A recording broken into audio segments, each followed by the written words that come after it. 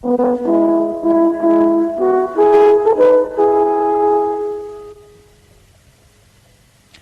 present Saturday Night Theatre.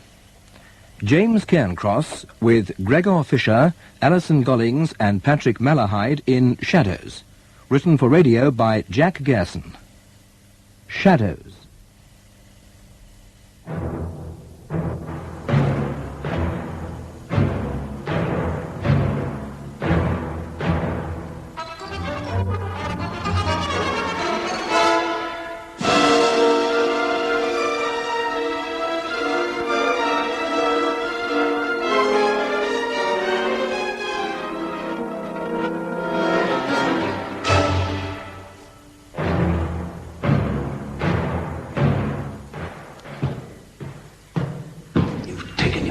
I brought you some food.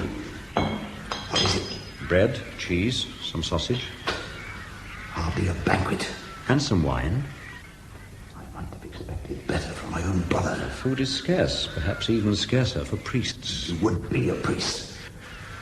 I have to pay for your vocation. Perhaps I am paying for your vocation. I've heard about the Einsatzgruppen for special action groups. What have you heard?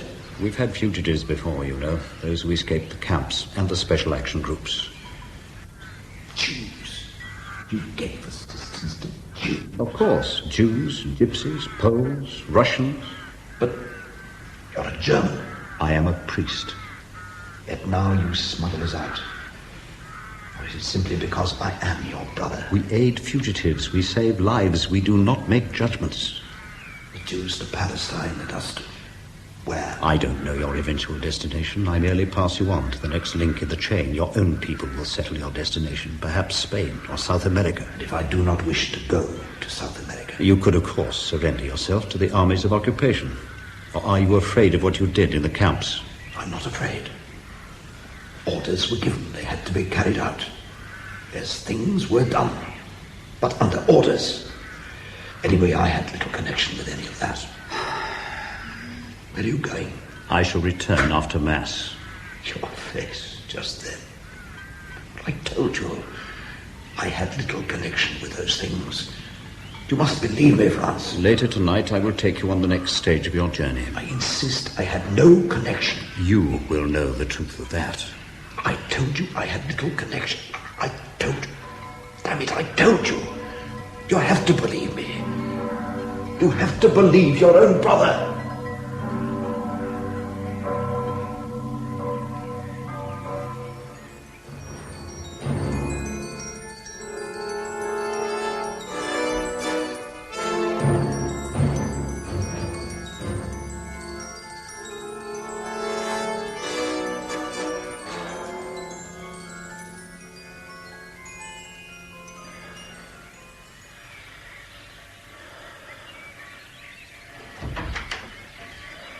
Good morning, my lord.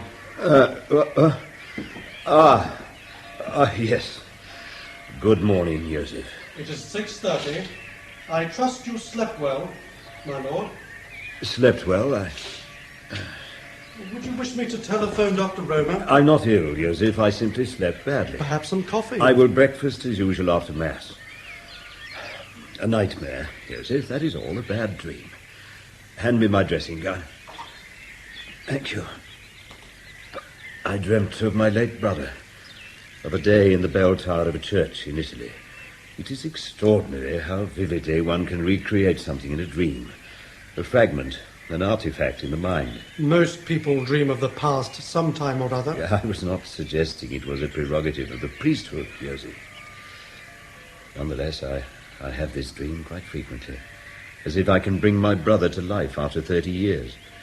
Or perhaps I merely dreamt I had these frequent dreams. Or perhaps, my lord, the visitor the other day brought it to mind, the Jew. Herr Mendel, yes. Reuben Mendel may have brought it to mind, but then that is his vocation. Never to let us forget, after all this time, it's not right. We had nothing to do with all that. But you are wrong, Joseph.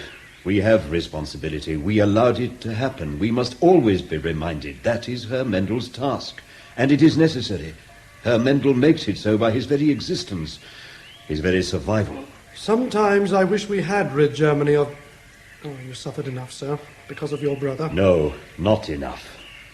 My brother was an SS officer. I have to live with that. Anyway, that is not why Mendel came to see me. Oh, Joseph, curiosity shines from your eyes like lamps in a frosted window. Mendel came to me for further information on those we helped escape in 1945. So long ago, it is stupid. He wants to know if I can still remember faces and names. Oh, they still surface, he tells me, those survivors of the SS. They know about the Bormans and the Mengeles, but still there are others. Some of them Mendel believes are among us again today in this city. You hid them 30 years ago.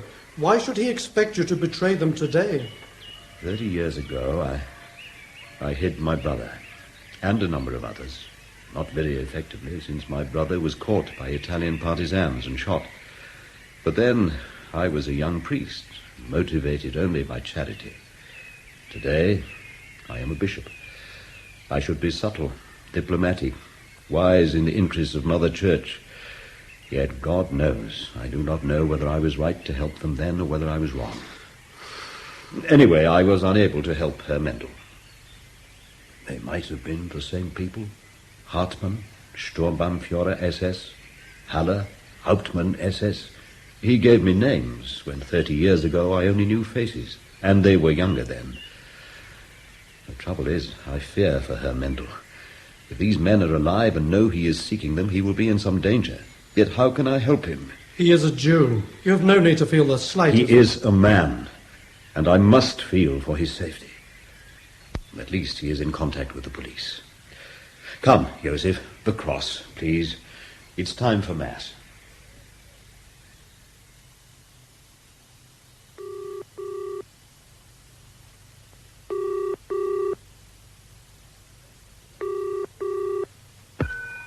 Yes, I have two names for you. I'm listening. Mendel is asking about Hartmann and Haller. With all his sources, he repeats these two names. No one else. These two are the only ones of direct concern, I believe. Thank you. We appreciate your efforts. Measures will be taken.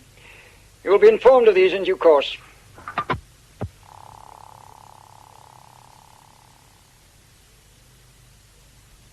Herr Mendel, I appreciate all you're telling me. I appreciate these dossiers you've prepared, but what can I do? You can arrest. Yes, arrest. Arrest? Arrest who? Bruno Kempner, a respected merchant of this city?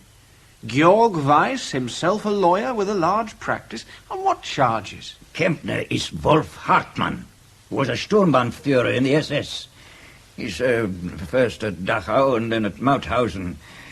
In that dossier are details of his duties, eyewitness reports by survivors of his personal involvement. I've read the dossier. Georg Weiss is Konrad Haller, who served under his command. You'll have read the documentation, Inspector Horner. Mendel, I know, and I believe it.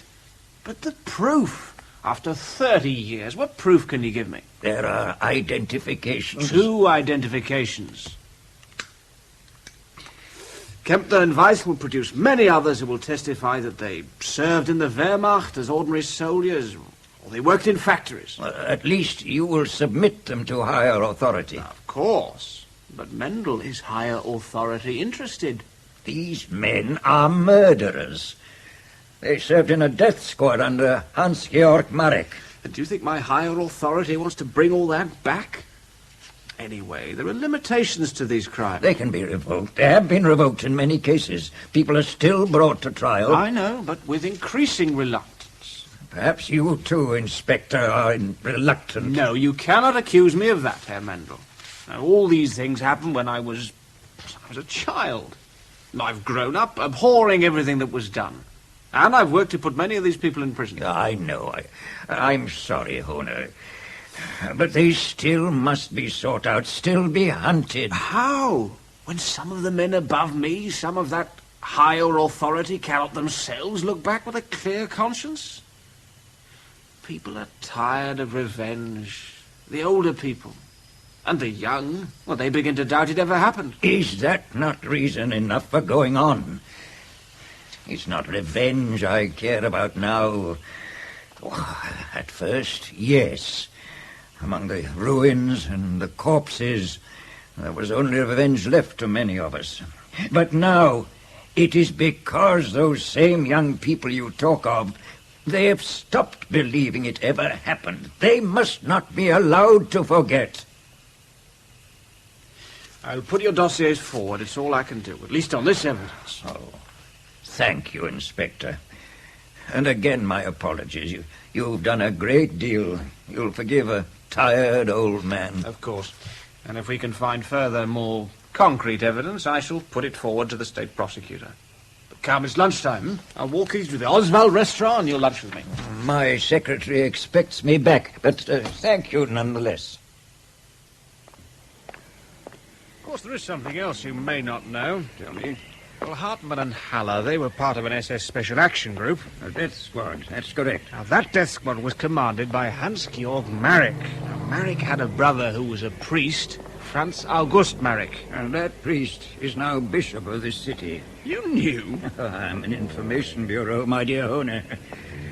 Also, I had an audience with Bishop Marek a few days ago. You had an audience? Oh, sometimes it's easier, Inspector, for an old Jew to see him than perhaps yourself, one of his flock.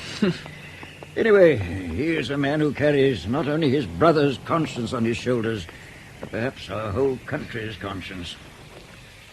People do not wish to embarrass the bishop with his brother's past, despite his own feelings. Another reason for higher authority to put obstacles in front of us. Perhaps that. Perhaps their own consciences are not so clear. Anyway, the bishop puts no obstacles. Of course, it's not easy with him. And we understand one another. Two old men with consciences, eh? We have one other thing in common. And that is? As a young man, I was destined to be a rabbi. Unfortunately, the National Socialist Party created obstacles. So, you see, Franz August Marek and Reuben Mendel were both religious young men. Well, the bishop helped a number of SS men to escape at the end of the war. Indeed, yes. And before he helped them, he aided Jews, gypsies, many fugitives. On both sides. I'd hoped he might even have helped Hartmann and Haller. He doesn't know the names, only faces. And those of 30 years ago. I will never understand how our priest could help those murderers to escape. Without their help, the Odessa route could never have operated. My dear Horner, you must respect the religious position. They're not setting themselves up as judges, as we do. Mendel, my friend, how can you be so naive? There were pro-Nazi priests. Oh, a few, I know. Bishop Hudal. Oh, the poor man tried to reconcile Catholic philosophy with National Socialism. One can only feel sympathy with the contortions of thought involved. But our Bishop Marek was in those days only a young priest who helped refugees in danger. Anyway, Hona, those days are long gone. And they'll not return if they are not forgotten. Bishop Marek and I agree on the necessity to keep those memories alive. And that's the aim and essence of your mission, eh, Mendel? Well, I'm on your side. You sure you won't have lunch with me? Oh, I have a great deal of work to do, and perhaps little time. I'll say goodbye. There's my bus across the road. We'll keep in touch. Goodbye, Mendel. Give my regards to your... Mendel, look out!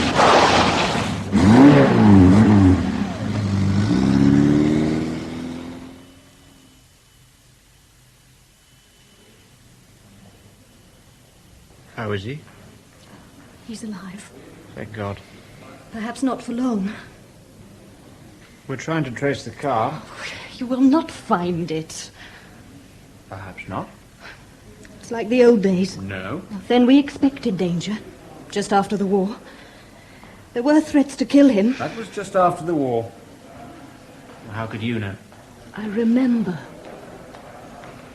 I was 9 when the war ended, Inspector. Reuben Mendel found me wandering in the ruins. He adopted me. I didn't know. Yes. I remember when he first started his work. There was Wiesenthal in Vienna and Reuben Mendel here. Later, when I grew up, I became his secretary. He never mentioned the adoption. He preferred not to. He felt I might be in danger. Had they known I was his adopted daughter, I would have been a target.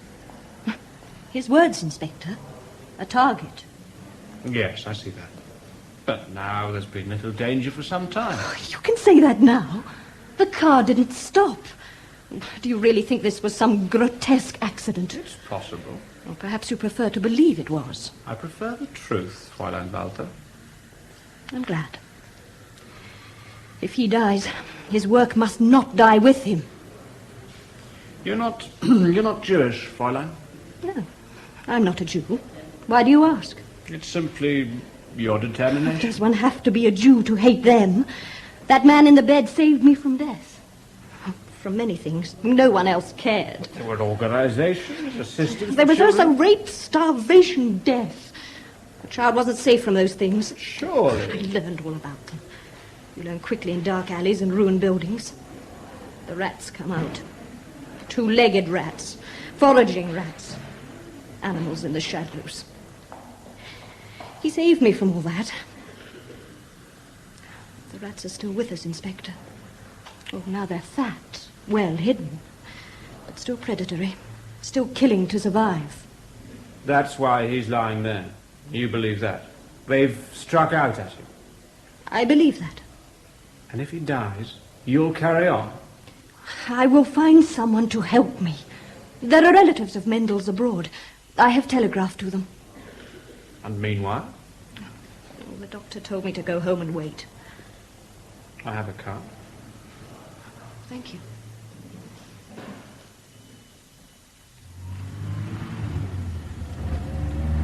Mendel had a brother, Moshe, or Morris, as he called himself later.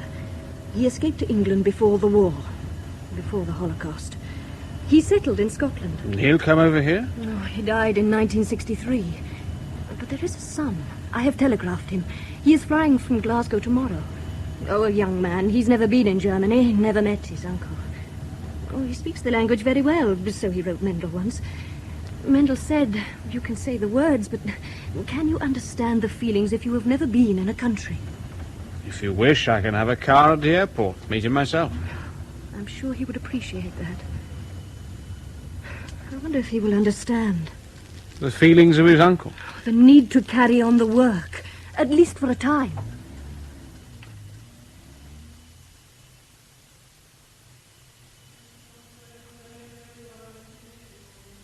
My lord. Joseph? You have seen the newspaper. Reuben Mendel was hit by an automobile yesterday. He's dead? He is not expected to live. Poor Mendel. The car did not stop. They do not waste time, then, Hartmann and Haller. You think they might be behind this? For them, it will be a matter of survival. You forget, Joseph, I once knew one of them very well. Your brother? My brother. So determined to survive. Like animals. Frightened animals. Do they deserve to survive? They would be concerned that Mendel was interfering. Perhaps if he had left them alone... No, Mendel was right. They have to be shown, brought into the daylight, so that we will not forget, must not forget. It is not retribution, Joseph, but the need never to forget. But these creatures, they kill to survive. Send in my secretary. I will write to Mendel. Perhaps he will cheat them and live. And Joseph... My lord? I will say Mass for his recovery. A Jew? A man. A friend.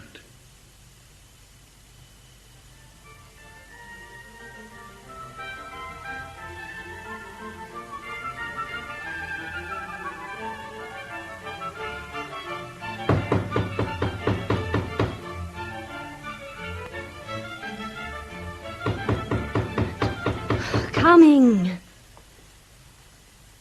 Coming. Fräulein Walther. I'm she. I'm Benny Mendel. Oh, yes. Do come in. And welcome. I have prepared a room for you. Thank you. A police car met me at the airport, a man called Horner. He said he would do so. Why the police? I understood my uncle had been in a car accident. The car didn't stop. That makes it a criminal matter. Oh, I see. What a nice room. Oh, is it? Oh, yes, I suppose it is. Would you like some food? As a matter of fact, I'm pretty hungry. I can't eat on airplanes. I will prepare you something. You're my uncle's secretary. Yes. And you live here too? Yes. I see. Do you? Fräulein Walther. You may call me Sarah. Yes, well, Sarah. My mother wanted me to tell you something. Tell me. It was... Well, if anything happens to my uncle... It has already happened to him. Yes, of course, but... If he should... If he should die? If he should die. And since you have lived with... Well, the family feels that under the circumstances we would have no claim on his estate. Under the circumstances? Yes. I see. You, of course, are aware of those circumstances. Well, you do live here. As Reuben Mendel's adopted daughter. Oh, I see. I'm sorry. Yes. Oh, one thing you haven't asked. How your uncle is. No, I haven't. I'm sorry, but you see, I don't know him. Neither my mother or I have ever met him. Of course, we've heard a great deal about him from my father when he was alive, and of course, from the newspapers about his work. Of course, you couldn't know him. Anyway, how is he? The hospital telephoned before you arrived. Reuben Mendel died half an hour ago. Therefore, gentlemen, we must consider Reuben Mendel to have been murdered. Accordingly, an investigation will be set up under the... Excuse me, Inspector. Muller? You wish us to carry out this investigation in the usual fashion? Is there any reason we should do otherwise? No, of course not, Inspector, but... But what, Muller? Speak out, man. The victim is Mendel. Any investigation could lead to certain people. Well, if those certain people killed Mendel, then they should be arrested and tried for murder. Now, listen to me, all of you. This case will be treated as we treat any other murder, and I don't give a damn if it leads to us arresting the President of the Republic himself, if he's guilty. All right, good morning.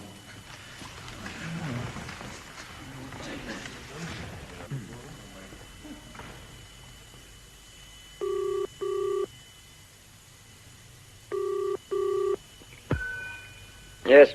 I have it on good authority that the police are treating the death of Mendel as a criminal matter.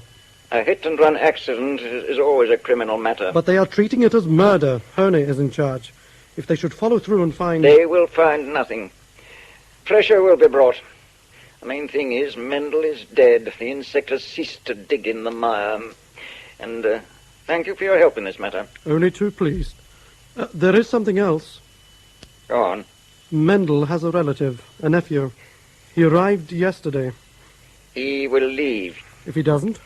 Then you will receive instructions. Thank you again for your assistance.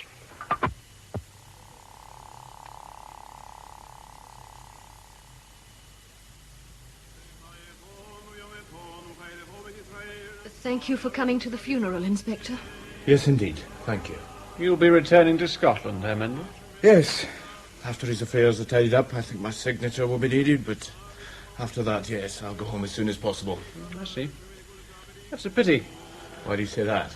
Simply that I thought you might remain here for a while. While your murder investigation goes on. Your presence might be helpful. Inspector, my uncle was hit by a car that did not stop. Now, in Britain, that might well be considered culpable homicide. But you people instantly presume that it was deliberate murder. Now, why should anyone wish to murder an old man? He knows nothing, Inspector. He knows nothing, and he does not wish to know anything. That's not so. But murder... In your environment, Mr. Mendel, that is something that happens to other people in other families, If you wish to put it that way, yes. God, you say you have read about your uncle. You have been told about him. Yet still you know nothing. You shut your eyes very tight, Mr. Benny Mendel. Your uncle was the hunter The man who never stopped in 30 years from searching for those Germans who were responsible I for... wasn't born 30 years ago. How very fortunate for you. Otherwise you might not have survived. You see, Herr Mendel, for us, it has not ended. Your uncle had recently identified 2 former SS officers alive and prospering in this city. And there are others. So, after 30 years, why still hound them? Old men... You have read at least of the Holocaust. 6 million people were murdered. 6 million Jews. I know it. And it was terrible. But now it's history. So my uncle traced a few old men who were in the SS. Can it even be proved that they were the guilty ones? Yes. What purpose would it serve? Revenge? Anyway, it's nothing to do with me. Not simply revenge. The need to prevent it being forgotten. But perhaps we're too hard on you, Herr Mendel. As you say, you were not yet born when these things happened. Perhaps, Fräulein Walter, Herr Mendel should be shown his uncle's files, The records of his work. Might help you to understand. If I have time. Make time. One day. Tomorrow. Read and learn. Fräulein Walter will show you. Very well. Though I shall wonder at the value of it. Wonder at the enormity of the crime. I'll say good night, Fräulein. Herr Mendel. Good night, Inspector.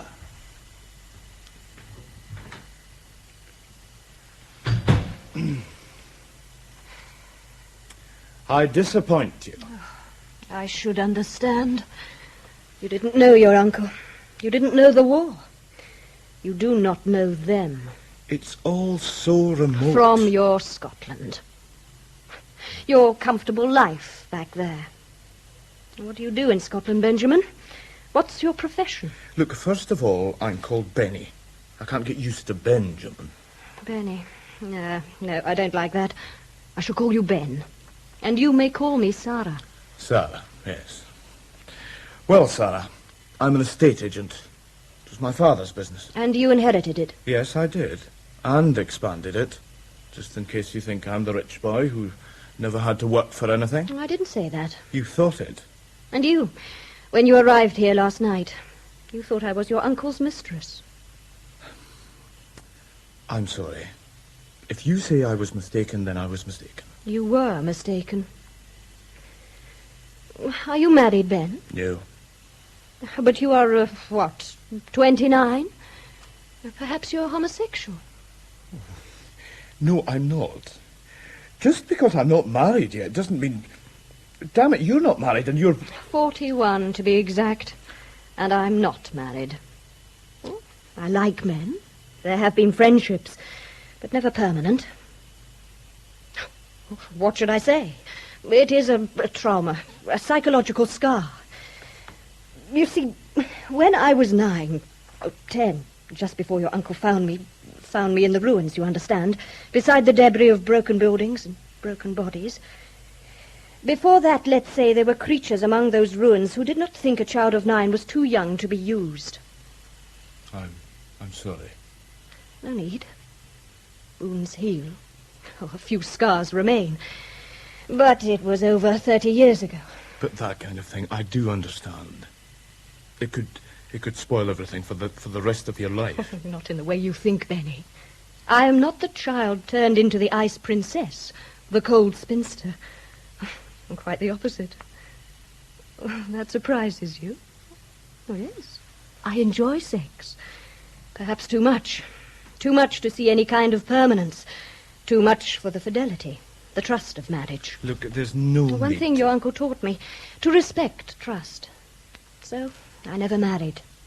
Had I done so, I would have broken any such trust. But that is not why I asked you if you were married. Why, then? Because tomorrow, after you've looked at your uncle's files, I wish you to stay on for a time. I'm sorry, but that's not possible. I've got my business. It can look after itself. And you have no wife. Oh, you have to stay, you see. Someone must carry on your uncle's work. Someone must? Now, look, that is insane. I don't know anything about my uncle's work, and anyway, it's nothing to do with me. You are a Jew. It is to do with you. Oh, come on. There must be plenty of others who know more about it than me. There's Horn. Honer is Catholic. Anyway, why me? Because your name is Mendel. And what difference does that make? These men your uncle hunted, they are frightened men. And they are superstitious. Oh, yes, superstitious. The entire myth of the Third Reich was built on superstition. The legend of the master race, of supermen, the mysteries of the Ring of Nibelungen. All that and more. Now their superstition has turned to fear, and they are afraid of the name of Mendel. Ah, yes, Inspector Honer. Come in, come in. You asked to see me, Minister. Yes, I did, yes. Sit down, my boy. Thank you. Cigar? If I may smoke a cigarette? Yes, of course. I've been looking at your record, Honer. Very impressive. You seem to be a good policeman. Thank you.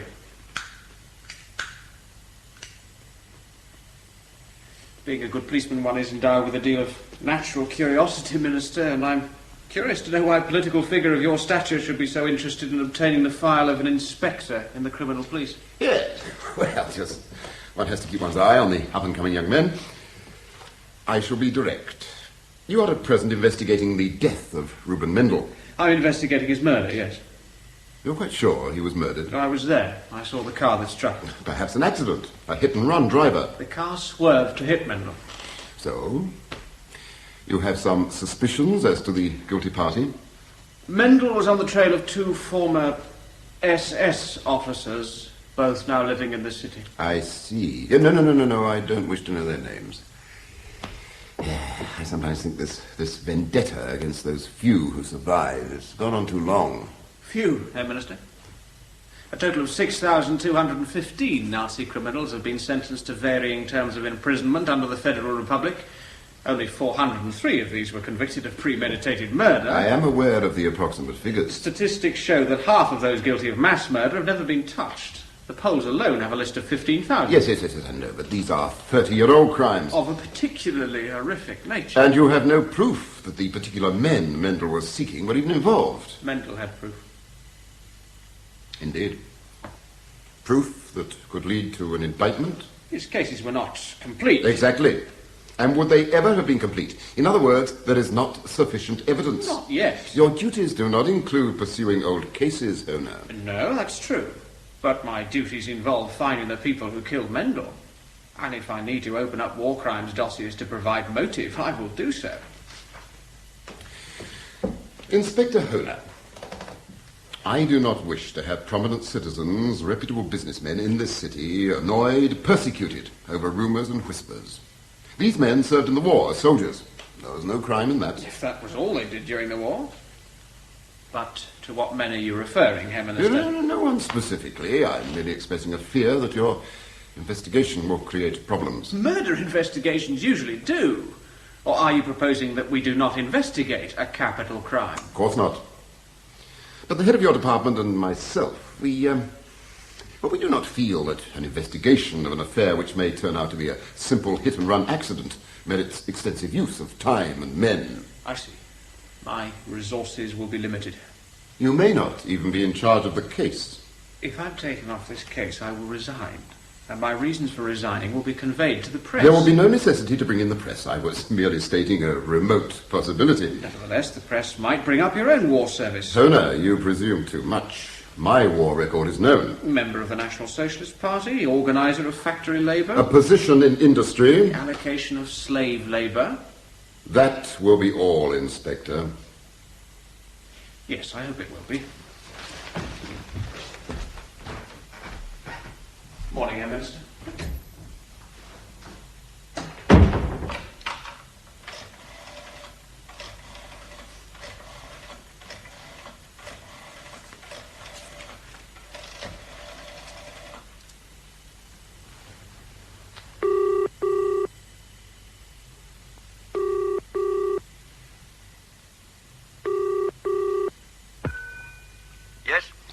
The Minister here. Yes?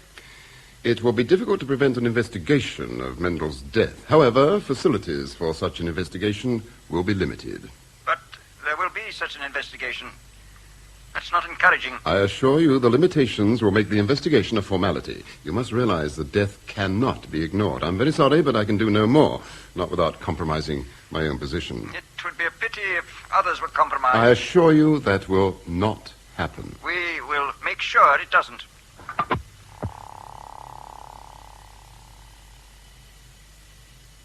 I've brought you some coffee. Thanks. You've been reading the files? Yes. Is that the time? It's nearly 8 o'clock. Well? It's terrifying. An intimate record of genocide in practice. Of course, one knew about the concentration camps and the killings, but this... Eyewitness descriptions by the survivors. But why? A nation taken over by the gangster and the psychopath. A reversion of the natural order. No, that's not my question. Why did 6 million Jews walk into the gas chambers, Why did they allow themselves to be murdered? Why didn't they fight? Some of them did. In Warsaw, in the ghetto. So few. Out of millions. The others let themselves be killed. Why? Perhaps they consider themselves to be completely accepted. Consider themselves good Germans. And when the Holocaust came, they couldn't believe that the government would cease to accept, cease to tolerate, and then would destroy. Well, suddenly they are no longer good Germans. And in the shower rooms of the camps, they expect cleansing water up to the moment they hear the hiss of the gas. Yet some survived, as witnesses. Those in my uncle's files. They were lucky. Were they? In those camps, you know, there came a point where humiliation strips the individual of humanity, where the personality is degraded until it ceases to exist. Are the survivors so fortunate? Or are they hollow shells, ghosts, lamenting their being left behind? Oh, Ben, you must read on. You have barely touched the material. Oh, will you stay? Oh, at least for a time. I don't know, sir. It's nothing to do with me. This isn't my country. These aren't my people. All of you to me are foreigners. Reuben Mendel was your uncle. Another stranger. His family. Your own grandparents were murdered. You don't know. File 32, Section 5, under Mendel. It is documented. I know. I have to think. Perhaps if I stay for a time, now that the funeral is over, perhaps I should move to a hotel. But why? There's a perfectly good room. You weren't comfortable last night? No, it's not that. It's just... Well, this is your flat now. And perhaps it's not quite right for me to stay here alone with you. I think you're frightened of me, Mr. Ben Mendel. Oh, have dinner. Then we will talk of where it is proper for you to stay. My lord. Herr Minister, I have not seen you recently. Affairs of state of the city. Yes, of course. They keep you from looking into the face of God on earth.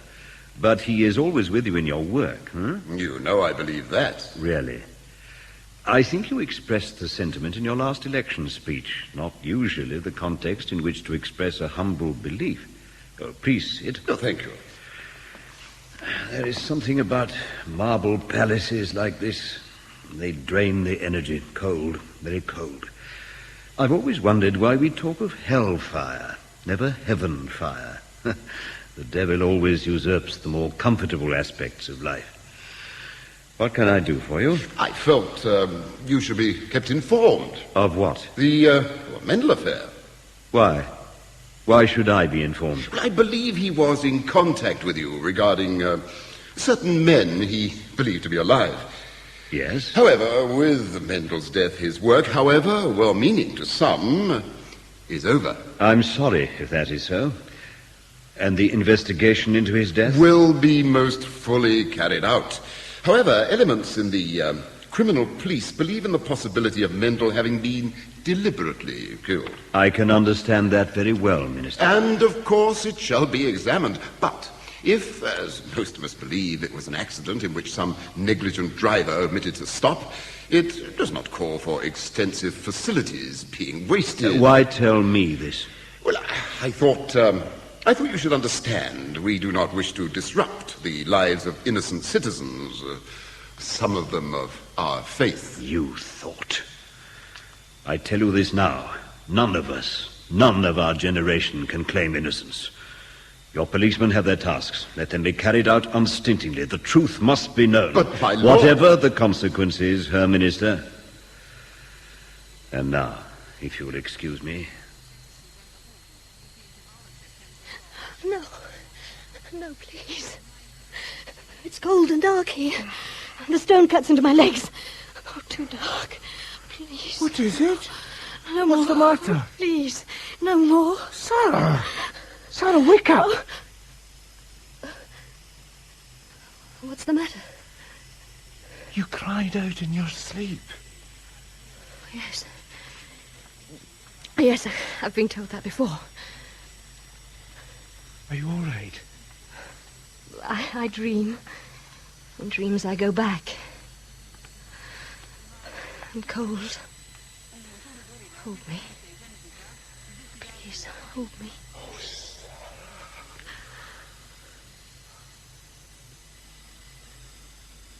Sarah? Yes? Was it all right?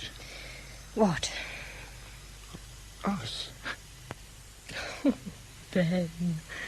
Oh, you're so insecure. No, I'm not.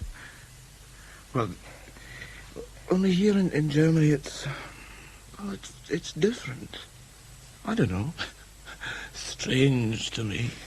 As I am? Yes. In time you will become more confident. You will have to. For as long as I stay. For as long as you stay.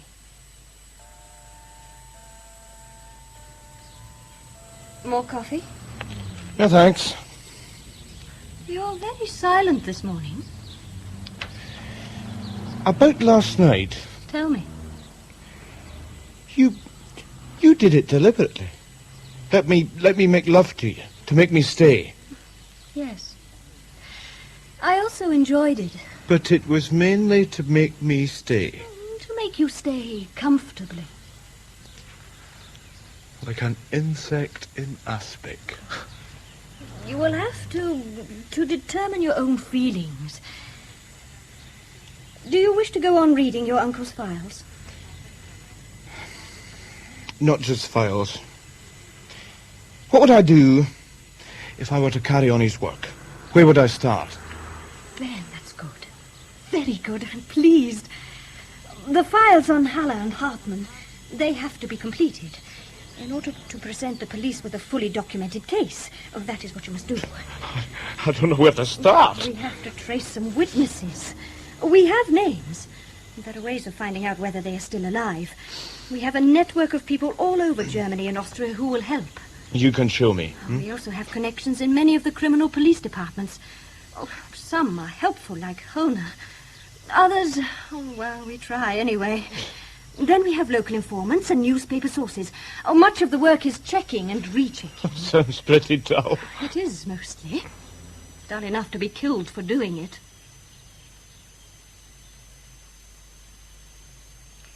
They were the ones who come to the house. They say Special Action Group 3, and of course I remember them. When will I ever forget? They shot Professor Morgenstern when he tried to reason with them, and then they shot my husband. These photographs, do you recognize the men in these photographs? All as if it happened yesterday. Yes, as if it happened yesterday. In my head. The photographs, Frau Bernstein. We believe these could be the men in charge of Special Action Group 3. These were taken recently? A month ago, in the street. The men didn't know they were being photographed. But it was young men that did these things to me and my family. That was over 30 years ago. Now, could any of these men be the ones who did these things? I don't know. How can I say? How can I recognize young men from photographs of old men? Thank you anyway, Frau Bernstein. We have your deposition anyway. Thank you, Fräulein.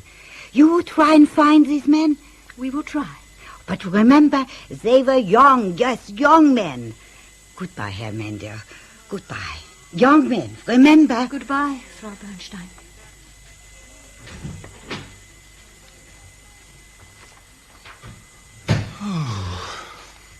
Are they all like that? Not all. Some. Oh, they have lost so much, and it is so long ago. Others, however, they will know. They will be able to make the identification. Oh, come, that is enough for the first day. There is tomorrow. More reading, more letters, more interviews, and what will there be to show for it? Something small but definite. Every day something else to build up the picture. You will see. It all takes time. This letter from the woman who came out of Treblinka. She would testify, but she's living in Saxony. We ask her to make a deposition, and then if there is a trial, we will bring her here at our expense. Oh, yes, we have funds for such purposes. Where do these funds come from? Oh, many places. Donations, bequests, or some from America, some from Israel. You see, Ben, your uncle was an important man. 2 months, Sarah. I've made up my mind. I can stay here for 2 months, then I'll have to go back to Scotland. It will possibly be long enough. Others will take over then. You'll stay? I will help as long as I am needed. Now, I will go to the post office. The sooner these letters are sent, the sooner we will have replies. You're very efficient, At everything? I try to be. At everything. Oh, I will be back shortly. You will be careful. Of what? Oh, it is not only our helpers who will hear that you have taken over. The others, too. Hartmann and Haller. They wouldn't try. If you are a threat, they will try. I will be back shortly.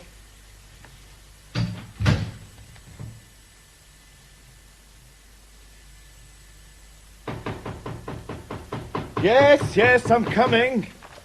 Like my mother, she forgets the key. Yet not like my mother. Okay. Good afternoon. Good afternoon. Won't you come in? I am in. You are he? The one? Mendel's son? I'm his nephew. Son, nephew, what's the difference? You've taken over? For the time being, yes. Everything is for the time being. Nothing is forever. Look, what do you want, and who are you? Who am I?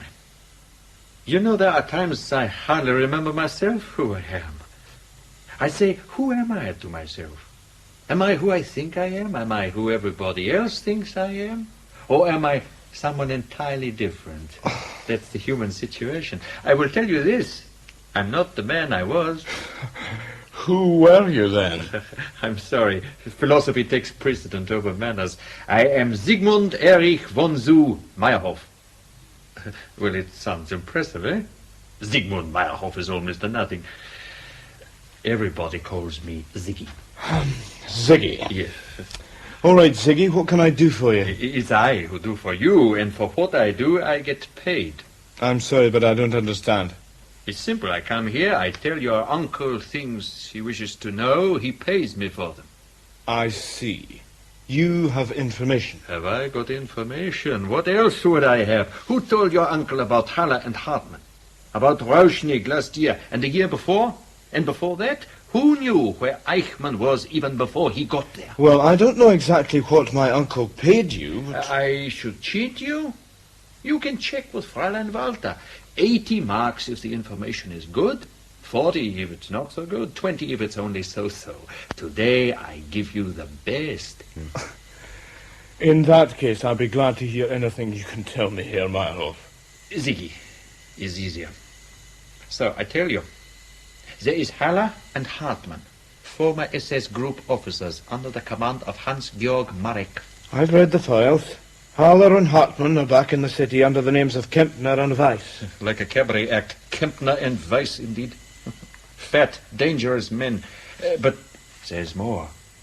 I have information that Marek himself, Hans-Georg Marek, is still alive and was recently seen in this city.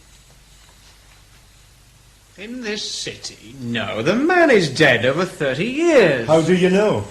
My dear Mr. Mendel, I appreciate your carrying on your uncle's work, but you cannot believe every story that's brought to you. Well, your uncle knew that. Everything Ziggy has brought us has been proved true in the past. I know. He's reliable and determined, like a ferret. But unlike your uncle, he does it for money. He could be wrong. He could be taking advantage of Mr. Mendel. How can you be sure Marek is dead? Did you see the body? Was it identified positively? Yes, the body was identified by his companion in northern Italy, his own brother who tried to stop his execution by partisans. And if you come into my office to cast doubts on that, I have to remind you that the brother was a priest. Priests can be wrong. Could even lie to save relatives. That priest is now bishop in this city, and someone who was both helpful and friendly with your uncle. Oh, it's true. Mendel had so much respect for the bishop. Perhaps Marek was taken from his brother and supposedly shot elsewhere. It's possible, surely. Is it not also possible that having taken on this task, you are grasping at the first piece of information brought to you with rather too much enthusiasm? Look, I've read the files on Hartmann and Haller. They are here in the city. My uncle was sure. And so am I. And if we can get enough evidence... But isn't it logical that if Marek were alive, he would be near his old comrade? If he were alive, but he is not. We don't know for sure. Now, I would like to talk to the bishop, hear his story. There may be a way in which he was mistaken. Or he may be covering up. I don't believe that. If there is one man in this city who has worked to rehabilitate Germany, who helped your own people, the survivors, it is the bishop. Nevertheless, I will see him.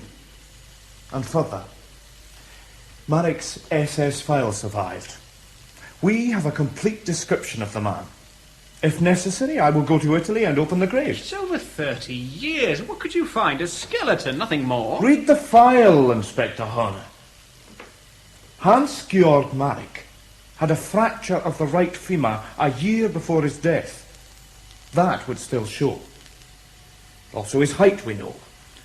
And there may be other distinguishing marks. That is what I will find in that grave in Italy. Or something else. I can't stop you. Although the Italian authorities may do so. You can't just open graves and pester bishops. Oh, perhaps it will show you that your uncle's task was not an easy one. I know that. But he would have followed this up, wouldn't he? He would have followed it up. Indeed he would. And you, Ben, you are suddenly very like him.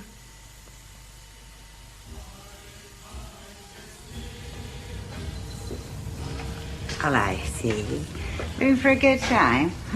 What's a good time? You want to make me an offer? I should make you an offer. You might enjoy it. How's business? Oh, Dad. Too much competition from the advertisers. Maybe you need a manager. How about you then? Huh? Not my line of country. I could be my own best customer. You know.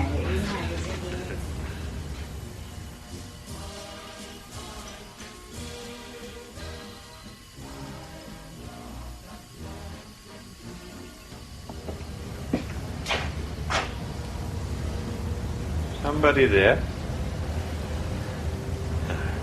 An echo.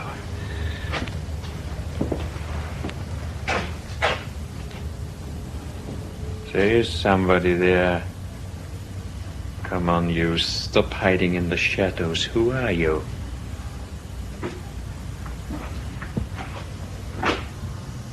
Oh, come now. Are we miming to music I cannot hear? Do I know you?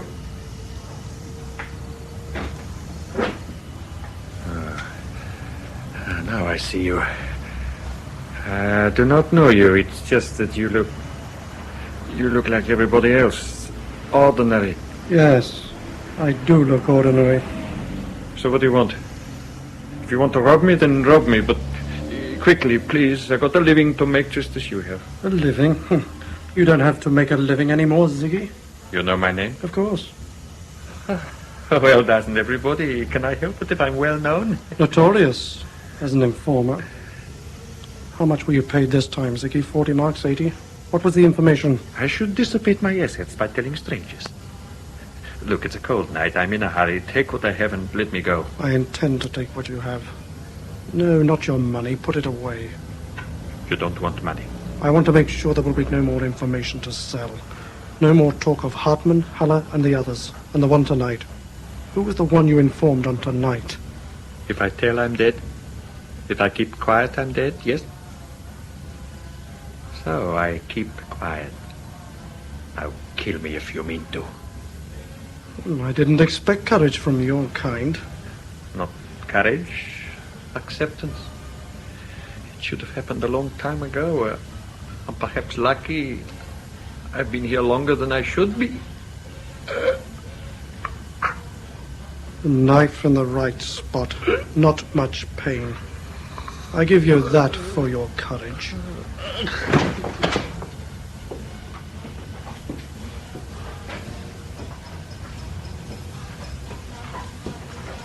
Hello, dearie. Let me show you a good time.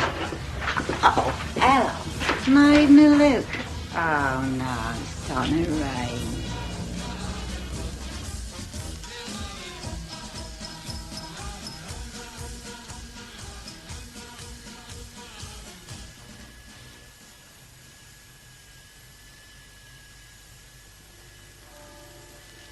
So you believe my brother is alive, Herr Mendel? It may be possible. You know, I knew and admired your uncle. I heard. I understood his mission. But you, what is it to you? I asked myself that. I told myself, nothing to do with me. But then I read the files. And you perhaps remembered you too were a Jew. I remembered that I too was a member of the human race. And members of the human race did these things. Men and women to other men and women. It didn't matter that I was a Jew or not. A good answer. But still it goes on. Torture, injustice, murder, in many countries. But here and now in this city, the murderers are still free. My uncle believed he could do something about that. And perhaps for a little while I can help carry out his work. Yes, I see. And now you have been told my brother is alive? I came to ask you if it was possible. I thought I had buried him in that cemetery in Italy. But? They shot him outside the cottage they were holding us in. I heard the shots. I saw a body being put in a plain pine box. Oh, that was a luxury in those days, to bother with a coffin. A luxury? Or a form of camouflage? They still come out of the shadows, Mendel. Those we hoped were dead. They still come out. I cannot help you. I believed my brother was dead. I still do. Yet some informer tells you he has been seen. What can I say? A mistake. A confusion. The man who brought me this information was stabbed to death in the streets late last night. May God have mercy on his soul. First, your uncle. Now this other man. It must end. It must finish sometime. Or do we have to wait until all those who come from the shadows die of old age, unknown, unpunished? What will you do now? Take a trip to Italy. You needn't have come. You may need me. I speak good Italian, and I carry a Mauser automatic. Oh, for God's sake, you haven't brought a gun. Yes, and I have a permit from Inspector Homer. You think we'll need a gun? Sarah, what possible They reason? killed Ziggy and your uncle. We don't know that they killed Ziggy. Ziggy lived on the edge of the underworld, and in that district at that time of night... It was an ideal place to get rid of him. We're coming to the frontier. Won't be long now.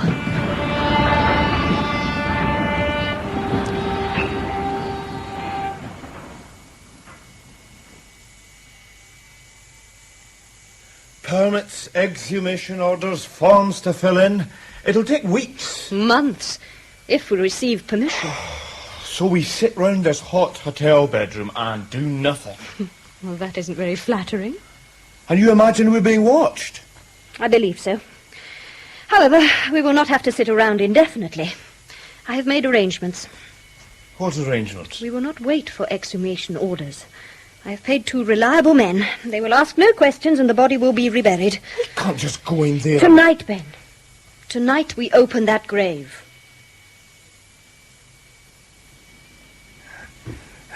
Nearly clear now. Open the lid. Do it then. I'd stand back if I were you. And hold your breath. You never know with these things. Maybe just the smell of earth. Maybe the smell of death. It's a sweet smell, that is. I'll look. I have seen worse than I will see here. Anyway, it may be empty. Oh, don't worry, Signora. When they're dead, they're dead. This one's been here a long time.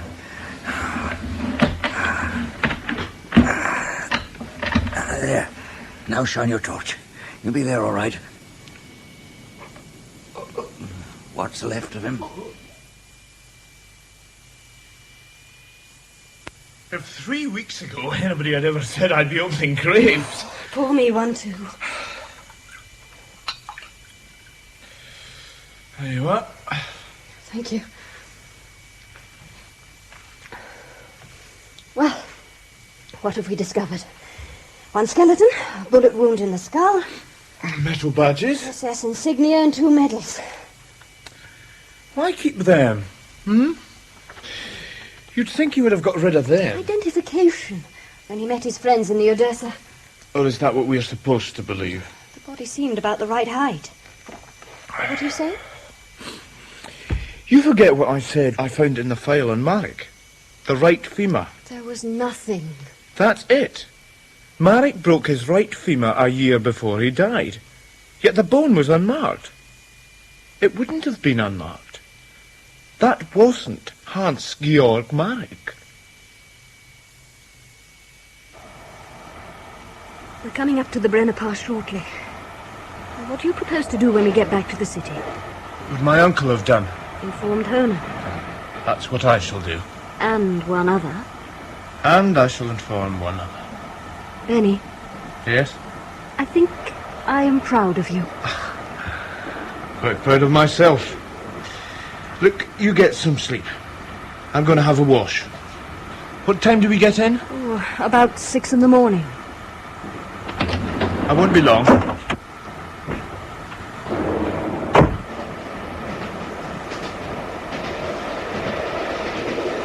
Excuse me. Sir. Thank you. We're coming to the Brenner shortly. Yes, I know. Herr Mendel.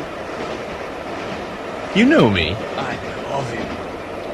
May I ask what you discovered in that cemetery in Italy? Who are you? Man on a train. One of many old comrades. No, stand perfectly still. I have a gun. Marek sent you. Marek is dead. We know better, then. Now you tell me you know. Pity. I cannot know how you can tell one 30-year-old cadaver from another, but apparently you can. Will please move towards the door there. Why? I don't wish to have to shoot you. Much simpler if you fell from the train. No bullet holes. You're going to have to shoot.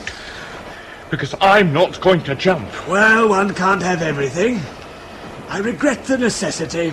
Now don't worry, the gun has a silencer.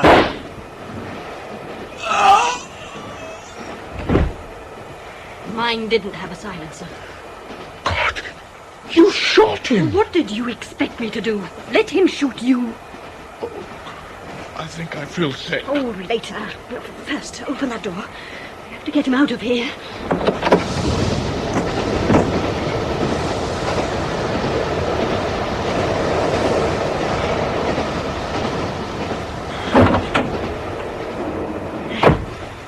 He's gone. On the Italian side. Any investigation will be rather involved. Come, Let's get back to our compartments.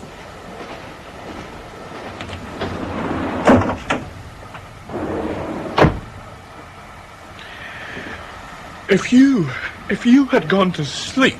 You would have been dead. I thought you were away a little too long. My hands are shaking. It will pass. Now I'm going to sleep. How can you? Sarah, you have just killed a man and you can go to sleep? Yes. He was one of them. Doesn't worry me. I've done it once before. When I was 10, in the ruins. Oh, not with a gun, with a knife. It was preservation, as it was tonight. I should have known they would try on a train. A body falling from a train. The murderer isn't easy to trace. Now I will sleep.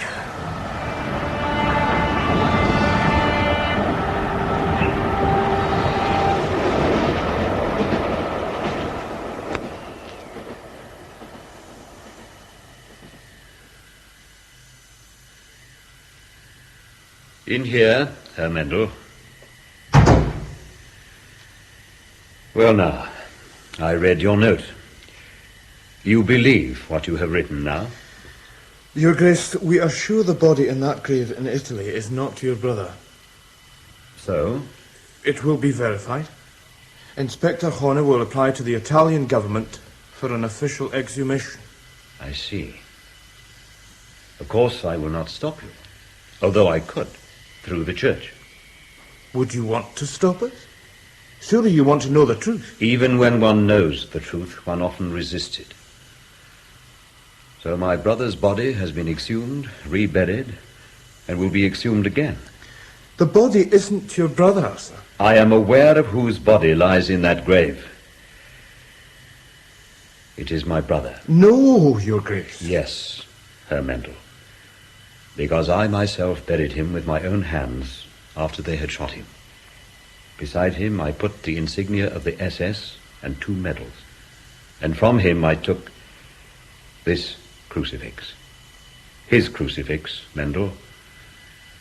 I buried my brother, Franz August Marek, priest, in that parish wherein he lies. You are surprised, I'm telling you. Don't be. It is the shedding of a heavy burden. May I anticipate your next question, Mendel? You see, in those days, the Italian partisans, they were quick and careless, too anxious for revenge, no time for verification. They nearly shot us both. 2 men running, one a priest, the other an SS officer, but neither wearing the uniform of their vocation. When they mistook my brother for me, I said nothing. You let him die in your place? In those days, I was determined I would survive. The strange thing was, my brother said nothing. He looked towards me once and gave a slight nod of his head, almost imperceptible, almost a benediction, as if to reassure me I was correct in saying nothing. They killed him and you took his place? As if he wanted martyrdom for both of us. The martyrdom of death for him, of living for me.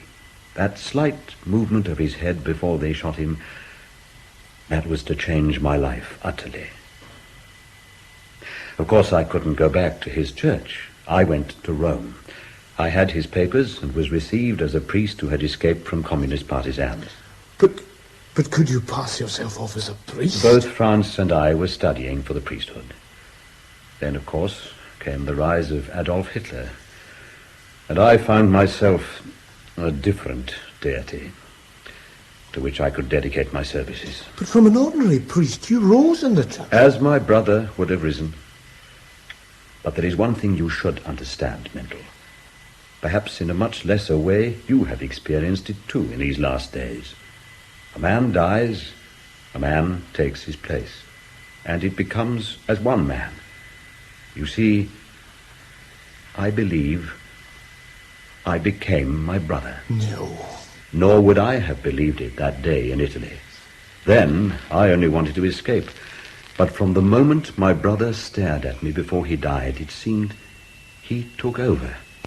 Gradually, it ceased to be an impersonation. When I said Mass, it was as if my hands, my voice, my every action became his. Hans-Georg Marek retreated into some shadow existence, reviving only in nightmare. I tell you, Mendel, I became my dead brother. Or is that simply what you want us to believe? It is not a matter of what I want or what you believe. Is there arrogance in that, Mendel? We were both arrogant. He as a priest, I as an SS officer. Or is it the other way round? Even now, I'm never sure. Too glib, too easy. A little of the time. But the nightmares made it difficult. They were Hans-Georg's memories of the past, of the camps, of the Einsatzgruppen. I always had to live with that. And now it will not only be in nightmare, but in reality. Now I'll say good night. And you must do what you have to do. But believe this, my friend, if you can. I have lived as my brother would have lived. And I have abominated the past of Hans-Georg Marek. I am grateful to you, Benjamin Mendel. Goodbye.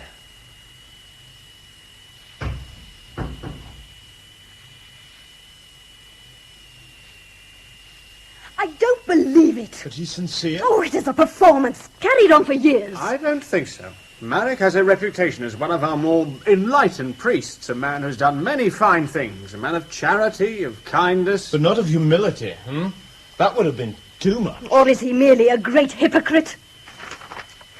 This is not hypocrisy, Sarah. Sent from the Bishop's Palace 1 hour ago.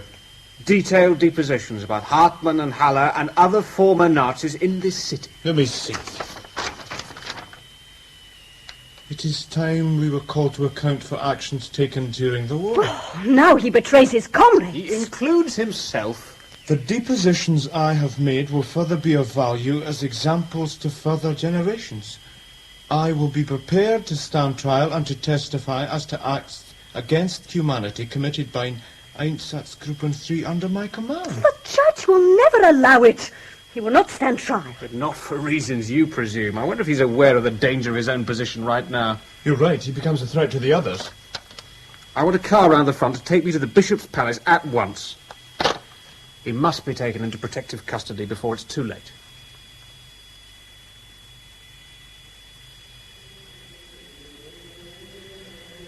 Joseph? Joseph? My lord? I want to sleep now. I'm very tired. Yes, of course. You will, of course, have informed your friends of the depositions I have sent to the criminal police. My lord? Oh, come now, Joseph. You were placed here to watch over me, weren't you? I don't understand. I've known since you came here. How long ago? 8 years? 9. They used you as a spy, Hartmann and the others, to make sure I did not betray them. Oh, I used you too, Joseph, as a reminder to my conscience. I made one mistake. I believed I could carry on my brother's work and erase the past, yet I told myself the others were not my affair. I was wrong. You were very wrong. You were sent merely as an informant. More than that. More? An instrument to be used when necessary. Reuben Mendel. And Sigmund Meyerhoff. Orders received and carried out. And as your servant, well hidden. My one regret was I couldn't go to Italy after young Mendel. That operation was botched. And now there is myself. I thought they might send someone. No need, with you already here. They cannot afford to let you bear witness against them. Yet, as usual, they are late. I have sent my deposition. Oh, I warned them a long time ago you could not be relied upon. That was perceptive of you, Joseph. I, too, was brought up as a Catholic. Then you can understand how I became my brother. I could, but not them. They could never believe it. They were dazzled by your position. The old comrade elevated to such a high place, you might prove useful. Can they not understand? What we did those years ago must be expiated. They must save themselves from damnation by standing trial. Don't they see? Today they won't even be executed, and they can make amends, as I tried to do, as I have done. But who did this? Hans-Georg or Franz August? They are one and the same. You see that? You understand? I understand you have found a way of calming your conscience. But even if they were willing to do as you ask, I wouldn't permit it. You? But you act under their orders. I am also their executioner. 2 recent murders, you see. I cannot expect such consideration as my masters may receive, but they cannot expect my obedience unless they realize why I am doing these things. Tell me then. I am as you were over 30 years ago. Brigadeführer, Action Squad. The way to build the new Germany. But now, today... I see. Why, Joseph? Why? You weren't one of us. You weren't old enough to see it as it was shown to us. I could see it without the mistakes, the imperfections. That is why. I wanted to be part of it. Now I am. Of that Germany and all it could have been. All it was. All that we make it again. You don't know what it was. Nothing. Worse than nothing. An obscenity. Night and fog, they called it. Walking corpses in the camps and walking corpses in the streets. The smell of death coming from the shadows.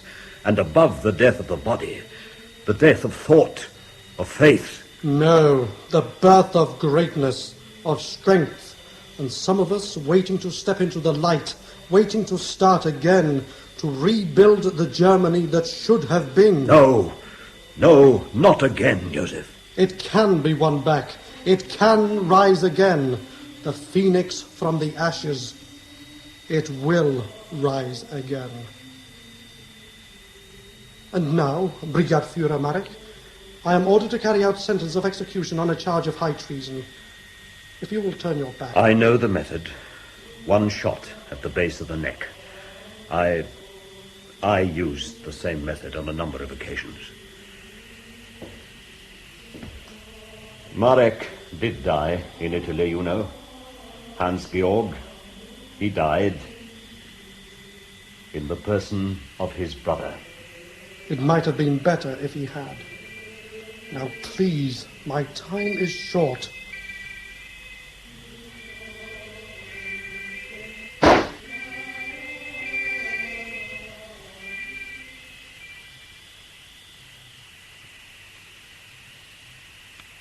It should not have happened. Do you hear me, Hona? It should not have happened. It has happened, Herr Minister. I am aware of that. Oh, God, I'm aware of it. Do you see that telephone? It has not stopped ringing. It has been ringing all day. It would appear to have stopped now. The President of the Federal Republic, the Vatican Secretariat, 2 cardinals, all phoning. Questions, questions, questions. And how can I answer them? Well, tell me that. Tell me. That does not come into my area of operations, Herr Minister. That is an evasion of responsibility. If you had not insisted on this investigation... If Mendel had not been killed... If Mendel had not persisted in digging in the mire... If the SS had never been created, if there'd been no concentration camps, if... Herr Minister, do I have to remind you? I do not need a lesson in history. We are now faced with a situation wherein action is demanded by influential groups. Of course, the details of the bishop's death will be suppressed as far as the public is concerned. Also, as a dead man, his previous life is not relevant. But these groups demand action. What do you propose, Inspector? Hartmann and Haller have been arrested already. Yes, I suppose that was necessary. Also, several minor accomplices. The man who actually murdered the bishop? No, not yet. The bishop's valet, one Joseph Braun, has disappeared. He is the one? Well, it would appear so. Have you established his motive? There is probably a connection between Braun and Hartmann. You approve that? Is it not possible that this Joseph Braun might be connected with some terrorist group of the left? Everything about him would indicate links only with neo-Nazi organizations. That's a pity.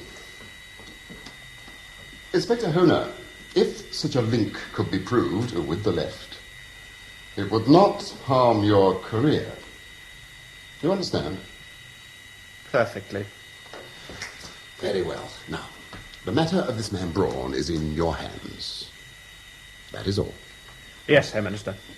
Hona, you understand, if Braun stands trial, he will attempt to bring out the problem of the identity of the bishop.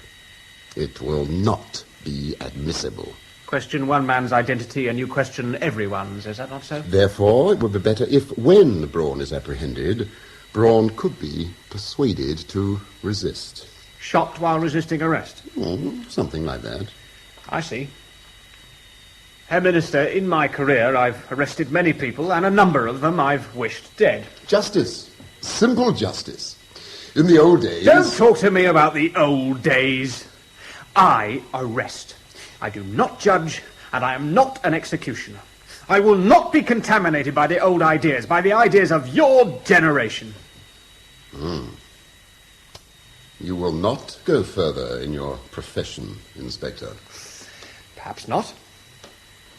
But I will not end my days looking over my shoulder. And I will be able to sleep at night. Can you sleep at night, Herr Minister?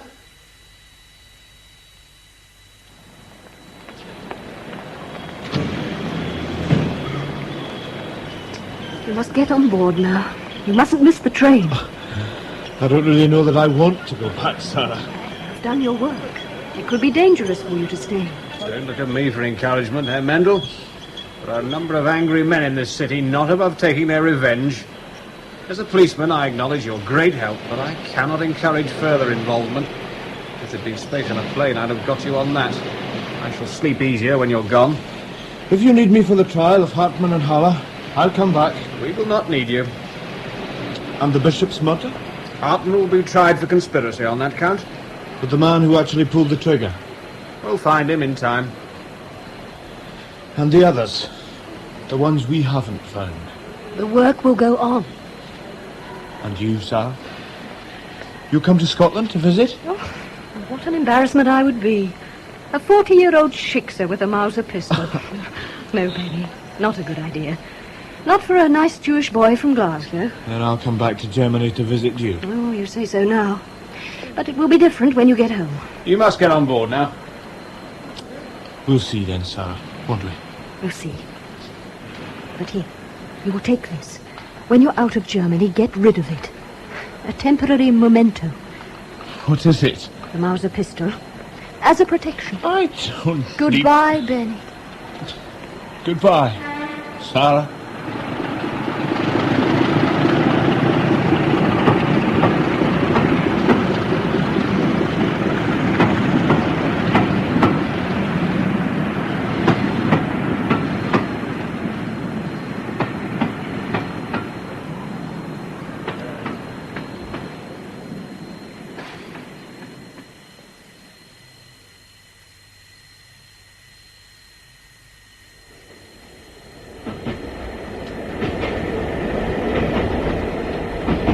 Excuse me, I think this seat's been reserved for me. That is correct. Allow me to assist you. Thank you. You are Herr Mendel? Yes. You know me? Are you from Inspector Horner? Not exactly, but I know you. Permit me to introduce myself. My name is Joseph Braun. I had some connection with your late uncle.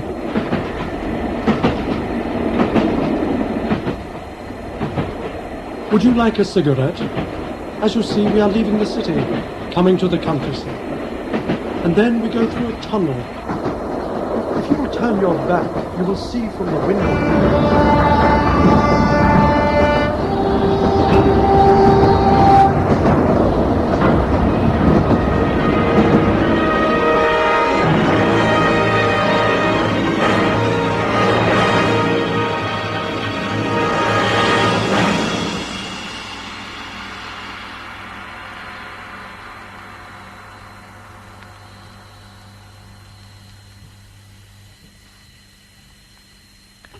Shadows was written by Jack Gerson.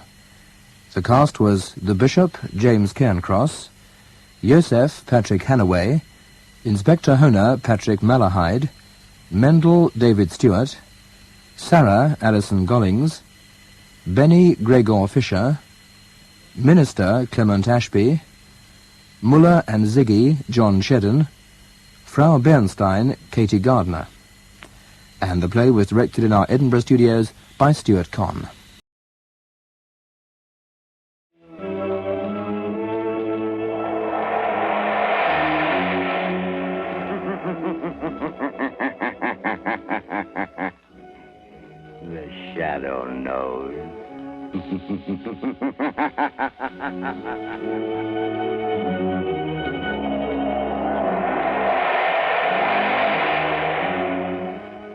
Again, Blue Coal dealers present radio's strangest adventurer, The Shadow, mystery man who strikes terror into the very hearts of shopsters, lawbreakers, and criminals. Today, Blue Coal brings you The Shadow's latest adventure, The Silent Avenger. The Shadow's exciting adventure begins in just a moment. But first, I'd like to remind you homeowners that right now, when winter is changing into spring, is the most treacherous time of all the year. But you can protect your family's health and save valuable dollars by burning blue coal. It's Pennsylvania's finest anthracite. Order a trial ton from your nearest blue coal dealer tomorrow. And if you want to read the adventures of the Shadow in complete novel form, in addition to numerous detective stories, crime problems, and features, simply write us for your copy of the Shadow magazine absolutely free. Remember, all you have to do is mail a penny postcard to Blue Coal, 120 Broadway, New York City, or to Blue Coal in care of this station. Send for your free copy of the Shadow magazine tonight.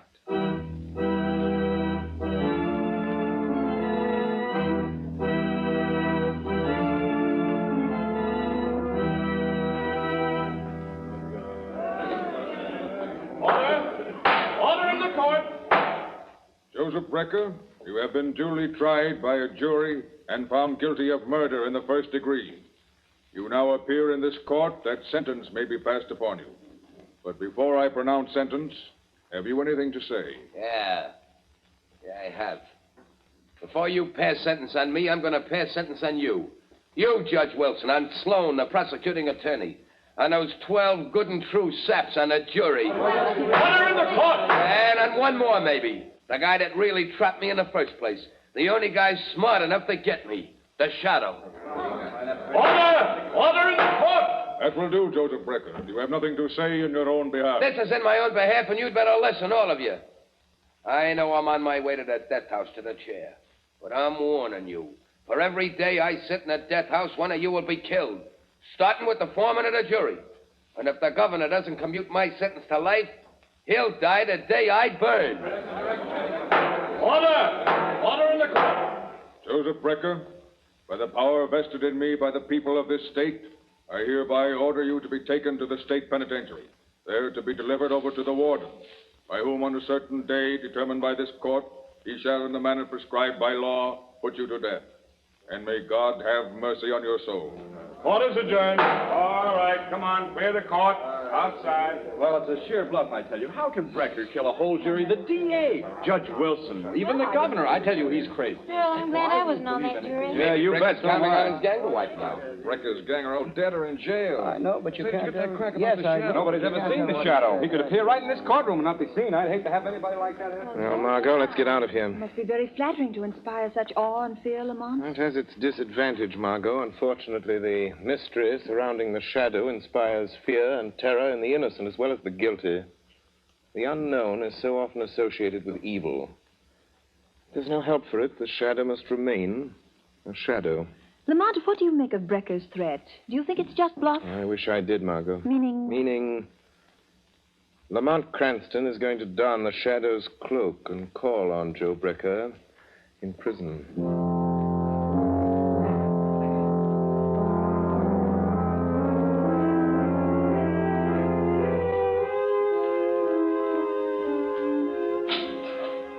Your brother to see you, Brecker. Okay. Hello, Danny. Hello, Joe. You got 5 minutes. Better make the most of it. Deputies are here from the state pen to take you bye-bye to the big house. I'll be back. All right. Come on in, Danny. Sit on a bunk. I want to talk to you, and there ain't much time. Hey, it's like a cage where they keep animals, huh, Joe? Lay off that, Danny. Okay, don't get sore. Sit down here and listen to what I got to say. Are they gonna kill you, Joe? Yeah, but they're going to pay for it, every last one of them. You know who they are, don't you? I've told you over and over again. Yeah, Joe, you told me. And you know what you're to do. You remember everything I told you. Don't you, Danny? Yeah, Joe, I remember. I won't forget. When the newspapers say they put you in a death house, I killed one of them. That's right, Danny. And don't forget, these people I told you about, the judge, the jury, that prosecuting attorney are the same ones that drafted you into the army, sent you over to France, let you get shell-shocked so it's hard for you to remember things. Sure. I won't forget. Hey, will it hurt much when they kill you, Joe? Stop that, will you? Okay. I just want to know. You just keep your mind on the jury and Judge Wilson. Maybe even the governor. You'll get them all, eh, Danny? Yeah, Joe. They won't know what hit them. That's the stuff, Danny. And now, just one more thing. There's a guy that may get after you. He's smarter than the cops. He's the one that really got me. You gotta keep away from him. Don't give him a chance to find you.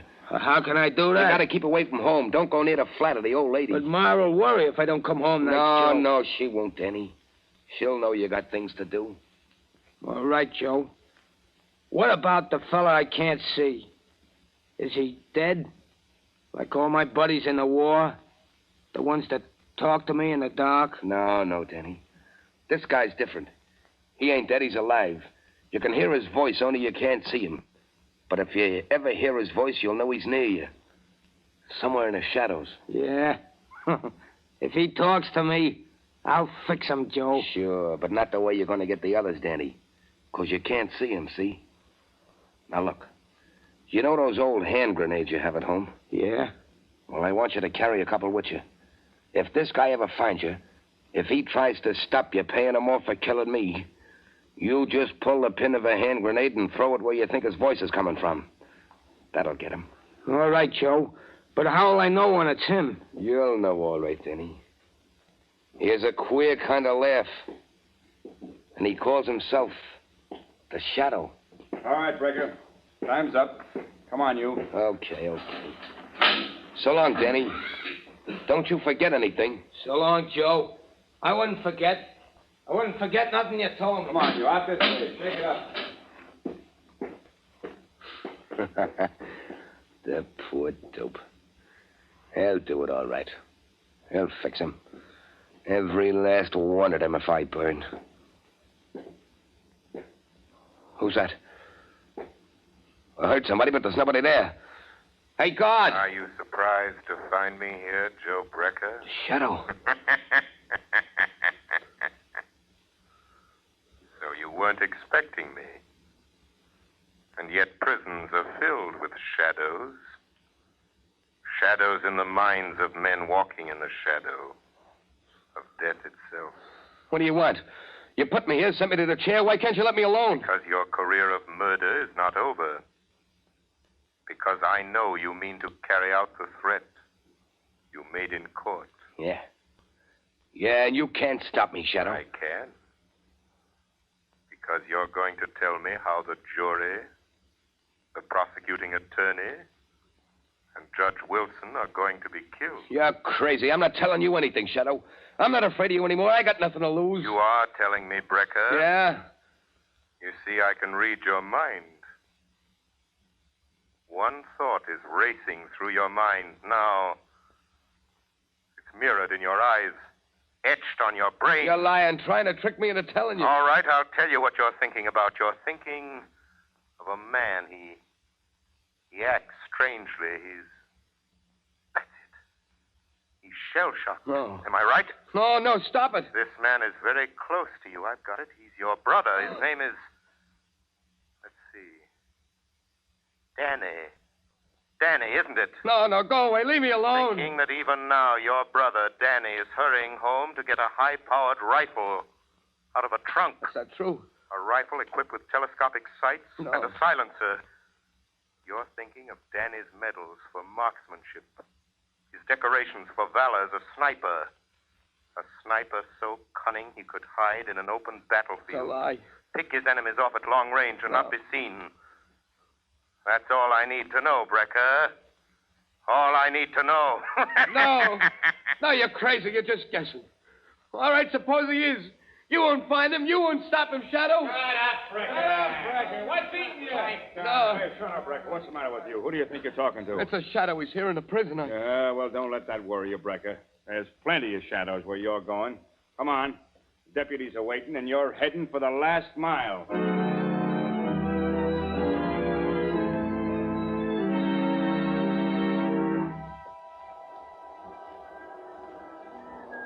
Now, look, Mr. Hanson, every one of you jurors are in danger. You shouldn't be here on the street. This death threat may seem like a lot of hooey to you, but I've been assigned to guard you. And if anything happens, they'll send me back to pounding a beat. Well, I'm sorry, Inspector, but I've got my business to attend to, and I can't hide in my office. Hanson, what's the matter, man? Oh, that man, look at him. He's fallen down. What's the matter with that man? What's going on here? Keep back, get back. Who are you? Greg, homicide squad. This man's been shot. Oh, you're crazy. I didn't hear no shot. Neither did I. But just the same, he's got a bullet right between the eyes. Looks like Joe Brecker is keeping his word.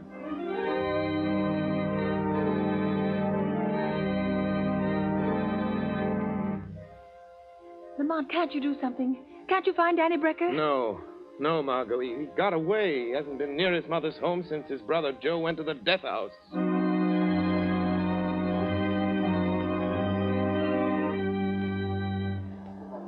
XP, get your XP, baby. Two more Brecker jurors shut down. Get your XP, baby.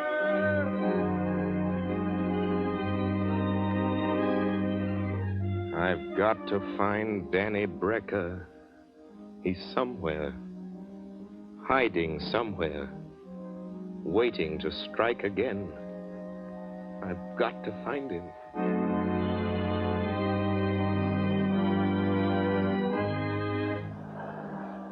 Good morning, Mr. O'Hara. I'd like some oranges and potatoes. Good heavens, Mrs. Adams. What are you doing out in the street? I thought the police had detectives watching every one of you jurors that was on the Brecker case. Oh, they've got a detective staying at my house, but I had to have some things for dinner, and I slipped out. Mother, can I have some candy? Yes, dear, of course you can. You just... Oh, Mother. Mother, what's the matter? Why don't you answer me? Sam! Quick, phone the police. Get a doctor. Mrs. Adams has been shot. Oh, I'm afraid she's dead. Yes, the killer has struck again.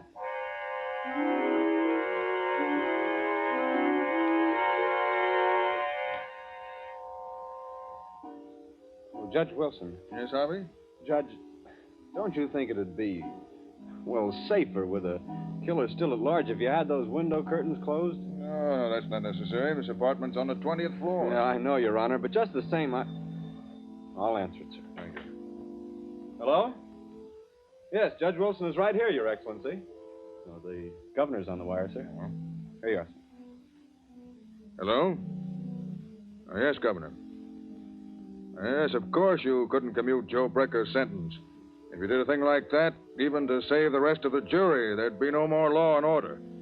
But look, Governor, don't you think it'd be wise for you to cancel your engagement to ride in the parade tomorrow? It'd be in an open car and a perfect target for any... Judge Wilson! Governor! Judge Wilson has just been shot. He's dead.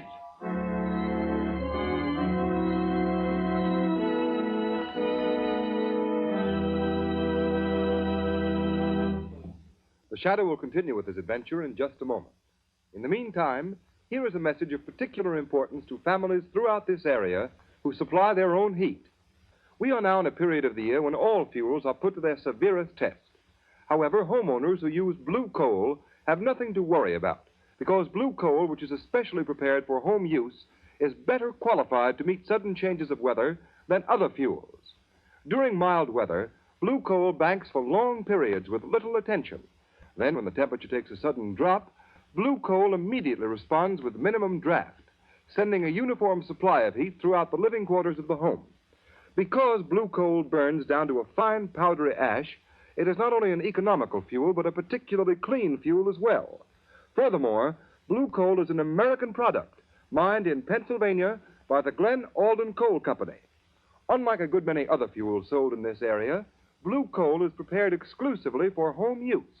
So that you can be sure of getting more uniform, more economical heat, blue coal is actually trademarked with a blue color so that you can identify it at a glance. There has been a big swing this winter to blue coal throughout this territory. Sales of blue coal this winter in the Middle Atlantic and New England states show an increase of 10.4% over sales for the same period a year ago. So take a tip from these blue coal families. For better, more economical heat, switch to blue coal tomorrow. Ask for it by name. Order a trial ton from your nearest blue coal dealer, whose name will be found in the Where to Buy It section of your classified telephone directory under the name Blue Coal.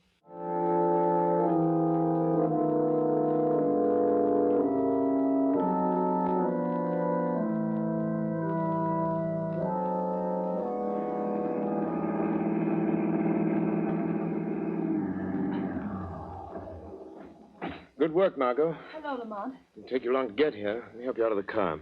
I was waiting for your call, Lamont. As a matter of fact, I've been waiting for days. Where have you been? What are you doing? Well, the same thing the entire police force this city's been doing, Margot. Chasing a will-o'-the-wisp. Are you sure it's Joe Brecker's brother, Danny? Yes, there doesn't seem to be any doubt of it, but the police can't find him, and I haven't a single clue to go on. What do you know about I him? looked up his record. He was shell-shocked during the war in France. He was an expert marksman, a sniper. Society trained him to kill men. They told him they were enemies, that he should kill them off. And now, with a shell-shocked mind, he's remembering what society taught him. To kill. Yes. And another thing, for the people who've been through that experience, life is cheap. Yes, but these poor people he shot and killed, the jurors and the judge, they were only doing their duty. They're innocent. Yes, individually they're innocent, Margot. Individually we're all innocent, and yet all guilty. Because this Danny, Joe Brecker's brother, is a product of our own folly. Teaching men to kill in time of war, and yet expecting them to respect life in time of peace. Lamont, why did you want me to meet you here? Oh, I want you to do something for me, Margot. I want you to go into that brownstone house right over there. Joe Brecker's mother lives in the basement. Yes. Joe is scheduled to die at 5 o'clock. It's exactly 10 minutes from now. All right, Lamont. I'll do it. Where will you be? I'll be with you, Margot, as the shadow. I have a feeling Danny may come to his mother tonight, either just before or just after his brother dies. Hurry, I've less than 10 minutes. Here's the house. I'll ring the bell. Lamont, what shall I tell her? That I'm a reporter? Yes, but don't try to make her answer questions. I hear someone coming. Yes? What do you want? Mrs. Brecker, I'd like to speak to you. May I come in? I don't care. You can come in if you want to. Doesn't matter. Nothing matters anymore. Nothing will ever matter again. I know you've been through a terrible ordeal these past days, Mrs. Brecker. How could you know what I've been through? How could anyone know? My one son a murderer, and the other one, goodness only knows what or where. Oh, I'm very sorry. If there's anything I can do. In 3 minutes, they'll be killing my son, Joe. There's nothing anyone can do. It's his brother Danny. Oh, I'm so worried about him. Why doesn't he come? Oh, why doesn't he come home? Ma. Oh, Danny. Yeah. Oh. I'd come. Joe said I shouldn't, but I had to come. I knew you'd want me home tonight. Danny, where have you been? What's Joe been making you do? I just been doing what Joe told me to do for him. Ma, who's that girl there? What's she doing here? Why, she's just a friend, Danny. Just a friend. Come to sit with me. She won't tell nobody I've been here, will she? Oh, no, Danny. She won't tell anyone. Ma, they're gonna kill Joe in a few minutes. 5 o'clock. And then I gotta go out and do one more thing for Joe. Look, it's almost time. Oh, no. No, Danny, no. You can't. I won't let you. Let go of me, Ma. No. Let go of me. Danny. I gotta do what Joe told me. I gotta keep my word to Joe. No, Danny, listen to me. I know who's been killing those people, shooting them. Oh, you've got to give yourself up, Danny. They won't hurt you. They didn't know. You didn't know what you were doing. 5 o'clock.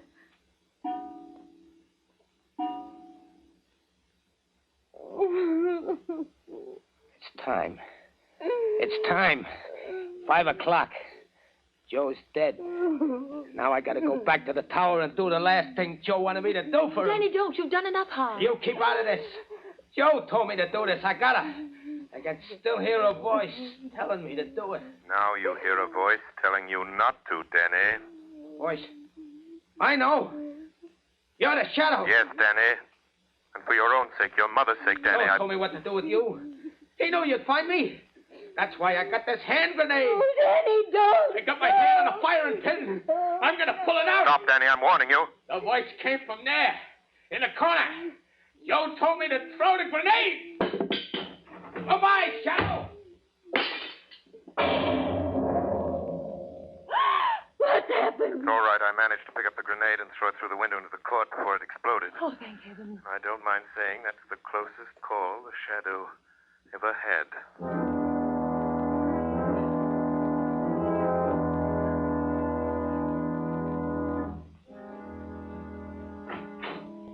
Lamont, how long have you been here in your office? What happened?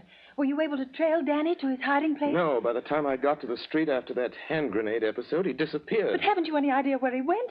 Where that tower he mentioned might be? No, I've been working on this enlarged map of the Midtown section, trying to find some tall building, some tower Danny Brecker could use to hide, to pick off the governor. Danny said something about a tower. It must be somewhere along the line of march of today's parade, Lamont.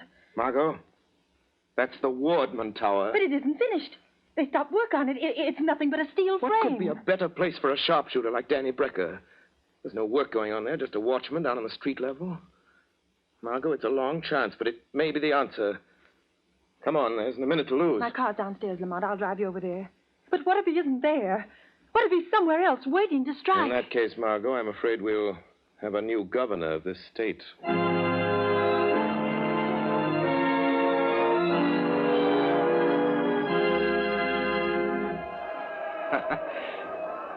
Just a couple of minutes now, Joe. Just a couple of minutes, and the governor's car will come along. And then I'll do the last thing you asked me to do, Joe. Wind velocity 0. Range 300 yards. He'll die quick, Joe. Like you died.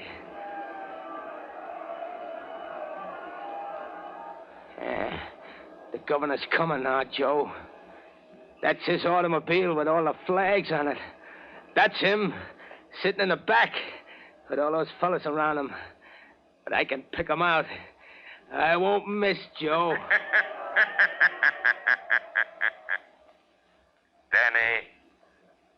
Danny Brecker, listen to me. What was that? Who said that? Who laughed like that? Don't you recognize the shadow, Danny? But Joe said... He said the hand grenade would fix you. You see, Danny, your brother was wrong. Put down that rifle, Danny Brecker. How did you find me way up here? How did you know I was hiding up here among these steel girders? Just like I used to hide in the trees in the war. That doesn't matter, Danny Brecker.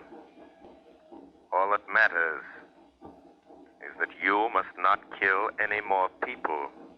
But I got to. Just one more, Shadow. Just one more. The governor. Down there in that car. I promised Joe. No, Danny. You will never keep that promise. Put down that rifle. Put it down, Danny. Lay it down on that steel girder and crawl back to the catwalk. All right. All right. I'll put it down. I'll put it down. Where are you, Shadow? I still got another grenade. Talk to me, Shadow. Say something so I can tell where you are. Crawl back to the catwalk, Danny. Crawl back to the catwalk, I say. No. No, I won't. I won't. You can't make me. Come here and get me if you want me, Shadow. I don't want to have to do that, Danny. Don't you come near me, Shadow. Don't you touch me. If you do, I'll drop this hand grenade. I'll throw it down there among all those people. I'll kill dozens of them. There. I'll pull the pin. I'll throw it. Danny, listen to me. Hold that hand grenade, Danny. Hold it tight, Danny Brecker. See, your fingers tighten about it. Your mind obeys mine. Do you hear me, Danny? Danny, hold it. Don't throw that hand grenade. Hold it. Hold it tight. Don't throw it. Don't drop it. Don't drop it, Danny. Don't drop it, Danny. Don't drop it, Danny. Don't drop it.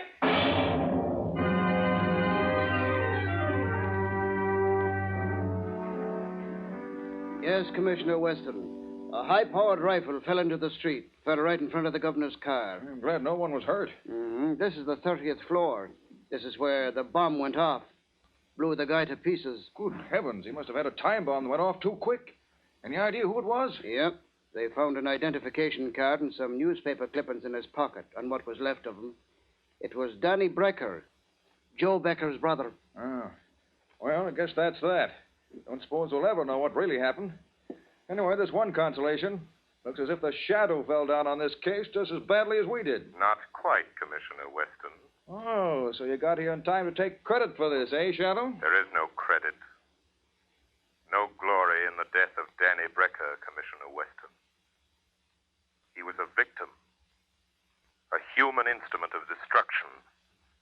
Fashioned by mankind. That teaches men to kill their enemies in time of war, yet expects them to forget their murderous art in time of peace. Danny Brecker was an enemy of society. A killer. But only because you and I and countless thousands made him one. No, Commissioner. There is no glory in this for you, or the Shadow, or for any man.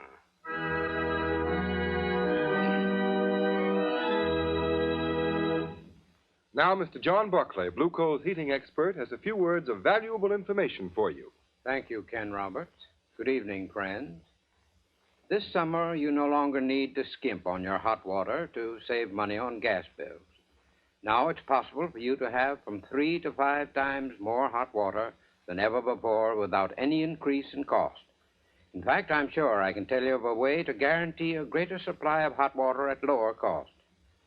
As the first step toward an unlimited supply of really hot water, ask your Blue Coal dealer about hot water tank heaters, sometimes described as bucket-a-day stoves. These heaters are very inexpensive and can be installed at a reasonable cost. Today, these heaters can be installed with an automatic draft regulator, which greatly increases the heater's efficiency and further reduces the fuel bill.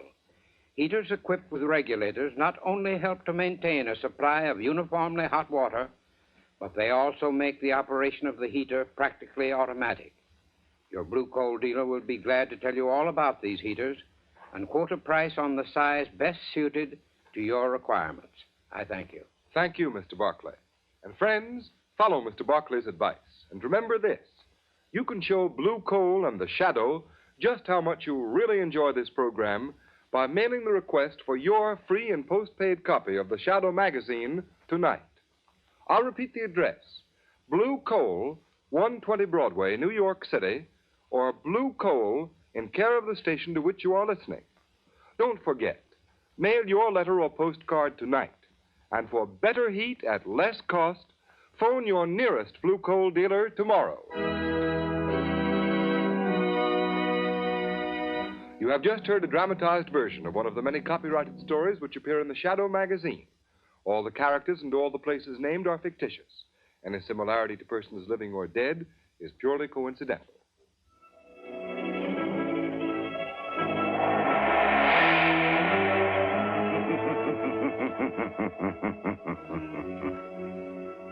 As you sow evil, so shall you reap evil. Crime does not pay. The Shadow knows.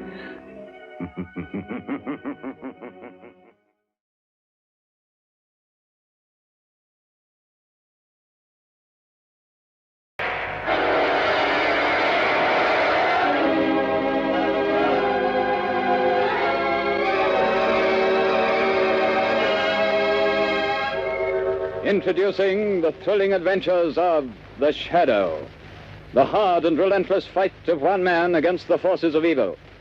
These dramatizations are designed to demonstrate forcibly to old and young alike that crime does not pay.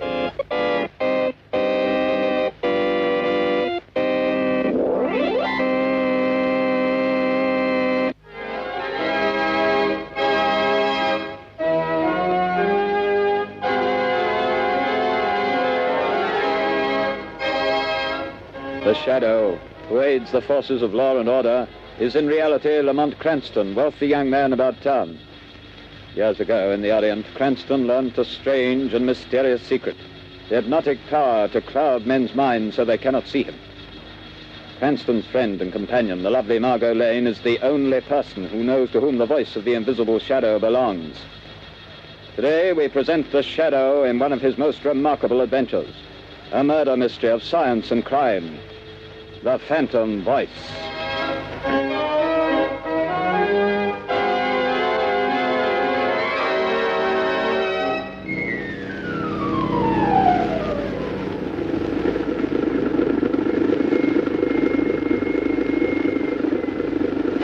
Here we are, Margot. Let me take your arm. Thank you, Lamont. This way, Margot. Lamont Cranston, where on earth are you taking me? We're on our way to the Supreme Court, Margot. The Supreme Court? Oh, a murder trial. This isn't a murder trial. Unless I'm badly mistaken, we're going to witness an assassination. What? An assassination. An assassination of the character and reputation of one of the most outstanding public men in this country today. Oh, you mean Robert Durham? Yes. I've been reading about his trial in the papers. They've certainly unearthed plenty of evidence that he accepted that bribe from Stephen Reynolds. Yes, Margot. But unless I've made a mistake in character analysis, that evidence is forged. Durham is more than a political figure, Margot. He's a statesman. He's devoted his life to unselfish public service. He's a very wealthy man. Yes, Margot. Robert Durham has given away 10 times the amount of money he's accused of taking as a bribe. Well, if that's true, Lamont, the whole thing doesn't make sense. Why should a man like that risk a 15-year prison term for taking a bribe he doesn't need? That's the point that worries me. Incidentally, didn't I see that the Crown Prosecutor expects to spring a surprise bit of evidence today? Exactly, and that's why we're here. Come along, Margot. The court's already in session.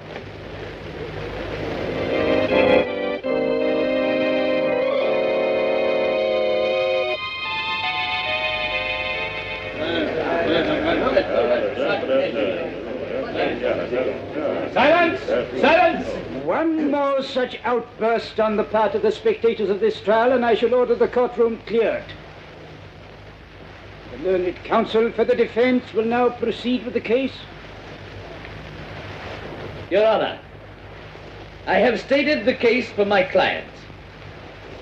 I have indicated that by his record, it would have been impossible for him to act as the Crown claims he has acted. I have yet to see any proof that Robert Durham committed any crime. I will now call Durham to the witness box to deny these lies in person. Senator Robert Durham. Durham, take your place in the witness box, please. Silence! Silence! Take this Bible in your right hand. Face His Honor. The evidence you give in this case shall be the truth, the whole truth, and nothing but the truth. Repeat after me, so help me God. So help me God. Robert Durham, you have heard the Crown's allegations that you did at some time during last December accept a bribe from the late Stephen Reynolds, whose death revealed a vicious and fraudulent traffic in government control. Yes. What is your answer? I've never accepted a bribe from anyone. My answer is that the whole thing's a pack of lies. Silence! Silence! That is all I have to ask the witness, Your Honor. Mr. Crown Prosecutor. Robert Durham, do you deny that on the 16th of December last, you received a visit from the late Stephen Reynolds in your room at the Maximilian Hotel? Why, no. He came to see me. Just answer yes or no. I'll ask you if I want you to enlarge on a question. Yes. Your Honor, for the information of the court, I'd like to point out that the defense has made much of the defendant's long and seemingly illustrious career of public service. They would have you believe that, like Caesar's wife, the defendant, Robert Durham, is above suspicion. They paraded witnesses to the stand who have told you of his philanthropy, of his unselfish devotion to public service, of his blameless personal life in the past. That we do not contest, refute, or deny. But unfortunately for Robert Durham, he is not being tried for his past. Your Honor, the Crown needs but one more piece of evidence to complete its case, and we have that evidence. Silence! Silence! I beg leave to show the jury a soundtrack motion picture of a meeting between the defendant and the late Stephen Reynolds, whose bribe of £10,000 paid to the defendant is the basis upon which this case is brought to trial.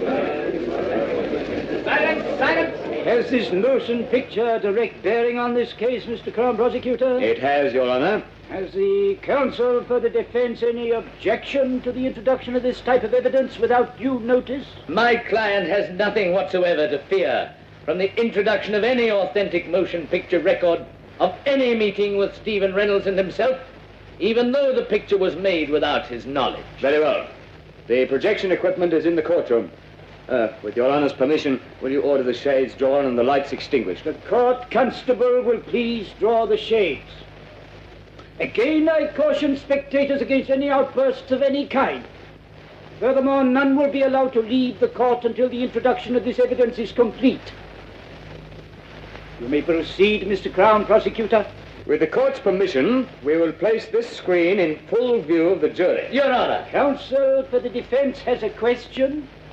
For the sake of the records, will the Crown state at whose request this motion picture was made? It was made at the request of Anthony Vogel, a solicitor in this city. For what reason? As a citizen interested in public welfare. Ready to run the film, Mr. Crown Prosecutor. Very well. Now, if the constable will turn out the lights. Certainly, sir. Silence! Silence! The Crown will submit affidavits to prove that this is an authentic film record of a meeting between Durham and Stephen Reynolds on the evening of December the 16th. You may turn on the machine. Yes, sir.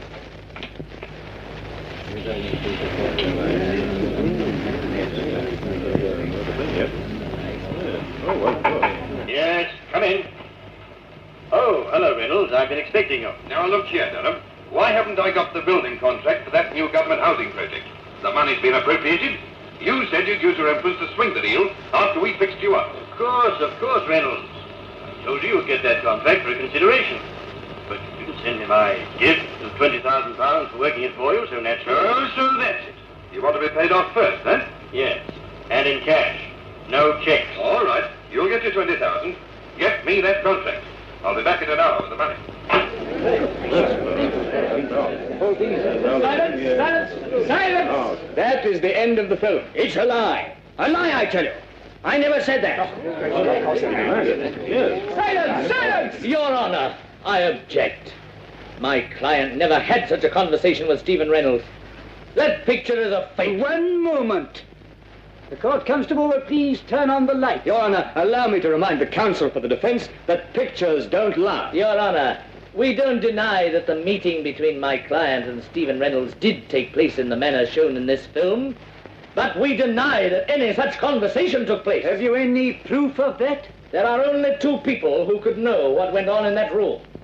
Robert Durham and Stephen Reynolds. Do you deny the voice was the voice of the defendant? My client admits that it sounds like his voice, but it cannot be, since he never asked nor received a bribe from the late Stephen Reynolds for any reason or purpose whatever. Your Honor, I ask a short adjournment of this trial in order that the defense may have an opportunity to study this film and soundtrack. I object. I do not see how the due process of law will be impaired by a 24-hour delay. Question dismissed. The court stands adjourned.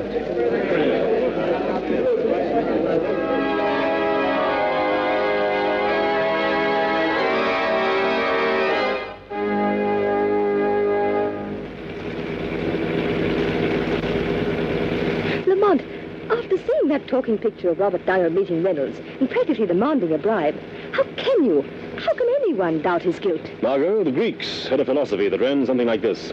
Only believe half of that which you see and nothing you hear. Oh, but Lamont, that wasn't hearsay evidence. That was Durham speaking. That was his voice. Even he can't deny it. No man knows the sound of his own voice, Margot. Besides, Durham never spoke those words to Reynolds. But you saw him. You saw the motion picture. Exactly. But because I did see him speak in the film, I know that he did not say the things that were on the soundtrack. What do you mean, Lamont? Have you ever watched the movement of a man's jaws muscles? The way he speaks certain words? You mean you know what he really said? No, his face was half averted from the camera. I couldn't see his lips. I don't know just what he did say, but I know that he didn't utter the words we just heard. Oh, but it was still Robert Durham's voice saying those other things, demanding that bribe. I'd swear to it. Yes, and so will the jury, Margot. Unless something is done within the next 24 hours, one of the finest men in the country, an innocent man, Robert Durham, is going to be sent to prison for 15 years by his political enemies. I'm stopping here, Margot. I want you to wait in the car, please. Constitution House? The lawyer's building. What on earth are you going to do here, Lamont? I'm going up to the 7th floor. The Shadow has an appointment with one of the most crooked lawyers in the city. Anthony Vogel, who was so interested in the public welfare that he went to the trouble of having a sound camera planted in Durham's hotel suite the night of December the 16th.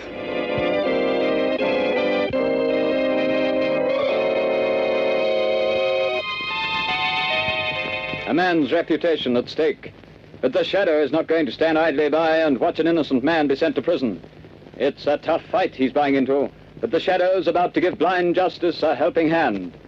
Stay tuned in for further developments in a few moments.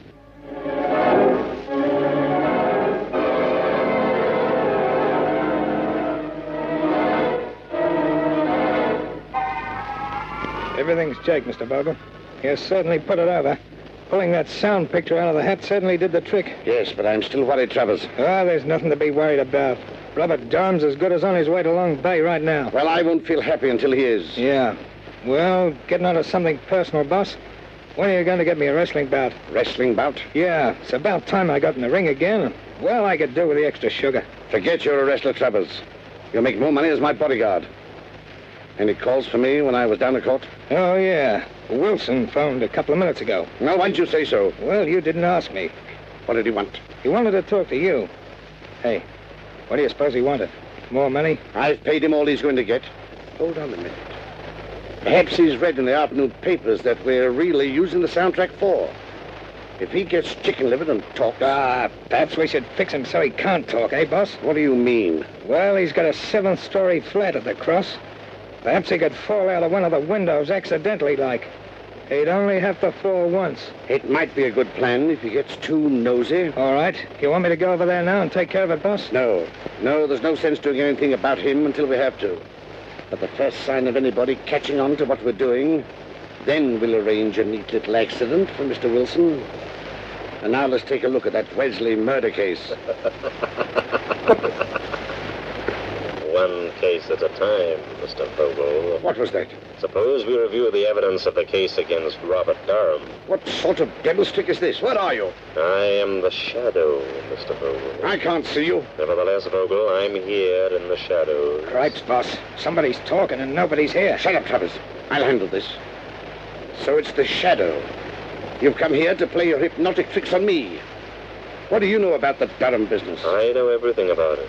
I've been listening to your interesting conversation about this, Mr. Wilson. He seems to play an important part in your case against Durham. Look here, Shadow. I've heard a lot about you. I don't want to fight you. How much do you want to keep out of this? You want me to accept money? How much, Shadow?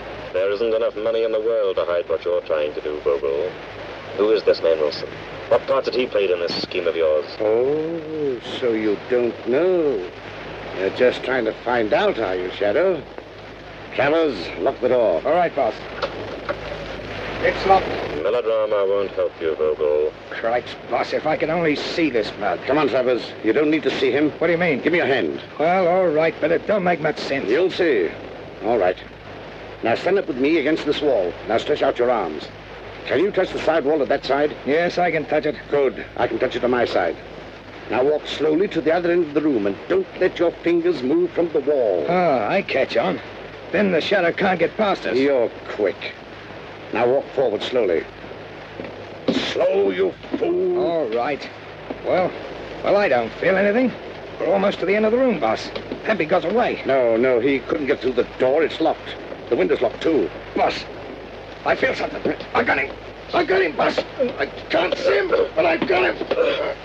I can't see him, but I've got him. I've got the Shadow around the top. He's a man after all. Gee, he's strong. Kill him, Travers, kill him. Perhaps he can. He's choking me. Give me a gun, boss. You don't need a gun. It'll make too much noise. He's weakening, boss. Kill him, Travers. Put that stranglehold of yours on him. If he doesn't let up, he will kill me. Yes, Shadow. This is where you die. Give him some more, Travers. I've got to hurry and take care of Wilson before he gets a chance to talk.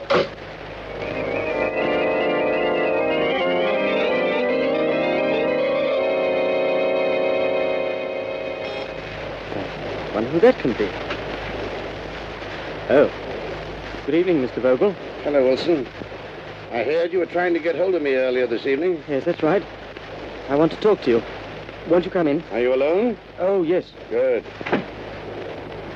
Well, Mr. Vogel, when you asked me to do some work for you, I didn't ask to know what you were going to do with it. I needed that money. Got myself into debt. Needed it for my wife, Alice, and the kids. Very touching. You got paid, didn't you? Yes, I mean, well, all this stuff in the papers, Mr. Vogel, about... Frankly, I don't like it. Oh, you've been having a little attack of conscience, Wilson. Well, doing a job is one thing, but sending a man to prison on a false charge is something else. So I intended to tell you... Tell me what? Well, that I refuse to let it go any further. Oh, you refuse? Yes. After all, Mr. Vogel, if I told what I know about... Well, what are you going to do about it? Just this. Don't move, Wilson. But come down. Don't be a fool, Vogel. I'm not a fool, Wilson. Now turn your back to me. That's right. But what are you going to do? I'm going to assist at a little accident. Now walk to that window. No, wait, you can't do this to me. You can't... Walk. All right. Now, open the window, Wilson. Climb up on the windowsill. Just a moment, Mr. Vogel. Shadow. I thought Travers took care of you. You thought Travers took care of me, did you, Vogel? Well, I admit he's a good wrestler. But there was one little hole, Vogel, I learnt in the Orient that he didn't know. He had me beaten for a moment. But that was my one chance to get you to lead me to Wilson. You mean you followed me here? Yes, I followed you here. It wasn't very difficult to get away from Mr. Travers. It seems I arrived just in time for my proof. In time? No! There's Shadow. There's your proof lying dead on the floor. You crazy fool, Vogel. You'll go to the gallows for this. I'm not as crazy as you think. Yes, I'm a fool. You're the fool. You're the fool for coming here. The police will find you locked in this room with Wilson's dead body. They'll find you. I'll see that they do. And here's the gun you killed him with. Why don't you try the window? It's only 7 stories to the ground. Shadow. Shadow. Wilson, quick, tell me. I finished. Quick, give me the proof. The proof, Wilson. The proof that you framed Robert Durham. Robert Durham? Robert Durham. Come on, Wilson, come on.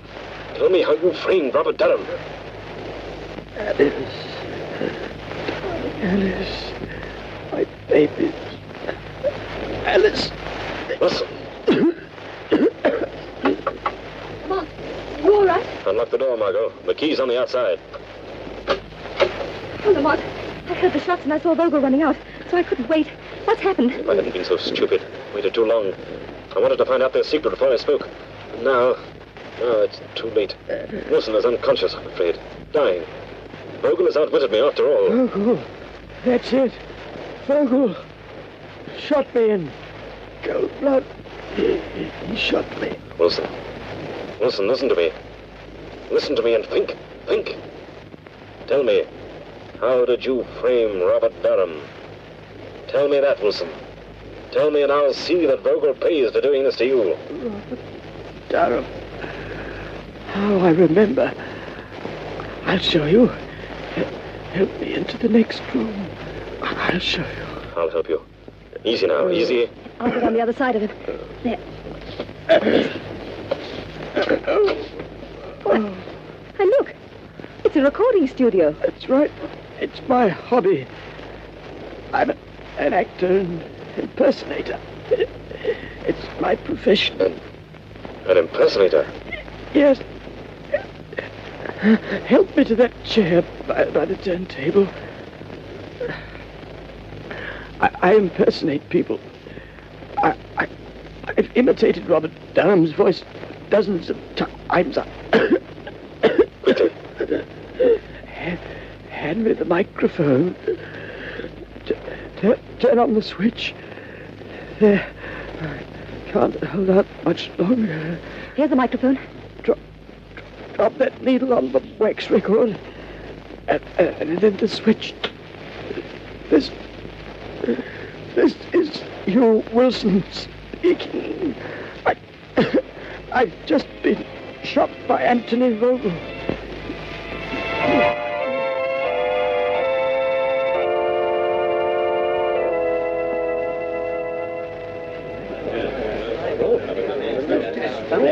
Silence! Silence! Your Honor, I move that the case against my client, Robert Durham, be dismissed. On what grounds? On the evidence contained in this record found in the flat of the late Hugh Wilson, the radio stage impersonator who was found shot last night. With the court's permission, I will now play it. Permission granted. You may stop the record now. Yes, sir.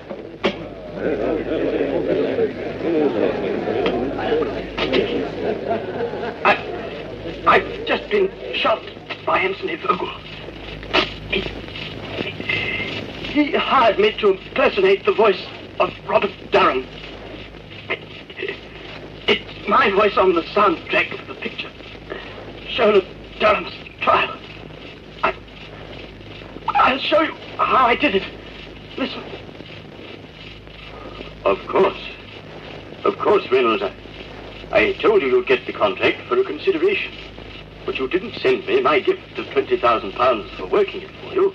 So, that naturally, that's how it was done. Yes, that's how I did it. Durham's innocent. He never uttered those words. I did it for him. Silence! Silence! Well, this is amazing. Incredible. Your Honor, there is one more voice on the record at the end. Listen. The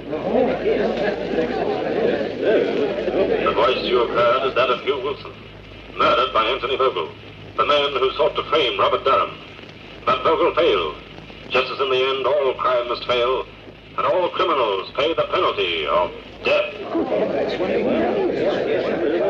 Silence! Silence! Whose voice was that? That, Your Honor, is the voice of the man to whom Robert Durham owes his vindication. The voice of the Shadow.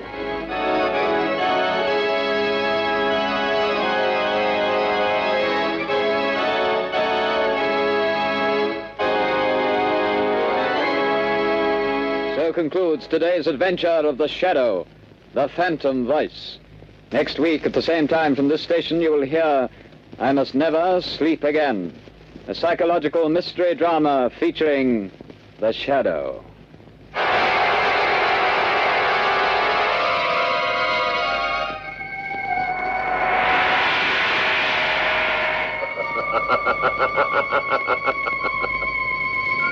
As you sow evil, so shall you reap evil.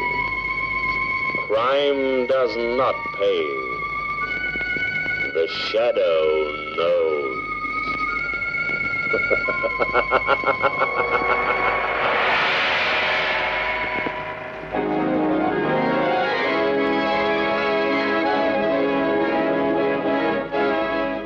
This program is produced by Rich Johnston for Grace Gibson Radio Productions.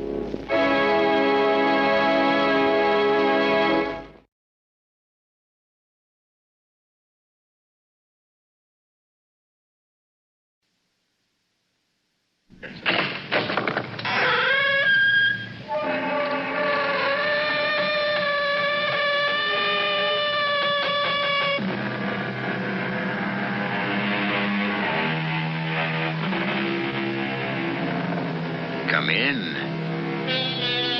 Welcome. I'm E.G. Marshall.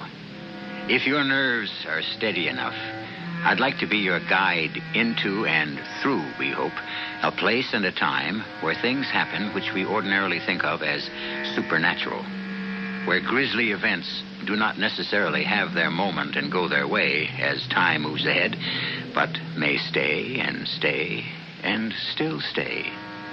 The home we enter first is not the sinister place I'm talking about. It's a well-appointed apartment, bright, cheerful, normal in every way, occupied by Ken Harris, who at this moment is reading a novel, and his wife, Martha, who is working on a needlepoint project. Well, now, who can that be at this time of night? Only one way to find out. Oh, couldn't have waited 2 more pages. I was about to find out who done it. Oh, hello, Stu. Here, come on in. Let me take your coat. No, I can't stay. I just wanted to let you know that I've been out to the lake. Shadow Lake? What on earth for? Well, the thing is, Ken, your cottage has been broken into. Unless somebody you know is out there. Well, no, nobody. But what makes you think? I saw lights, and I saw a shadow move across the living room window. No question about it, Ken. There was somebody in your cottage.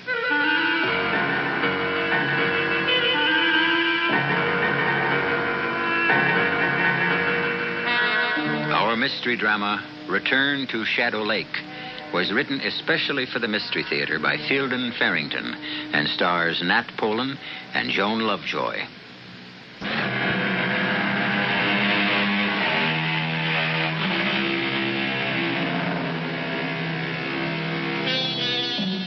When you come to think of it, there's something rather sad about a summer cottage in midwinter.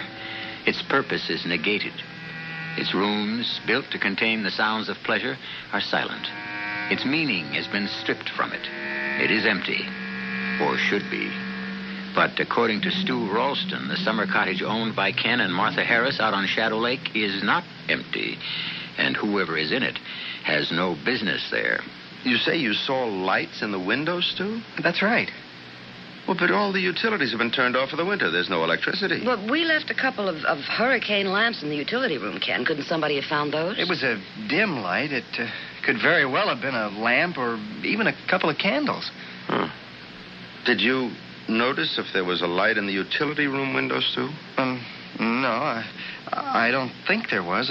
All I was aware of was the light in the living room and the shadow of a man walking past the front window, or maybe a woman. I couldn't be sure. Stu, what on earth were you doing out there in the first place? Oh, I just thought I'd drive out, you know. Looking for Claudia. Did you actually think you'd find Claudia out there? No, of course not. I suppose that was in the back of my mind, but I didn't really expect to find her. Our cottage was empty. Stu, Claudia has been missing since... Well, it's almost a year now. Do you think it's healthy to keep on this way? I haven't thought much about what's healthy and what isn't, Martha. The police have Claudia listed as a missing person. Case closed. Well, that's all right for them. They weren't married to her. They didn't love her. I do. I can't just give her up that easily. But out at Shadow Lake, in the middle of winter? Well, she used to go there when she was upset about things. Even in the wintertime. She liked to be alone sometimes. Stu, I know it's a hard thing for you to believe, but don't you think it's likely that Claudia just took off on her own? She was always restless. Claudia might have left me, yes. But she would never have gone without telling me she was going. No, I wouldn't have thought so. So, what does that leave? She was abducted. Maybe killed. I don't know. If she could, I believe she'd have got in touch with me by this time. I just wanted to let you know about the cottage. How about a brandy, Stu? No, thanks. I have to get back to my place. Stu, don't let it just devour you this way. You're very sweet to be concerned, Martha. I'll be all right. Ken, will you come to bed? Or are you going to spend the whole night roaming around worrying? Well, I'm disturbed about the cottage. I think I'll drive out there tomorrow. To Shadow Lake? Yeah. What in the world for? I want to see if any damage has been done. You know, just check up on things. Well, I think it's silly. Now, you haven't been feeling too well. And I don't think going out there all upset would be any good for you. I'm all right. A drive into the country will do me good. But you don't have to go. Oh, I'll go if you insist on going. Well, I'd really rather you didn't. Why? Well, what if they should still be out there? I'll pick up a club and go for them. Same as you.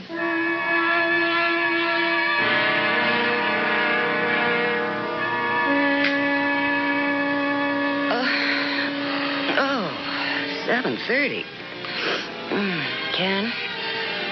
Ken, wake up. What? Oh. Did you set the radio clock for 7:30?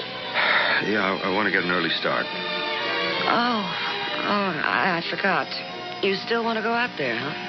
The time is 7:32 on a miserable Sunday morning. Heavy snow warnings are out throughout the area. Motorists are advised to stay off the highways if possible. An accumulation of 5 to 8 inches of snow is predicted. The temperature right now is 18 degrees, and it won't get out of the 20s all day. Cloudy and cold tomorrow with a strong possibility of continuing snow. So if you're in bed, stay there. If you're not, go on back. Well, so much for driving out to Shadow Lake. I've driven in snow before. Well, you're still not thinking about going, are you? Didn't you hear what the man just said? Yeah, he said it's snowing. 5 to 8 inches. Oh, it never snows as much as they say it's going to. I've got studded snow tires. Even got chains in the trunk if I need them. Ken, why are you so determined? It's way out of proportion. Can't you see that? Well, I told you, you don't have to go. Well, actually, what you told me was you'd rather I didn't go. No, I'll go.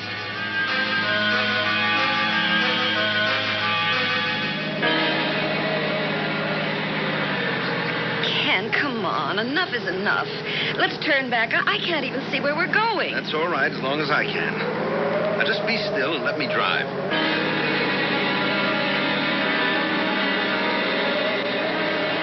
All right. We've managed to get as far as Gibbsville, the last civilized outpost before the lake. Now, look at it, Ken. It's practically buried under now, and the snow's coming down harder than ever. Now, will you be sensible for once in your life and let's turn around? I want to stop at Pot's Grocery. Why, for heaven's sake? I want to pick up a few things. Is that the store? Doesn't look the same as in the summer. Nothing does. What do you want to buy, anyway? Well, if it's really going to keep on snowing like this, we might be stuck at the cottage overnight.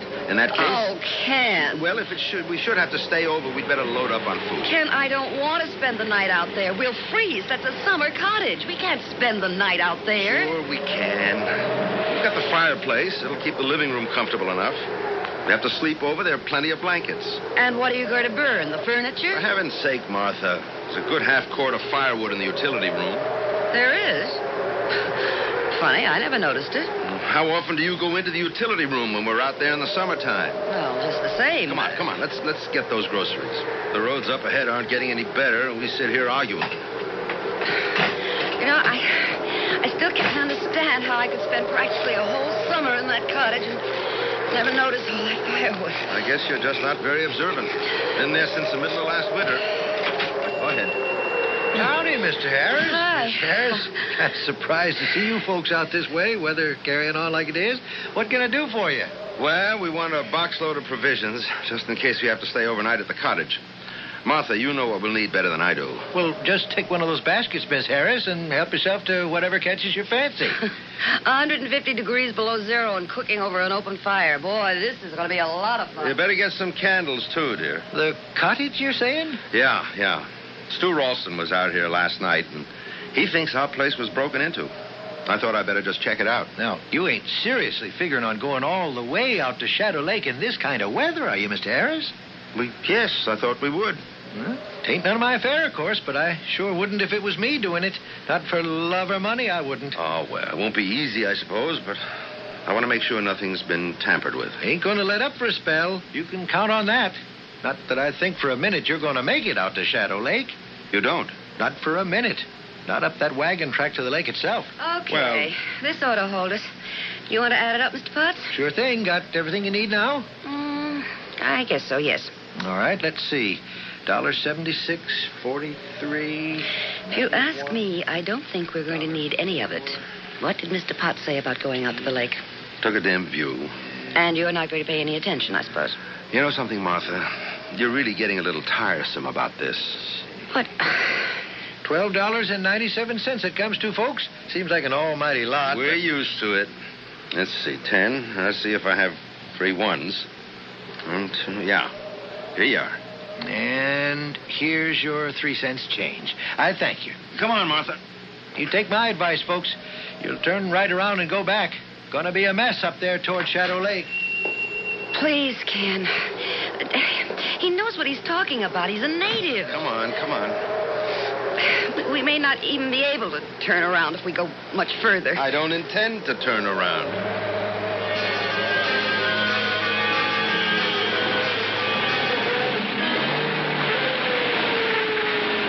Okay. You wouldn't listen to me or Lupin's. So now we're stuck. Stop sounding like doomsday. I can rock us out of here.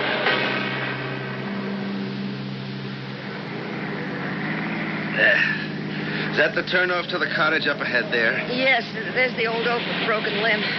Are you actually going to try to drive up that ruddy little lane to the cottage? Doesn't look good, does it? No. I guess I better not try it. Oh, thank goodness. Well, we've had a nice Sunday morning drive. Now I just hope we can get back. Listen, there's plenty of gas in the tank. You sit here. Keep the motor idling so the heater works and you'll be perfectly comfortable. I'm going to walk back to the cottage. Oh, Lord, give me strength. I've got boots and fleece-lined gloves and a warm coat cap that pulls down over my ears. Now, why shouldn't I walk? Snow up to his armpits, and he wants to know why he shouldn't walk. Oh, what is it, a mile and a quarter? If I can't walk that far, snow or no snow, I'd better give up. Okay, I'm coming with you. Are you out of your mind? Sure, we both are. Well, what are we sitting here for? Let's get going.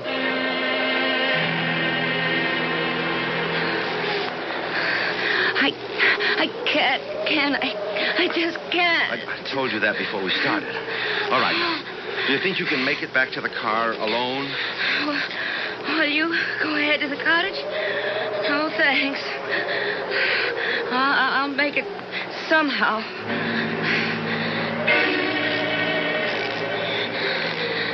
Ken, please. Don't lie down.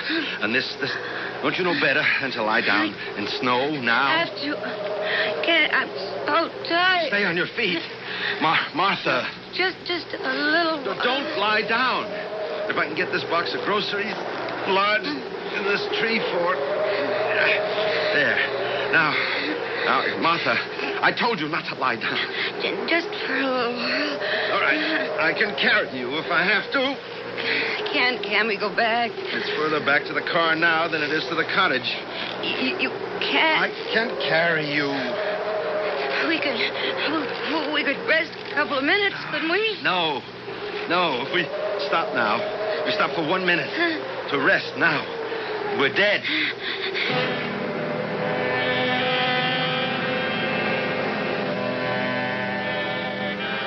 They say it isn't a particularly unpleasant way to die, freezing to death. There's no pain. You simply drift off to sleep, and that's all there is to it.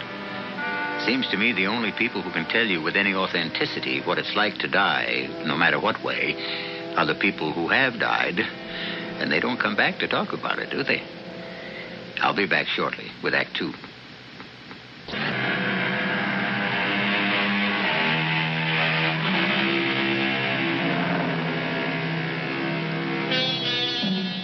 Ken and Martha Harris would seem to be in enough trouble, just as things are. Martha has collapsed from exhaustion and exposure, and Ken, carrying her the rest of the way to the cottage, is near exhaustion himself. He plods through the nightmare of snow to another nightmare. For what awaits him at the cottage, if he makes it, is far more terrifying than any accumulation of clean white snow.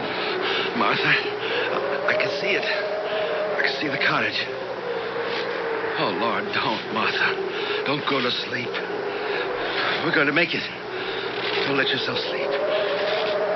Oh, we're here. Look, here are the steps. So heavy. Why should she be so heavy? Martha! Oh, worst thing. Panic. I'm tired, that's all. Keys. Martha, do you think you could stand up for a minute while I just get into my pocket? I've got only these two hands, and I have to... Martha, could you just try... Hey, you are helping. Oh, thank heaven. You're not... Okay, now, just... Oh, we made it. You hear me, Martha? We made it. Oh, now, just as far as... Just to the rocking chair, remember? You always liked the rocking chair. Are we home? We're in the cottage, Martha. We made it. Going to be all right. Can I just take a little sleep? No, not yet. I've got to start a fire. It'll warm the room up. But until it does, I want you to stay awake. Oh, poor Ken. I give you such a hard time. If you just stay awake, everything will be all right. Just don't go to sleep.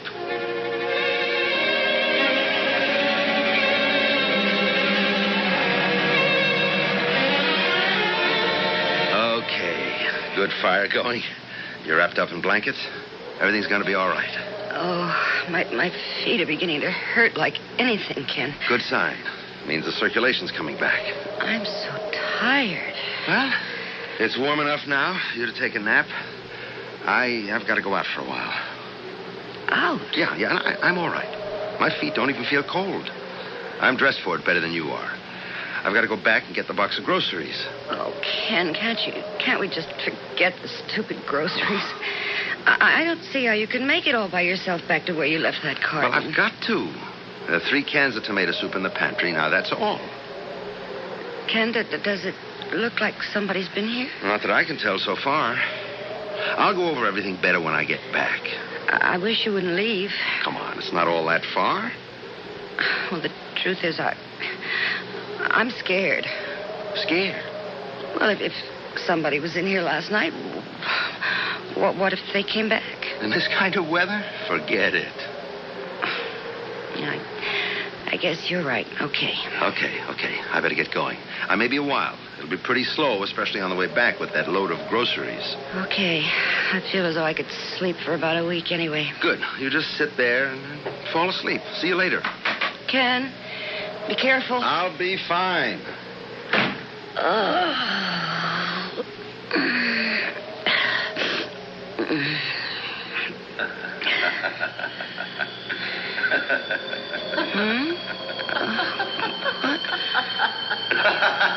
What?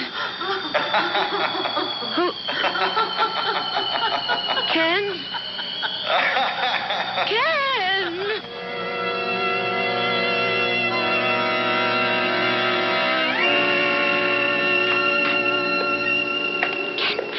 Be quiet. Don't make any noise. What the hell are you doing wandering around without even any shoes on?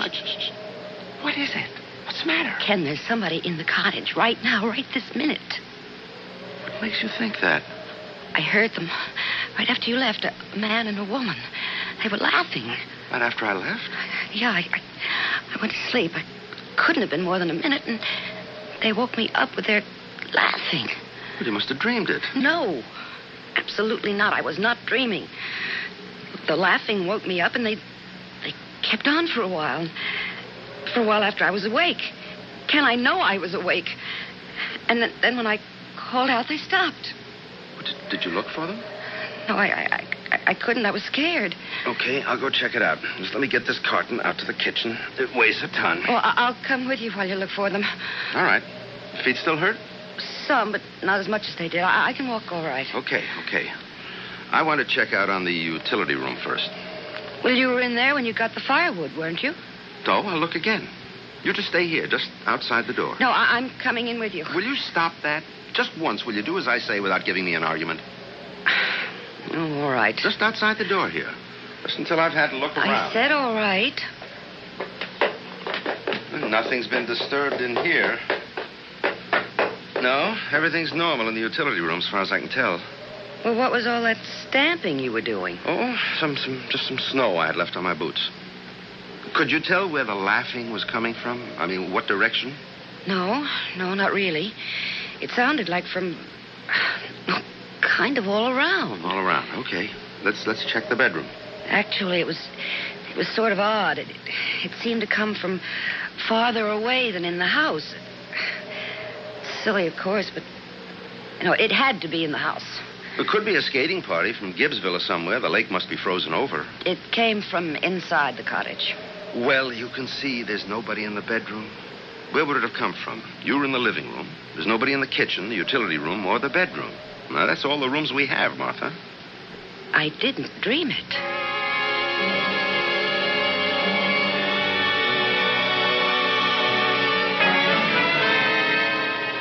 Do you want another hot dog, Ken? Good Lord, no. I've had 3, not to mention about a pound of French fries and 2/3 of that big can of baked beans. For a lady who doesn't know how to cook over an open fire, you whip up a pretty solid meal. I'm glad you enjoyed it. It would be kind of cozy, wouldn't it? With only the lamp and the firelight. Except that...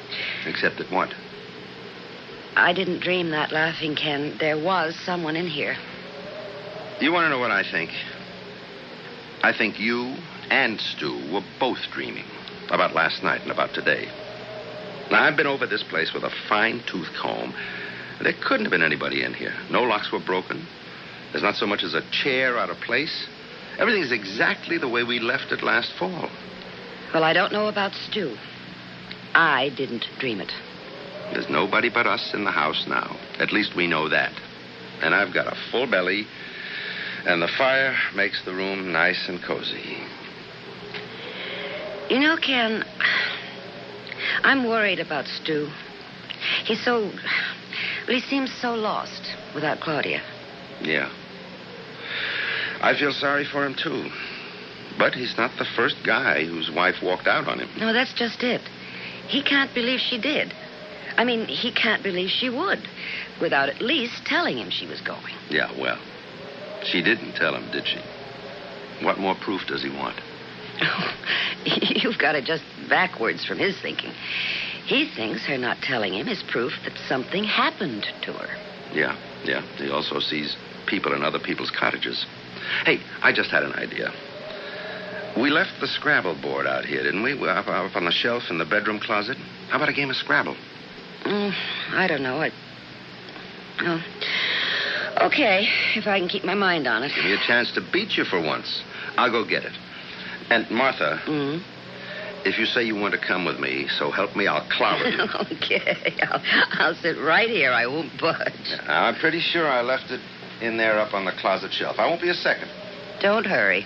I won't be going anywhere. It's no good, I tell you. I can't do it. What did you say, Ken? Well, I didn't say anything. Can't do it or won't do it.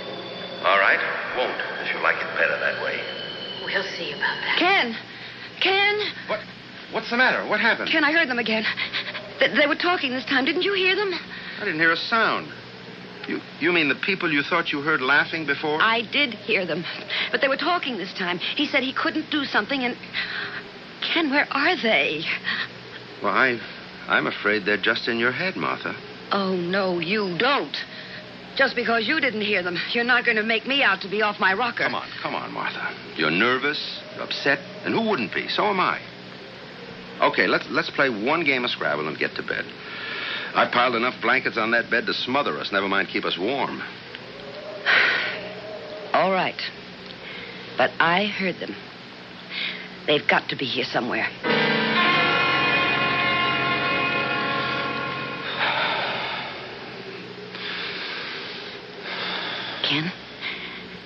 Ken, wake up. Ken, come on, will you wake up? What? What is it, Martha? Look. At what? Can't you see it? The flickering? The fireplace in the living room is burning. Oh. Well, it's probably just part of a log that wasn't all the way burned up. Smoldered for a while and then caught again. Go to sleep, Martha. No, that's a fire, a whole fire. We couldn't see an ember or something from clear back here. What are you doing? I'm going in there to see what's going on. A fire like that just doesn't build itself out of ashes. Somebody built it. Don't you want to catch them? All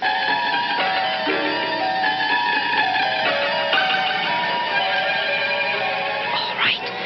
Now, don't talk. We'll just sneak up to the living room door and see what's going on, okay? Okay. Did you hear something? Not a damn thing. Don't talk anymore. Just let me get a look through the door and... Good Lord. I can't understand why you're so glum this evening. You seemed happy enough this afternoon. Ken, it's Claudia. Can't you see her? She's come back. It's Claudia. Dear God. It's Claudia, all right. Be quiet, they'll hear you. I don't think so, Martha. I don't think they can hear us. It's not as if I'd dragged you out here or something. You might as well have. You knew I didn't want to come. It can't be. Ken, that man looks like you. Yes. But it can't be. Apparently it can be, Martha.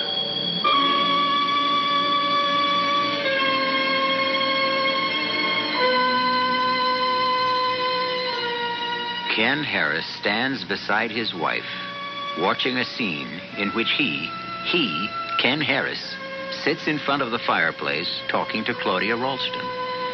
That adds up to 2 Ken Harrises in the same house at the same time. Impossible?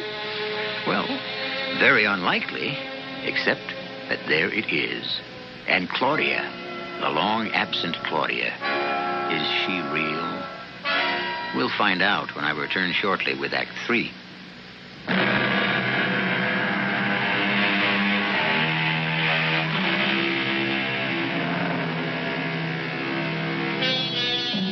It is held by some that events of great dramatic impact may leave their imprint so deeply stamped upon the scene of their occurrence that it is never totally erased, not by the absence of the participants, nor by the passage of time.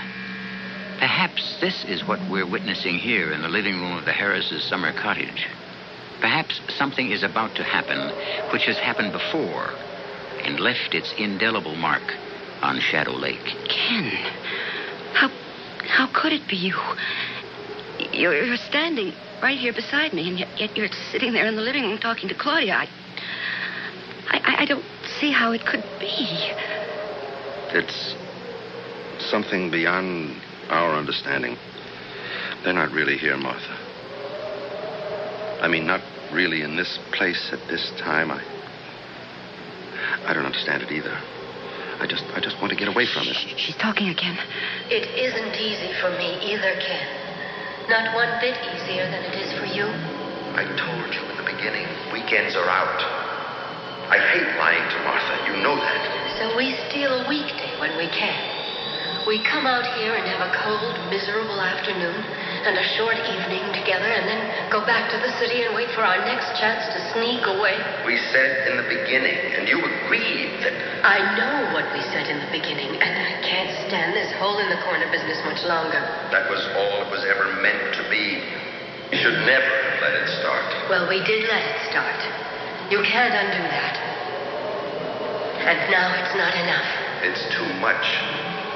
I think we have to stop now. It's gone much further than we meant it to. They just faded away. They're gone. They were never here, Martha. They weren't real. And the fire is dead. And everything is just gone. It was, I don't know, some kind of illusion. We imagined it. It was something that happened before, wasn't it? Something that actually happened. You and Claudia out here together. Martha, if you're just... Which weekend was it, Ken? The time you had to go to Chicago to close that deal with whoever it was that time? That's enough. We're going to get dressed and get the hell out of this place before it drives us both nuts.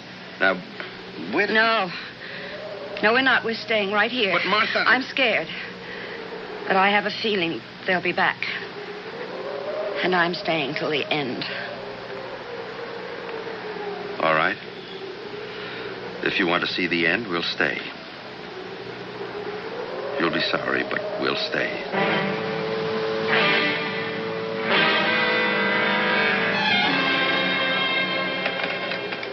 Operator. Hi, Mabel. This is Lou Potts. Hello, Lou.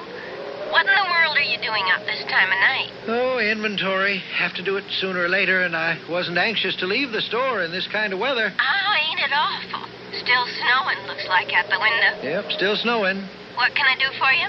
Do you happen to know, is the sheriff still in his office, or did he close up and go home? In his office 5-10 minutes ago. Why? Want me to ring him? No, I just thought if it turns out he's still in his office, maybe I'd stop by and say hello. Some kind of trouble going on, Lou? Wouldn't you know it before I did if there was?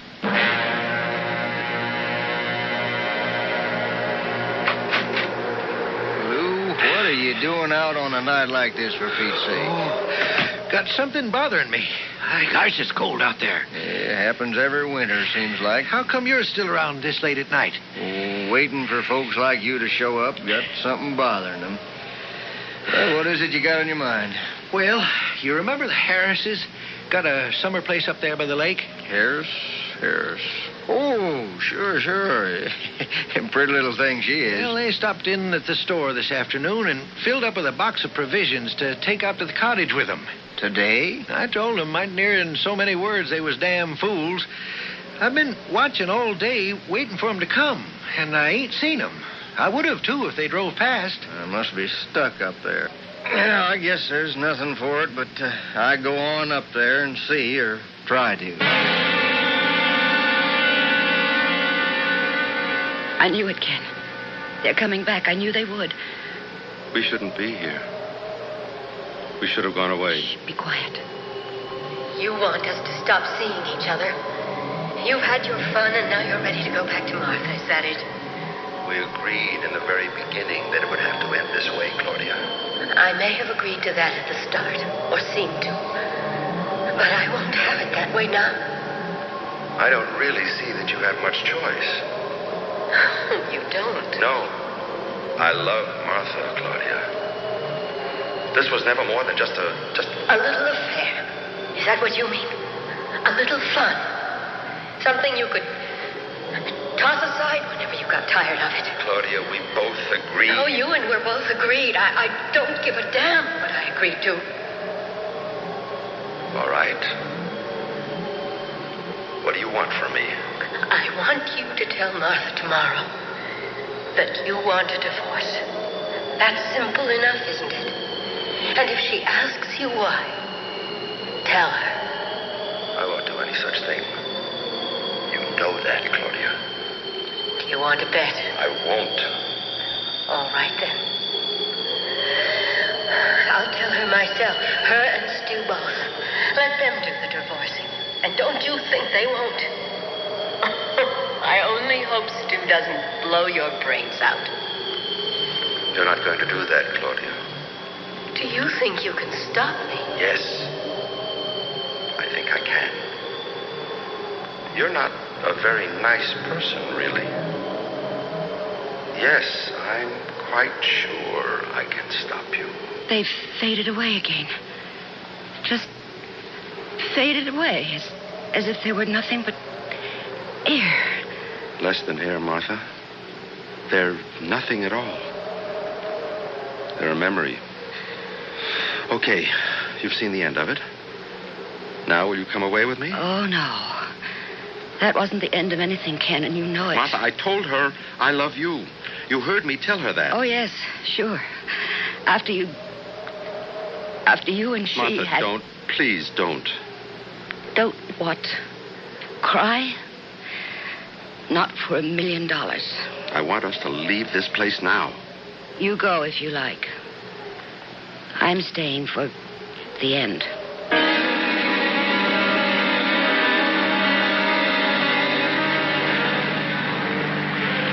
Well, they must have made it as far as the turnoff anyway. I ain't seen hide nor hair of the car. Oh, there it is. Yep, up ahead there. That heap of snow? Yeah, must be. Stopped just this side of the turnoff to the lake. I sure hope they had enough gas to keep the heater going. Else they're frozen to death by now. Yeah. Well, don't look like there's anybody in the car, Lou. I guess I'll just have to walk on up there myself. Why, you're as crazy as they are, Al. Yep. Now, you sit here and stay warm, Lou. I got snowshoes in the trunk. Son of a gun. Now, who'd think of snowshoes? A night like this, the sheriff would. Don't know why I didn't open a grocery store instead of running for sheriff. It's weird. The way they just materialize. It isn't real. Why are you looking at me like that, Ken? If you have anything silly in mind, you can just forget it. Silly? Just don't look at me that way. What way, Claudia? As if you could... Almost as if you could kill me. I wouldn't, of course, if there were any other way. But there isn't. Come on, Ken. You're kidding. I won't have you telling Martha about you and me. I won't put her through a thing like that. If I have to kill you to prevent it, why then... Okay. Then I'm sorry. I didn't realize you felt so strongly about it. We'll just forget the whole thing, okay? Well, don't just sit there shaking your head at me. I won't say a word to Martha or to Stu either about us, Ken. I promise you. I don't believe you. But that's just the point, Ken. I'm telling you, you can believe me. I promise. A moment ago, you said you don't give a damn what you promised. That was just... Oh, you know it was just talk. Oh, Ken, you've got to believe me. I can't. But if you don't... Oh, no, Ken. Please. There's only one alternative. No. I'm sorry, Claudia. Keep your hands off me. Don't touch me. If you fight me, Claudia, it's only going to make it worse. Now, what's the good of that? Just a little more now. It'll all be over in just a minute, Claudia. Just a little while, and the whole thing will be behind us. Ken, you killed her. That was the weekend she disappeared. You killed her. Yes. I couldn't figure anything else to do. But...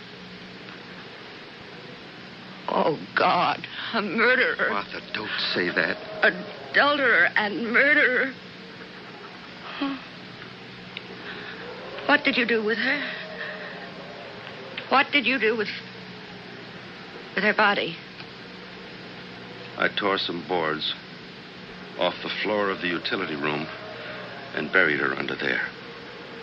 The utility room? You mean she's under there now, under that floor right this minute? Yes. All last summer. Every weekend, all last summer, we were out here laughing and having fun, and she... I wasn't having much fun. So, what do we do now? I'll go to the sheriff's office and give myself up. You intend to confess? What else is there to do? I'm glad it's over. I don't think I can walk to the car. I'll carry you. We can make it. There's nobody else who knows about this, is there? Just me. Nobody else even suspects. It doesn't matter. I told you. I'm going to give myself up. I know what you told me. It would be so easy. What would be easy? You carry me part of the way. Far enough so I can't get back, and then just leave me in the snow to die. The way you might have done yesterday. Martha.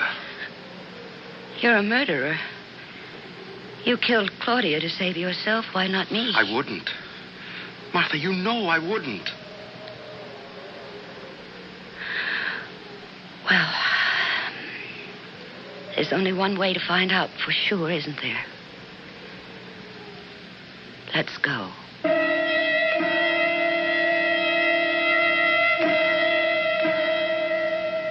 Ken Harris does not know that the sheriff is making his way toward the cottage, but the going is slow. It will be some time before the two meet. If Ken chooses to leave his wife to die of exposure, he can do it and get away with it. But will he? You may have it either way you want it, or can believe it. Whatever you decide, I'll be back in a few minutes. Hi, Tom Bodette from Motel 6 with a tip for the gardener. All summer long, you've been out there puttering in the yard. Sure, it's good therapy, but you can get too much of a good thing. So here's the tip. Cut the grass, get out the weed whipper, and put a good edge along the driveway and sidewalk. Then hang her up in the garage and take a little vacation. See some sights, get some new landscaping ideas, and stay at Motel 6. We got over 500 locations coast to coast, and along the way to any of them, you can see the flora this country has to offer. And no matter where you go, you'll get a clean, comfortable room for around $24, the lowest prices of any national chain. Call 505-891-6161 for reservations. Then with the money you save, pick up some caladium bulbs. They're a hardy little plant and do well in the shade. And when they come up in the spring, you'll be the envy of the neighborhood. I'm Tom Bodette from Motel 6, and we'll leave the light on for you. For a young girl, growing up in today's world is no easy job. She needs a lot of adult time and attention, sometimes more than a busy mother can give. A Big Sister volunteer can provide this extra support with just a few hours a week of friendship and guidance. For information on the Big Sisters program, call your Big Brothers Big Sisters agency. Because little people need big people.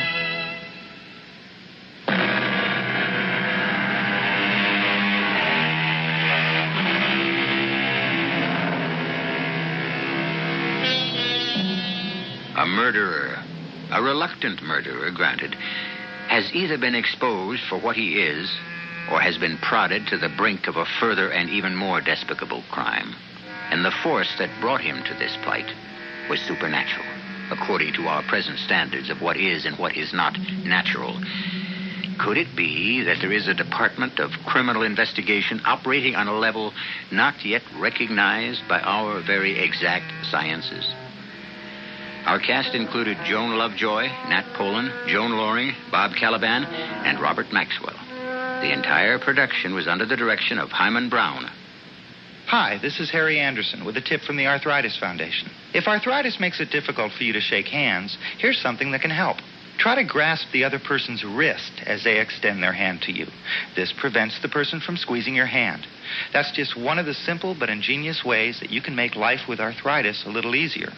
And you can find many more helpful hints at your local chapter of the Arthritis Foundation. Give them a call. They'll be glad to help.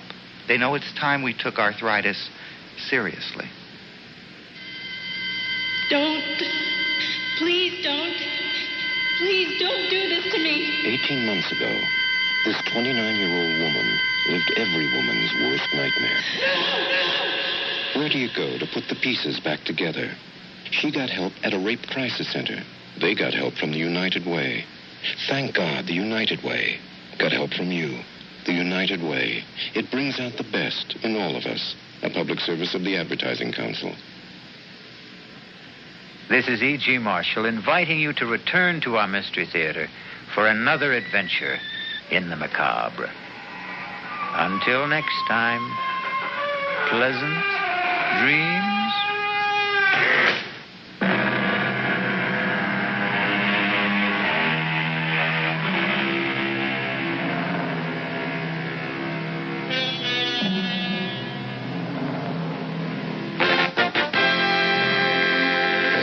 You're listening to WWJ News Radio 95. I'm Earl Dickinson. In the next few minutes, we will have complete details on these stories. Detroit police have a teenager in custody for the shooting of a 13-year-old boy on the city's east side. Oak Park police still searching for a missing 9-year-old boy. The FBI and Woodhaven authorities continue their search for an armed robber.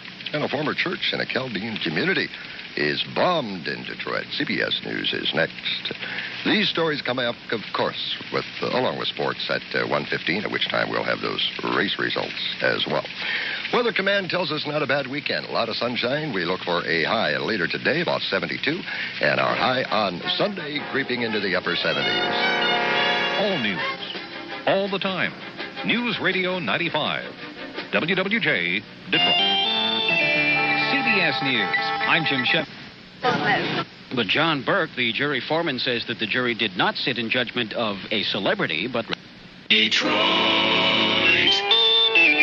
CBS News. I'm Jay Jones. A Los Angeles federal...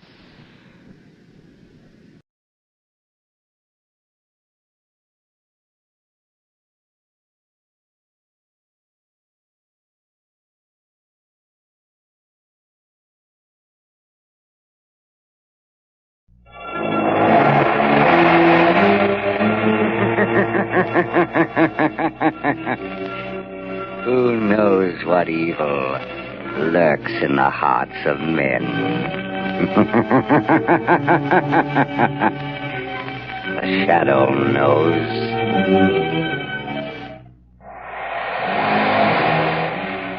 Blue Coal presents The Shadow, the mystery man who strikes terror in the very hearts of shopsters, lawbreakers, and criminals.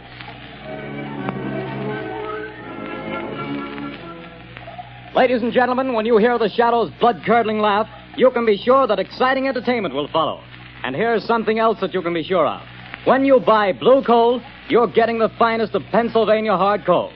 The harmless blue coloring that identifies Blue Coal is your guarantee of clean, even, safe, dependable heat all winter long. So don't take chances. Insist on Blue Coal. Ask for it by name. Phone your order to your nearest Blue Coal dealer tomorrow. And be sure to hold on for John Barclay's important message at the end of this program.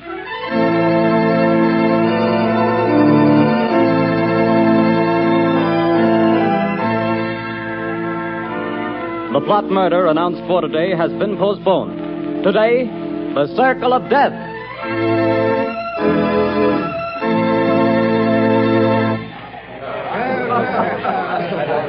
Oh, Jack, what a delightful show. What a wonderful way to start our honeymoon. Darling, when it comes to shows and girls, I'm a swell picker.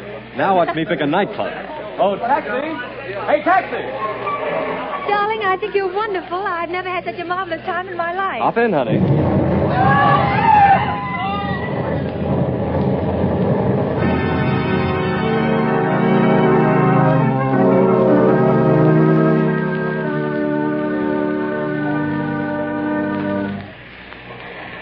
Well, things are pretty quiet around the theater district tonight, Bill. Yeah, pretty thin crowd. I don't blame folks for staying away.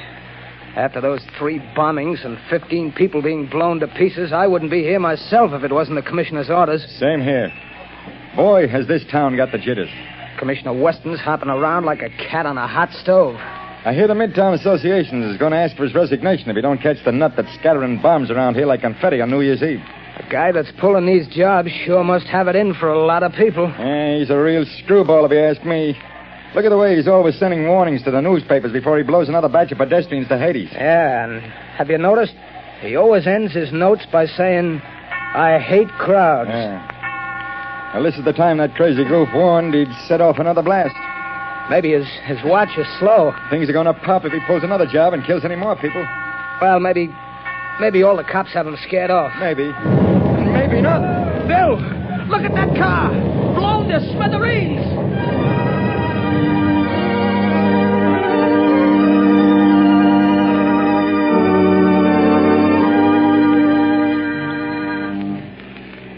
Mass killer strikes again. 5 more dead. Get your paper here, pad.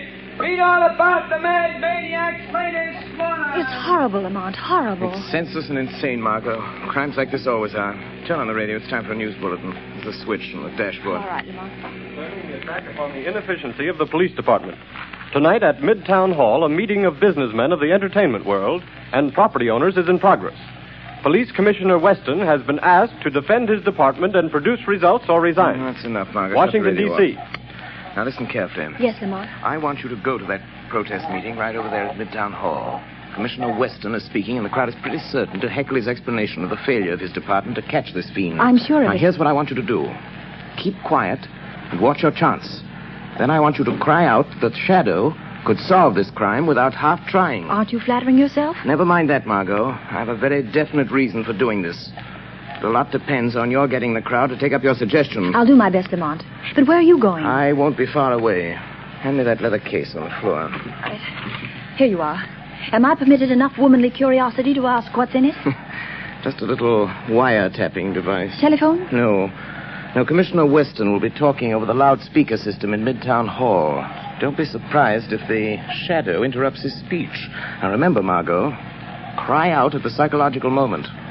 Hundreds of lives depend on it.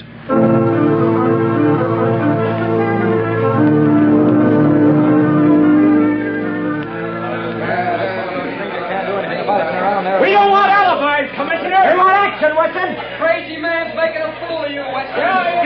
Gentlemen, as I have explained to you, every available resource of the police department has been thrown into catching this fiend.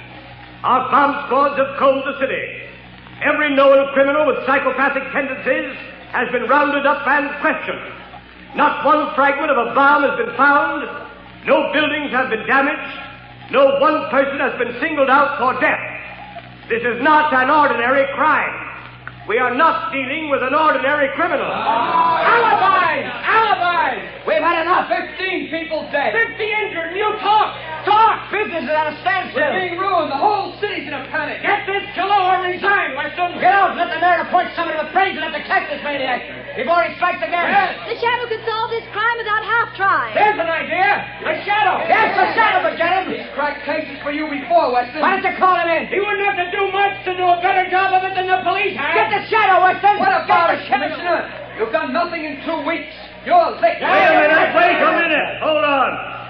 What makes you think this man who calls himself the Shadow is interested in law and order? He's helped to trap plenty of criminals, hasn't he? Yes, he's tipped us off occasionally, but it may have been to get rid of rivals.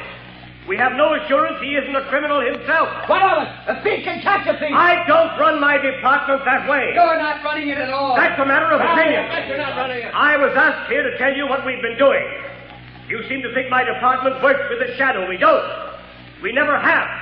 And as for the Shadow, and you reporters can spread it all over the front pages, I challenge him to uncover one single scrap of evidence that my men have overlooked.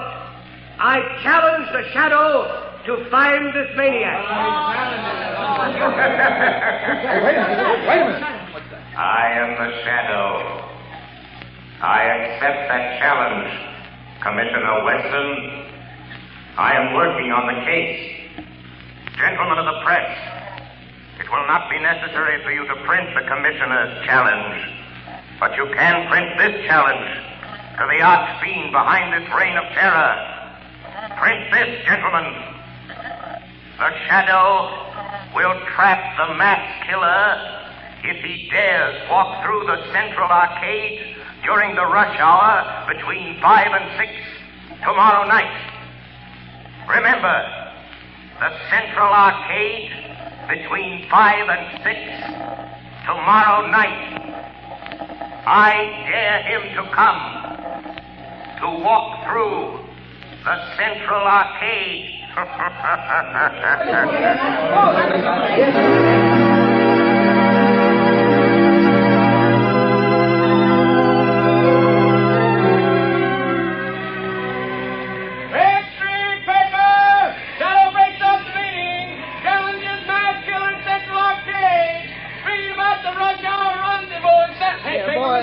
Boy, you here.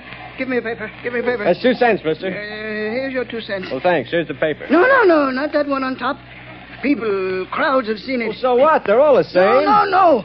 Give me that one underneath. Okay, the customer's always right. Hey, you mass murderer challenged by the Shadow. That's your extra paper. The Central Arcade tomorrow. So he's daring me, this Shadow fellow. He knows I hate crowds, and people pushing and getting in my way, voices talking and shouting. I hate them. But I'll show them. I'll show the Shadow fella, too. I'll fool all of them. I'll accept his challenge. I'll be there at the Central Arcade. And the Shadow fella will know I was there. The whole world will know. After I've gone.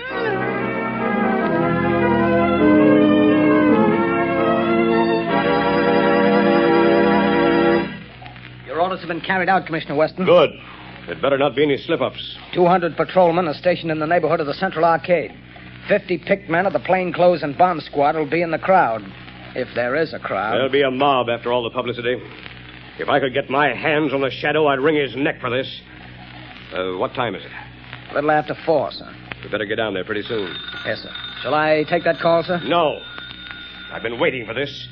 And if it's who I think it is... Hello. Listen to me, Shadow. No, Commissioner Weston. You listen to me. I'm listening. Quick, Collars, trace this call. Yes, sir. Don't bother, Commissioner. You can't trace this call. I've tapped a line. Just as I tapped the Midtown loudspeaker system last night. So that's how you pulled that crazy stunt. You're a fool, Shadow.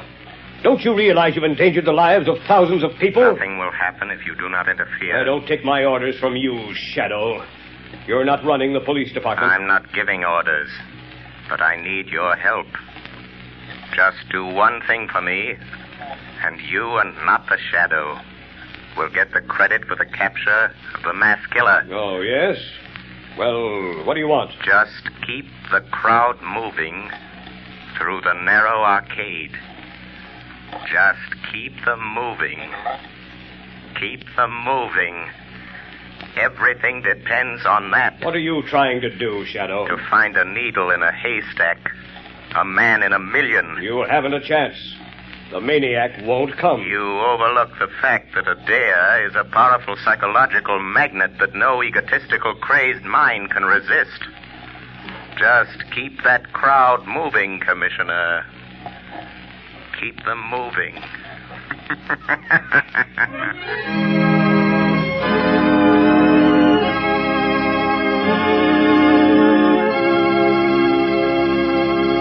When you start figuring ways and means to save money for Christmas gifts, fuel is probably the last thing that comes to mind. Naturally, you don't want to jeopardize the health and comfort of your family. But did you know that you can actually have better heat for less money simply by burning blue coal? Here's why. Blue coal is a rich Pennsylvania anthracite. The fuel that furnaces, space heaters, and cooking ranges in this part of the country were especially designed to burn.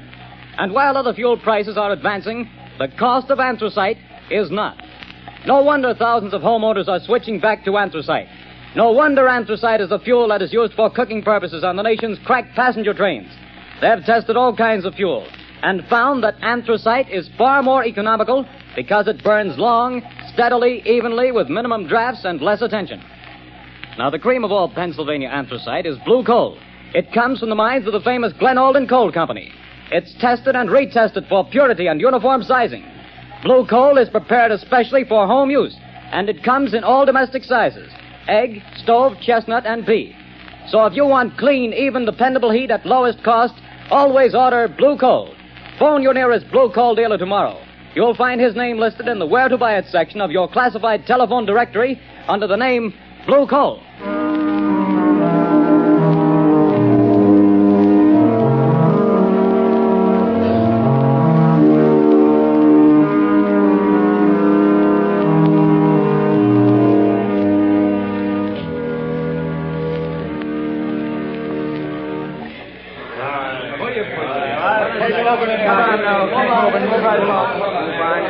In the arcade. Keep moving. Well, the time's almost up, Commissioner Weston. Yes. 2 minutes to 6. Oh, this is the longest hour I've ever spent in my life. Can you beat it the way people have flocked here on the chance of seeing somebody else blown to bits by this maniac? Looks like the Shadow was right. The way they've been swarming through this arcade. Yeah, and watching each other like a bunch of wild animals. You see what happened to that poor guy with the Christmas box? I nearly killed him before we got him out. All he had was a doll for his kid. I saw it. Well, the time's up, Commissioner. Yes. Thank heavens. Any orders, sir? Just keep the men on duty till this crowd thins out. They'll be going home now. Commissioner Weston, look. What is it? The maniac. He's been here. Look at this piece of paper. Where'd you get it? In the arcade. He must have dropped it. Oh, what's it say, Commissioner? Tell that Shadow fellow I'll kill me a lot more people at 11 o'clock tonight.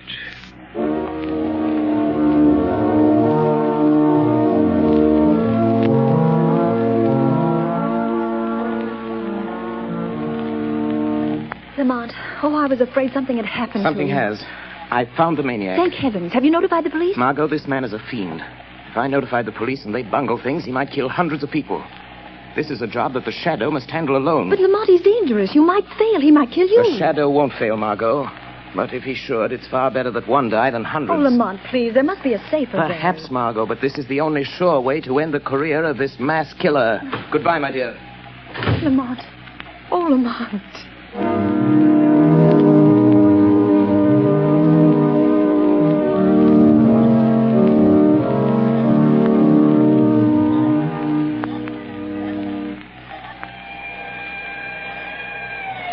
Look lively, Connors. Here comes the headquarters car. Yeah, it's Commissioner Weston's car. He's plenty worried about this maniac's threatening to kill another batch of people at 11 tonight. Well, he'll sure have to go out of the theater area to kill him. They won't let anybody in the district here without a police permit. Wait a minute. Here comes a guy. Hey, you. You. Who, me? Yeah, you. Where do you think you're going? Me? I'm going to work. That's where I'm going. Got a permit? Got a badge. See? Says I'm a night watchman. I got to go to work. What do you watch? Where do you work? I watch things in the ground. Down there. Down where?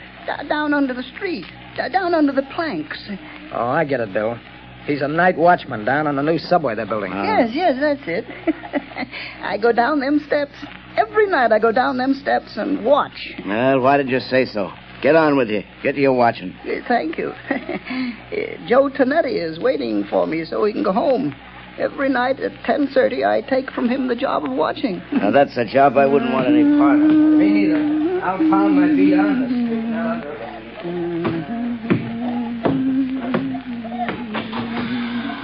Oh, Joey Tonetti. Joe, you can go home now. I'm here to watch. Hey, what's the matter? You're half a big speakerback fella. You're 5 minutes late. I want to go home. Here's the keys to everything now. You watch out. You don't go to sleep. The police don't want to let me come to work, but I show them the badge. You can go home now, Joey. I'll watch everything. Okay. See you in the morning. Goodbye. Goodbye.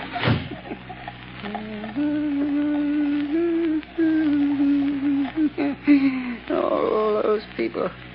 So many people always pushing me. But I'll show him. I'll fix them good. I'll kill him. That shadow fella, I'll show him, too. Now I'm alone. All alone. Not quite, Anton Spivak. You are not quite alone. I am with you. Huh? Do you hear my voice, Anton? Sure. I always hear voices in the dark, on the street, and here under the street where I watch every night. Yes, Anton. But you've never heard my voice before, have you? Well, maybe. I don't think so. What's different about your voice? It's the voice of the shadow. Oh, you're a pretty smart voice. How'd you find me? Where's that shadow fella the newspapers talk about? I am more than just a voice, Anton Spivak. I am the shadow. You're the shadow? Yes. Where are you hiding? I am hiding under the cloak of invisibility. You cannot see me because I have clouded your mind, so you cannot see that which is here. How did you get down here in this subway excavation? I followed you down the steps. How'd you know where to find me? I picked you out of the crowd in the Central Arcade. How did you know I was the one? Your eyes showed me. I knew then how much you hate crowds. My eyes show you? Yes. You passed close to me as I stood in the shadows. Huh? The arcade is narrow. You didn't see me. No one saw me. But I saw you. How'd you find out my name? I followed you to the place where you live. I found out you work here. In the tunnels. Then you followed me here from my home tonight? Yes, Anton Spivak. All the way. Good. You're a very clever shadow. But you must go now and let me do my work. I ain't got much time. Now go quick before I get mad. You're plenty smart. I'm glad to know you, Mr. Shadow, but no, you have to go. Yes, I'm smart. But you're smarter. You bet. Let me stay. I want to learn. You can teach me things. Then maybe we can work together. You hate people, too? Yes. I hate crowds. Let me watch you and learn. All right. I'll let you watch. What are you going to do? Yeah, you just watch. What's in this shed? You see? Dynamite. Sticks and sticks of dynamite. Is this what you use to kill people with? Mm-hmm. Yeah. My precious dynamite. They kill the crowds I hate, see? Now, look here. Here's a stick of dynamite already fused. There's 1, 2, 3, 4, 5, and 6 sticks of dynamite to go with it. Now, you watch. See, Shadow, I tie them in a bundle. But how do you take that dynamite to the place where you killed all those people? It's a block away. How do you carry it? That's where I'm smarter than you, Mr. Shadow. Show me. I'll show you. Now, look, see, it's almost 11 o'clock. Now, here. You see this little hook? I hook the dynamite to it. Then what, Anton? Wait, you hear that car overhead on the boards? Yes. Well, if the light is red, it will stop right over our heads. Now listen. There, you see? The light is red. Now I take this crowbar. And I go up this ladder. Come on, you come with me. Yes, I am still here. Although you cannot see me. Now you watch. I pry the end of this plank back, see? And I hook the dynamite on the brake rods. I strike a match. And I light the fuse. And when the light changes, the car takes the dynamite with it. And when the dynamite explodes a block away, I'm still here. While the... Oh, no, you put out the fuse. You've tricked me. And here is the dynamite. Oh, you took it off the car. It's gone without the dynamite. And I promised I'd kill a lot of people tonight. Now I have to wait. Tomorrow the crowds will be still pushing me, scaring me. You tricked me. That's what you did. You tricked me. Where are you, Shadow? Shadow. Come here, Shadow. Nice, Shadow. Nice, Shadow. I'm here, Anton Spivak. Yes, I hear you. Nice, Shadow.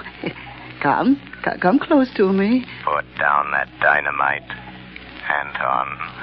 No, Shadow. I light another match. If you touch that match to the fuse, you'll die too. But I'll kill you, and I don't care. You wouldn't let me kill people, and I don't want to live. I want to die. I want you to die too, Shadow. Wait, Anton. No, you blow out my match. Yes, I have a plan. Those thousands of people waiting up the street. Huh? Yes? You can kill all those people. Wouldn't that be better than just killing the two of us? How? Tell me how. Take your dynamite and come with me. Up the steps. Up to the street. Oh, no. There's policemen out there. I saw them. But they won't see you any more than you can see me. No. They will see me. Hypnotize them. Huh? Hypnotize them. Look straight at them. Stare at them. And then they won't be able to see you. No, I'm afraid. Think of all those people waiting to be killed. Come. Just a few more steps. I am with you.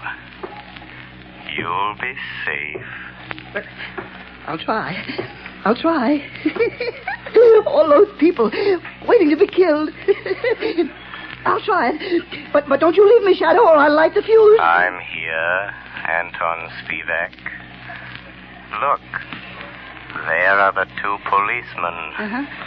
Just stare at them hard as you pass, and they won't see you. All right, I'll try. Well, it's past 7, Connors. Looks like a false alarm this time. Hey, wait a minute. Here's that night watchman. Yeah, what's the matter with him? What's he staring at? Look what he's carrying. You can't see me. Dynamite. Grab him. No. Take it away from him. Let me go. Hold it. No, I said no. I got him.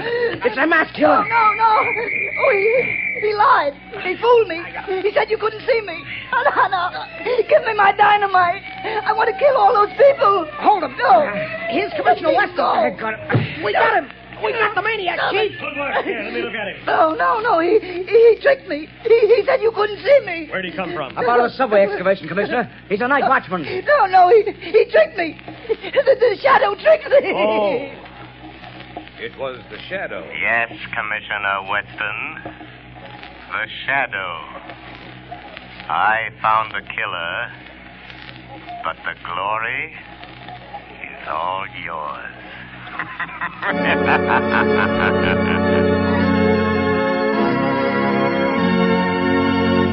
Before we tell you of the Shadow's next exciting adventure, here's John Barclay, Blue Coal's famous heating expert, with an important message I promised you. Ladies and gentlemen, Mr. Barclay. Friends, there are just 2 more days left in November.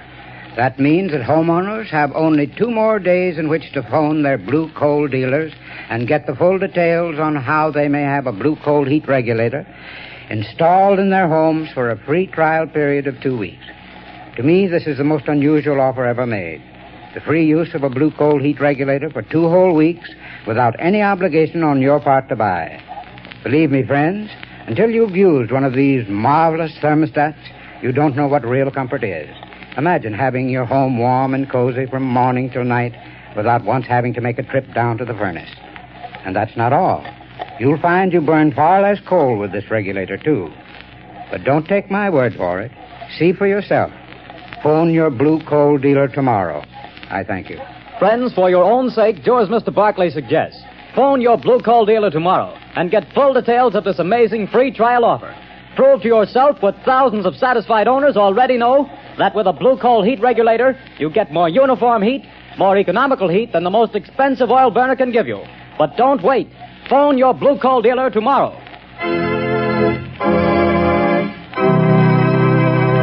The story you have just heard is copyrighted by the Shadow magazine. The characters in this story are entirely fictitious. Any similarity to persons living or dead is purely coincidental.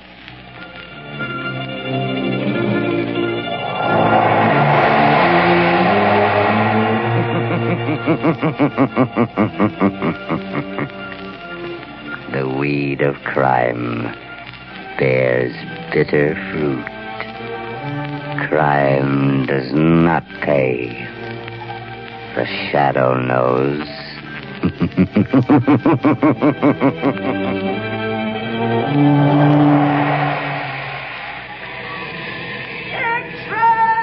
Extra!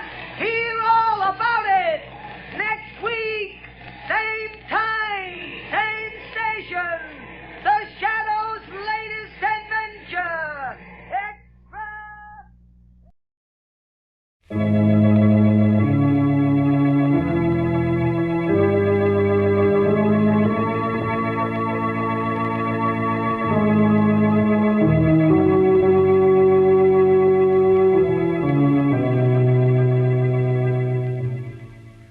Who knows what evil lurks in the hearts of men? The Shadow knows. The thrilling adventures of the Shadow are on the air, brought to you each week by the Blue Coal Dealers of America. These dramatizations are designed to demonstrate forcibly to old and young alike that crime does not pay. Before the Shadow begins today's adventure, I want to ask you a question. What's the best hard coal you've ever burned? Well, if you burn blue coal, I'll bet you can answer that question right off the bat. And if you don't burn blue coal, I sort of feel it's my duty to tell you just what you've been missing. Clean, radiant, invigorating warmth that takes the chill off the house in a jiffy. That's the kind of heat you get from blue coal. And find out for yourself. Order a trial ton from your neighborhood blue coal dealer tomorrow. He'll show you the easy, economical way to heat your home. The Shadow, mysterious character who aids the forces of law and order, is in reality Lamont Cranston, wealthy young man about town. As the Shadow, Cranston is gifted with hypnotic power to cloud men's minds so that they cannot see him. Cranston's friend and companion, the lovely Margot Lane, is the only person who knows to whom the voice of the invisible Shadow belongs. Today's story, Death rides a broomstick.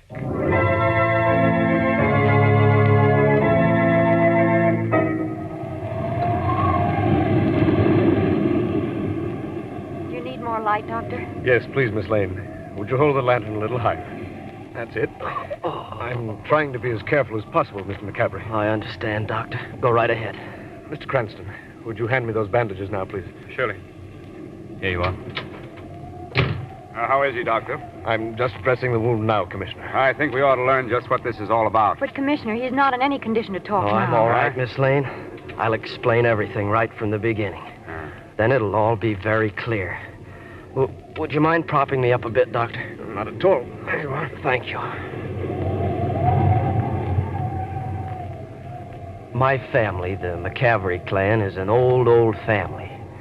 And like many old families, there are many things in our past that we'd like to forget. Among them is the fact that many years ago, 1741 to be exact, my great-great-grandfather, Thad McCaffrey, chieftain of the clan McCaffrey, officiated at the execution of a woman condemned to be burned at the stake on a charge of witchcraft. It took place in the courtyard of the old castle, far up in the Scottish Highlands. And as the story goes, everyone in the township... There she is! They're turning the witch to the stake! Witch! Witch! Burn the witch! Burn the witch! Burn the witch! I burn her!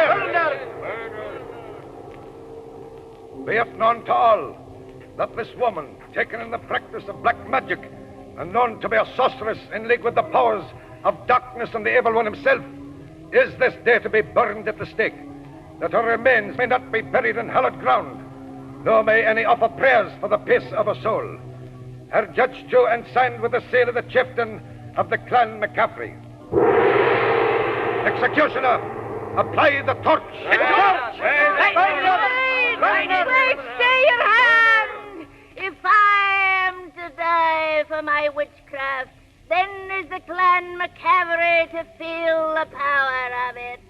This day I curse you, McCaffrey, with a dying curse.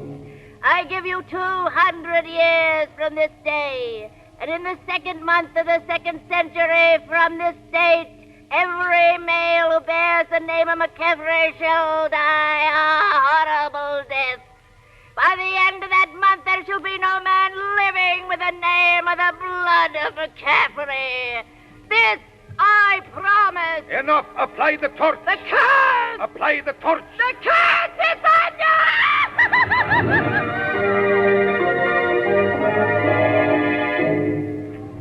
The curse was nothing more to my Uncle Garth or my brothers Tom and Donald and myself than just an old wives' tale. A forgotten skeleton moldering in the family closet. But what has all this got to do Let him continue the story, Commissioner. Please go ahead, Mr. McCaffrey. Well, as you know, the family prospered through the years. My Uncle Garth, who took care of the finances, was custodian of over $2 million. And none of us paid attention to the fact that 1941 was the 200th year of the curse. But at the beginning of this month, the second month of the second century, things began to happen. Just past midnight, February 1st, on a small merchant vessel some 200 miles off the coast of Labrador.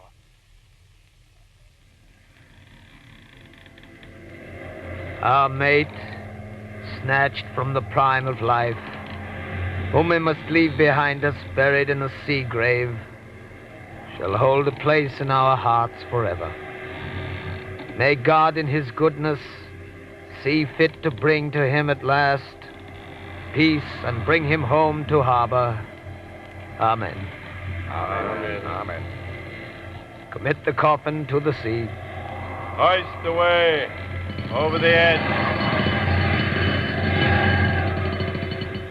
May heaven so receive the soul of Thomas McCaffrey.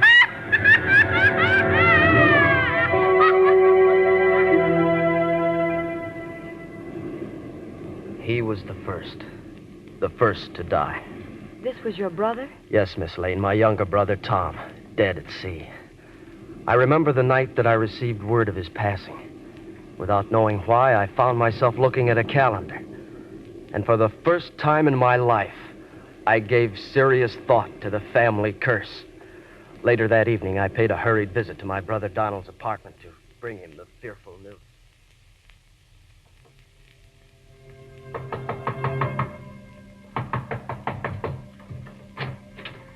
Oh, Jamie, come in. I was just writing to... Jamie, what's wrong? You're pale as a ghost. Donald, Tom is dead. Tom is dead? Yes. I just received a cablegram. Tom dead? Why, no, that's impossible. It's true, Donald. But he was in the best of health. What happened? The cable just said, cause of death unknown. Cause of death unknown? Donald, do you know what month this is? Well, yes, it's February. Why? February is the second month of the 2nd century. Well, what has that got to do with... Oh, yes, I see what you mean. Now, Jamie, you don't think... I do. I believe that the curse of the clan is now at work. Oh, come now, man. In this day and age, no one can believe that a story that's been handed down... Donald, someone fired that shot from outside this window. Look, they threw the gun in through the glass. Why in the name of heaven should... Look, it's mine. That's my gun. How in the world... Jamie. Donald, what's the matter? I've been shot. Donald. Donald!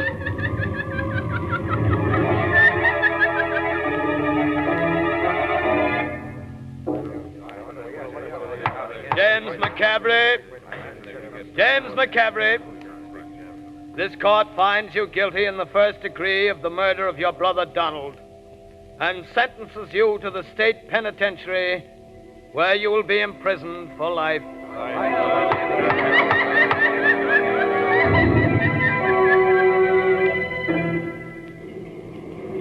Say, officer, it's pretty stuffy in here. Would it be asking too much if we went out to the observation platform? You know, just for my last fresh air as a free man. Well, okay, McCaffrey. But no funny stuff. No funny stuff. Come along, then. But remember, you and me are going to be closer than Siamese twins till we get to the big house. I could hardly forget it with these handcuffs on. Oh, boy, that smells good. Cigarette? Thank you. Tell me something, will you? What's that? What'd come over a young guy like you to bump off your own brother? I didn't kill him. Now, look, Buster, you aren't talking to the judge now. You were found with your gun in your hand. The door locked, and you were trying to smash your way out the window. What does that look like, a tea party? I repeat that I didn't kill him, so don't ask me any more questions, please. Okay. Have it your own way. Good evening, gentlemen. Good evening. It's lovely weather, isn't it? The days are getting longer. I'll have time to put around in my garden before the light's gone. You fond of gardening? No. It's excellent for the health. Yeah, I know. I specialize in hydrangeas. You like them? Yes and no. Oh, it's a beautiful flower. Last season they didn't do well for me at all at first. No? No, I used some of Dr. Webb's silica extract on them, and you know what? No, what? There's a gun in my left-hand pocket that's going to blast a hole right through your midsection any second now. What? Yes, so I'll just bet you're going to be a good boy and unlock those handcuffs, aren't you? I don't get you. Unlock them. Sure, okay. Say, who are you? They call me the Smiler. Well, what's this all about? You'll find out after we're off this train, Jimmy. Now, over the side with you.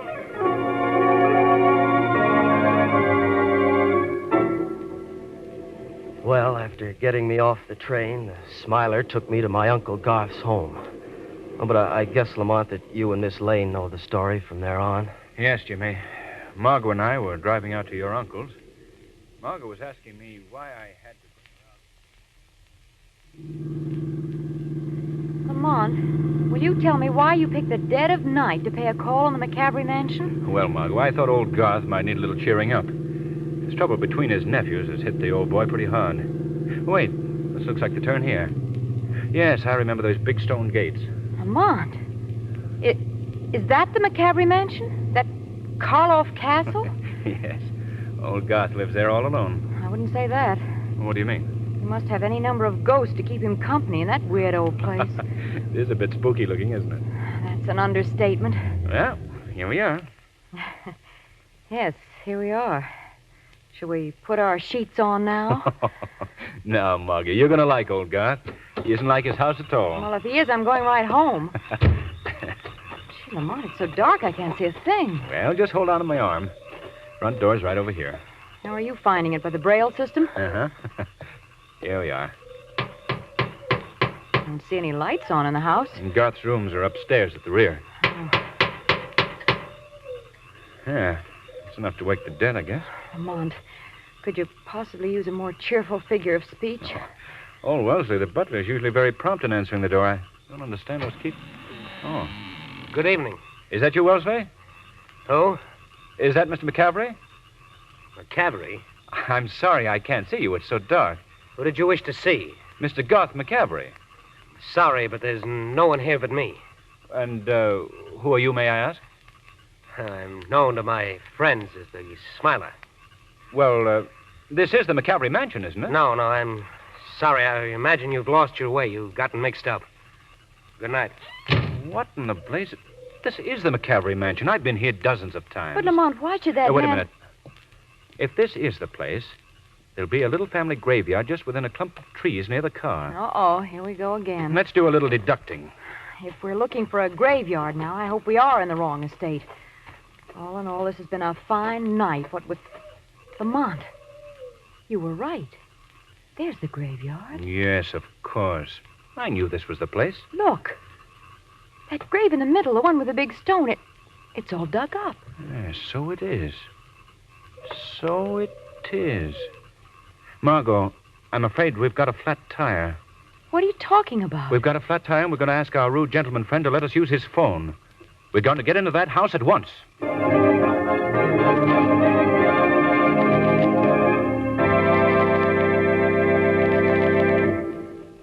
Will Lamont and Margot succeed in getting into the house?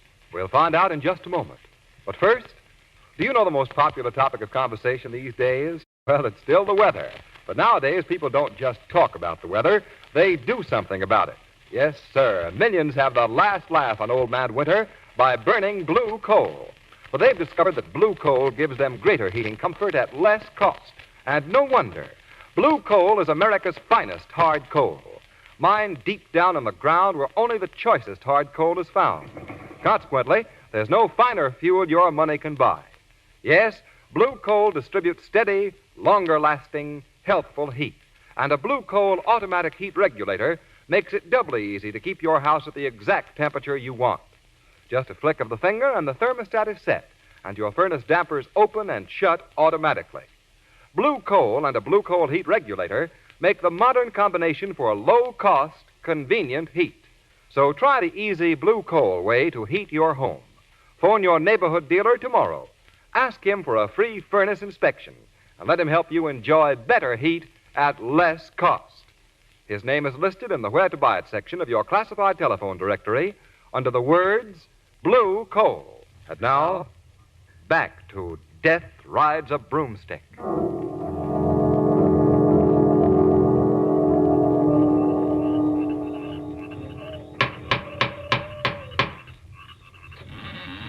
Oh. Yes? I hate to bother you again, old man, but my left rear tire's gone flat. I wonder if I could use your telephone. Haven't you got a spare? No, I haven't. You're sure of that? Quite sure. I'll come in. Thank you. Go ahead, Margot. All right. The phone is... I know where the phone is. How do you know? I'm gifted with a sixth sense. Yes, everyone tells him that he's psychic. Well, he's most fortunate. You say that you're known as the Smiler. Is that because you're always so cheerful? I'm afraid your humor is lost on me. I must get back to my work. Lamont, what do you suppose his work is? Something very grisly, no doubt. Operator, hurry with that call to Commissioner Weston, will you? I'm ready with it now, sir. Oh, put him on. Hello, Cranston. Good evening, Commissioner. What's on your mind? Well, Margot and I are out at the McCavery mansion, Huh? and... McCavery mansion? You mean Garth McCavery's place? Yes. Is he there now? No. We just received a note about him here at headquarters. Well, what about? He's just been kidnapped. What? Yes, the note says Garth McCavery is not coming back. The McCavery curse is working again. Signed the Smiler. Signed what? The Smiler. The Smiler? Why, he's... Sorry, Mr. Cranston. You must have a bad connection. Yes. Yes, indeed. And, let me compliment you on your marksmanship. Thank you. And now I'm afraid I must persuade you both to stay here for the evening. What's that? That flat tire that you haven't got will make it quite impossible for you to return to town. Yes, very interesting. Tell me, sir, have you ever used your name, the Smiler, as a signature? Yes, at times. A signature to a note that you might have sent the police? My good man, I haven't the faintest idea what you're talking about. Oh, I see. And now I'm going to ask you to retire to your rooms, if you please. And where would they be? Right up those stairs, and I advise you not to try to leave. You see, the next time I won't be aiming at a telephone. Lamont, what do you suppose this Smiler has done with Garth McCaffrey? I don't know. If I did, Let me out! Let me out of here! What's that, Lamont? Sounds like we have a fellow prisoner, Margot, somewhere in this wing of the house. Do you think it's old Garth? There's only one way of finding that out, Margot. Out, I say! I'm going to investigate just what goes on around here as the Shadow.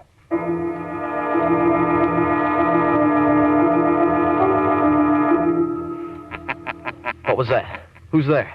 What are you doing here, James McCaffrey? I'm being held here, a prisoner, but who speaks to me? I am a friend. I'm here to help you. How did you get here? I escaped from the train that was taking me to the penitentiary. How?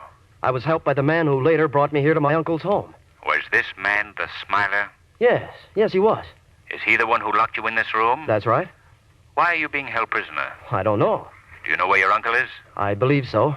He's been kidnapped by a gang of murderers. How did you learn that? I overheard the Smiler speaking on the phone to the men who've taken my uncle away. Did he happen to say where they might have hidden him? Yes, at least he mentioned the name of the Sailor's Roost. It's a tavern out on the seacoast. Say, wait a minute. Maybe these kidnappers are the same ones that killed my brothers. If I can rescue my uncle, perhaps I can prove my own innocence. Don't worry, Jimmy. If you're innocent, the law is on your side. But how can I get out of here? I think I know a way. Just continue to shout and pound on the wall. The Smiler is bound to come in here to silence you. Then I'll take care of the rest. All right, let's try it then. Let me out of here! Let me out of here!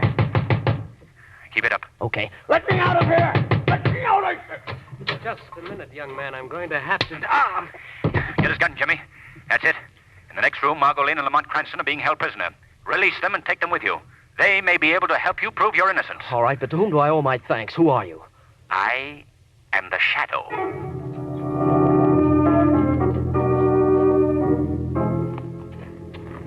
Well, according to the sign, this is the Sailor's Roost. I have an idea they aren't going to give us a very hearty welcome. Well, Margot, at least we have never been thrown out of any lower dive than this. You get 100 for that little gem. You have the gun, Jimmy? Yes, Lamont. Very handy. All right, then take a deep breath and in we go.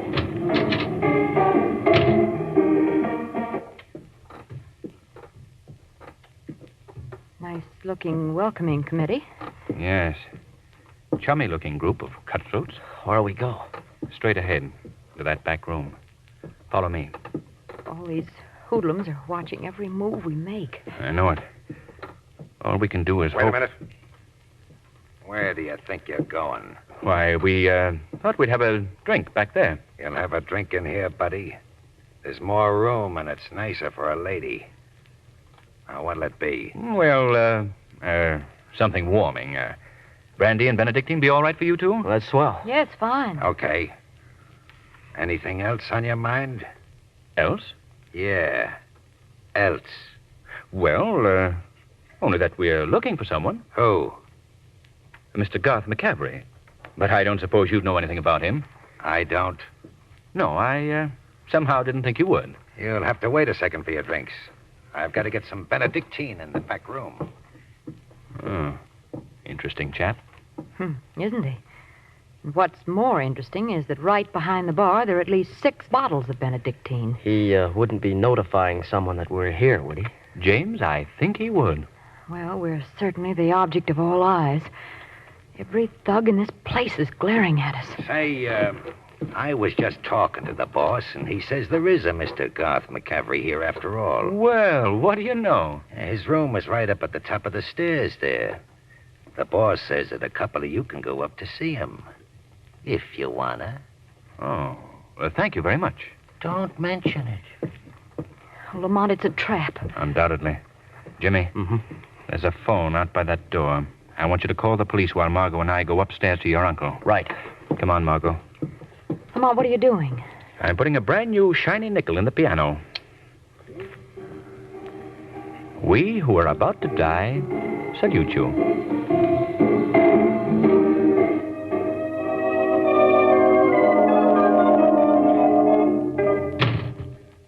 Who's there? Garth McCavery. It's Lamont Cranston. Cranston. Oh, how did you get here? Never mind that now. I've come to help you. Oh, thank heaven. What happened? Who brought you here? A man known as the Smiler. Yes, we've encountered that gentleman. A very interesting chap. Come on. Someone's coming up the stairs. Oh, no. Listen. Oh, they're coming after me. They're coming after me. They'll have to get past me first. You'd better get out the window while The boat's in, McCaffrey. The boat's in. What's he talking about? I don't know. I believe I know, Mr. Cranston. Yes, what is it? Put up your hands and I'll tell you. Put up... Mr. Do McCaffrey... as I say, Cranston. I have a gun in my hand. Well, what's this all about? We're here to save you, Mr. McCaffrey. That's very touching. But you're the ones who'll need the saving. What do you mean? I mean you've blundered into something that's none of your business. And you're going to pay for it, both of you. Then you're here of your own free will, Mr. McCaffrey. That's right. The boat's in, McCaffrey. All right, I'll be right there. That boat has taken me to a tramp steamer that's anchored in the harbor. But what is your purpose? My purpose is in the black valise there in the corner. That bag contains all of the McCaffrey millions, carefully converted into cash. Oh, I see. What is it you see, Mr. Cranston? I see now that you are the murderer of your own nephews. Excellent deduction. But it's come too late. What's that? It could be the police, brought here by your nephew James. James? But he's in my house, a prisoner. You're wrong. He's right downstairs in this building. How did he get here? By the simple process of our bringing him with us.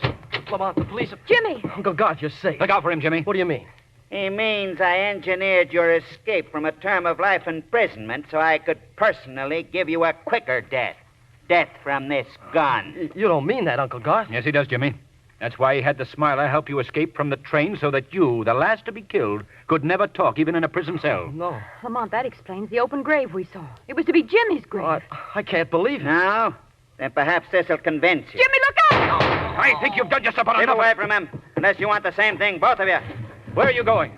After bidding you both a fond farewell, I'm using this window as an exit to my motor launch. The police are covering this building. They'll spot you. I'll chance that. Come back here. You'll never make it. Yes, I will. Lamont's throwing a searchlight on this window. Yes, so I see. McCaffrey! McCaffrey! You're right, Cranston. I thought I was a little too smart.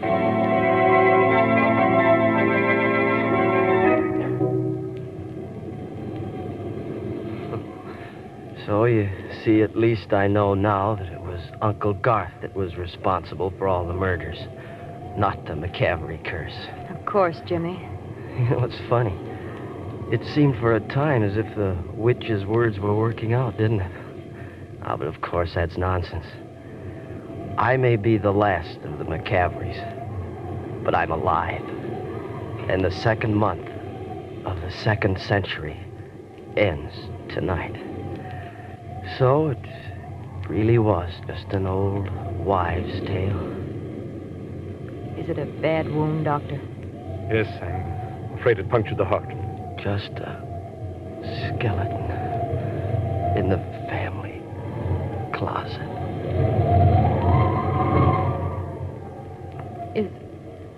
Is he dead? Yes, Miss Lane. There was nothing I could do. Well, that's that, I guess. You coming below, Cranston? In just a moment, Commissioner. The poor boy.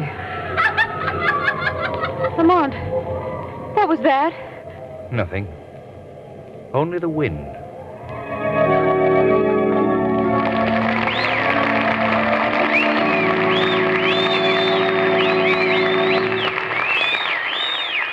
And now, before the Shadow gives us a thrilling thumbnail dramatization from real life, here's John Barclay, America's home heating expert. Mr. Barclay. Thank you, Ken Roberts, and good evening, friends. Extra money always comes in handy, doesn't it? Well, you householders can save yourselves extra money just by taking a few simple precautions during this blustery weather. For instance, if your house is on a hill, protect the windows on the north side with storm sash and weather stripping. Another sound idea is a storm door on the outside of your regular front door. This way, you'll save yourself money because you'll be burning less fuel. And you'll be adding to the comfort of your home at the same time. But of course, there's more to keeping your home comfortable than just protecting it on the outside. You see, the comfort you enjoy also depends to a large extent upon the fuel you select for your heating plant. That's why I want to put in a good word right here for blue coal. As Ken Roberts tells you, blue coal is America's finest hard coal.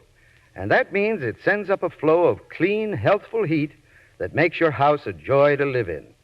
But before I close, I want to remind you again that a John Barclay trained serviceman is qualified and willing to help you solve any heating problem you may have.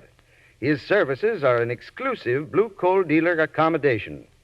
It'll pay you to phone your neighborhood dealer in the morning. Thank you.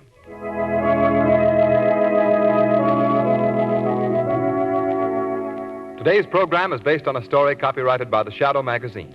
The characters, names, places, and plot are fictitious. Any similarity to persons living or dead is purely coincidental.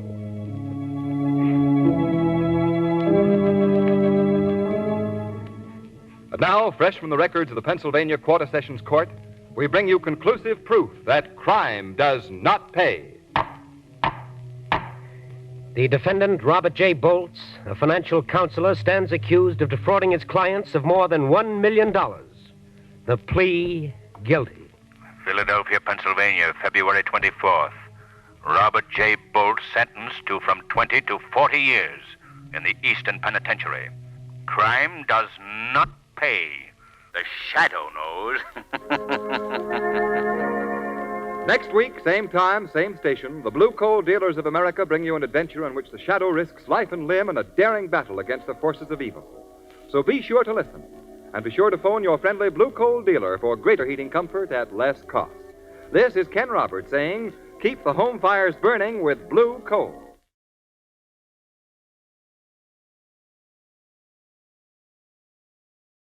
The CBS Radio Mystery Theater presents...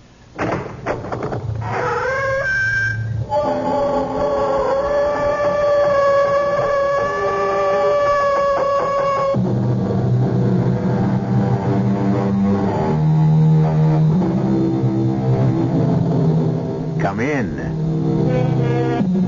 Welcome. I'm E.G. Marshall, your pilot on a mysterious cruise through the uncharted seas of your very own imagination. Vengeance is mine, I shall repay, saith the Lord. From this, we must assume that revenge belongs to him and to him alone, and that should end the matter, shouldn't it? But so many times, so many of us are so outraged by the painful fact that wrongdoers simply seem to get away with murder. Well, don't bet on it. After all, if the Lord says he will repay, he is good for the debt. And if he chooses to make it a long-term note, he has plenty of time. All of eternity. Rosa, look there. The car. It's out of control. Oh! Rosa, hurry. Maybe we can help these people. Benno, are they... Oh, no. They're dead. There's nothing I can do for them. Oh, are you sure? I'm sure. The impact of the crash, death was immediate. It's the Konigs. The Konigs? The people I told you about. The ones who have the papers and the visa to go to the United States. Oh. Poor souls. They waited so long to get on the quota. Rosa, you say they have papers? Well, then, why don't we... No, Benno. But how else? How else we'd be able to get to America? Benno, I don't think it's the right thing. Who'll ever know? Who'll ever care? Here, help me. We'll take their papers. But it's stealing. Stealing? They can't use them anymore. They have better papers now. A passport to heaven. They won't mind if we use their visa to get to the next best place.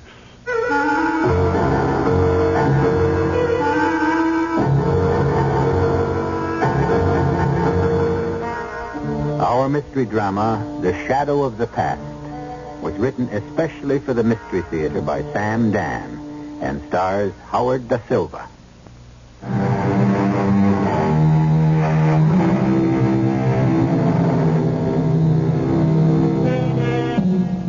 neighborhood is old, run down. The buildings are crumbling and grimy. The neighborhood used to be a ghetto, a procession of many ghettos, as succeeding waves of immigrant nationalities paused here before moving on to the full promise of America. Now the neighborhood, strictly speaking, is no longer a ghetto. Some would call it a slum.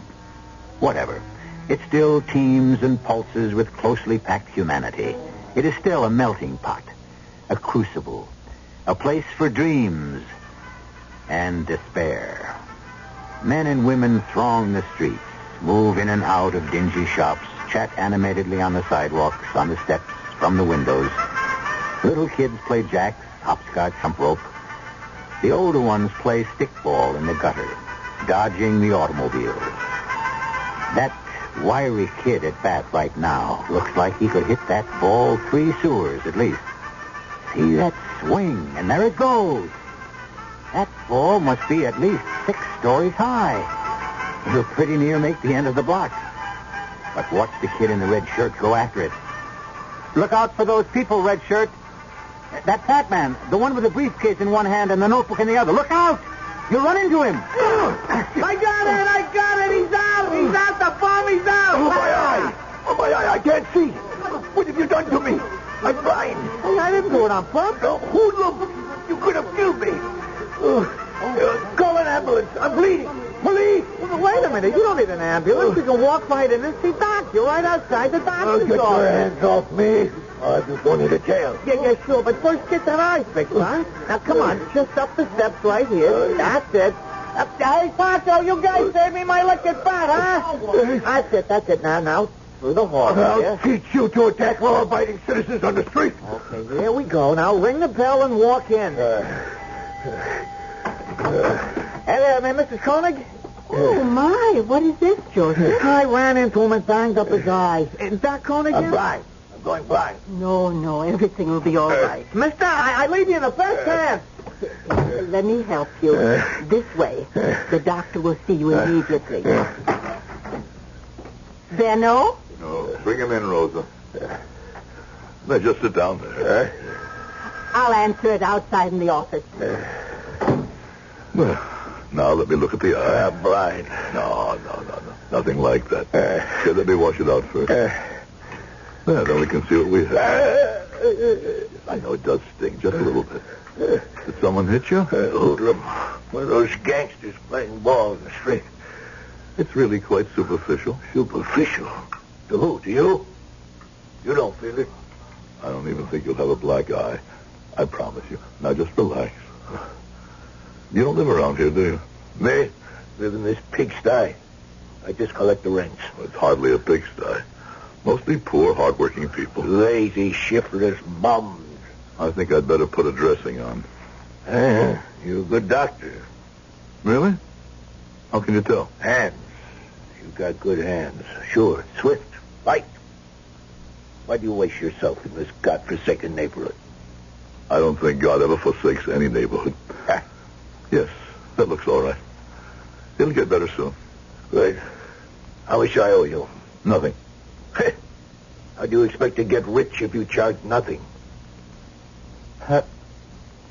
Have we met before somewhere? No. I don't believe I had that pleasure. Your face is familiar.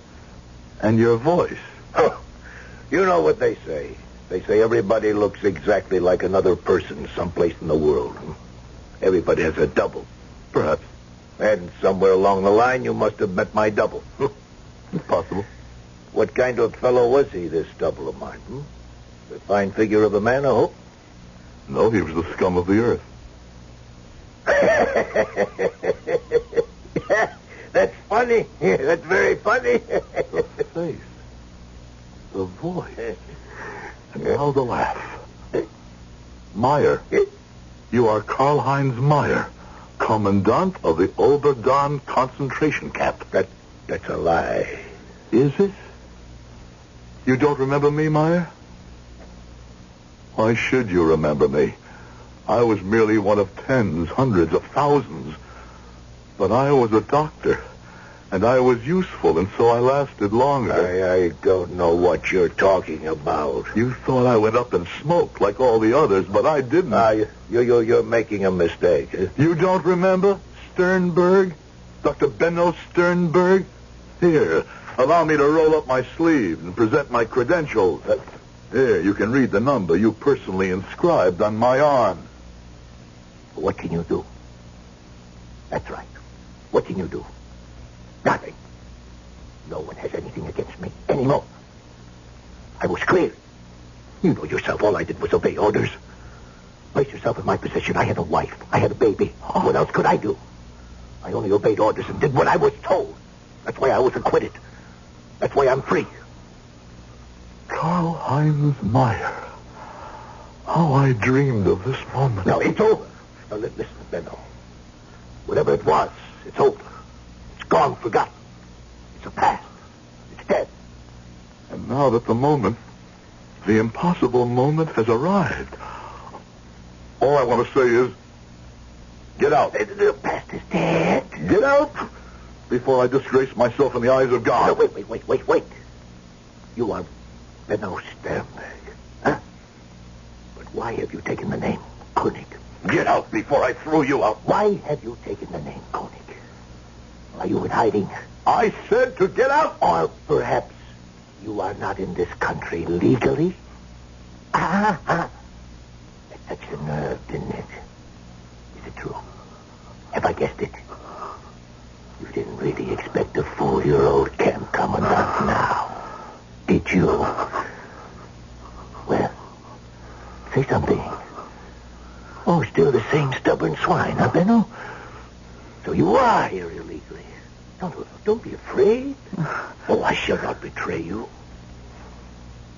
Well, shouldn't you be grateful? Shouldn't you make it worth my while to keep my mouth shut? Oh, say, I remember. I remember you had a wife. She was a pretty little thing. Oh, yes, indeed, I do remember. You dog, you nothing do. What did you do that?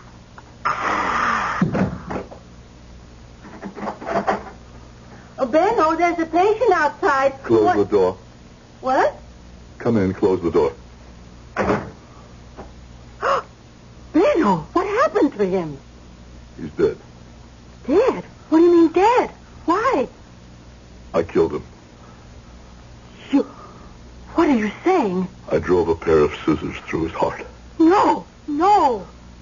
You didn't recognize him when he came in, did you, Rosa? Recognize him? Meyer. Karl-Heinz Meyer. Do you remember? You had no right to kill him. I don't know what happened. Something. I looked at his face and I heard his voice. And suddenly, he became all their voices and all their boots and their bludgeons and their pistols and their faces. And there was the barbed wire, the stone walls, the screams, the smoke. All of us heard it together. To be beaten, tortured, murdered. And now, Benno, are you better than he is? You are a murderer, too. Rosa, the beast, he knew it once. He knew it once I was here illegally. At our age, to be homeless again. Homelessness is nothing new for us, Benno. But murder? No, you had no right to kill him. I know I had no right to kill him. But I did, and he's dead. You must call the police. And go to prison? Is that what I must do now? At my age? But the law says... Laws are made by politicians. Not this law, Benno. This law was made by God. I know. And this law is broken every day, everywhere, by hundreds, thousands of people. And he doesn't seem to be too upset about it. Oh, Benno, what are you saying? I am saying I will not give up my life for Karl-Heinz Meyer. I need your help, Rosa. I need your help. Oh, yes, Benno. I will help you.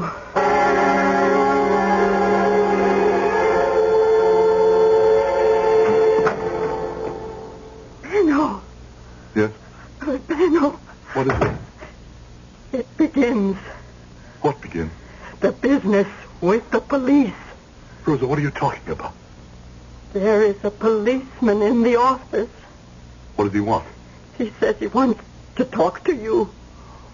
All right. He probably wants to ask me about Meyer. Oh, no. He's here to arrest you. Why? Because you killed Meyer. Rosa, they don't know that. They can't know that. Why did you have to kill him? Why? I can't bring him back, Rosa. Now I'll see this police officer. You wish to see me? I'm Dr. Koenig. Oh, thank you, sir. I'm Lieutenant Smith. Yes? I appreciate your time, Doctor. This morning, the body of a man named Charles Meyer was found in an alleyway in back of this building. Yes, I heard about it. On the radio. Late yesterday afternoon, he was involved in a street accident outside. He was brought in here for treatment. His eye had been injured. Severely? Oh, quite superficially, but painful. When did he leave here? When? Oh, he was here for about 10 minutes, I suppose. And then he left? Yes. Were you acquainted with this Mr. Meyer? No. And when he left your office, that was the last you saw of him? Yes. Well, now that's all, Dr. Koenig. Sorry I took up your time. That's all? That's all. Thank you. Goodbye. Lieutenant. Yes, Doctor? Do the police have any idea as to why he was murdered? Oh, well, that's open and shut. He had about $2,000 in rent collection money. Some local hoodlum was probably waiting for him. This can be a dangerous neighborhood. Well, goodbye, Doctor. Benno, I'm frightened. Of what? That police officer, he's a quiet man, but he's a clever man. He suspects you. Pull yourself together, Rosa. There's nothing to be afraid of. You heard what he said. It was robbery, that's all. Is that all? No, Rosa. Can we live with it, Benno? Yes, Rosa. We can live with it.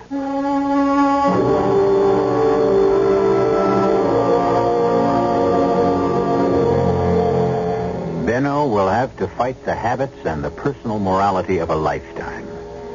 But if history teaches us anything at all, it is that man is adaptable.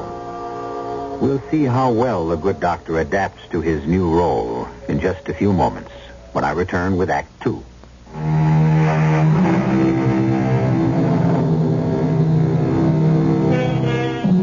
The days, the months, the years go by. Time is the great healer. The ugliest wounds close finally. And after a while, even the deepest pain subsides, and life goes on. It finds a new channel, a new purpose. The past is forgotten. Until one day, a door opens, and an evil presence enters the room. And once again, the past, the dreadful, horrible past, becomes again the unbearable present. When the past threatened Dr. Benno Sternberg, or Koenig, as he is now called, Benno struck at it furiously and killed it. However, society calls what he did murder, and Benno must find a way to live with it. Rosa? Come, have your tea. Rosa. Yes. All day you stand there looking out at the window as if you expect someone. I expect someone, Benno. Who? You know who. The police officer. Rosa. Every time I see a policeman... I killed a man who deserved to die. You can't talk that way. They spoke that way. They decided who could live and who must die. How many appointments have I today? I'll look in the book. Why? Cancel them. I did that yesterday and the day before. I don't feel well. Benno, you know what you have to do. Don't tell me anything. Let me be. I killed Meyer, and it's over. Done with. It's in the past. And the past must be forgotten. The past is dead. Do you understand? Yes, Benno. I understand.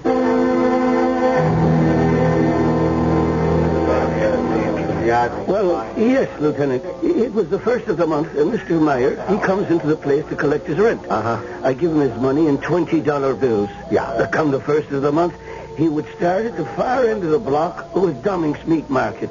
He collected from all the stores on this side of the street. What kind of man was this Mr. Meyer? Very methodical. On the dot. Always here 4 o'clock in the afternoon of the first day of the month. Always started collecting from the far end. Always wound up with me. Always, Mr. Shannon? Always, Lieutenant Smith. That last day, too? Sure. We chatted a bit about this and that, and I seen him to the door. Where did he go? Oh, just 10, 15 feet to the bus stop on the corner. Through for the day. Then one of the kids runs into him, not meaning any harm, of course. And they bring him inside to the good doctor's place. It's the corner house next door. And that's the last I seen of him. You could always depend on him to show up 4 o'clock in the afternoon every first of the month. And you'd better have the rent.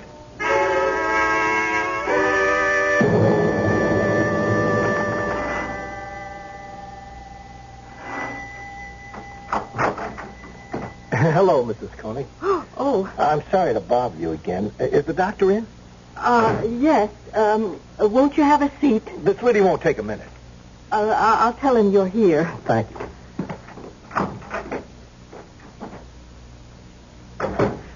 Benno, he's here, the police officer. Why is he here? Perhaps he wants to ask me a question. What? He was already here once. I don't know why he's here. He knows. I tell you, he knows. Be quiet. There's no way for him to know. I'll tell him to come in. Yes, but please, Benno, don't ask me to stay in here with you. Rosa, I need you. I can't help you, Benno. I'm too frightened. I would give us away. Please, go inside, officer. The doctor will see you now. Oh, thank you. I'm sorry to impose again. It's all right, Lieutenant. I neglected to ask you something the other day. Yes? You said Mr. Meyer had been here for about 10 minutes. It might have been 15. I didn't think to check. Oh, but that doesn't matter. That doesn't matter. Now, when he left the office, where did he go? Where did he go? I would say he went out. Out to the street? Well, yes, out to the street.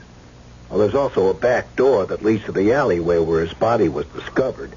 Could he have gone out that back door? No, he went out the front door. I see. Well, I'll have to pick up the trail from there somehow. Well, thank you again. It's nothing. Goodbye, Doctor.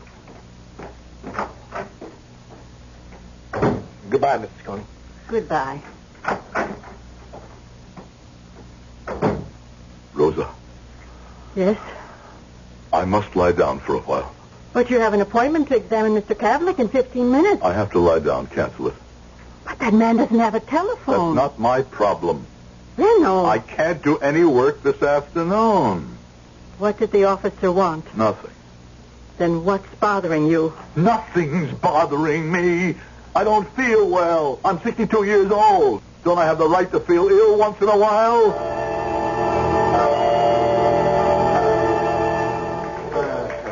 Hey, Smithy. Yeah? How you doing on the Meyer thing? Oh, I'm nowhere, Captain. Full week and I'm nowhere. I'll have to pull you off it. We got a gangland killing. Could I have a couple of more days? Well, this new thing won't go away. There's something about this Meyer killing that doesn't quite add up. Why doesn't it? Guy's smart. The whole neighborhood knows what he's carrying. It's a miracle he hasn't been knocked off before. I don't know. Something bothers me. What? I don't know. And that's what bothers me. Oh, I'll get it, Captain. Homicide South, Lieutenant Smith. Lieutenant, this is Jerry Shannon. You know me. I own the saloon. Sure. What can I do for you? I think I can do something for you. What's that? I can give you the killer of Charles Meyer. Who is he? Who's the killer, Shannon? This $20 bill. See what it says? At last. At last, indeed. Old man Rumley has owed me 20 since the last days of the Eisenhower administration. Now, about a week ago, he struts into the joint, slams it down on the bar, At last, he says. At last, I agrees. And to commemorate this historic occasion, I takes pen in hand, makes this great inscription. This was one of the 20s I give to Charlie Meyer for the rent, and I shouldn't be astonished if that red smear was blood. And how did it come back to you? Not an hour ago, a local hooligan, Tommy Willis, he strolls in here, bangs the 20 on the bar, and buys drinks for the house. Tommy Willis. Yeah. Well, I guess that takes care of that. I'm being framed. Where'd you get the $2,000? I told you, a friend give it to me. What's his name? I told you, I don't remember. There's bloodstains on these bills, bloodstains on your jacket. How'd the blood get on your jacket, Tommy? I was shaving. You always wear a jacket when you shave, don't you, kid? You passed this bill at Shannon's bar. He swears it was one of the bills you paid Meyer with. Come on, Tommy. The stenographer's ready. Don't drown yourself, cop. What's the truth, Tommy? Come on. I told you, Lieutenant. The guy give me the dough. No, Tommy. Tell us the truth. You wouldn't believe it. Well, what have you got to lose? We don't believe the story you're telling now, either. Okay, it's 1:30, 2 o'clock at night, see? I'm taking a shortcut through the alley. Yeah. It's dark. I trip over something. A guy. No, I fall right on top of him. That's how come I got blood on the jacket. All right, go ahead. Well, I look close. Yeah. It's a stiff. Now, I didn't do it. I figure I better blow, but, yeah. But I figure as long as I'm there, maybe got some loose change on him, see? I reach in and I pull out a whole roll. So I'm rich, see? You gonna stick to that story, Tommy? The truth. Well, maybe the jury will believe you. You can't hang it on me. Posner, Daly, take him back. Wait a minute, I didn't do it. I go up against the jury with my rap, I'm gone for life. Now give me a break. Who wants coffee? What if he's telling the truth, Captain? Smitty, what are you saying? What if he's telling the truth? Come on, Smitty, the bills, the blood, it's open and shut. Yeah, maybe. Maybe what? No, I could buy it if... If what? If when Meyer left the doctor's office, he went out the back way into the alley. But he didn't.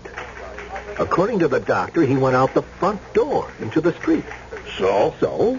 How could Tommy get him to go back there to the alley? Meyer was through for the day. If he left the front way, he'd be at the bus stop. So maybe he went out the back way. But Dr. Koenig says... Maybe I better check Dr. Koenig again.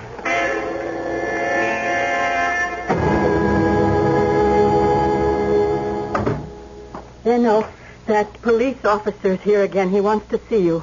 Well, can I refuse to see him? What can he want? This is the third time he's been here. He must know something. Rosa, you must control yourself. Please, come in, sir. Thank you, Doctor. Thank you. I'm sorry to intrude. It's about Mr. Meyer again. We've made an arrest. What? We're positive we have the killer. Who is it? A young thug named Willis. Tom Willis. What will they do to him? Life, at least. But, there's one thing that has me stumped. I would be more certain it was Tom. You mean you're not sure? Well, I'd be 100% sure if I could resolve one detail. Now, you said Mr. Meyer left your office through the front door. Are you positive he didn't go out the back door? I'm only positive he left the office. I took it for granted that he went out into the street. Oh, then actually you didn't see him go out into the street. Oh, let me think. Well, it was over a week ago, and Is something the matter, Doctor? I saw him. You saw him? Yes. I'm sorry you didn't ask me. Well, perhaps I should have asked you. I saw him come from my husband's surgery, come here into the waiting room. And I saw him to the door because he seemed a bit unsteady. And in the hallway, he turned to the right, which leads to the back entrance. So I remember I called to him. I said, that's the back door. And he answered me, it's all right. I know where I'm going. Well, then that clears it all up. I'm sorry I contributed to the misunderstanding. It was just that I naturally thought he would go. Oh, no harm done. I don't think I'll have to bother you again, Doctor, Mrs. Koenig. Goodbye. Goodbye, Lieutenant. Oh, Rosa. Now I'm in it too, Benno. Now I'm also a part of it. And that should be the end of it, shouldn't it? The police have a suspect with whom they're very happy. And certainly he would seem to be the ideal killer. If you were on the jury and didn't know what we know, wouldn't you vote to convict on this evidence? Of course you would. Is this Lieutenant Smith's last visit to Benno's office? You know it isn't. Be here when he calls again in just a few moments, when I return with Act 3.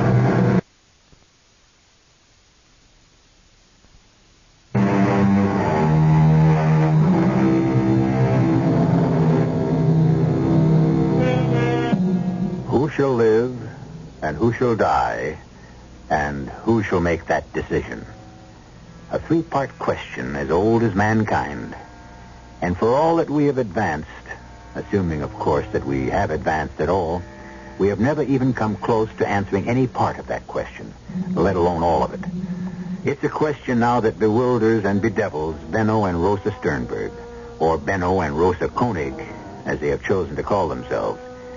Two people who have never done anything wrong in a long and useful lifetime, until last week. And now, one crime must beget another. No. It would be different if he were somebody. What do you mean, somebody? Somebody that mattered. All of us matter. He's a hoodlum, a criminal. I won't die for him. Shall he die for us? Why not? Why not? Oh, my dear Lord. Rosa. When did you ever talk this way, Benno? Yes, you killed Meyer, but he poisoned you first. And the poison has spread. Soon it'll reach your heart. Soon you will talk like Meyer and the rest of them. Soon you will be like Meyer. Please, Rosa. Benno, can you let this boy die for you? Rosa, just once. Just once, let us be hard. Hard? Let us be smart, the way men must be if they want to survive. This is the world, Rosa. A world we never made, but this is what it takes to live in the world. To live? Live how? For once. For just once, and no more. Let someone else pay for us. For once, just once, let someone else be a victim. Is that what you want, Benno? I want to go on living, working, helping people with my skill. You haven't seen a single patient all week. I know, but I will. I'm better now. I'm ready. You will never be ready. No, I'm ready. Your right hand. See how it shakes? It's cold in here. It'll always be cold in here. You must help me, Rosa. Oh, if I only could. But, Ben, that right hand of yours, it was used to kill. How can it ever be used to cure again, unless you... I don't want to hear any more.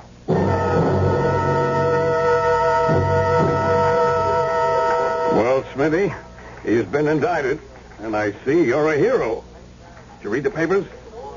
Quick, efficient, skillful police work by an alert team of homicide detectives led by Lieutenant Everett Smith. Was a good job, Smitty. Smitty. Yeah? What's the matter now? I don't know.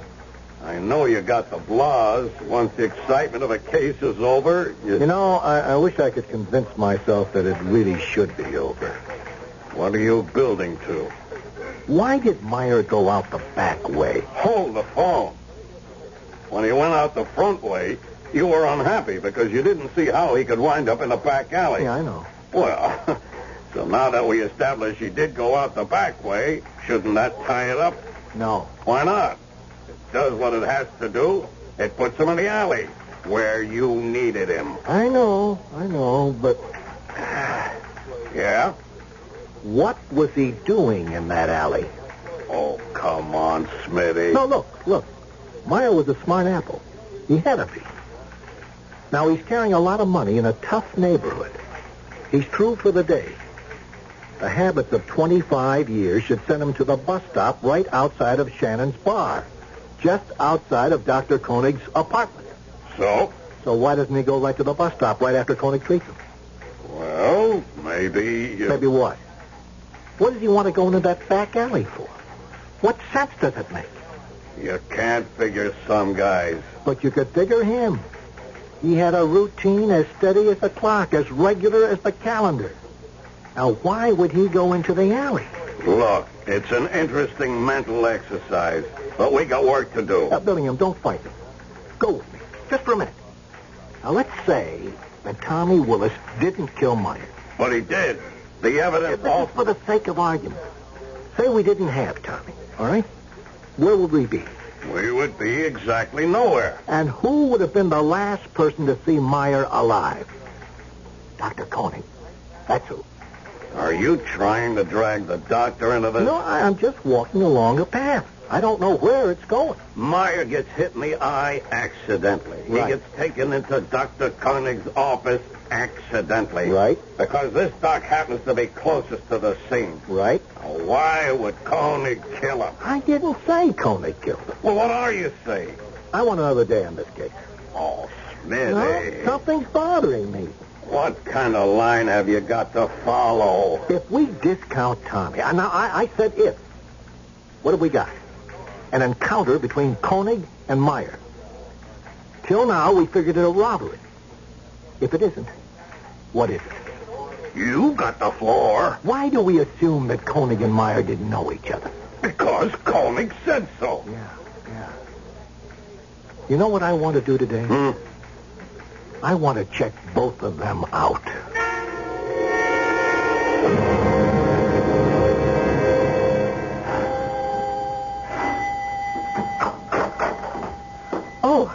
Oh, good afternoon, Lieutenant. Hey, good afternoon, Mrs. Koenig. Is the doctor in? Who rang the bell, Rose? Oh, I'd like to talk to you, Doctor. Do you have some more questions? Well, I'm not here as a detective. I'm calling on you as a patient. A patient? Mm-hmm. Is something wrong? I have a problem. Yes? I don't know what to do. About what? I must reach a decision. Concerning something physical? No. It's a matter of, morals, ethics. But how can I help you? This sounds like more of a problem for a psychiatrist. A man like you, Doctor, who practices in a neighborhood like this, he knows quite a bit about human behavior. I've asked around. Folks here seem to think you're some kind of god. That's not really true. I just practice. Oh, I don't know what to do, and I want you to help me make up my mind. Well, if there's some way I can help. It has to do with Mr. Meyer. Mr. Meyer? Yes. You see, we have a young punk named Tommy Willis for the murder. It's a dream case for a prosecutor. He'll be set up for life. Understand? Yes. And he should be. Now, on the other hand, and I can't prove any of this, we have a Dr. Benno Koenig. Yes? A great man. What are you trying to say, Lieutenant? What I'm trying to say is very difficult, Doctor. That's why I'll need your help. Now, I checked out a Dr. Benno Koenig at the local medical association. They never heard of him. Benno. Let me continue, Mrs. Koenig. And no hospital ever heard of him either. So, I must assume that this Dr. Koenig, if he is a doctor, is practicing without a license. I am a doctor. Oh, I'm sure of it. I survived. Rosa and I, we survived the camps. Don't ask how. But when it was over, I wanted to come to this country. But I couldn't get on a quota. A friend of mine and his wife, they did. And they were killed in an accident. His name was Benno Koenig. We took the visa, the papers, but the only thing was, Koenig wasn't a doctor. I could come to this country under the name Benno Koenig, but I couldn't practice medicine. I see. But I must practice, or die. All those years in the camps, the thought that one day I could once again be a doctor, that's what kept me alive. I understand, Doc. And so, for all these years, I have hidden myself here. I treat the poor, the forgotten, the hopeless. Who would bother me here? Who would think to ask? And then Meyer walked in. Meyer. Now, I can't prove any of this. Remember, I can't prove it. But Meyer, now he must have been part of your past. An evil part of your past. No. Don't answer me. And so, you killed him. I can understand that as a human being. I could even justify it. No. Please, don't talk. Remember, I can't prove any of this. Even if we could establish that you did know Meyer, even if we could establish a motive from the past, we couldn't prove it. But I have a problem. Yes. What to do about the fact that I have no license, no credentials to stop me from practicing? No. I'm a homicide detective. I'm not concerned with that. Well, maybe I should be, but in my business, on a practical basis, we have to overlook things every day. No, my problem is Tommy Willis. The boy. Now, I don't know what to do. I could forget everything and go on to my next case. Should I? I mean, after all, why shouldn't Tommy pay for Meyer? Why? Whom means more to the community? You or Tommy? And let me tell you something else. If Tommy beats this rap, he'll be back again in a day, a week, a month. He'll commit murder. That's where he's headed. Isn't this the best solution to the problem? Well, what? I've come for advice, Doctor. What should I do? I can't advise you. You can, Doctor. You can. You're a man of experience and wisdom. No. I want your advice. No. Benno. No. You must do what your conscience commands. What does your conscience command, Doctor? I say... Now, remember, the case against Tommy is ironclad. No one need ever know except us. There are poor people out there. You're their only hope. Isn't it better for you to stay here and help them? But I can't help them. I can't, not anymore. My hands, they're no longer the hands of a doctor. They're the hands of a murderer. Benno. Yes, Rose. You were always right. I must pay. But Meyer was trash. This boy is no better. Remember who you're paying for. Still, I must pay. We must pay. And this is how we survive the Meyers. Lieutenant, let me treat you for the problem you came in with. I can do it. Now I can do it. I murdered Camp Commandant Karl-Heinz Meyer. Hey, Doc. Oh, Joseph, that arm. What happened? It went right through a plate glass window. Come inside quickly. Oh, may I, Lieutenant? Well, go right ahead, Dr. Koenig. You mean Dr. Sternberg? First, we must stop the bleeding. Oh, would you mind waiting, Lieutenant?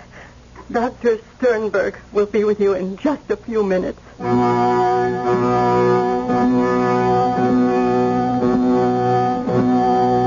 Honesty may be the best policy, true. So why don't more people follow it? The answer is that the best things usually cost the most. And sometimes the price is too high to pay.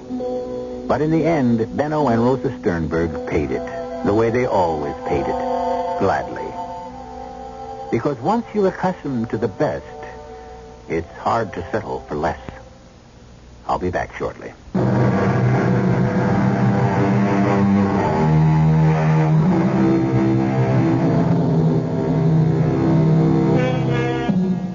The book says, by their deeds you shall know them.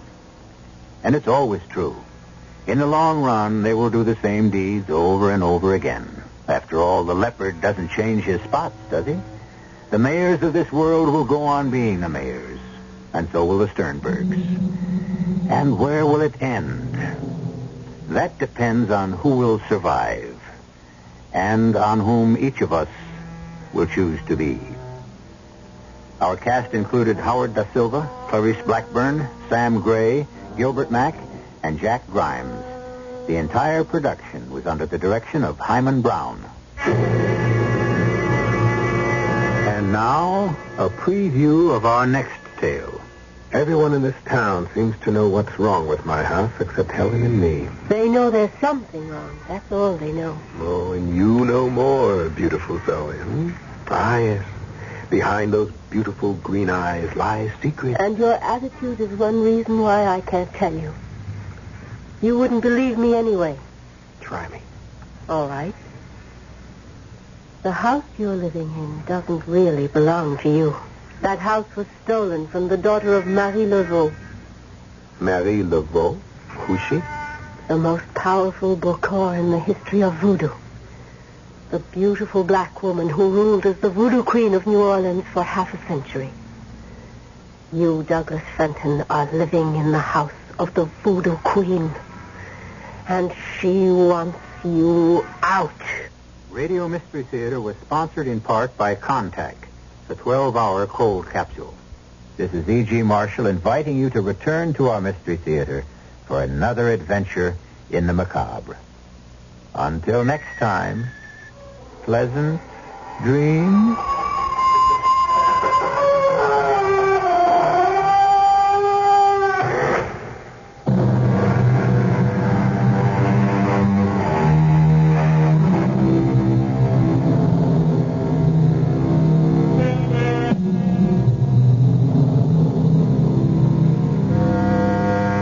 Theater comes to you from CBS Radio and Radio 87. The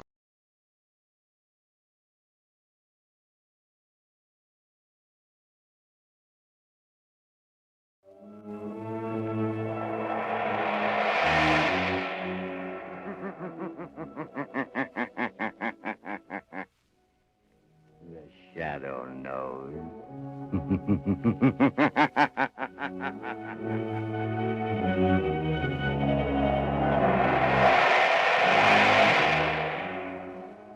Blue Coal presents The Shadow, the mystery man who strikes terror in the very hearts of sharpsters, lawbreakers, and criminals. Today, Cold Death. Ladies and gentlemen, an event of unusual interest will be broadcast from this studio at the end of the program. Be sure to listen. And before today's exciting adventure with The Shadow begins, I'd like to offer a suggestion for home heating comfort. The next time you need fuel, order Blue Coal, America's finest anthracite. You don't have to get a full supply. The Blue Coal dealer will be glad to send you a trial ton. Use it, compare it with your regular fuel in every way. It's 10-to-1. You'll find Blue Coal gives you better heat at less cost. So order Blue Coal by name. Phone your order to your nearest Blue Coal dealer tomorrow.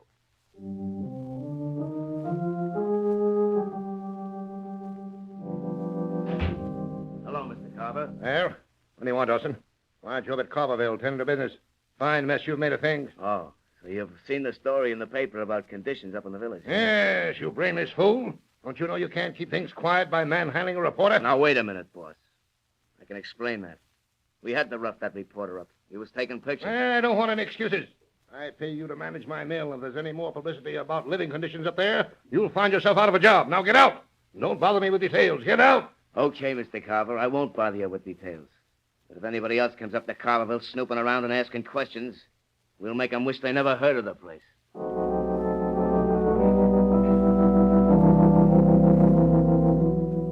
Commissioner Weston, I tell you it's an outrage. Don't you agree, Cranston? It's a pretty sorry state of affairs, Commissioner. Granted, the conditions existing in this little mill village Daniel Carver owns are an outrage. Why, he ought to be kicked out of this club. What do you think, Cranston? I agree, if the newspaper accounts are true. Sickness, half a dozen deaths recently. The authorities ought to be able to do something about a man like Carver. Apparently not. He owns Carverville, lock, stock, and barrel.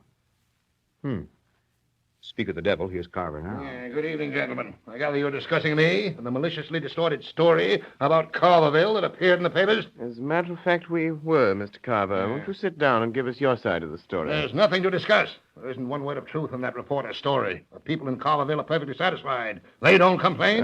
Perhaps they don't dare. They have no reason to complain, Cranston. I give them work in my mill, provide them with homes. Homes?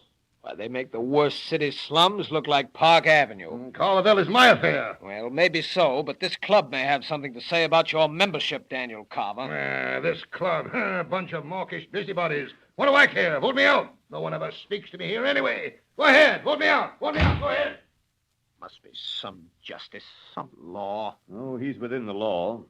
But now here's a case for an amateur criminologist like yourself, Cranston. Yes, there must be some way of helping those poor devils up in Carverville.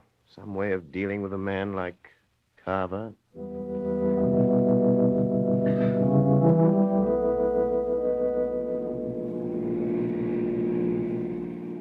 Lamont Cranston, would you mind telling me the reason for this long drive in zero weather? You'll soon see the reason, Margot. We're now entering Carverville. Take a good look at it. Oh, how drab. How awful. Look, Lamont, broken windows stuffed with paper. I'm beginning to understand why you're here. But how did you hear about it? Daniel Carver, the man who owns this charming little mill village, is a fellow club member of mine. What are you going to do, Lamont? I don't know exactly until I've talked to some of these people. As Lamont Cranston or the Shadow? As a nameless social worker for the present, Margot, but I have a strong hunch the Shadow will have to play a big part if anything is to be done to help these people. Here we are. You want some gas, mister? No, thanks, but could you tell me how to get to Mrs. Tucker's house? What do you want? Ma Tucker's got enough trouble already, what with her old man and kid dying since the cold set in. I read about it in the papers. We've come here to help. Listen, mister. Carverville folks ain't got much, but we ain't asking or welcoming no nosing around from strangers. If you'll just point out Mrs. Tucker's house, I'll see what she has to say. Right over there by the creek. But don't say I didn't warn you, mister. Thanks. Come along, Margot. I may need your help to get Mrs. Tucker's confidence. Well, I'll do anything I can. You know, Lamont, there's something terrifying about this village. How so? Oh, that man and the way people are watching us from behind curtains in the windows of every house along the street. You're afraid of something, Margot. Of what? That's just what I hope to discover in this house. Oh, there's something sinister about this place. Wait, Margot. Someone's coming to the door. What do you want, mister? Are you Mrs. Tucker? I'm Ma Tucker. What do you want? May we come in? You say what you got to say. Please, Mrs. Tucker, we've come to help you. No, you... Oh, all right. Come in. It don't matter. Nothing matters now. Thank you. Mrs. Tucker, we realize you've been through a terrible ordeal. Losing your husband and son within a week. Well, I ain't no worse off than anybody else in Carverville. What are you going to do? I got one boy left, Sam. He works in the mill. Mrs. Tucker, how much rent do you people have to pay for these houses? Hey, you better get out of here, mister. You don't want to get me in more trouble for talking to you at all. You better get out. Who would make trouble for you because you talk to us? Never you mind that, mister. And if you know what's good for you, you'll get out of Carverville before Dawson and the others from Carverville get here. Hey, Ma, who are these folks? This is my son, Sam. Hello, Sam. Well, howdy. You welfare workers from the city? You might call us that. We've come here to investigate conditions. They've been asking questions about the houses, Sam, but I didn't tell them nothing. Well, why didn't you, Ma? What? I'm sick of all this fear, old man Carver and his spies. We kept quiet for years, and what's it got us? What did it get Pa and young Jim? We slave in the mill, and they rob us at Carver's store, and we live in these pigsties that Carver calls houses, and when we're old and sick, he lets us die off like a lot of mangy dogs. Shut up, Sam. Don't talk like that. Somebody'll hear. Well, let him hear. It's time somebody heard the truth. Can't you do something, mister? Can't you help us? If somebody don't help us, God only knows where this will end. Thanks for speaking out, Sam. You'll have to help. Lamont, there's a crowd gathering outside. What? I knew it. I knew there'd be now, trouble. You be quiet, Ma. Listen, mister, I got a notion you're all right. Come on, Tucker. Sam, open up. We're going to chase them smart alecky strangers out of town, like we did that reporter. Listen, Sam, we'll have to leave or there'll be trouble. But will you meet me in the next town in a couple of hours? I've got to know everything that's been going on here if I'm to help you. Yeah, I'll meet you. Look for my car on Main Street. Come on, Margot, keep close to me.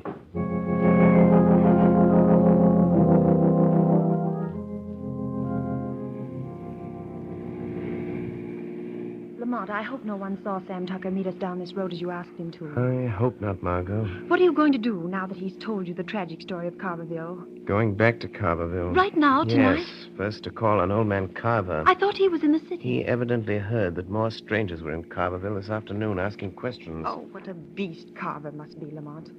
If he could only be made to see the misery and suffering he's caused. He's going to see it, Margot, tonight. Lamont, there's Carverville. Oh, not that I'm afraid, We're but... stopping. That's Carver's house right ahead there. Yes, I see a light downstairs, Lamont.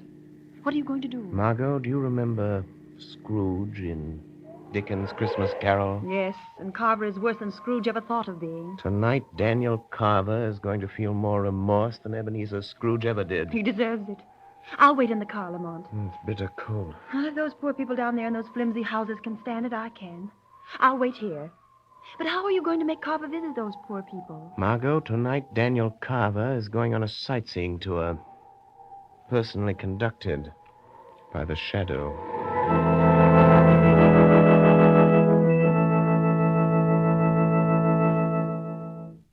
In just a moment, we will continue with the second part of the Shadow's thrilling adventure.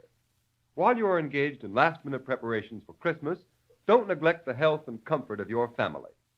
Be sure of a cozy, warm home during the holidays by ordering a supply of blue coal.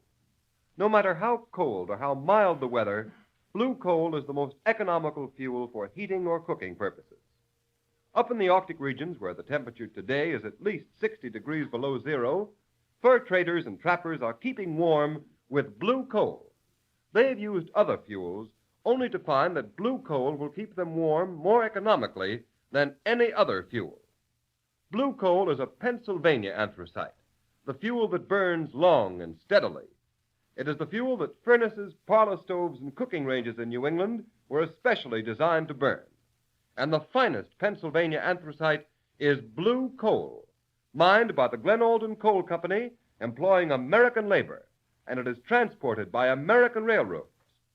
Every carload is laboratory tested for purity and uniform size before shipment. Blue coal comes in all domestic sizes: egg, stove, chestnut, and pea size. For economy's sake and for greatest comfort in cold weather, insist on blue coal. Phone your nearest blue coal dealer. You'll find his name listed in the Where to Buy It section of your classified telephone directory under the name Blue Coal.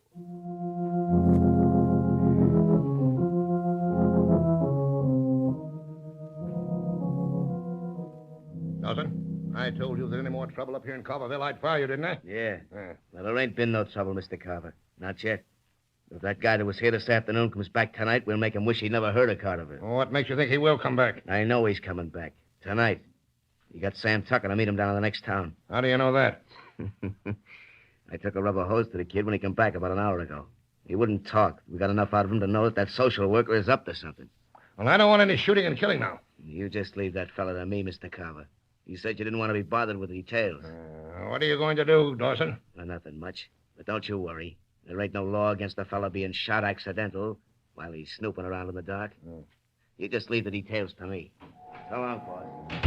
Yeah. I was a fool to come up here from the city tonight. No cold country house. No electricity. Nothing but candles. The wind even blows the door open. What was that? Who blew out that candle? The wind. The wind blew out the candle. Are you afraid of the dark, Daniel Carver? Who are you? What do you want? I have no money here. I don't want your money. I have come for you. Who are you? I've been called fear, conscience, remorse. But I am best known to your kind as the Shadow. The Shadow? I don't believe in things like that. You're a man. I hear your voice. If you're one of those stupid fools from the village, and you've got any idea of killing me, you'd better think first. You'll hang for it. Since you will not believe that I am the Shadow, let us pretend I am one of those unfortunates from your village. Let us pretend that here in the darkness I am standing with a gun pointed at your heart. Oh, what do you want of me? I want you to come with me. Come with me. No, you're going to murder me. I won't leave this house. I won't go with you. Come, or I'll use the gun you are so sure I have in my hand, even though you can't see the gun, or my hand, or me. All right, I'll come. I'll do anything, only don't shoot. If it's money you want, I'll get it for you. Get in your car. First, let me get an overcoat. It's bitter cold. No. It's time you learned what it feels like to be cold. Where are we going? Drive down to that squalid sink of misery that bears your name. To Carverville. Don't cry out. Don't try to escape me. For I'm right behind you. In the back seat of the car. What do you want me to do in the village? Stop at that little bridge. Be careful, Carver. I can read your thoughts. You're thinking you'll cry out, attract attention, and get away from me. But you'll never get away unless you do exactly as I tell you for the next few minutes. What are you going to make me do? You will go where I tell you. And listen. And watch. And what if I meet someone? If you should, don't speak. There's a little bridge. Stop the car. Now get out of the car, Daniel Carver. This is the Tucker house. Walk to that lighted window over there. Stand there by that broken pane stuffed with paper. Why, you brought me here. You better look out. Bill Dawson, my foreman, and some men are out looking for some stranger that's been snooping around here. We might be shot by mistake. That is a chance we must take. Carver, look into that room and listen. All right. All right. Ma, listen, Ma. Everything's going to turn out all right. Those folks who were here today, they're going to do something. Oh, I'm trying to hope so, Sam. But hoping comes mighty hard when hope's been killed so often. Pa's dead. Your brother's dead. Listen to that. Oh, Sam, you gotta go away. You gotta go far away. And after what's happened, Dawson will fix you good. It won't be just a beating. He'll fix it so something will happen to you at the mill. You gotta go away, son. Yeah, but I can't leave you, Ma. Not even long enough to hunt another job. Oh, don't you fret about me, Sam. I ain't got much longer on this earth anyhow, son. You get away. You get away from here while you've got a chance. Oh, Ma. Ma, you're crying. You didn't even cry when Pa died. Seemed like I couldn't. Seemed like he was better off dead, 'cause he was free of old man Carver at last. At last. Oh, Ma, don't... Come, Carver. I have something else to show you. What are you trying to do? Where are you taking me now? You will see. Tell me, Carver, have you ever heard the story of Scrooge? What has the story of Scrooge got to do with me? You are Scrooge, Daniel Carver, a 20th century Scrooge. And this is Christmas. You'd never believe it to look down the streets of this mill town of yours. Would you, Carver? And what do you expect me to do about it?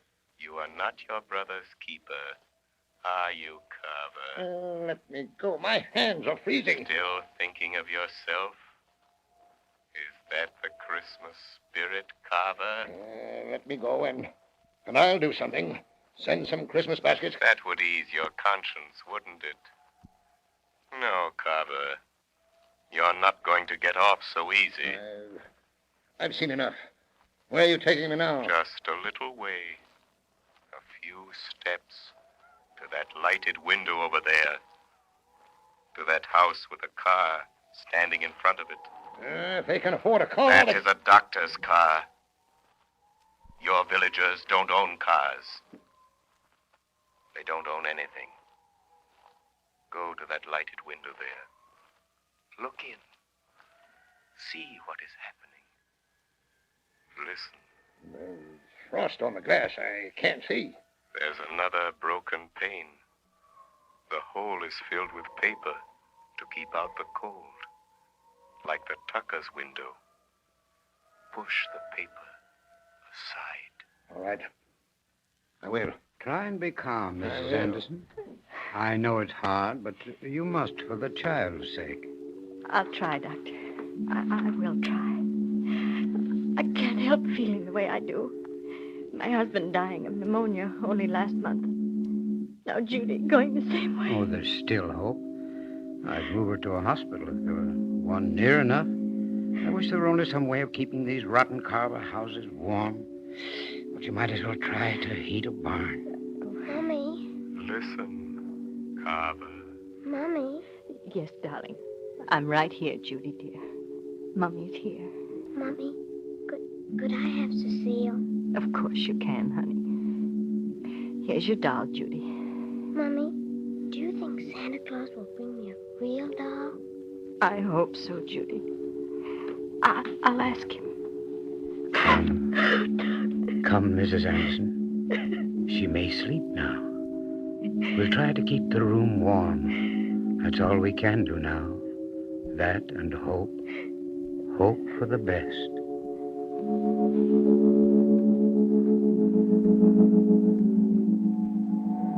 Look at that child, Daniel Carver. She's dying. And you alone are to blame. No, stop. Don't torture me anymore. If that child dies, Carver, there will be no candles. No gay candles on a gift-laden Christmas tree, but white candles shedding a ghostly light around a packing box coffin. No, stop. It will be the monument to your life No. of selfish greed. No. And a cross you will bear through all eternity. Unless Unless what? Unless you make amends. I'll do anything. I'll do anything to make amends. I didn't know. I've been blind, selfish. No baskets of fruit or pennies in the snow will wipe out your sins against these long-suffering people, Carver. I know. I'll make everything right. That little girl, she needs medicine, a warm house. Let me go in and get the doctor to move her to my house on the hill. I'll get specialists. I'll do anything to save her life. Wait, Carver. That is only the beginning. What of all the others? What of these death traps you call homes? I'll tear them all down, burn them, build new ones, houses that are warm and comfortable and safe. I swear it. But tell me, who are you? I owe you everything for showing me what I've been doing to these people who depend on me. I told you once before. I am the shadow. But you are a man. Why can't I see you? I have clouded your mind, made it impossible for you to see me. You will never see me. Never hear my voice again, Daniel Carver. If you keep your word. I will keep my word. I swear it. If you don't, the shadow will return. And the next time... Hey, Al! You seen any of that fella? Oh, I ain't, Bill. Shadow. It's my foreman, Bill Dawson and Al Trimble. Yes, I know. They mean to kill a man. If they can find him. They're after some fellow that was here this afternoon with a young woman. Welfare workers, I think. What'll we do? Let them come. This is your first test. You are responsible for their acts. What are you going to do, Carver? But they might shoot us by mistake. They've got shotguns. This is your chance, Carver. If that fella's around here, we'll find him, Al. Go around the back of the tucker shack and take a look. Okay. I'm just itching to draw a bead on that nosy city fella. Now's your chance to deal with Dawson.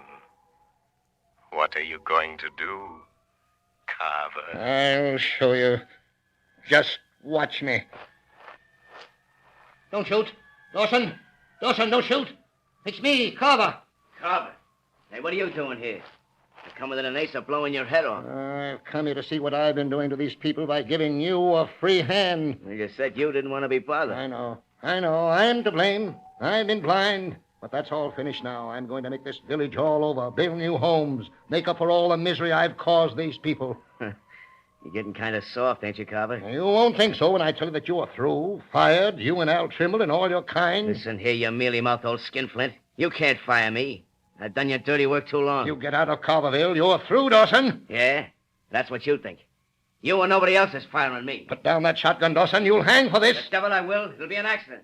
An accident like what's going to happen to that city. Dawson, don't you pull that trigger, you fool. Say your prayers, you rat.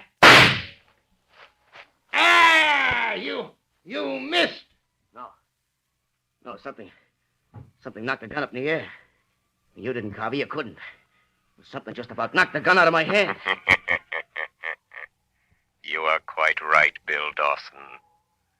I saved you from committing a cold-blooded murder.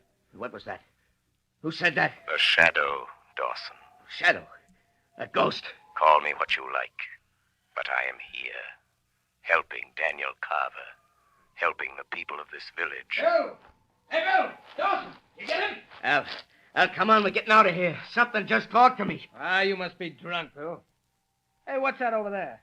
It's old man Carver. But it wasn't him. It knocked my gun right out of my hand. Come on, I tell you, this place is haunted. There ain't no such thing. Yeah. Listen to that. Where is it? Come on, tell me, where's it coming from? Who's that laughing? It ain't Carver. Yeah, it did sound kind of like a ghost, and I don't see nothing. Go quickly, both of you. Get out of Carverville and don't come back. Come on, Al, you fool. Let's get out of here. Hey, Bill, wait!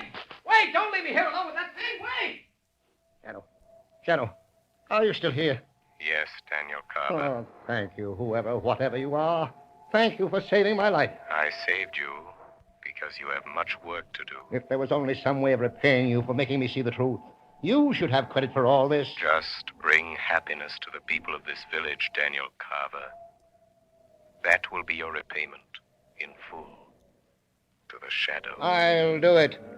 Look, Carver, the people of the village are getting up enough nerve to come out of their houses. I'll call them all together right now. I'll tell them what I'm going to do. I'll make this the happiest Christmas season they've ever had. Yes, I believe you will, Daniel Carver. Hey, what happened in here? Who's that? Yeah, who's been shooting? Anybody hurt? Hey, golly, it's Mr. Carver. What are you doing here? What do you want, Mr. Carver? Hurt, Wait a Mr. moment. Carver? Wait a moment, all of you. Oh, I know you have good reasons to hate. Tonight I've been shown why. Someone came to me. Oh, I don't know what he was. I don't care. All I know is he was like a spirit of God. He has shown me how to create a new Carverville, a happy Carverville, where the spirit of Christmas will shine all these years through. Men and women, a shadow has brought us light. This, Carver, this is the peace on earth, goodwill toward men. Friends, this afternoon we have an event of unusual importance to bring to you. The Shadow program is to be honored with one of radio's most coveted awards, which heretofore has been captured by other outstanding programs such as Jack Benny, Fred Allen, and The March of Time, the Pilot Radio Award. Mr. Harry A. Smith, president of Blue Coal, will accept this award from Mr. Sylvester Thompson, vice president of the Pilot Radio Corporation, who will make the official presentation. Ladies and gentlemen, Mr. Thompson. Thank you, Mr. Roberts. During the past year, the Pilot Radio Award Society has been making periodic awards to various programs on the air which represent the highest achievements in their particular fields of entertainment. And so it's only natural that your program, The Shadow, should have come to our attention. For we can easily understand the reason why The Shadow has held its high place in popular favor for so many years. It brings all the thrill and flavor of mystery drama to radio audiences. In addition, the committee commends you very highly upon bringing some of the finest actors of the American stage into the homes of so many radio listeners. Recognizing your noteworthy contribution to fine radio entertainment, I take pleasure in presenting to you, Mr. Smith, the Pilot Radio Award of Merit, and I am certain that The Shadow will continue to delight radio audiences for many years to come. Thank you very much, Mr. Thompson. On behalf of the Glen Alden Coal Company and the D.L.&W. Coal Company, producers and sellers of blue coal, it gives me great pleasure to accept this award. We greatly appreciate this recognition of our efforts to entertain the radio public. We realize, however, that the credit is due to those who prepared, directed, and presented The Shadow. The Blue Coal Dealers of America join me in expressing their appreciation to our very able artists who have presented this entertainment, and our thanks to you for this recognition of their efforts. I assure you that they will endeavor to keep their future presentations of the same high quality that we endeavor to maintain in every ton of blue coal.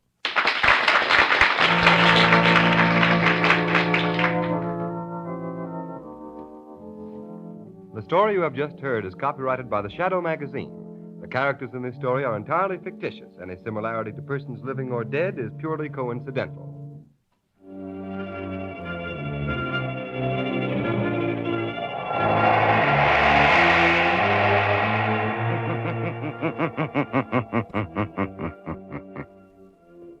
The weed of crime bears bitter fruit. Crime does not pay. The Shadow knows.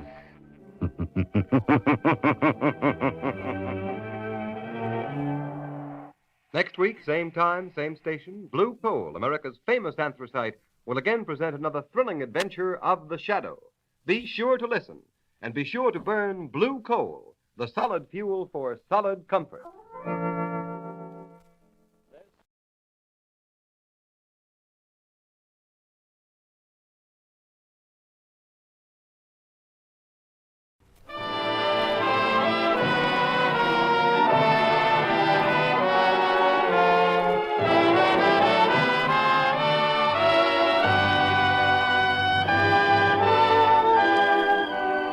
Good evening, ladies and gentlemen. Shadow of a Doubt, starring Ann Blyth and Ray Milland. Now to introduce tonight's program, here is our director, Fletcher Markle. Tonight, we introduce to you rather nervously a gentleman known as Mr. Charles Oakley, also as Mr. Charles Spencer and Mr. Charles Otis. But mostly he's Uncle Charlie, and when he's being Uncle Charlie, the family favorite, this man is probably a lot like someone you may know yourself. Tall, attractive, with a slight blur of gray at the temples, who often wears a curious, preoccupied expression, as if he had an important secret to keep. But we hope you don't know anyone with a secret like the Uncle Charlie in Thornton Wilder and Sally Benson's story, Shadow of a Doubt, because life with anyone like him is quite unpredictable, as you shall hear.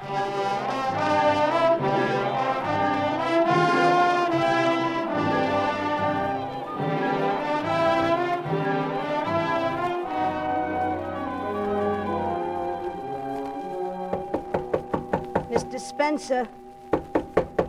Mr. Spencer. Yes? Oh. Mr. Spencer, I hate to bother you. I knew you was resting, but I thought you'd like to know there was two men here. Two men asking for you, a young man and a kind of a older man. The older man was here twice before. I was sorry you wasn't in. I said you wasn't. Mrs. Teeler, don't stand there. Don't behave like a landlady. Come in and sit down. Well... And close the door. Forgive me for not getting up. It's good to lie down and rest on a hot day. Did they say they'd be back? They didn't say exactly, but I think they will. Just now when I had to walk down the A&P, I seen them standing there at the corner. Maybe I should have let them in, only you said not to disturb you, and... Yes? And I'm sure they'll be back. Mr. Spencer, you do look awful tired to me, and that's a fact. Maybe New Jersey doesn't agree with you. Have you got a headache or something? I think maybe you need a real rest. That's what I think. Maybe I do, Mrs. Teeley. Well, I'd better go, and you better lock the door when I'm gone. Those friends of yours told me not to say they called, wanted to surprise you, but I thought you'd like to know, somehow. Thank you, Mrs. Teeley. You go ahead with your nap. I'll pull a blind down. You rest now, Mr. Spencer. You rest. No. No!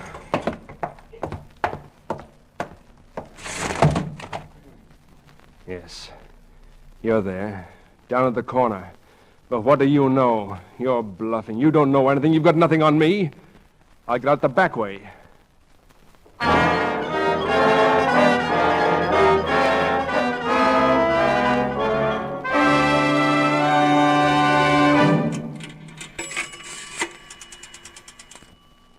Operator, Western Union, please. What do they know? They're bluffing. And it was very easy getting out the back way. Western Union? Oh, I want to send a telegram to Mrs. Joseph Newton, Santa Rosa, California. That's right.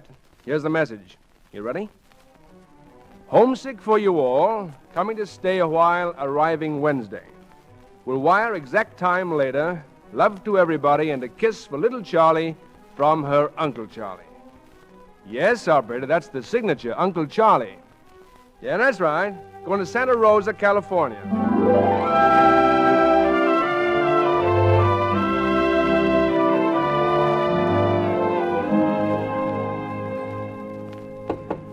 Charlie. Charlotte. Who is it? It's me. Oh, come in, Papa. Well, look at you all stretched out on the bed at 5 o'clock in the afternoon. What's the matter? Don't you feel well? Oh, I'm perfectly well. I've just been thinking for hours, and I've come to the conclusion that I give up. I simply give up. I'll sit down if you don't mind. What are you going to give up?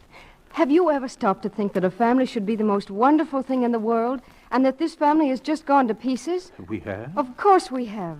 We just sort of go along and nothing happens, and we've gotten in a terrible rut. Oh, come now. Things aren't that bad. The bank gave me a raise last January. Money. How can you sit there and talk about money when I'm talking about souls? We eat and sleep, and that's about all. We don't even have any real conversations. We just talk. And work. Yes, poor Mother, she works like a dog. What were you thinking of doing about it? Oh, nothing, I suppose. I guess we'll just have to wait for a miracle or something. Oh, you two are up here, I'm told. Oh, here she is. In Charlie's room, Emmy. All I'm waiting for is a miracle. Now, Charlie. Well, what's all this about? Oh, what's the matter, Charlie? Joe, what's the matter? Well, it seems it's just that I've become a nagging old maid and... Oh, Mama, you went downtown in that awful hat you promised me you'd throw away.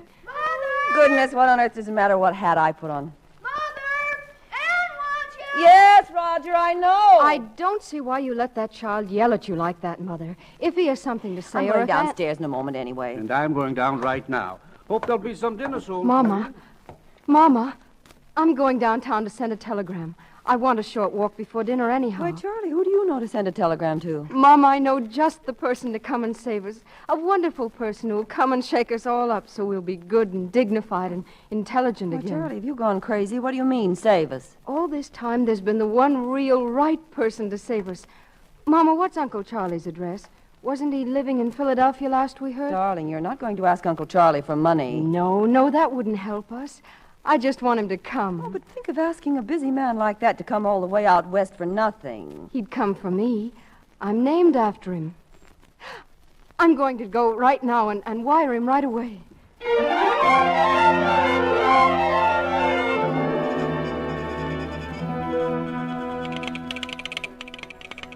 Well, hello, Charlotte. I just called up your house a little while ago. A telegram for your mother. Oh, did you, Mrs. Seastrom? Uh-huh. Here you are. It's from your uncle, the spoiled one. My uncle? My Uncle Charlie? Oh, let me look. Yes, youngest ones in the family always get spoiled the most, I guess. That's the way it was with my young brother. Mrs. Seastrom, do you believe in telepathy? Well, I ought to. It's my business. Oh, no, not telegraphy. Mental telepathy. Like, well... Suppose you have a thought, and suppose the thought's about someone who's in tune with you. And then over thousands of miles, that someone knows what you're thinking, and they answer you. And it's all mental. Well, I don't know what you're talking about. I send telegrams the normal way. Give my regards to your mother. He heard me. Uncle Charlie heard me.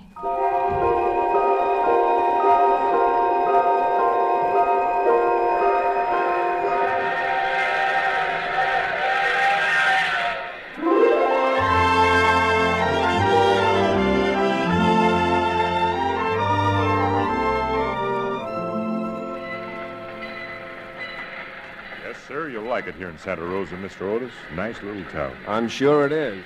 I got all your bags here ready to unload. I'll help you down, Mr. Otis. Here, let me take your arm. Thank you. That's it.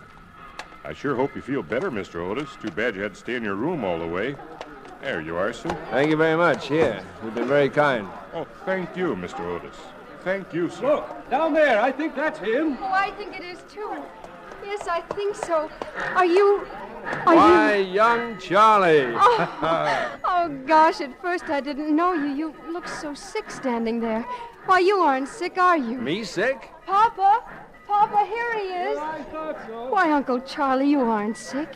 That was the funniest thing, the way you were standing there. Come on, let's go. Mother's waiting at home.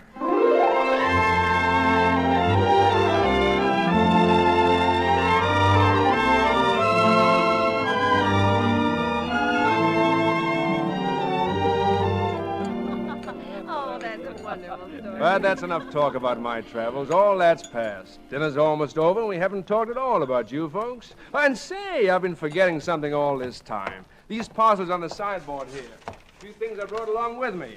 Now then, here we are. These are for you, Emmy. One new and one old. Oh, Charles, you didn't have to think of me. Presents are for children, Charles. Of course they are. Here you are. And, Roger, Oh, thank you, Uncle Charles. What is it? It's sort of lumpy. open up and see. And this is yours, Joe. For me, Charles? Oh, Joe, look. Oh, really, Charles, a fur scarf. It's Kalinsky, Mama. 4 skins. Oh, I wanted one all my life. Oh, and it's exactly right, Mama. It's what you should have. Open the little one, Emmy. Why, look at this. Say, I've never had a wristwatch. Fellows at the bank will think I'm quite a sport. I got a big brown bear. And look what I got. Isn't it wonderful, children? Oh, thanks, Why, Uncle Charles. Charles, the portraits of Mother and Father in a leather case. Yes, Emmy?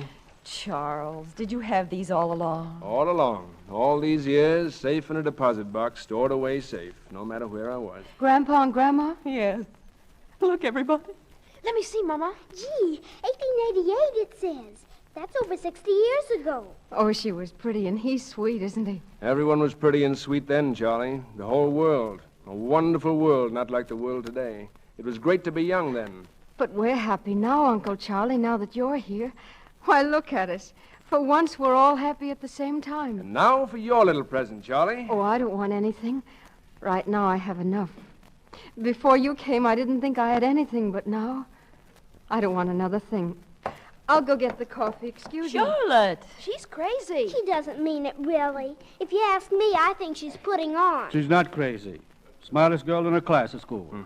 She'll like this when she sees it. You folks just sit here and I'll take it to her. Well, tell her the sugar and cream are on the kitchen table, Charles. Charlie? I meant it. Please don't give me anything. Nothing? Why? I can't explain. You came here, and Mother's happy, and I'm glad that she named me after you and that she thinks we're both alike. I think we are, too. I know it.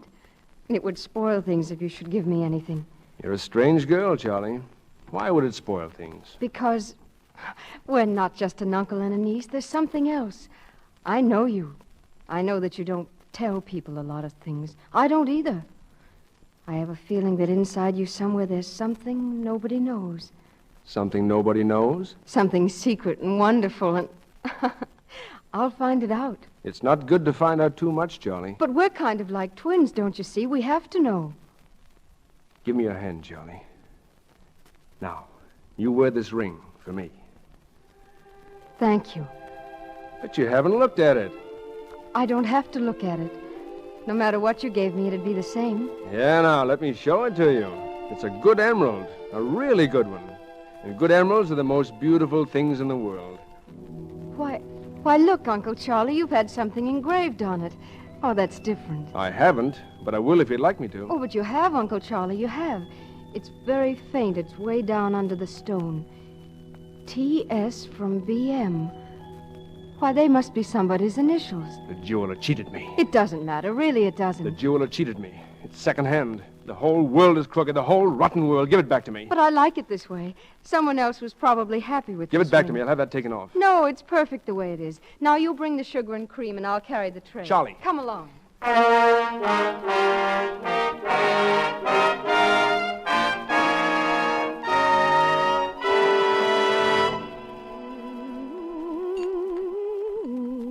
Charles, more coffee? Not yet, thank you, Emmy.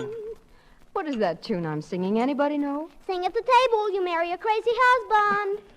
Superstitions have been proved 100% wrong. Well, to finish what I was about to say, Emmy, I've been thinking about transferring some of my money out here from the East. Deposit it in Joe's bank, say, until I see what's what. I suppose you take money at your bank, Joe?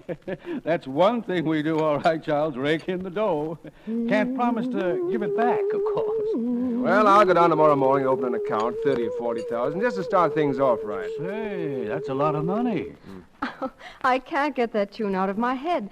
If somebody will tell me what it is, maybe I'll stop. It's a waltz, dear. Of course it's a waltz, but what waltz? You know, it's the funniest thing, but sometimes I think of a tune and I can't get it out of my head. And then pretty soon I hear somebody else whistling it or humming it, too. I think tunes jump from head to head. What is it, Uncle Charlie? I don't know. I know what it is. It's right on the tip of my tongue. It's a waltz, and it's Victor Herbert. Victor Herbert wasn't a waltz. He was the composer who composed operettas. It's the Blue Danube Waltz. Oh, of course. That's what it is. No. No, it isn't, Uncle Charlie. It's not the Blue Danube. It's the Merry Oh! Oh, now look what I did. A half a cup of coffee. I'm terribly sorry, Amy. Hand me another napkin, Ann, will you? Golly. Oh, now it's nothing to make a fuss about. Charles, while we do the dishes, you go in the living room and stretch out on the sofa and read the evening paper. You look tired. Yes, you do that, Charles. I'm going to walk down to the corner and get some tobacco. Come on, Uncle Charlie. Lead a life of luxury. Thank you. Thank you, everybody.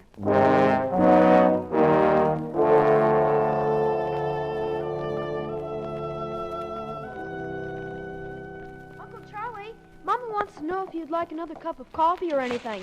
No. Thank you, Roger. No. What's the matter, Uncle Charlie? Something bad in the paper? What? No. I was just...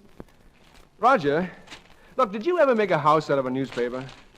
You see what I mean? First you stretch them all out on the floor, see? Yeah. And you fold them like this, like a tent. Yeah, and then you... Look, now you cut out a door, see? See? It's the doorway.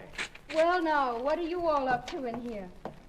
Why, Roger, that's Papa's paper. Well, it's my fault, Charlie. I was showing Roger a game. I never thought about the paper. Well, it's all right. Let's see. Page 5, page 1, page 7. Here's part 2. But where's page 3? 3 and 4, where is it? I never touched it. Uncle Charlie's the only one that touched it. Well, Papa may not notice if we fold it very neatly and very evenly. That's it, Charlie. Nobody'll ever miss it.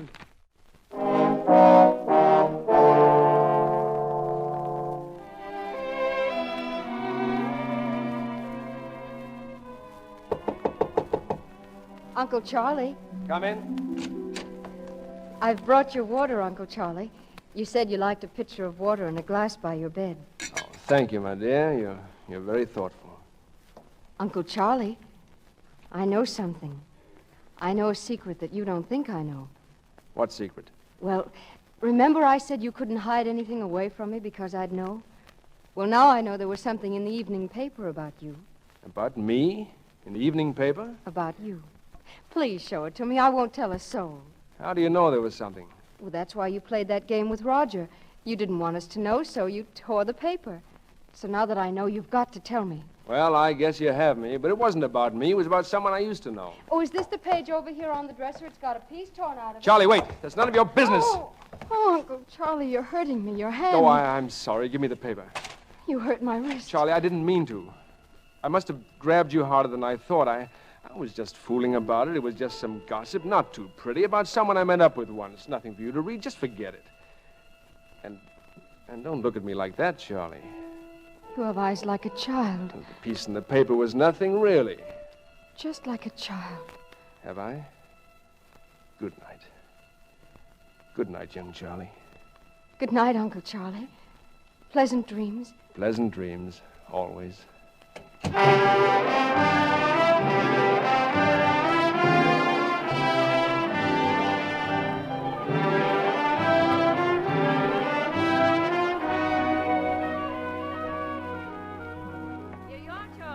Breakfast in bed. Such spoiling. Oh, Emmy, you're magnificent. You know, I really can't face the world in the morning. I must have coffee before I can speak.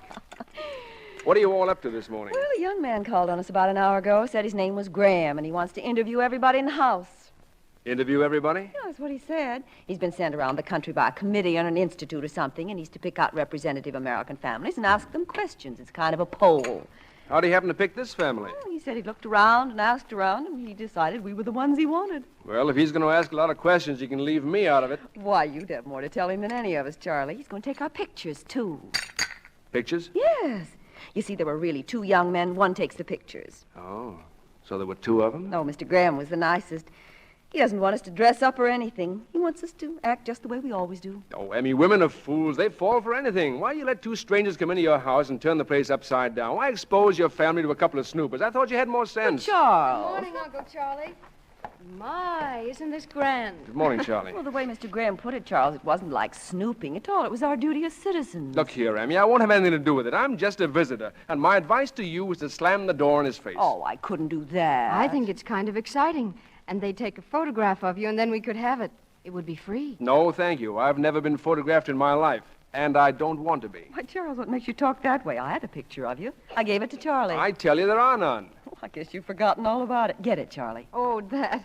It's over here on my desk. I think you were cute, Uncle Charlie. Let me see it. Here you are. See? Oh. Oh, I don't remember this at all. Well, you were 9, Charles. You had it taken the Christmas you got your bicycle. Uncle Charlie, you were beautiful. Oh, wasn't he, though? I always said Papa should never have bought him that bicycle. Charlie, he took it right out on the icy road and skidded into a streetcar. We thought he was going to die. I'm glad he didn't. Well, he almost did, let me tell you. He had a fractured skull, and he was laid up so long, and when he got well, there was no holding him. It was though all that rest was too much for him, and he had to get into all sorts of mischief to blow off steam. The whole world is rotten. The whole world's changed. Oh, I can remember that Christmas day when this picture was taken. Mama wanted a picture of you with your curls. Did she? Then that very afternoon you had your accident. And when the picture came a few days later, how Mama cried. She wondered if you'd ever look the same. She wondered if you'd ever be the same. Oh, what's the use of looking backward? What's the use of looking ahead? Today's the thing. That's my philosophy. Today. Well, Charles, if today's the thing, you better get your clothes on and get down at the bank. Joe'll be waiting. He's arranged for you to meet Mr. Green. Mr. Green? He's the president of the bank. And don't be late back. The questionnaire man's coming at 4 o'clock.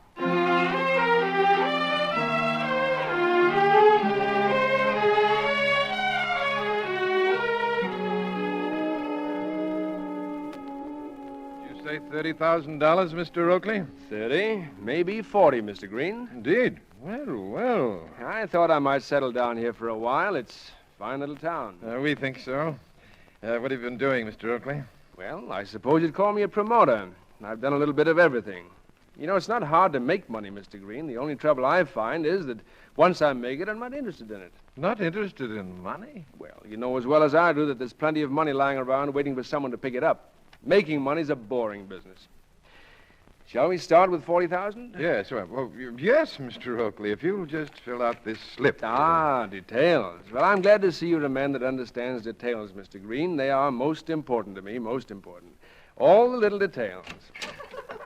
Harry, I wonder if you... Oh, dear, I'm sorry. I didn't know you were busy. Oh, we can come back. Come in, Margaret, now that you're here. Come in. I am sorry, dear. This is Mr. Oakley, ladies, my wife, Mr. Oakley, and Mrs. Potter. Oh, you're Emma Newton's brother. We've heard so much about you. Oh, how do you do, Mrs. Green and Miss Potter? Mrs. Potter. Oh, I'm sorry. You know, there was something about you that made me think that... Yes. What did you want, Margaret? Oh, well, we were going shopping, Laura and I only have $5, and I thought... Here you are, my dear. Thank you, Harry. There is something to being a widow, isn't there, Mr. Oakley? One doesn't have to ask a man for money anyway. Well, goodbye, Mr. Oakley. I'm so glad we met. Goodbye, Mr. Oakley. Goodbye, Mrs. Green and Miss Potter. Oh, Margaret, isn't he just as charming as Emmy said? Now, Mr. Oakley, where were we? Attractive woman, that Mrs. Potter. Widow, is she? Yes, he was the Potter of Potter Chain Stores. Oh, indeed. Indeed. Yes, Mr. Green, as you say, where were we?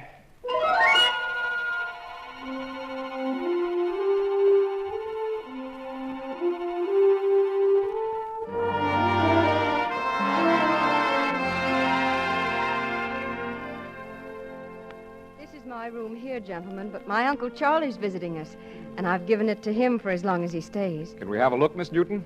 Mr. Saunders might be interested. Well, if you like. Thank you. Hey, nice room. You mind if I take a picture or two as long as your uncle isn't around? I sure don't want to disturb your uncle after what you said. Well, I suppose so. But I can't imagine anyone being interested in my room. I mean, it isn't really the way I'd like to have it. Oh, I like it fine. Worth a few shots. We'll stay out here in the hall, Miss Newton. Might as well let him work in peace. Besides, I'd like to talk to you. It's funny your survey happened to our family. Why did you pick us? Oh, we looked around, asked some questions. Thought you were about what we wanted. And why not choose your family? You haven't got any skeletons in your closets, have you? Of course we haven't. I wish we did have a few. We're pretty prosaic. You know, your picking us out as an average family gave me kind of a funny feeling. What kind of a funny feeling? Oh, I don't know. I guess I don't like to be an average girl in an average family. Oh, average families are the best. Look at me. I'm from an average family. As average as ours? Sure. Besides, I don't think you're average. Oh. Oh, why, Uncle Charlie, you scared me. I got the back stairs in the kitchen, Charlie. All through in here, now I better get one in the hall. Mr. Saunders has been taking pictures of my room. Well, my sister's just asked me to tell you she was ready for pictures in the kitchen, gentlemen, and I don't like to be photographed. I'm afraid I'll have to ask you for that roll of film. Oh, Uncle Charlie. Give it to me, please. Give it to him, Fred. Too bad. There's a picture of Mrs. Newton and the children on this roll. Thank you. I'm sorry to have troubled you, but that's the way it is. I'm sorry, too. Excuse me. I'm sorry, Mr. Graham. We want to help you in an important work, but Oh, please. You've been very helpful. And, I'd like to ask another favor, if I may. Can I borrow you tonight for a walk around the town? I'd like to pick up a little atmosphere, and you know everybody. Why, of course. Anything I can do. Thanks. I'll call around about 6:30.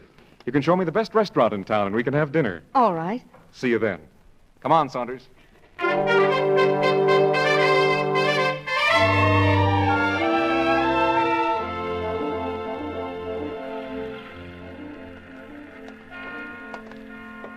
It isn't much of a park, really, but it's better than just an empty town square. It's very pretty.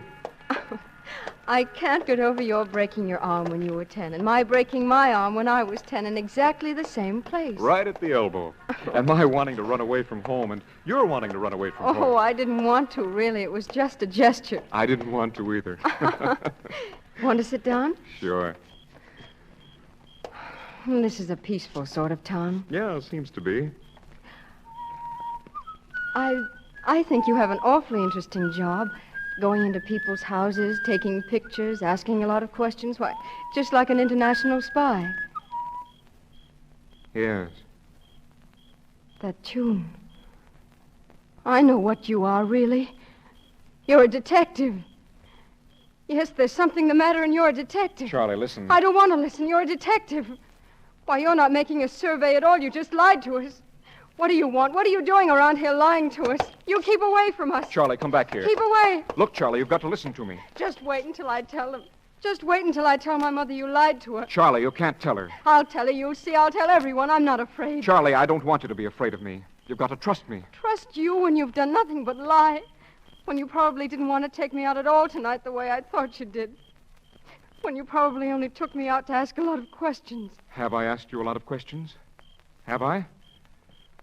All right, I'm a detective. A pretty bad one, I guess. Now, won't you even listen to me? Why should I when you lied to me? I had to. You've just got to believe I had to.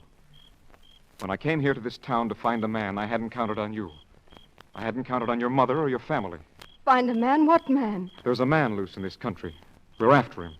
We don't know much about him. We don't even know what he looks like. Charlie, this man we want may be your uncle. I don't believe you. Get away from me and leave me alone. We're after one man. Your uncle may be that man. But in the east, there's another man who's being hunted, too. Hunted through Massachusetts and into Maine. He may be the man. My uncle hasn't done anything.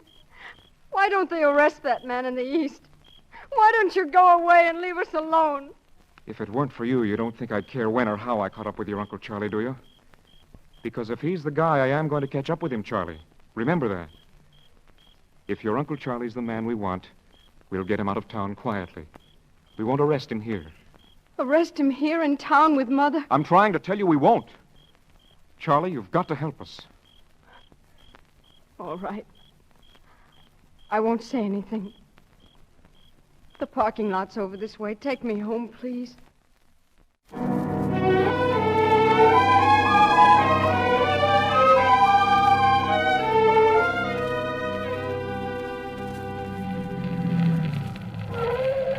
Here we are.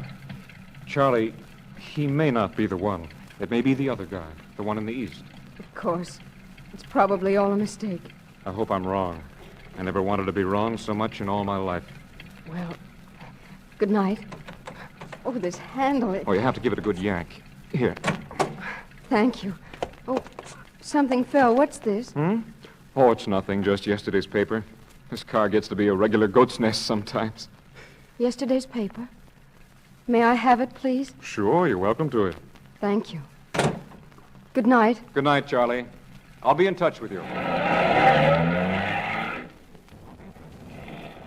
Yesterday's paper. It was page 3. Page 3 and 4. Let me see.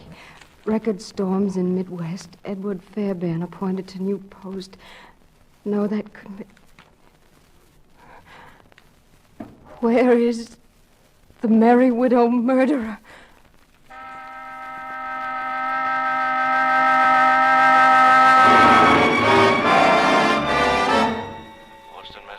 February 8th. The whereabouts of the so-called Merry Widow murderer, strong-handed strangler of 3 wealthy women, is a question baffling detectives today who are conducting a coast-to-coast search for the killer. Couldn't be Uncle Charlie. The trailing detectives are after 2 men, one of whom they are certain is the actual murderer. One was in the east, Jack said, in the east. The fact that all the victims were wealthy widows accounts for his being known to the police as the Merry Widow murderer. His latest victim was Mrs. Barton Madison, the former musical comedy star known to audiences at the beginning of this century as the beautiful Thelma Shenley. My ring. The ring he gave me. T.S. from B.M. T.S. from B.M. Oh, no. No. Please, no.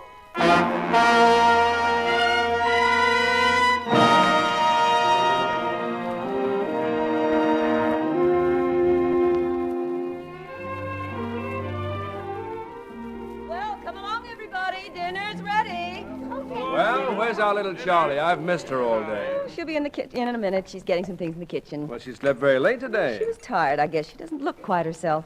Here's the sauce, Mama. I nearly forgot about it. Well, here she is. Here's my girl. Gee, I wonder how many hours you slept today. Sit right down, dear. You won't be able to sleep tonight. Nobody who sleeps all I day. slept all right. And I kept dreaming perfect nightmares about you, Uncle Charlie. Nightmares about me? About you. You were on a train, and I had a feeling you were running away from something. And when I saw you on the train, I felt terribly happy. Charlie, how could you feel happy about seeing your uncle on a train? Goodness knows I don't want him on a train. I hope he stays here forever. Well, I suppose he'll go sometime. I mean, we all realize he has to go sometime. We have to face facts. Yes. Yes, I like people who face facts. Well, I'm not going to face any such facts as those. Oh, I forgot to tell you, Charles. I promised Mrs. Green, the president of our club, that you'd talk to the ladies, and she wants to know what you're going to talk about. Well, what am I going to talk about? Lecturers usually give travel or current events, don't they? Oh, not current events. We get current events. What sort of an audience would they be? Oh, women like myself, busy with our homes, most of us. Yes. Women keep busy in towns like this. In the cities, it's different. The cities are full of women, middle-aged widows, their husbands dead. Husbands who have spent their lives making fortunes, working and working, and then they die and leave their money to their wives, their silly wives. And what do the wives do? These useless women. You see them in the hotels, the best hotels, by the thousands, eating the money, drinking the money, losing the money at bridge, playing all day and all night, just smelling of money. Proud of their jewelry, proud of nothing else. Horrible, faded, fat and greedy women. But they're alive. They're alive. They're human beings. Are they? Are they, Charlie? Are they human or are they fat, wheezing animals? And what happens to animals when they die, when they get too fat and too old? I seem to be making sort of a speech. Well, for heaven's sake, Charles, don't talk about women like that in front of my club. You'll be tarred and feathered. And that nice Mrs. Potter's so anxious to have you there, too. She was asking me all about you. The Greens are bringing her here to a little party I'm having after the lecture. Excuse me, please, everybody. I'm not hungry at all. I'm going for a walk instead. Charlie! Where do you suppose she's going? Into town, I guess. Oh, that's nothing to get excited about, Charles. She often goes for walks. Maybe she's got a date with that young man. Well, I'm not hungry either. You all stay here and finish your dinner. I'll catch up with her.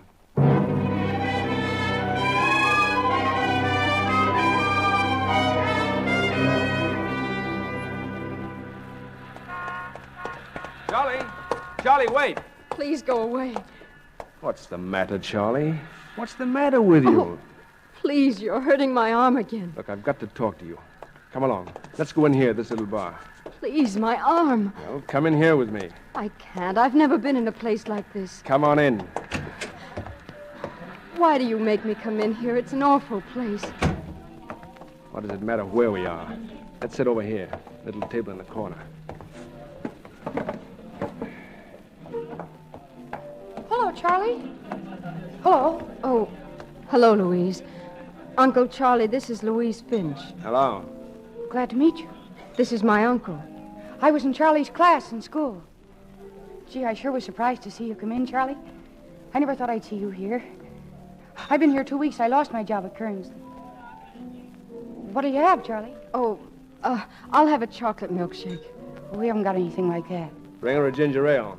I'll have a double brandy. Brandy? We may have some. Never heard of anybody wanting brandy. I'll see. Well, Charlie, Well, you think you know something.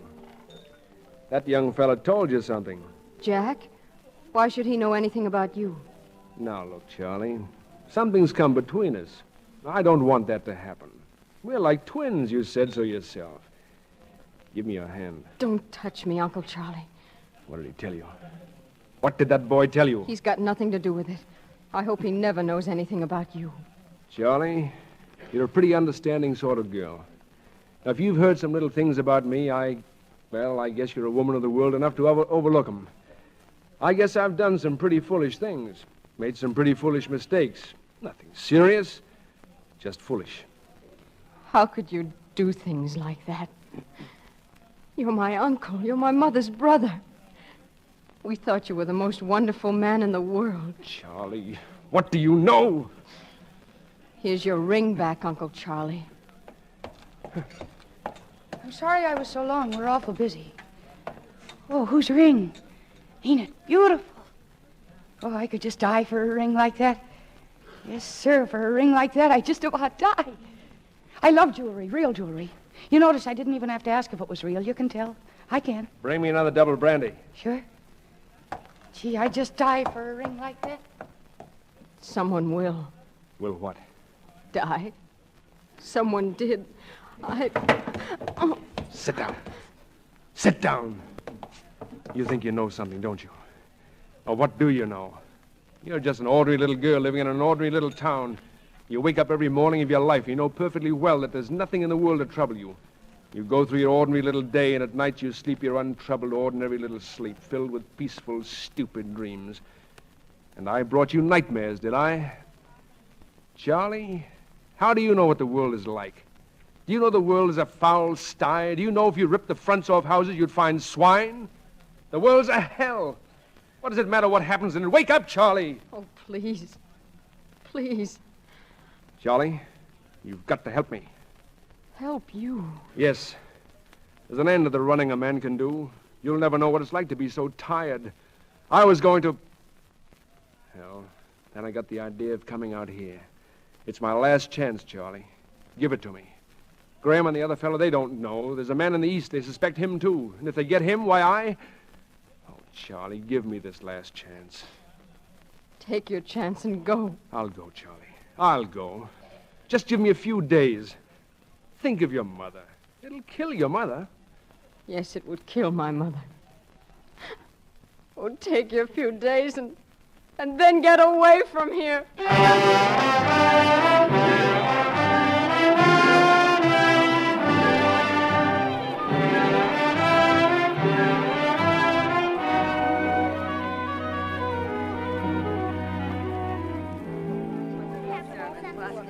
Well, everybody's back from church, I see. All looking very pleased. How was church, Charlie? Did you count the house? Turn anybody away? No. Seats enough for everyone. Well, I'm glad to hear it. Show's had such a long run, I thought maybe attendance might be falling off. Anything special on the noon broadcasts, Charles? I haven't been listening, Emmy. Joe has. I've been out on the back porch. Nothing special, but they said they'd caught that fellow. Did Roger go The upstairs? fellow they call the Merry Widow Murderer. Mama, did Roger... What did you say, Papa? They caught that Strangler fellow Oh, they did they? Where? up in Maine, Portland, Maine. Didn't catch him exactly. He was running from police at the airport. They were about to nab him when he ran plunk into the propeller of an airplane, cut him to pieces. They identified him by his clothes. Shirts were all initials, C-O''H. Pretty fancy having your shirts initialed. It must have been an Irish fellow, C-O''H. Well, he deserved it. Never cared much for reading about that case. Come help with lunch, Charlie. As for me, I think I'll go upstairs and wash up. I'm hungry. Oh, Charlie, that young fellow from the survey was around asking for you. He was? Yep. Said he'd call around again after lunch. Well, I really don't know when I've been so hungry. See you at the lunch table, Charlie.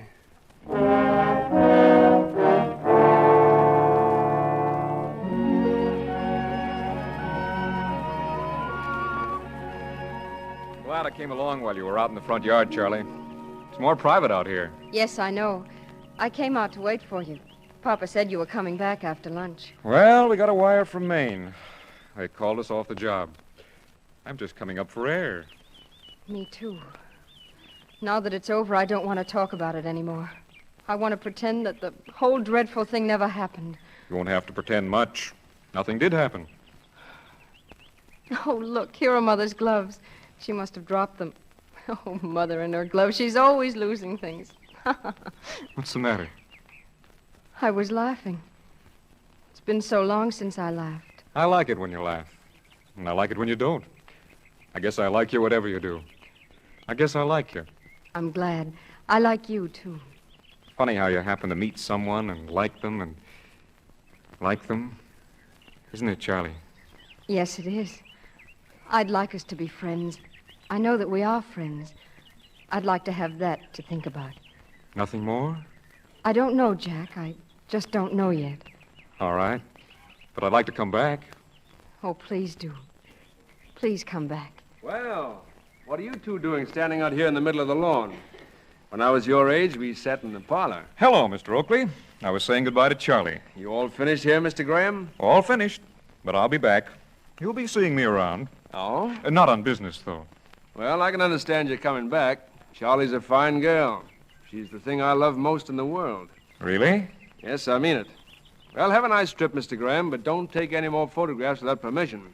Rights of man, you know. Freedom. We'll have a talk about freedom someday, Mr. Oakley. Goodbye. Goodbye, Mr. Graham. Goodbye, Charlie. For now. Goodbye. You like to go for a walk, Charlie? When are you leaving, Uncle Charlie? Oh, come now. That other business, it's all over. I'd like to forget it. We're all happy here, and I'm going to build a new house for you folks. Give it to you as a present. When are you leaving? I'm not going, you see. I'm not going. I want to settle down. Live in a place where people know me, have some money in the bank, some sort of business, be part of the family. I see. The most sensible thing for you to do is to be friends with me. I can do a lot for you, Charlie. I can do a lot for all of you. No, not you. We don't want anything from you. Oh, I wish I'd told my mother about you. I wish I had. What could you tell? Who'd believe you? A waltz running through your head? You don't like the initials in a ring, and you connect it all up with a newspaper clipping. And now you haven't even got the ring. I don't know what became of it. Well, you have it. I gave it to you in that little bar that night. And I gave it back to you. No.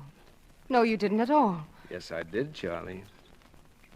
I don't want you here, Uncle Charlie. You and your lies and your fears and your evil. I don't want you to touch my mother. So go away. I'm warning you. Go away or I'll kill you myself. You see, that's the way I feel about you.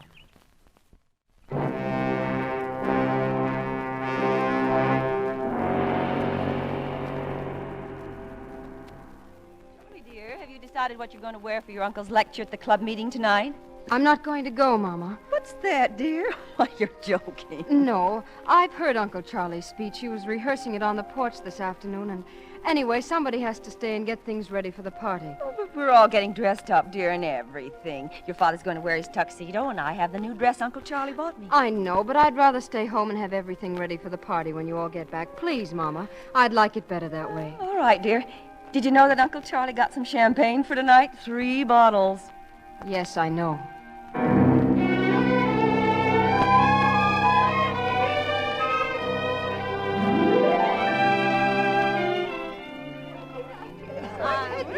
Now, Mr. Oakley, I thought champagne was only for battleships. Not tonight, Mr. Green. I'd like to propose a toast to... Well, where did young Charlie go? Yeah, she disappeared a moment ago. I guess she's out in the kitchen for a moment, Mrs. Potter. Will you have another sandwich? Oh, thank you, Emmy. No, I have to remember my figure, you know. Well, then how about you, Mrs. Green? What would you like? Oh, I'll have just one more little one, Emmy. Ladies and gentlemen, I'd like to propose a toast myself. To our distinguished visitor, to the man who has made the best speech heard in this town for years, to that very good fellow, Mr. Charles Oakley. We don't get many speakers of your caliber, Mr. Oakley. Yes, isn't he just wonderful? Why, thank you, Mrs. Potter. I particularly appreciate that from you. Why, here's Charlie now. Where have you been, for goodness sake, dear? Well, I nearly forgot my ring. I took it off in the kitchen while I was fixing things. Oh, yes, Charlie, show everybody your ring. It was a present to young Charlie from her uncle, you see. It's an emerald, a real one. Yes, Uncle Charlie's been keeping it for me. I nearly lost it last week. But I remembered it tonight and went up and got it while you were all at the lecture. Isn't it beautiful, everybody? Isn't it beautiful, Uncle Charlie? Yes. Yes, it is. Good emeralds are the most beautiful thing in the world. Charlie, you're just in time for my toast. A farewell toast. I hate to break the news to you like this, but tomorrow I must leave Santa Rosa. Why, Charles? Oh, not forever, Emmy. Well, if that isn't the strangest coincidence. Why, I was planning to go to San Francisco myself tomorrow morning. Well, is anything wrong, Charles? Oh, Emmy, darling, I didn't mean to spoil your fun tonight, but I got a letter today, that's all, and I have to catch the early morning train. Oh, but I can't bear it if you go, Charles. Oh, Emmy, I'll be back. Well, you see, everybody, we were so close growing up, and then Charles went away, and I got married, and then, well, you know how it is. You sort of forget you're you. You're your husband's wife. Yes, Mama, that's what you are. But you're you, too. We'll be looking for you, Mr. Oakley. We feel you are one of us, don't we, Margaret? Oh, indeed we do. And I want to thank you on behalf of our club members. Thank you, Mrs. Green. You've all been very kind.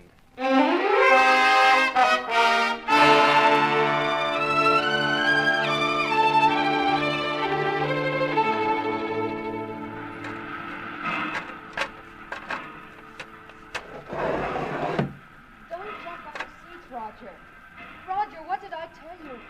You the gentleman in room B? I am. Well, there's a Mrs. Potter in room F in car 142. Wants to see you after we pull out, sir. Oh, thanks. And, Porter, there's one more bag of mine. I think it got taken into the next car by mistake. Will you get it, please? Ask around, see who has it. It's a big yellow Gladstone. Yellow? Yes, sir. I'll go back and look. Gee, the train's going to start. I don't want to get carried away. Oh, boy, maybe it's too late. Maybe I'll have to go along. Oh, there's plenty of time, children. You run along and we'll follow. Race you to the platform, man. Oh, you can run if you want to. I'm a lady, and ladies... Charlie, don't just a minute. Give me your hand. Please. You know what I think about you. I want you to know that I think you were right to make me leave, Charlie. Best for your mother, best for all of us. You saw what happened to her last night. She's not very strong, you know, and I don't think she could stand the shock. I remember once when she was a little girl. Oh, the train's moving now. Don't be silly. There's lots of time. Listen, Charlie, I want you to forget all about me. Forget that I ever came to Santa Rosa. Your hands. Please let me get the door open, Uncle Charlie. The train's really moving now. I know it is, and we'd better get the door open. Let me go, Uncle Charlie. No, my dear, no, I won't. I'm going to help you forget me. I've got to do this, Charlie, so long as you know what you do about me. Let me go. Let's get the outside door open. Two. Here, this way. Not yet, Charlie. Let it get a little faster. A little faster. And there's another train coming along the other track. You can meet it. Charlie, you can meet it. Soon now. No. Soon. Now. Grab him, Saunders. Grab him.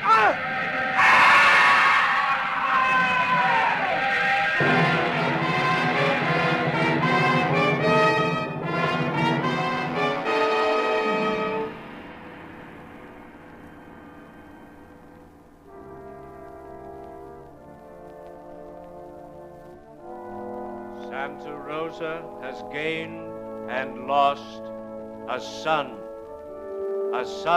that she can be proud of. Brave, generous, kindly, with all of the splendid dignity I'm glad you were able to come, Jack. And thanks for standing outside here with me. I couldn't bear it inside the church. I couldn't have faced it at all without someone who knew. I did know more I couldn't tell you. I know. He thought the world was a horrible place. He couldn't have been very happy ever. No. He didn't trust people. He seemed to hate them. He hated the whole world. You know, he said that people like us had no idea what the world was really like. Well, it's not quite as bad as he thought, but it needs a lot of watching. Seems to go crazy every now and then. Like your Uncle Charlie. The memory of our loved ones, the beauty of their souls, the sweetness of their characters, live on with us forever.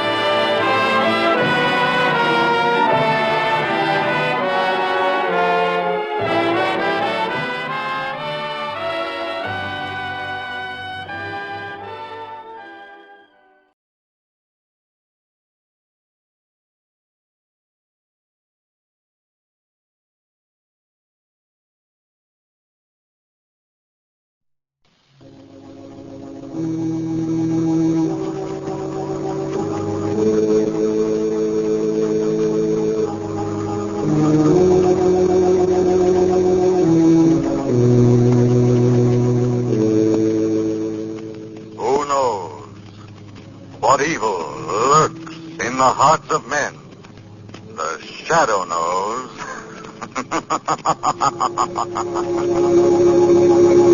Blue Coal presents The Shadow, the mystery man who strikes terror into the very hearts of shopsters, lawbreakers, and criminals.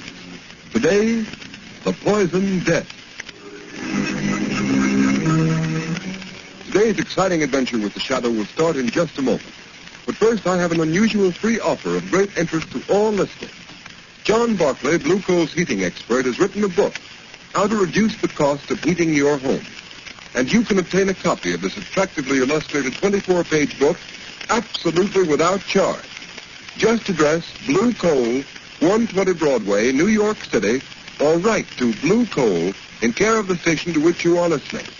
Drop a postcard in the mail tonight for your free copy of How to Reduce the Cost of Heating Your Home.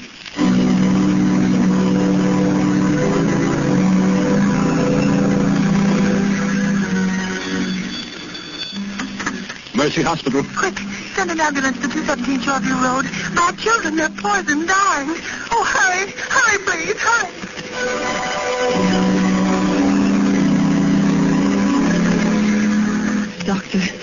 Doctor, what's wrong with my husband? He's been poisoned. Poisoned?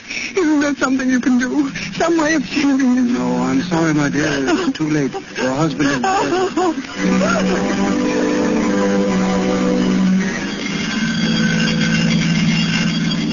What's this, Bill? Another poison case? Yes.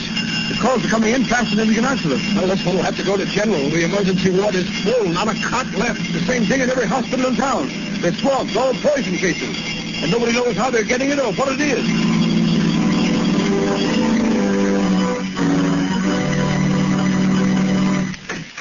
Come in, Commissioner Weston. I came over as soon as I got your message, Mr. Mayor. Sit down, Commissioner. You know why I sent for you? Yes. And I hate to admit it, but we haven't one single clue to go on. I've had the entire police force working on this poison epidemic for 3 days, and we're right where we started. And the press ran some notice sent to newspapers demanding $1 million ransom, or this city of over 1 million souls will be wiped out, poisoned. I thought it was a hoax. Mayor, it's a wild scheme of a crazed mind. It can't be anything else. I don't agree with you. The ransom note was signed The Shadow. This same Shadow you claimed has helped you solve so many crimes. But it was never asked for reward or credit. I don't believe the Shadow sent that note, Mayor. No? Then look at this photostatic copy of the original typewritten threat.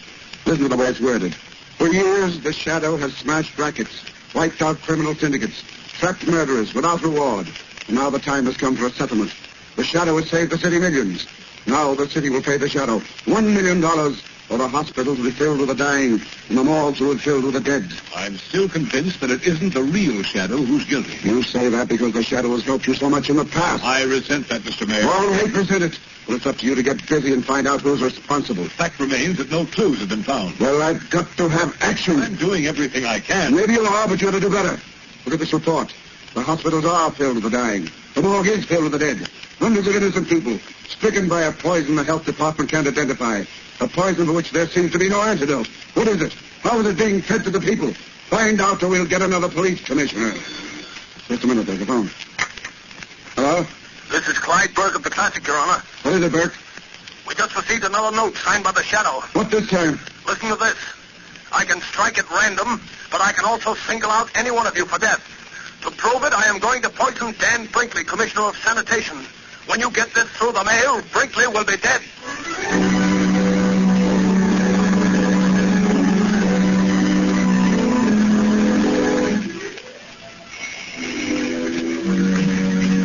Princeton. Hello, Margot. Thank heavens you're back. Have you discovered who's poisoning all these people? Who's using your name, the name of the Shadow? No, Margot. Every theory I've worked on has led nowhere. Whoever he is, this man masquerading as the Shadow must be absolutely insane. There's no doubt about that, Margot, but it's the insanity of a genius, not of a money-mad fool. What strange, distorted mind could devise such a terrible scheme? Margot, let me see that map of the city again. I'll get it. You know the one where we marked all the areas affected by this wholesale poisoning? Yes, I know. Here you are, Lamont. There you see. The cases are widely scattered all over the city. And have you any idea how these people were poisoned?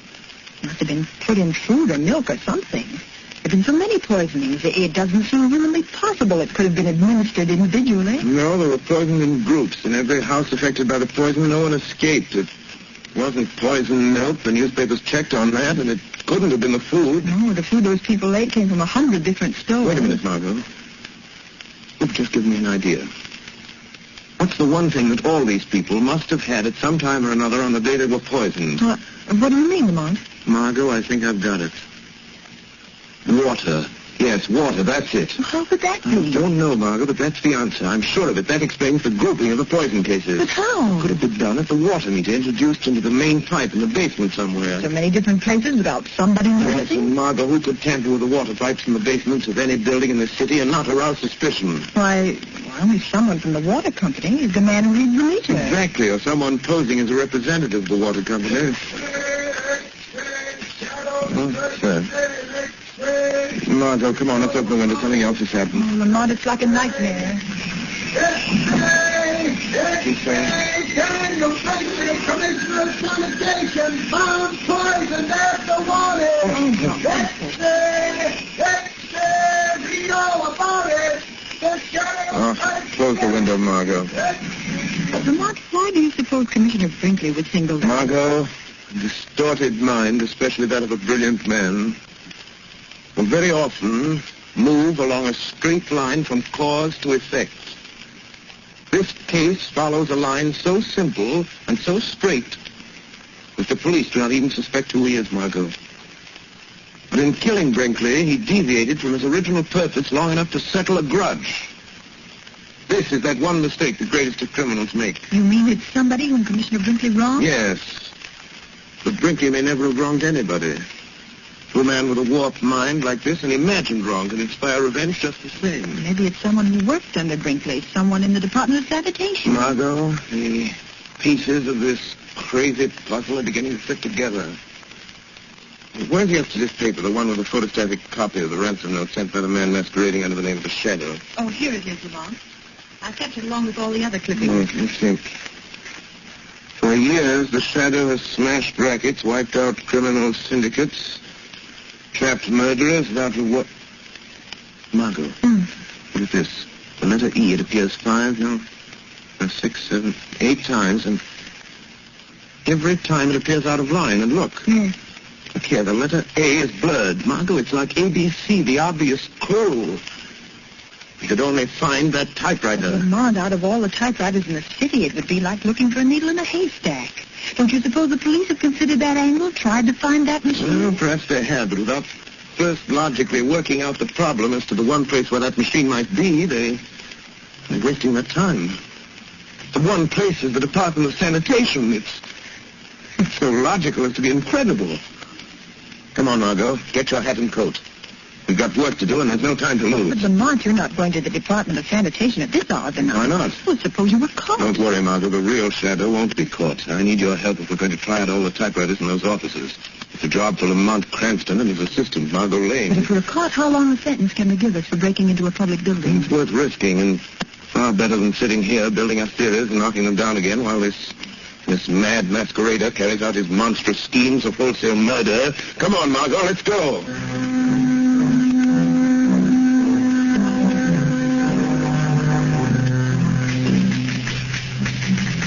No, Margot. No, this isn't the machine. No, it's the last one in here. Let's try the next office. Be careful of that flashlight, Lamont. Must be a watchman here in the building somewhere. He's down in the basement sleeping. I made sure of that before I signaled you to come in. Looks like another exploded theory, Lamont. We've tried dozens of machines, and none of them have the characteristics of the letters in those ransom notes. They're not going to stop until we've tried them all, Margot. There's a door there, leading to the back part of this floor, Lamont. Yes, it says, Private Office of Chief Chemist A.D. Gerber.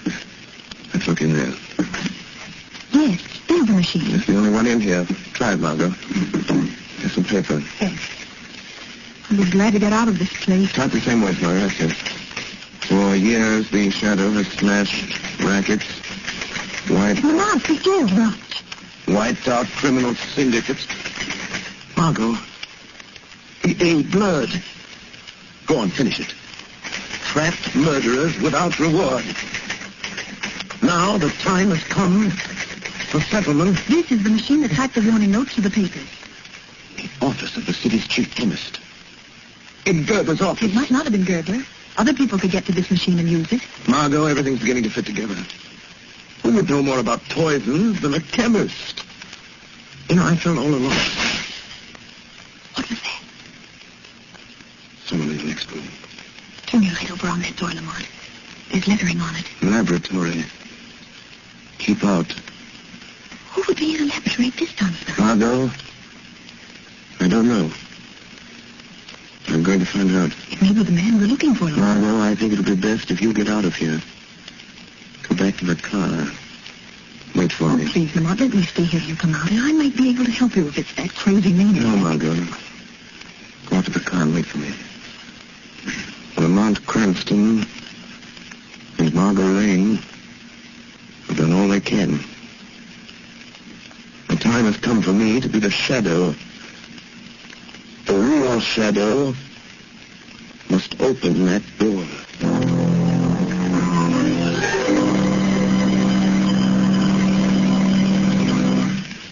The second part of the Shadow's adventure will continue in just a moment. In the meantime, let's talk about how to save money. You will begin saving money when you use blue coal. Blue coal is Pennsylvania anthracite. It is an American product mined by the Glen Alden Coal Company. Unlike many other fuels, blue coal is especially prepared for use in American homes whose heating plants were designed to use anthracite. And to be sure of getting the best anthracite, order blue coal. Its blue color identifies it at a glance. Blue coal is a long-burning fuel that sends a steady, continuous flow of uniform heat into the living quarters of the home. There is no waste because blue coal burns completely to a fine, powdery ash, and it is such a clean fuel to use. These are just a few of the reasons why sales of blue coal in Stroudsburg, Pennsylvania this winter are 22% greater than last winter. Stroudsburg families have been using blue coal in increasing quantities. These are the families that not only enjoy more comfortable homes, but now save money on fuel bills as well. So I urge all families who have not yet tried blue coal to order a trial ton tomorrow. Find out for yourself how much better this specially prepared home fuel is than any other solid fuel. Order blue coal by name in any one of 4 popular sizes: egg, stove, chestnut, or pea. The name of your nearest blue coal dealer can be found in the Where to Buy It section of your classified telephone directory under the name Blue Coal.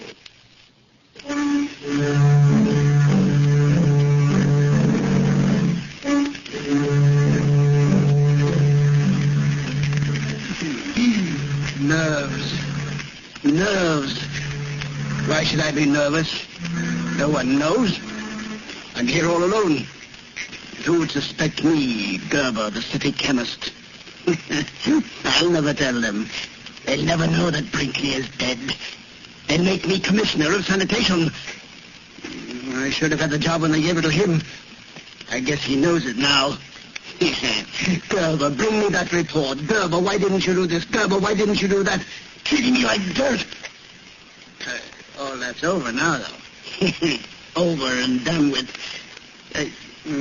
How did that door get open? Must have forgotten to close it. Must be getting absent-minded. Got to be more careful.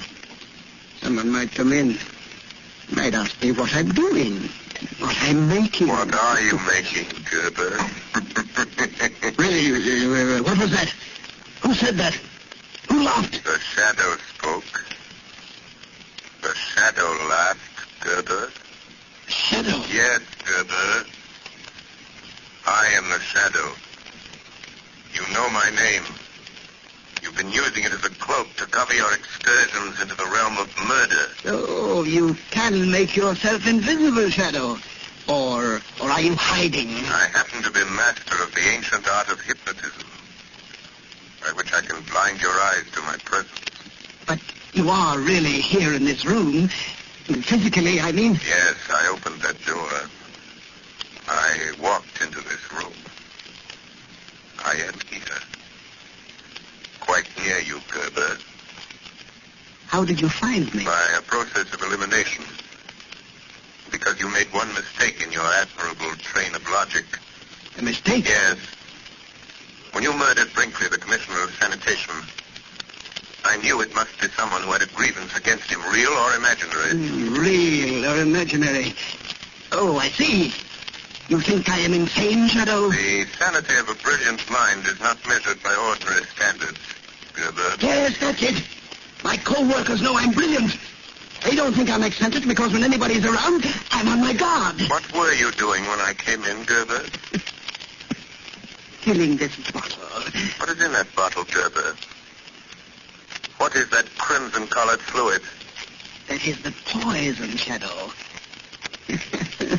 I'm supposed to be analyzing the blood taken from my first batch of poison victims, but instead I've been making more poison. You see? It's all ready now. Would you like some, Shadow? I'll be glad to give it to you. What are you going to do with that bottle of poison, Gerber? Or are you afraid to tell me? No, I'm not afraid. You can't stop me. The devil himself couldn't stop me. Listen. I'm going to drive to one of our fashionable suburbs where all the important people of the city live. There's a high-steel water tower there. I'm going to climb that tower and pour this little bottle of poison through the trap door at the top. It will be diluted in the water, carried into the homes of all those prominent people. And by tomorrow night, they will all be dead. It is fortunate I found you in time. In time for what, Shadow? In time to stop you. You can't stop me, Shadow. You're not going to leave this laboratory with that bottle of poison, Gerber. Yes, I am. And I'm going this minute, Shadow. You see this test tube? Yes. It's filled with acid. Acid that will burn you beyond recognition. You forget you can't see me. Yeah, but the only way you can stop me is by physical means, with your body that seems to be not even a shadow. And to do that, you must drop your cloak of invisibility. How do I know that isn't a blind to make myself become visible to you? No, it isn't a blind, Shadow. See, I pour a little on the floor. You see? Think what that would do to human flesh. And you say you are human. Yes. Yes, I am human. Then I dare you to stop me. At the first touch of your hand, I'll throw it at you. It is better that one man be injured than you should kill another entire community. I'm willing to take that chance. All right. We'll see if you're as brave as you sound, Shadow. Stop where you are. No. I'm leaving unless you stop me physically. Then I have no alternative but to fight you man to man. Oh, you are human. All right. Take this.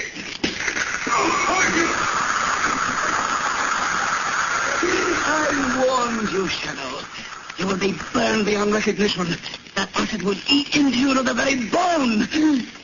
Goodbye, Shadow. At last you've met someone who is your match. Now there's no one to stop me putting the poison in that water tower.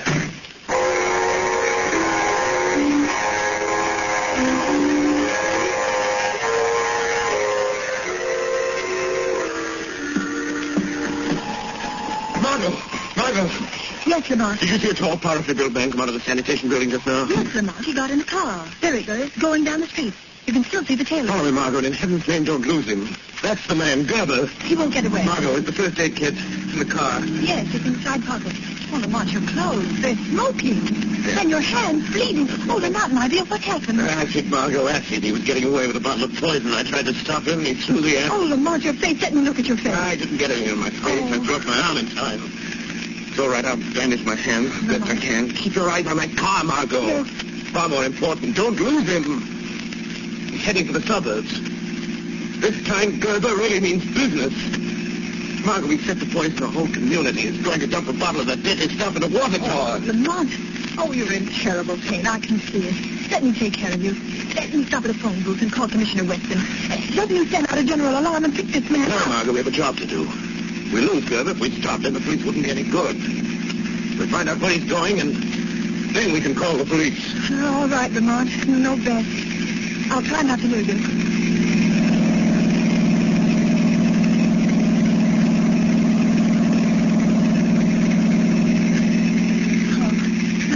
Is the pain any easier? You've got to get to a doctor as quickly as possible. Infection might set in. I will as soon as... Margot, look. Yes. I think Gerber is nearing his destination. He's taking that road up the hill. If I remember correctly, the water tower's at the top. Lamont, how will you stop him now? You with your bleeding hands. He's a powerful man. Crazy with the strength of a maniac. I've got to do what I can to delay him. Keep him from putting that poison in the tower until you can get the police. The police? Lamont, how is he going to get the poison in the tank? He said there was a trap door on top of the tower. A door they use when they clean the tank. Oh, Lamont, that means you may have to climb that tower. Now, you can't, not with your hands in that condition. It's snowing. There'll be ice on the rungs of the ladder, and in this wind, you're liable to slip and fall. I've got the chances. Stop, Margot, stop. At the water tower. There's the car. Lamont, look, it's Gerber. Yes. He's starting to climb the tower already. Margot, go on, I'll get the police. Hurry. Tell them to get someone to shut off the water in this tower in case I fail. Hurry, Margot, hurry. I'm going up there after him. All right, Lamont, I'll get... Who's that? The man you thought you'd left in your laboratory. Burnt and blind with ashes. The Shadow. Yes? But I thought I had you. But all right. Keep on following me. You're a long way behind me by the sound of your voice. Yes. Yes, but you have to stop when you get to the top. And I shall catch up with you. Yes. By that time, I shall have poisoned the water. You forget the trapdoor to the tank may be locked. It will be rusty and easy to break. But it will take time, and I shall be gaining on you.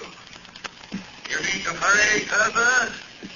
That's too bad you missed my face with that accident, Gerber. Some of it went on you. I heard it sizzling into your flesh. On my hands, that's all. Don't you want to see them? Then you must be suffering holding onto the ice-covered ladder. Not as much as you'll suffer once I reach you. All right, hurry, Shadow. I'm on the top already. Now, you were right, Shadow. The trapdoor is locked. But that won't stop me. I'm going to blow it open with my revolver. The lock is broken, Shadow. You'd better hurry up. I'm not far below you now, Gerber. Now I'm opening the trapdoor, Shadow. Yes, I hear it, Gerber, but you'll never put the poison in the water. I have the bottle in my hand. I'm pulling out the stopper. And I'm here to knock it out of your hand. Yes! You broke it! You spilled the poison!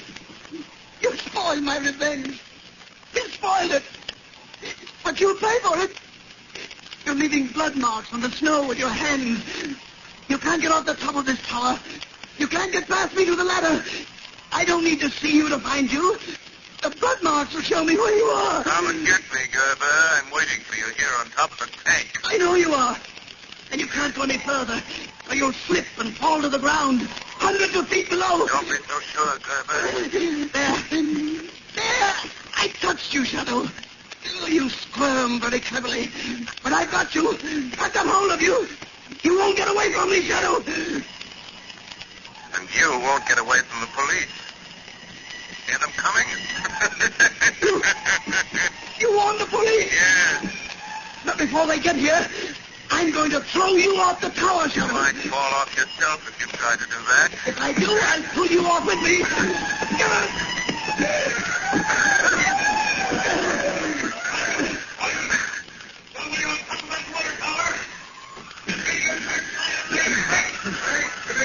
And Commissioner Weston, he's come to take you himself, Gerber. You should feel honored. He'll never get me. He'll never take me alive.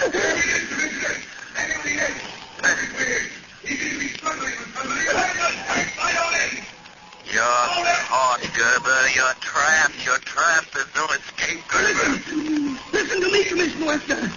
You'll never get me. Never. I did it. I killed all those people. I made you think it was the Shadow. He's trying to get You'll be killed, Gerber. I'm not afraid. I'm not afraid. Because you're coming with me, Shadow. Come on, Shadow. Come with me. Come with me. He did it. He jumped. Throw your light over there to the foot of the tower. See who it is. That's our man, the poisoner. There's the body. You must be dead as a torn here. Yes. No man could fall that distance and live. Turn him over. Let's see his face. He's dead, all right. Neck's broken. Why, it's Gerber. Gerber. The chief chemist of the sanitation department. Who would ever have thought a man in his position? He was struggling with someone up there on the top of the tower. Where's the other man? Look around the base of the tower. See if you can find another body. Look in the bushes. I suppose we could on this but I don't I don't see a thing in these snow flurries. Swing the searchlight around. Anything over there, Sergeant? No. No sign. No. I don't see anybody here, Sergeant. Nobody over here. Nothing over on this side. Listen.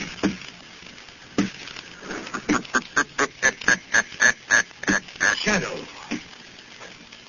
Yes, Commissioner Weston. The Shadow. I am walking down.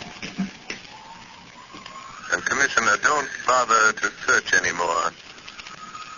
I am the man Gerber was struggling with up on the tower. So, you trapped Gerber? Yes, Commissioner. I trapped him. Gerber's your man. The man who tried to poison the people of this city into paying him $500,000. Well, he won't poison any more by the looks of him. And now, would you do something for me, Commissioner? By all means. If you don't mind, Commissioner, I'd like to publicly take the credit for solving this mystery.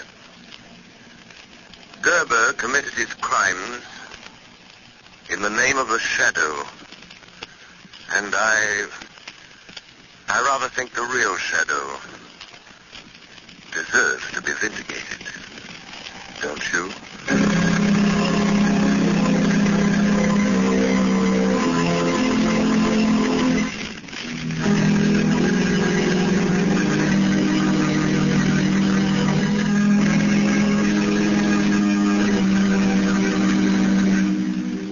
You have just heard a dramatized version of one of the many copyrighted stories which appear in the Shadow magazine. All the characters and all the places named are fictitious, and the similarity to persons living or dead is purely coincidental.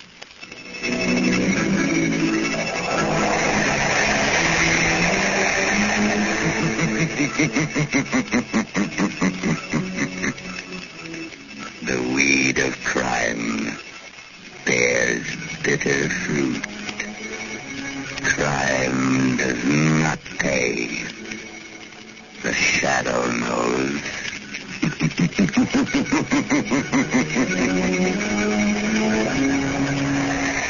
Next week, same time, same station, Blue Coal, America's finest anthracite, will again present another thrilling adventure of The Shadow. Be sure to listen, and be sure to burn Blue Coal, the solid fuel for solid comfort.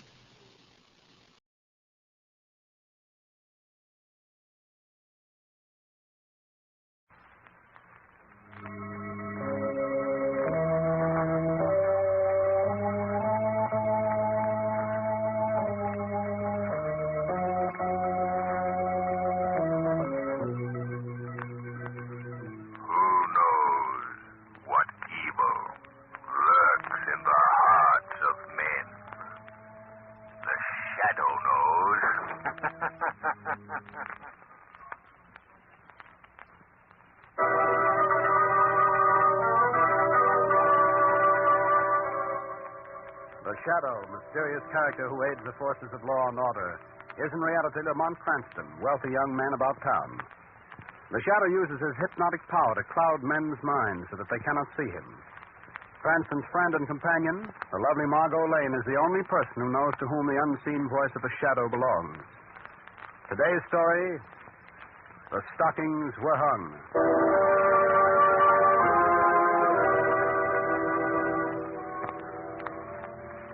This is a story of Christmas time in a great city. Tonight, with Margot Lane and Lamont Cranston, we look in on the lives of the Grover family. Get out of here. Get out. You'll not get a cent of pay from me, Mr. Grover. Simon Jordan, you know my wife's dead and I have 2 children. And it's Christmas. I've got to. Get out before I...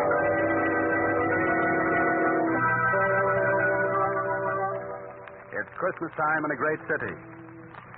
As our scene opens, we find Margot and Lamont coming down on the elevator from Margot's apartment. Well, here's where we get out, Margot. Where now? Over to the club, Lamont, to pick up a Christmas basket of food to deliver. Good. Oh, look, Lamont, it's snowing. What do you think of that? I want to stop the corner and see my friend Spike. Spike? Yes, Spike Grover. He's a newsboy. I always buy my papers from. There's Spike on the corner. Busy little man, isn't he? I always give him $5 for Christmas.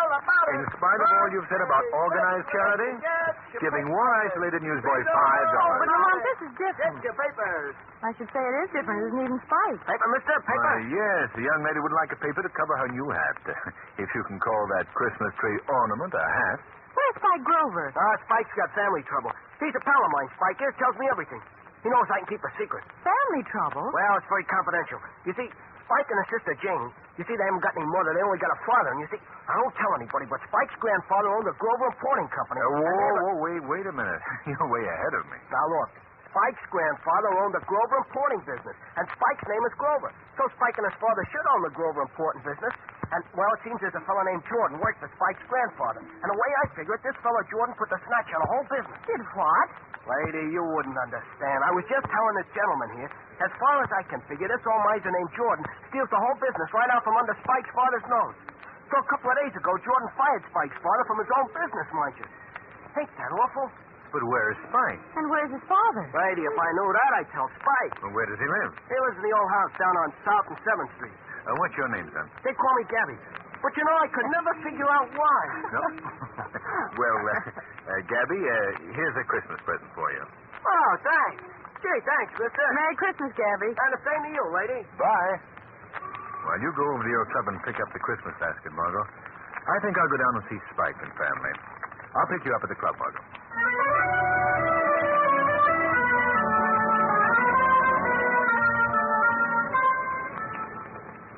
A cab? You want a cab, mister? You want a cab? Yes. Take me to South and 7th Street, please. South and 7th Street, yeah, South and 7th. Thanks.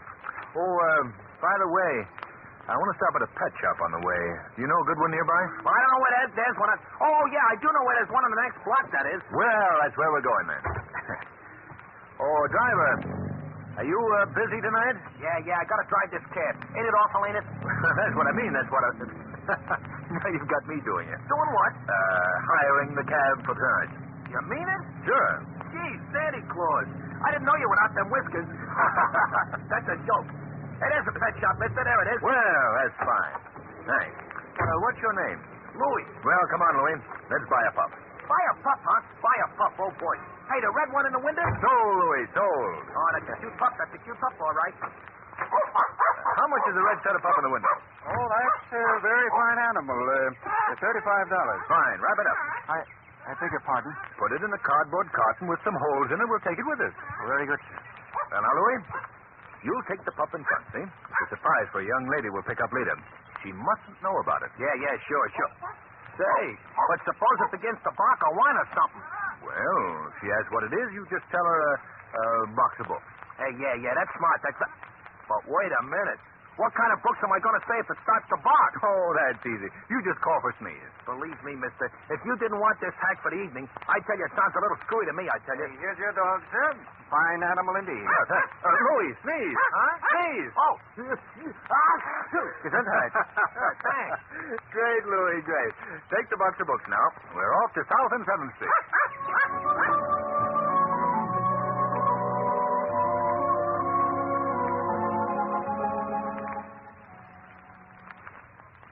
Mother would be very mad if I didn't make these cookies just perfect for Daddy. Let me see. Here it is. Mother's recipe for Christmas cookies. 1 1/4 cups of flour. I've got that. 1 1/2 teaspoons vanilla. Maybe nobody'd notice if there's no vanilla in them. 1/3 cup of sugar. 1 egg. And 1/2 cup of butter. 1/2 cup of butter? I haven't even got half a cup of butter. And I wanted so much to surprise Daddy. Well, that's no way to feel on Christmas Eve. What's the matter, Jamie? I haven't got hardly any butter. Well, we'll take care of that in a minute, Jamie. But I came here looking for your brother Kingsley. But I don't know where my brother is because he's looking for my father. And I don't know where my father is. Daddy hasn't been home for 2 whole days. Oh, easy, Jamie. Well, Kingsley says Daddy will be home for Christmas. I'm sure he will. But now Kingsley's gone.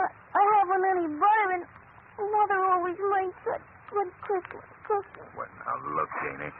I think this will give you all the butter you want and anything else you might need for your Christmas cookies. Oh, it's $5. You can't expect me to find your father and Kingsley if you don't have Christmas cookies ready for them when they come home. Will you really bring them home? I'll try, Jamie. I'll try.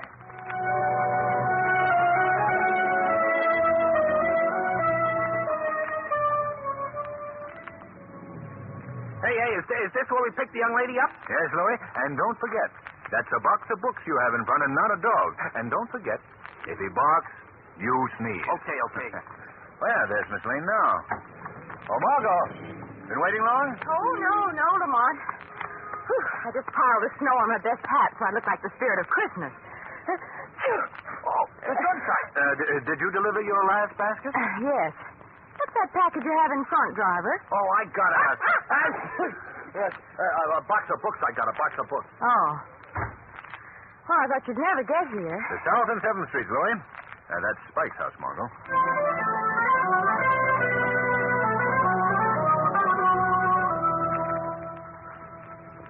You wait here, Louie. Yeah, sure, boss. Sure. Margot, this is Spike's house. Let's go in and see Jenny, huh? Oh, good. I want to meet her. Lamont, look. Those 2 boys are fighting. And that smaller boy is Spike. It is? Hey, you youngsters. Let go of that tree. It's mine. Stop picking on him, you big bully. Oh, scram. See, Miss Lane, I found this You tree. did not. Come on, you young hoodlums. Hey, now, wait a minute, one at a time. Start in the gutter. Listen, young man. I suggest that you run along and let Spike have his tree. Who's going to make me? Why, you young rapscallion. Oh, Lamont, remember, peace on earth. I'll get you, Spike, when you haven't got your gang with you. What a piece of the society column. The well-known clubman, Lamont Cranston, seen brawling... Ow! Why, that hit me with a snowball. Remember, Margot, peace on earth. Well, if you were half a man, you'd do something about it. Never let it be said. Well, here, you're not going to throw a snowball at him. It wouldn't look well if I shot him, would it? Boy, what a way out! Hey, who do you think you are, Lefty Gomez or something? I'll get you, Spike. Mister, and it isn't even a good Christmas tree. Oh, Spike, it's a beautiful tree. It hasn't got many needles, but you gotta have a Christmas tree when you got a girl in the house. You're right, Kingsley. Kingsley, have you been talking to my sister? Yes? Nothing's happened to my dad yet, has it? Why, of course not. We know your dad's missing, so we just came down to help. Have you any idea where your father is, Spike? Oh, gee. He'll show up. Have you been to the place where he works? Where he used to work. That old skinflint Mr. Jordan won't let him work there anymore. I see. Have you asked the police for help? Well, that's just the trouble, Mr. Cranston. I can't. Why not, Spike? Oh, it's kind of private. Well, here, you must tell us or we won't be able to help you. Oh, well, all right. See, I went there yesterday and Mr. Jordan said he hadn't seen Dad, and when he did, he was going to have him thrown in jail. What? Yeah. Mr. Jordan said my dad did something to the books or something, and that he was a thief. My dad wouldn't do anything like that. I'm sure he wouldn't, Spike. Bet he wouldn't, especially because that business really belongs to him, and it's supposed to belong to me someday when I get big. If anybody's a thief, it's that old skinflint Mr. Jordan. Now, look, Spike. The first thing we've got to do is to find your father. Yeah. The best thing to do is to get the police to help us. Oh, but maybe they'll arrest him. But you and I both know that your dad didn't do anything wrong. Yeah, that's right. Maybe they can find him, huh? Maybe they can find him. Sure they can. You tell me what he looks like. Then you and Miss Lane go in the house, and I'll go to police headquarters.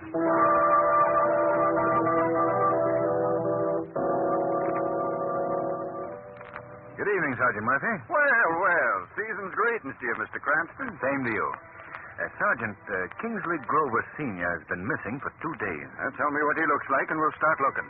His son Spike told me that he was 5 feet 10, weighed about 165, was wearing brown overalls. Calling all cars. Missing since last Friday. Kingsley Grover Sr. Height 5 feet. Harbor Patrol. This is headquarters. We're looking for Kingsley Grover Sr. Height 5 feet dead. Wait.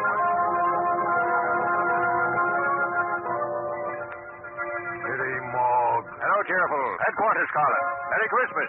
If you got a stiff on ice about 5 feet 10, wait.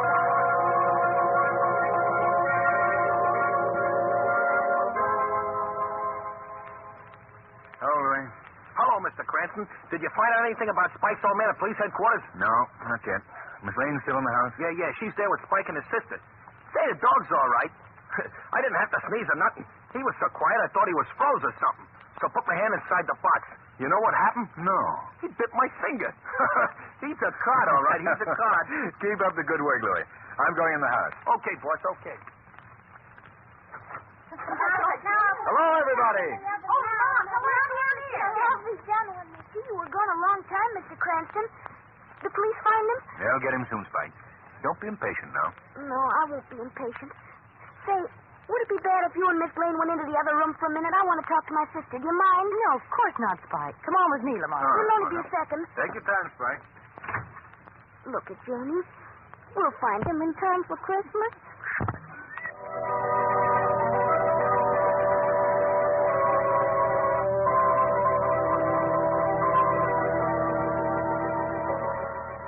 And still the search for Spike's father goes on. The machine of the police looking everywhere. Hours pass, and no word. Now we find Kingsley going up to old Mr. Jordan's office. Mr. Jordan! Who is it? Oh, it's you, is it? Get out of here. Please tell me where my father is. I don't know where that thieving father of yours is. If I did... He's not a thief. If anybody's a thief, you are. You shut your lying, dirty mouth. You stole my father's business. He should be here, not you. I'll thrash you within an inch of your life, you little gutter snipe. Take that. Please don't hit me with that cane again, please. You don't like that, eh? And that. Please stop it. Come on, get out. Get out.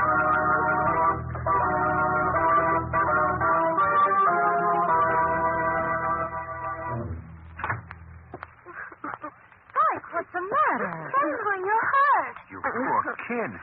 How did you get that red welt across your cheek? Mr. Jordan hit me with his cane. Oh, you poor child. Come here, I'll wash it out. Now we have to plan what we're going to do.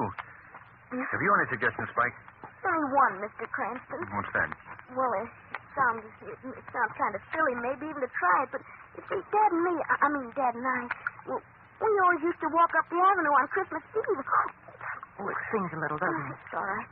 Well, anyway, we'd look in the store windows and we'd see what we'd buy for ourselves and Jamie and Mother when she was alive. If we had all the money we wanted, I thought I'd walk up the avenue tonight and... Well, I guess it sounds kind of silly, but I would like to.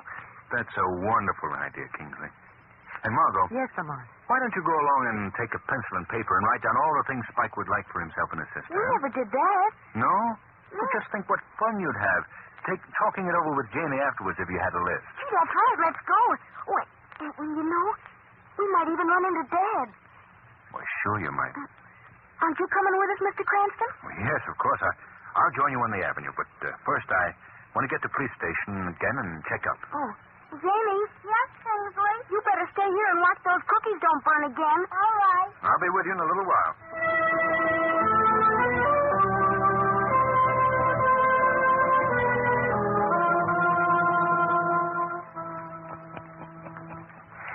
Well, I guess I can close the books for tonight. I've had a good year. Who's there? Now one. I guess I'll give myself a Christmas present of a new latch for the door. That Grover brat must have left it open. He's too smart, that boy. You don't have to worry about any Grovers ever again, Simon Jordan. Simon Jordan. That's going to look fine in new gilt letters on the door. Instead of Grover's Important Company. You're pretty slick, Simon Jordan. These books are fixed so cleverly that even the Supreme Court couldn't tell that Simon Jordan didn't own this company. Hey, what was that? Who said that? No one said anything, Simon Jordan. I was just enjoying your joke with you. Now, where are you? I can hear your voice. Of course you can hear my voice, Simon Jordan. But you can't see me. I'm in the shadows. The shadows of your mind. Go away. Go away from me. I thought you might be lonely. No, I'm not going. Go away. I came to ask you about the Grovers. Hey? What do you know about the Grovers? Enough, Simon Jordan. Enough to know that your altered books would not fool the Supreme Court. Hey? You're not a spirit, are you? In a sense, yes. I try to represent the spirit of honesty and justice. And when Simon Jordan beats a child with his cane, steals from the father of that child like a low, sneaking thief, then I must talk to Simon Jordan. I'm not a thief. No. I should not disgrace thieves by calling you one of them. Hey? You're a man too mean to be a thief, Jordan. Yeah. What do you want from this world? None of your business what I want. I'll tell you. You want money. Nothing but money. I feel sorry for you, Simon. Oh. I'm going to go now. But I want to leave one thought with you. Eh? You're an old man. You don't have much longer to live. What? All your life's work is your money. It's rather an empty victory, isn't it? You're alone in the world. Your money doesn't do anyone any good, Simon Jordan. Eh? But you can rest easy in your shriveled soul because the Grovers will be taken care of. Huh? The shadow will take care of them. The shadow?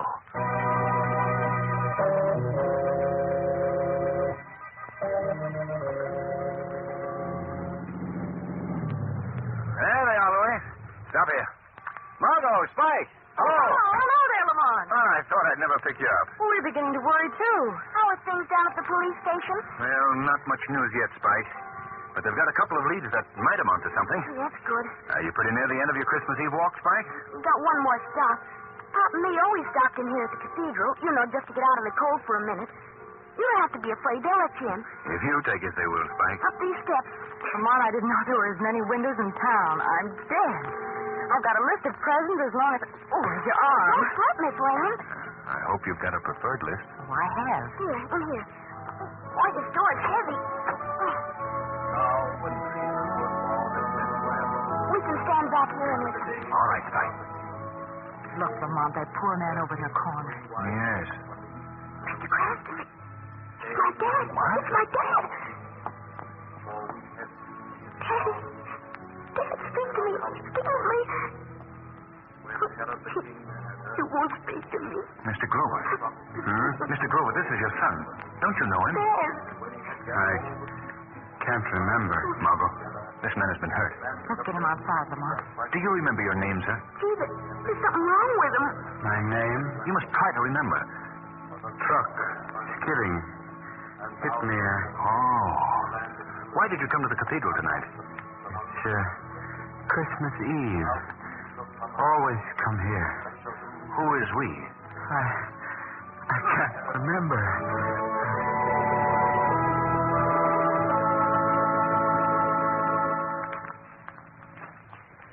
Emily, Miss Lane leave some packages with you? Did she leave some packages? Did she leave some? She dumped them in the back of the hack and went to the kids. Spike, was talking all the way down about your father's old man. Is that the kid's old man with you? Yes, he's in pretty good shape now. Oh, gee, that's the nuts. That certainly is. Now, Louis, don't forget to bring in those packages when I call you. All right, now, Mr. Grover. Just lean on me. You're still a little bit shaky. I know it. Now, watch the step. I'm all right, thank you. Yeah, you're fine now. All right. You go first. Merry Christmas, children. Daddy! How is the lady of the house? Oh, I'm It's just wonderful now that you're here. Oh, Daddy. And I make Christmas cookies, too. Fine, fine. And how about you, young man? How have you been behaving? I've been getting along all right. Where did you get that nasty welt across your cheek? You haven't been in a fight, have you, son? Oh, I'll go. Oh, no, sir. It was only an accident. Mr. Jordan, what are you doing here? I came to speak on a matter of business. I don't believe this is the occasion for a business discussion. Oh, I think it is, Mr. Grover. In going over the books tonight, I found that a great and terrible mistake has been made. Huh? The Grover Importing Company has been making more money than I thought, and over half of it is rightfully yours as partner in the company. Partner? Yes, part owner. And I hope you will find it within your heart to forget any misunderstandings we may have had, and that you'll take over the responsibilities of partnership immediately. Yes, that's all I've got to say.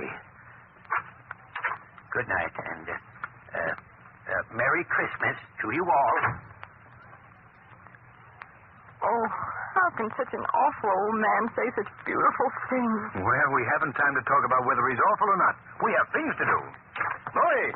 Oh, you don't have to yell. You don't have to yell. I'm right here. I got all the stuff right with me. Good. Bring it right in. Look, presents. Are they for us? Quiet, Jenny. Of course they're not. But they are, Kingsley. Oh, don't kid me, Mr. Cranston. You're not getting fired. I don't know how I can ever repay you for what you, Miss Lane, and Mr. Cranston have done tonight. We've been more than repaid, I assure you.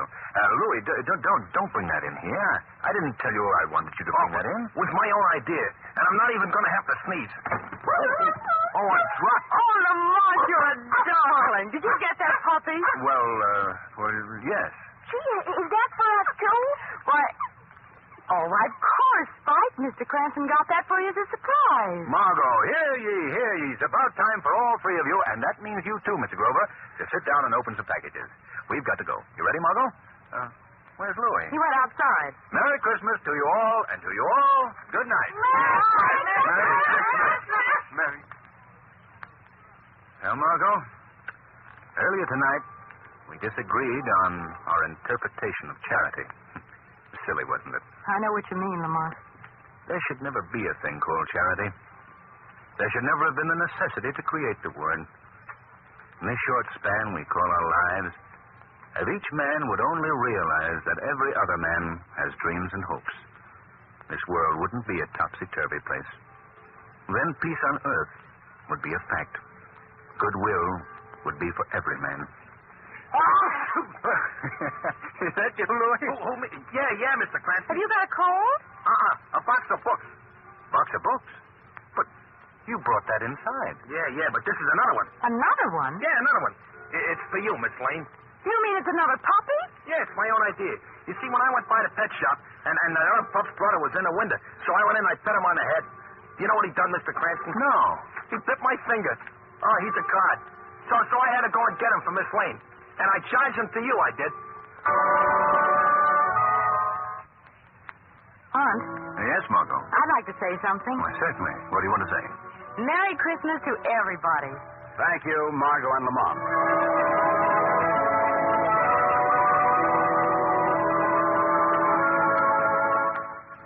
Today's program is based on a story copyrighted by the Shadow magazine. The characters, names, places, and plot are fictitious. Any similarity to persons living or dead is purely coincidental. The Shadow magazine is on sale at your local newsstand. The weed of crime bears bitter fruit. Crime does not pay. The Shadow knows.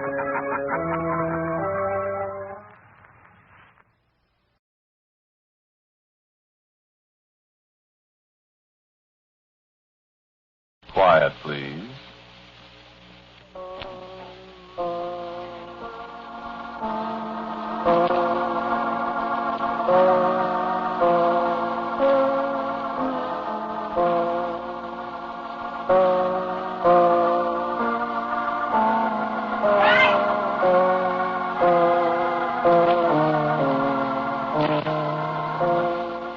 American Broadcasting Company presents Quiet, Please, which is written and directed by Willis Cooper and which features Ernest Chappell. Quiet, Please, for today is called Shadow of the Wings.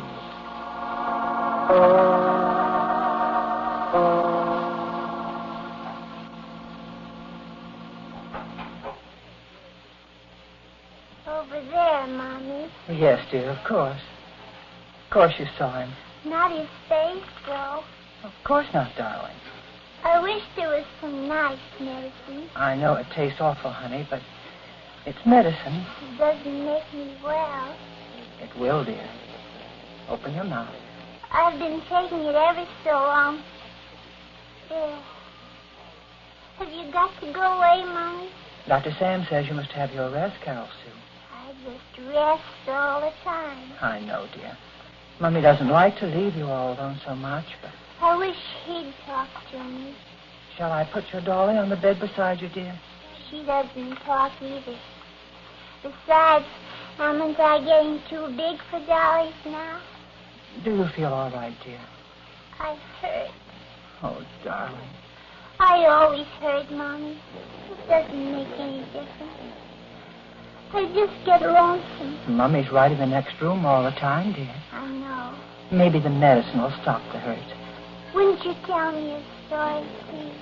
Honey, it just breaks Mummy's heart she can't stay and tell you a story, but Dr. Sam says you mustn't get excited, don't you see? I wouldn't get excited, Mommy. I have to do what Dr. Sam says, Carol Sue. I wouldn't get very excited. And you try to sleep now, dear. Will you? I do try. And have nice dreams. He's not a dream, Mommy.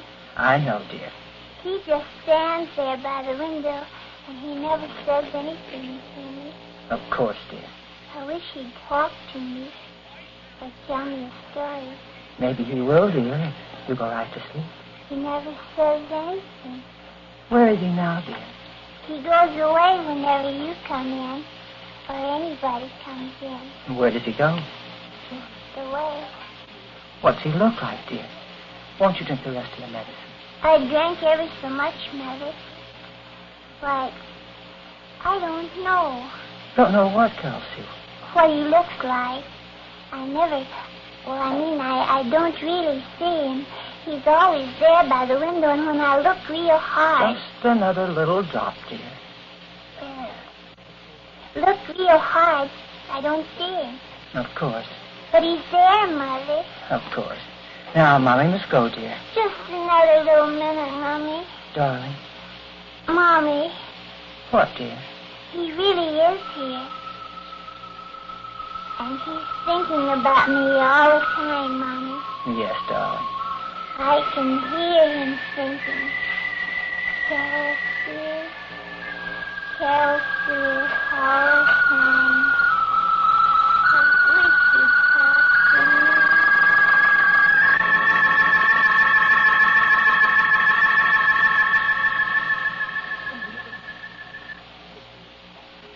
Michael, put up your sword. It is only I, your brother.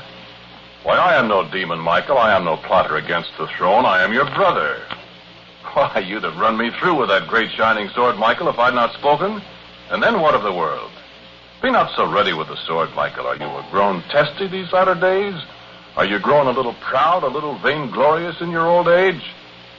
Remember our brother that grew proud, Michael, and vaunt not yourself. Oh, no, I will not say his name. I know the law, and his name is forgotten amongst us. Nay, Michael, I jested with you. Be not angry, for it is not often that I jest, Michael.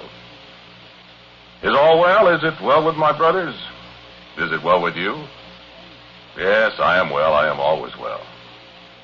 Too well, Michael? Oh, now you jest. Farewell a while. There is one who waits on me, and her I must attend.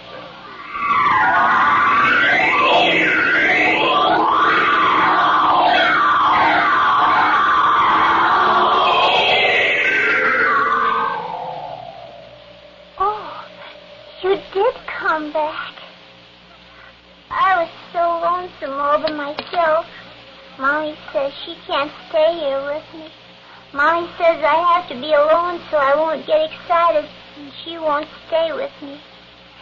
But you did come back. I knew you'd come back. I'm so sick. But I'm not so lonesome now. Why do you stand by the window where I can't see you? I won't get excited, really. Wouldn't you come and sit on the bed and talk to me? Tell me a story? Please. Mommy doesn't think you really come to see me.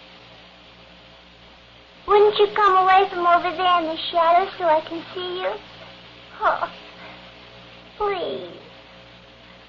If you'd only just talk to me, I wouldn't get excited. I promise I won't get excited, because I know what'll happen if I do. I heard Mommy talking to Dr. Sam. Dr. Sam says if I get excited, I'll die. Won't you come and talk to me, please, mister? Are you a ghost?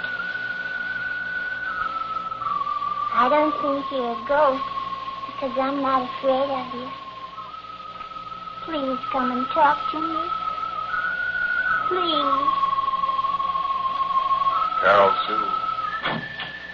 Carol Sue, are you awake, dear? He's gone away, Mommy. Darling, I thought you must go to sleep. I can't sleep, Mommy. You mustn't talk to yourself, dear. You must... I wasn't talking to myself. I was talking to him. Oh, darling, you were asleep. You were dreaming. No, Mommy. He was right there by the window. There's nobody here, dear. You were having a dream. No.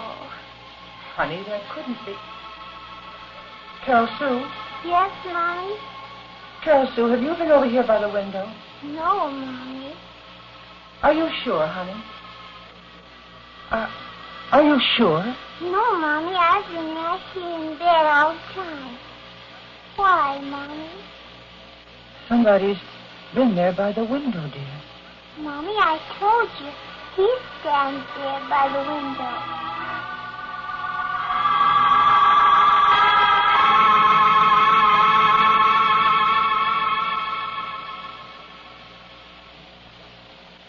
Well met, Raphael. Well met, my brother. It is not too often that we two meet here in the high place, Raphael. We must win of the world, you and I, and there is no rest for either of us, is there? How goes the pathfinding, brother? Yeah, it's a sad and thankless task, this labor of yours. Well, I know. For many a time in the night I've heard the lost ones cry, Raphael, come and lead us. We have gone astray.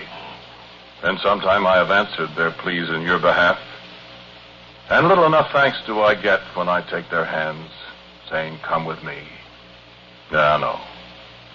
Michael and the other brother, Michael with his flashing shield and great gleaming sword, he and the young one, they need never walk the ways of the world seeking as you and I do. Tell me, are you ever weary? Yeah, there is no rest, is there?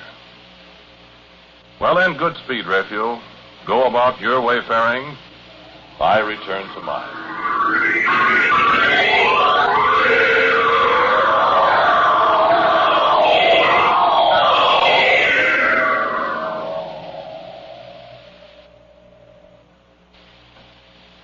Tell me, Dr. Sam. I can't understand it, Margaret. I simply can't understand it at all. She's not getting better. I can't understand it. She's taking the medicine that you prescribed, Dr. Sam. Every day, just as you said, I stand right there beside her bed and watch her drink it. I know, Margaret. I can tell she's taking the medicine. Well, what are we going to do then, Dr. Sam? Margaret, the child simply must be kept quiet at all costs. She is being kept quiet. Look, Margaret, I know a little about mothers myself. I know how you feel. Margaret, you've got to stay out of Carol Sue's room. I do stay out. Then who goes in her room? What did she tell you, Dr. Sam? Who goes in there? Dr. Sam, what did she tell you? Has she mentioned it to you? Did she tell you about by the window? She did. It wasn't I, Dr. Sam. It was an extraordinarily vivid dream then, Margaret. It wasn't a dream, Sam. Well, Margaret? There was somebody there.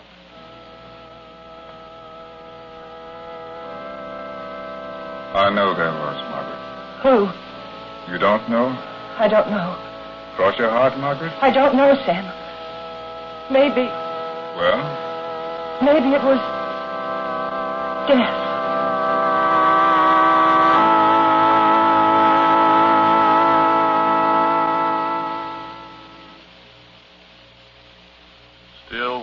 Gabriel? A long, long time. Eternity, brother. A long, long time since the black darkness lay upon the face of the waters and there was no light. Aye, and a long, long time of waiting till darkness descend again at the sound of yonder great golden trumpet. How long since you have looked upon the fair green hills of the world, Gabriel? How long since your eyes have beheld the blue of the waters and felt the winds of the west upon your cheek? So many countless years, Gabriel, and yet it's fair and beautiful as first we saw it that day so very long ago. No day goes by, Gabriel, that I do not walk upon the earth, nor any night. Would you change places with me, Gabriel, and walk as I do among men? You would not. You would not have my task? Well, fortunate, Gabriel, for there is no choice. Though I weary of the hills and the mountains and the long, sweet plains of earth, I have my task, and my task I must perform. Michael with his sword, Michael the captain of the host, Raphael the seeker out who walks the earth on a gentler task than mine, and you who wait the word, as we four waited it before the evening and the morning with the first day. Wait, Gabriel. Eternity may not be so very long. Farewell, my brother. There is a vigil to keep.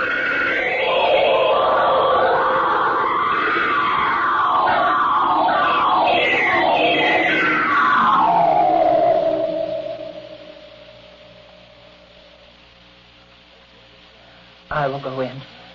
I'll stay with her and watch, Dr. Sam. Is she asleep? She's very quiet. Don't wake her, Mother. No. I'll watch. I'll stay awake, and if... Be very quiet. I'll be very quiet. Good night, Dr. Sam. Good night, Margaret. You'll call me. I'll call you. Carol Sue. Carol Sue. Carol Sue, darling. Oh, sleep, dear. Mommy will watch over you.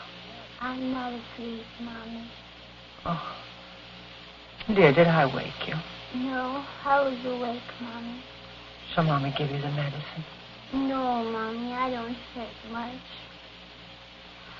I was just lying here, waiting. Waiting? I thought he was here, but he wasn't. Who is he, dear? I don't know. Do you dream him, dear? Oh, no, Mommy. Mommy will be very quiet, dear, so you can sleep. All right. Go to sleep, dear.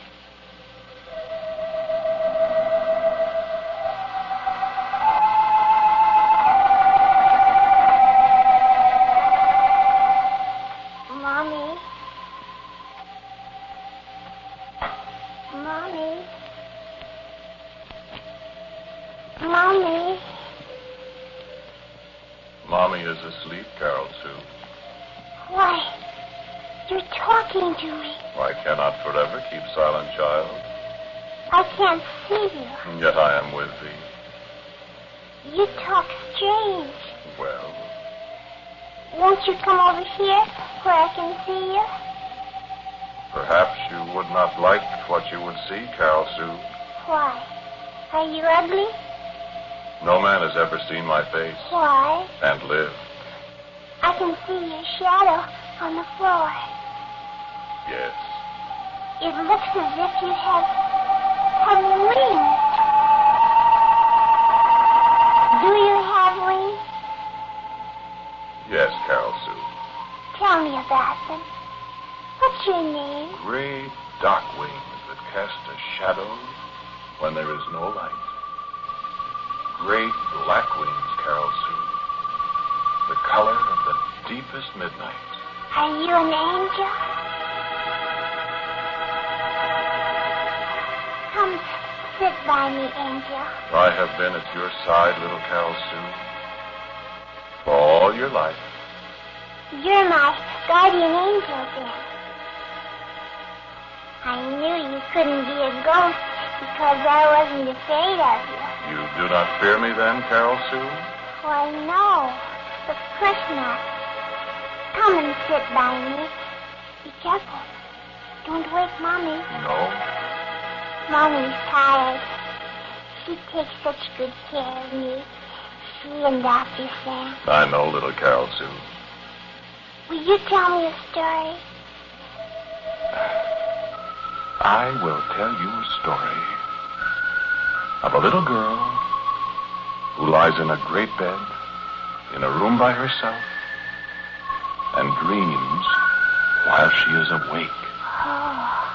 A patient little girl who has never known what it is to walk like other little girls, who must lie in bed alone and always be in pain.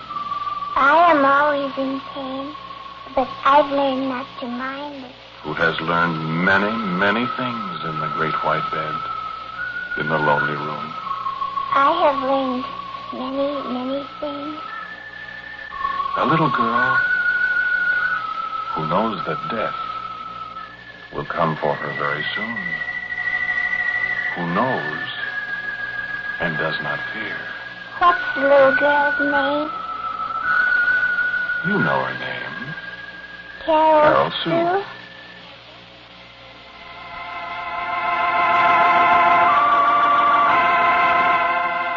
What's it like to die? What's it like to die? That I cannot tell you, Carol Sue. Don't you know? Don't you? Yes. I know. Is it like going to sleep? Is it... will I go to heaven? Is it like nothing, Angel? Do not ask me, Carol Sue. It is forbidden that I tell. Won't you tell me anything about dying? I will say to you, be not afraid. I don't think I'm afraid, Angel. But I'll be sorry for Mommy. Mommy loves me. Yes. And I love Mommy. Yes. Oh, I hurt. If you take my hand, Carol Sue. If I take your hand, I'll die. Won't I, Angel? Yes, Carol Sue. Will you tell me a story before you take my hand, Angel? It's been so long since anybody told me a story. There is so little time, Carol Sue. Just a little story, then. Please. Well, there are so many stories, and they all end the same way. Tell me a story about other little boys and girls, Angel. I remember a story. Tell me. Please. It is written that every living thing must one day face me, and having faced me, come with me. Die, you mean? Aye, it is so written. Don't you ever let somebody go on living? No mortal man, Carol Sue. But little boys and girls. There was a time, and it was long years ago, and it was in a place called Egypt. Now, in this place called Egypt, there was a great people held in captivity by the dreadful Pharaoh of Egypt. Did he die, the Pharaoh? His time came at last, and he came away with me. But in this time of which I speak, when the people of Egypt held these others in bondage, so that they must labor under the whips and lashes of the overseers, there rose a great man who was appointed to lead his people out of that bondage. And though through his faith he worked many miracles against the Egyptians, yet did the wicked Pharaoh never remember his promises and still held the men and the women. And the boys and girls? All the people he held in captivity. And so there came a night, and well I remember, for it was this very time of the year, And in Egypt, the nights were hot, and the people suffered so. And the leader prayed, and behold, the word was in him. And he went to his people and spoke to them. Woe to the Egyptian host, he said. Woe unto them and their children. Even the children, Angel? Hearken to me. Now came the long night, and the moon was darkened, and the heat lay upon the land and in the houses like a fell spirit. And in the night I was bidden go forth and slay the children of all the land, even the firstborn of the Egyptians. All the little children, Angel? But the houses of the people who were in bondage, in each of those houses, the people took a lamb and slew it. And with the lamb's blood did they mark the lintels of their doors. Therefore, I, having the bidding, did descend upon the land of Egypt, and I did take away all the firstborn of the Egyptians. But in the houses where the blood of the lamb was set upon the lintels, I entered not. And their firstborn I spared, that they lived. Lived forever, Angel? No mortal lives forever, my child. At that time I passed them over, but when their time came, I laid my hand on their shoulders and said, Come with me to thy long home, for it is finished. And they died too. As all must die. Now, you have heard your story of how I spared the lives of the children for a time, and in a good cause. Now will you take my hand? They all died. Yes. I thought it was going to be a happy story, and it's all about dying. My stories all have the same end, Carol Sue. Come. Take my hand. Can I say goodbye to Mommy first? Mommy? Mommy? Mommy? Carol Sue, Mommy? was I asleep? Yes, Mommy. Mommy, There's someone in this room. Carol Sue, Yes, Mommy. there's someone. Who is it? Who is it? Tell her, Angel. Where is he? I can't see it. It's so dark. No, Mommy. You mustn't see him. The shadow on the floor. It's his shadow, Mommy. Carol, no, the shadow of wings. His wings, Mommy. Who are you? Answer me. Who? My name is Azrael. Azrael. Azrael.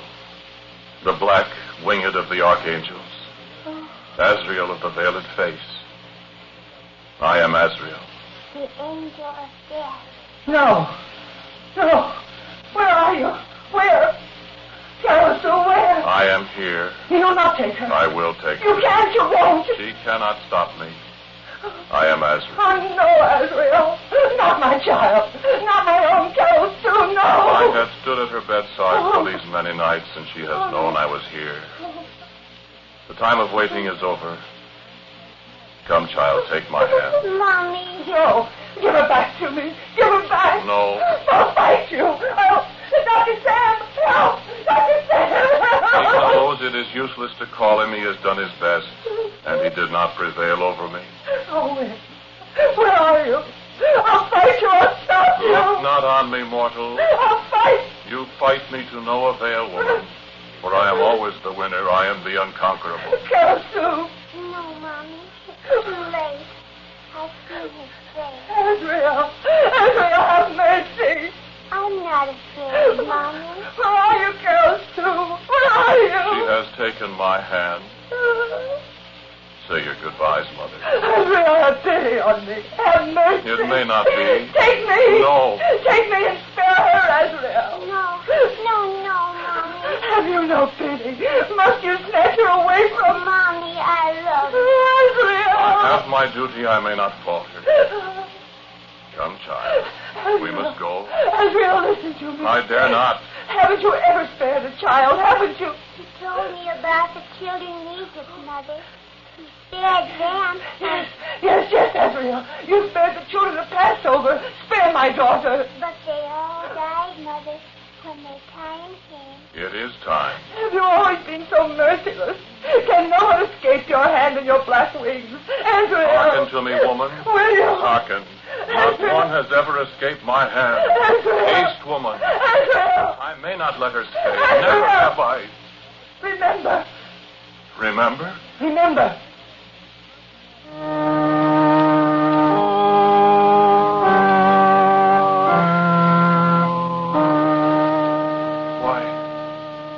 I remember.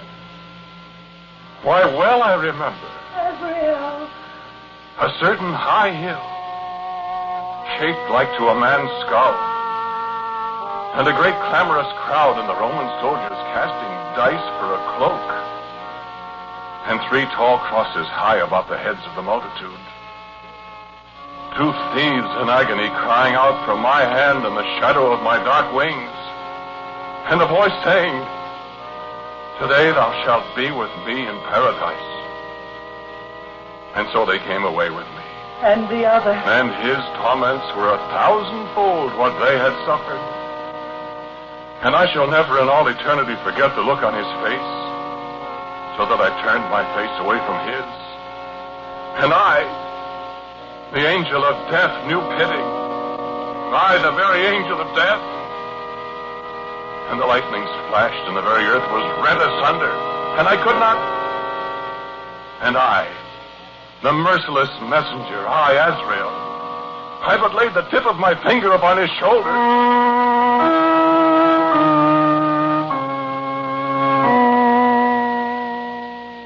In 3 days. Why, this is the day itself. This is the day he arose. Take thy daughter, woman. Keep her to cherish her, and bend thy knee in thanksgiving to the Most High. Michael! Raphael, Gabriel! Archangel brothers! Behold!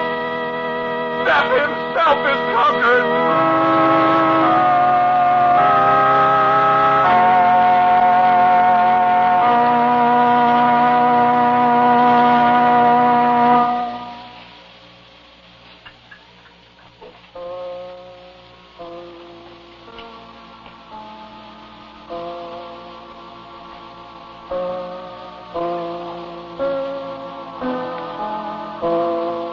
The title of today's Quiet Please story is Shadow of the Wings. It was written and directed by Willis Cooper. The man who spoke for you was Ernest Chappell. And Carol Stew was played by Cecile Roy. Dr. Sam was William Marshall, and the mother was Bess Johnson. As usual, music for Quiet Please is by Albert Berman. Now, about next week, our writer-director Willis Cooper.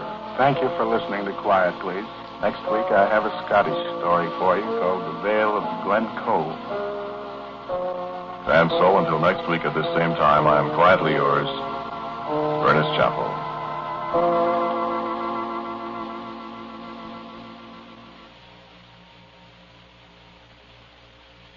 Stay tuned to this ABC station for Drew Pearson, who follows immediately over most of these same ABC stations. This is ABC, the American Broadcasting Company.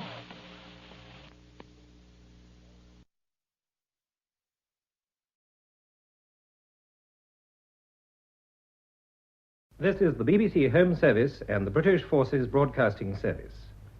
Saturday Night Theatre.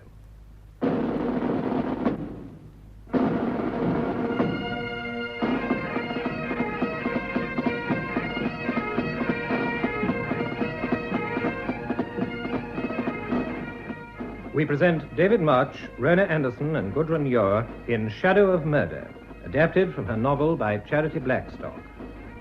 Shadow of Murder.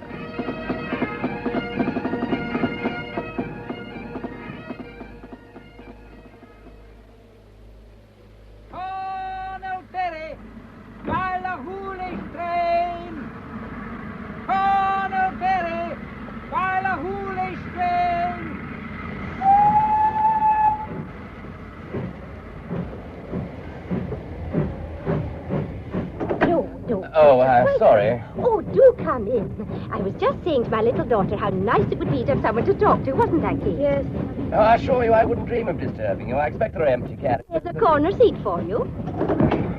I shall be getting off at Ballyhoonish. Ah, you'll be staying at the station hotel then? No, the Pastor Glencoe and the Three Sisters. Oh, damn. You'll have to dry your paper out before you can read it. I see. Do you mind if I smoke? Of course not. Perhaps your daughter... Oh, no, thank you. Kate never smokes, do you, darling? Such a dangerous habit. Besides, I think it's a wee bit unfeminine. So you're staying at the Three Sisters. That means we're practically neighbors. I'm Mrs. Stewart of Ettive Farm, and this is my bad little daughter, Kate. She looks such a cross-patch, but I think she's rather nice, though maybe I'm prejudiced. Oh, it's going to be marvelous having you so near. You must, of course, come to see us, Mr... Such a bleak place you've chosen for your holiday. But Mrs. Forbes is a nice little buddy, and I'm sure she'll do her best for you. There are only 2 other guests at the moment. You will be an artist, of course. No. If you insist on knowing, I'm a writer. Oh, but how thrilling. Kate, do you hear that? Yes, Mummy. Oh, she's such a reader, you know. Are you writing about the massacre? Oh, Mummy, you should... No, I'm not writing anything. I have just divorced my wife, Mrs. Stewart. I've had, if it interests you, one hell of a time. And the reason I've chosen so bleak a place is that I don't want to see anyone or talk to anyone. Oh, you poor man. In that case, Mr... Oh, I'm afraid I didn't quite catch your name. I didn't give it you. Shawfield's the name. John Shawfield. Oh? Why, of course I remember now. You were married to Sylvia Court, the actress. It was in the papers, wasn't it? It was. Well, we'll just have to try and cheer you up, won't we, Katie? Well, you're being very quiet, darling. Oh, she never talks much, Mr. Shawfield, but I know she's as sorry for you as I am. Oh, Mummy, really? It's all right, Miss Stewart. I don't need anyone's pity. That's probably just as well, Mr. Shawfield. Now, what? I understand exactly how you feel. You see, I was divorced, too. Oh, such terrible tricks life plays in one. And Sylvia Court's the loveliest girl. I adored her last film. No one could deny she was a good actress. Now, we're not going to let you brood. The past is so isolated. But I'm sure the MacDonald boy will be only too delighted to meet a fellow scribe. Who's MacDonald? Oh, he's at the hotel, too, the dearest boy. He's doing a book on the massacre, getting the local color. He says he wants it to soak in. That should be easy enough in this climate. His ancestor was in it, you know. Alexander MacDonald of Achtriochen, who was carried to the hills by his nurse in that terrible night. Young Ian is his descendant. Oh, he's a fanatical Jacobite, though actually he's lived all his life in the south. You said your name was Shawfield. I did. Oh, I should have recognized it, of course. Campbell of Shawfield. Oh, young MacDonald will have his knife into you, you know. I assure you, my name... The word Cruachan will naturally be familiar to you. Why on earth should it be? It's the Campbell battle cry. It's a word that has the bitterest significance in Glencoe. I'm afraid I fail to see why this is amusing. Mummy, he can't help his name. Thank you, Kate. I'm quite capable of seeing that for myself. Well, I'm not blaming you, Mr. Shawfield. There are good Campbells as well as bad. Well, that's fair enough.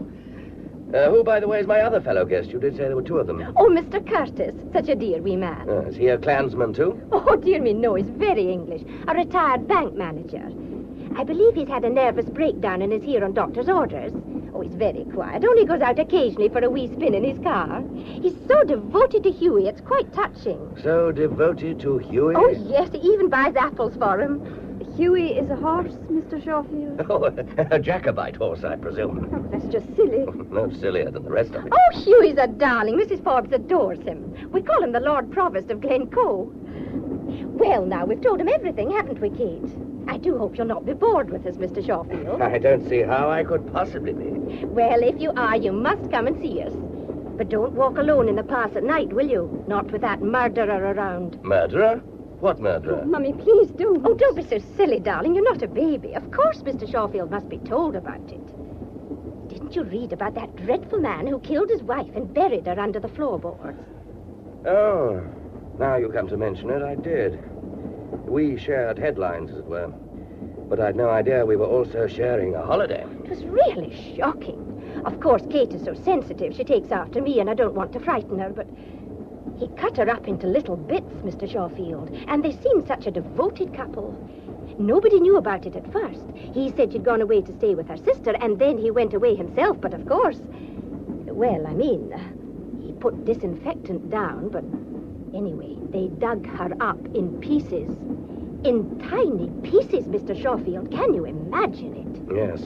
Better than you might credit. The things people do. And the police think he's somewhere around here.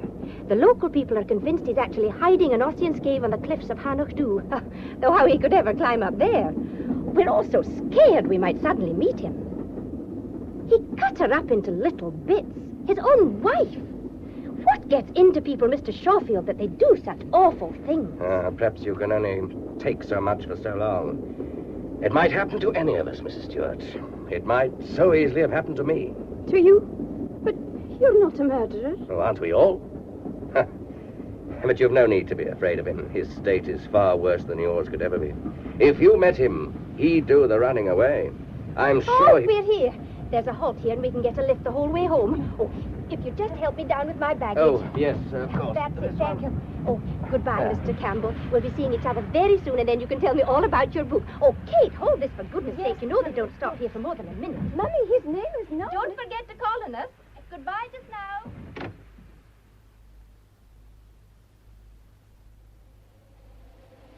Will you be Mr. Schofield? That's correct. The car's here for you, sir, from the Three Sisters. I'll be taking you up the pass.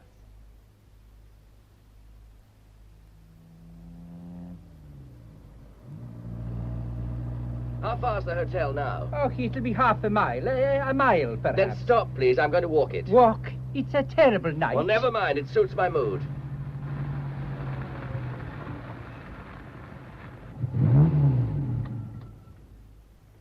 But you'd better take my case on for me. It'd be easier if I took you on as well. Mistress Forbes will think it strange if I arrive without you. Look, surely there's no law against my walking if I want to. Do you think the murderer will get me? They say he's a little man and I'm 6 foot odd.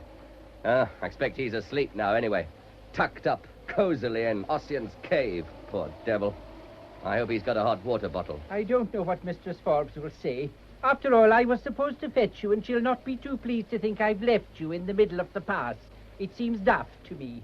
Are you sure you'll not change your mind, sir? No, I need to stretch my legs and breathe a little honest-to-God fresh air. Tell Mrs. Forbes I won't be long. I'll be as hungry as a hunter and needing a nice stiff drink. I'll be on my way then.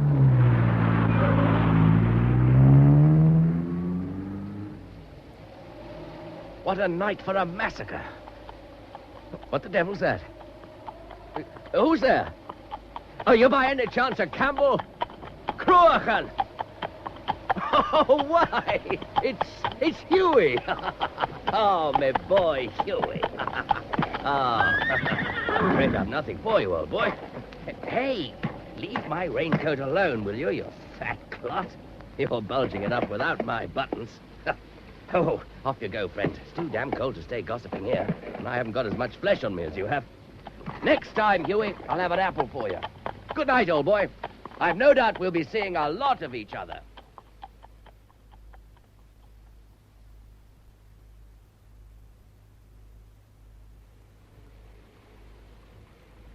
Oh, hello, Mrs. Forbes. There you are. Hope I haven't kept you waiting. It's a brute of a night. Oh, that dinner smells good. Well, I've kept it hot for you, Mr. Schofield. Oh, this is one of your fellow guests, Mr. Curtis. How'd you do?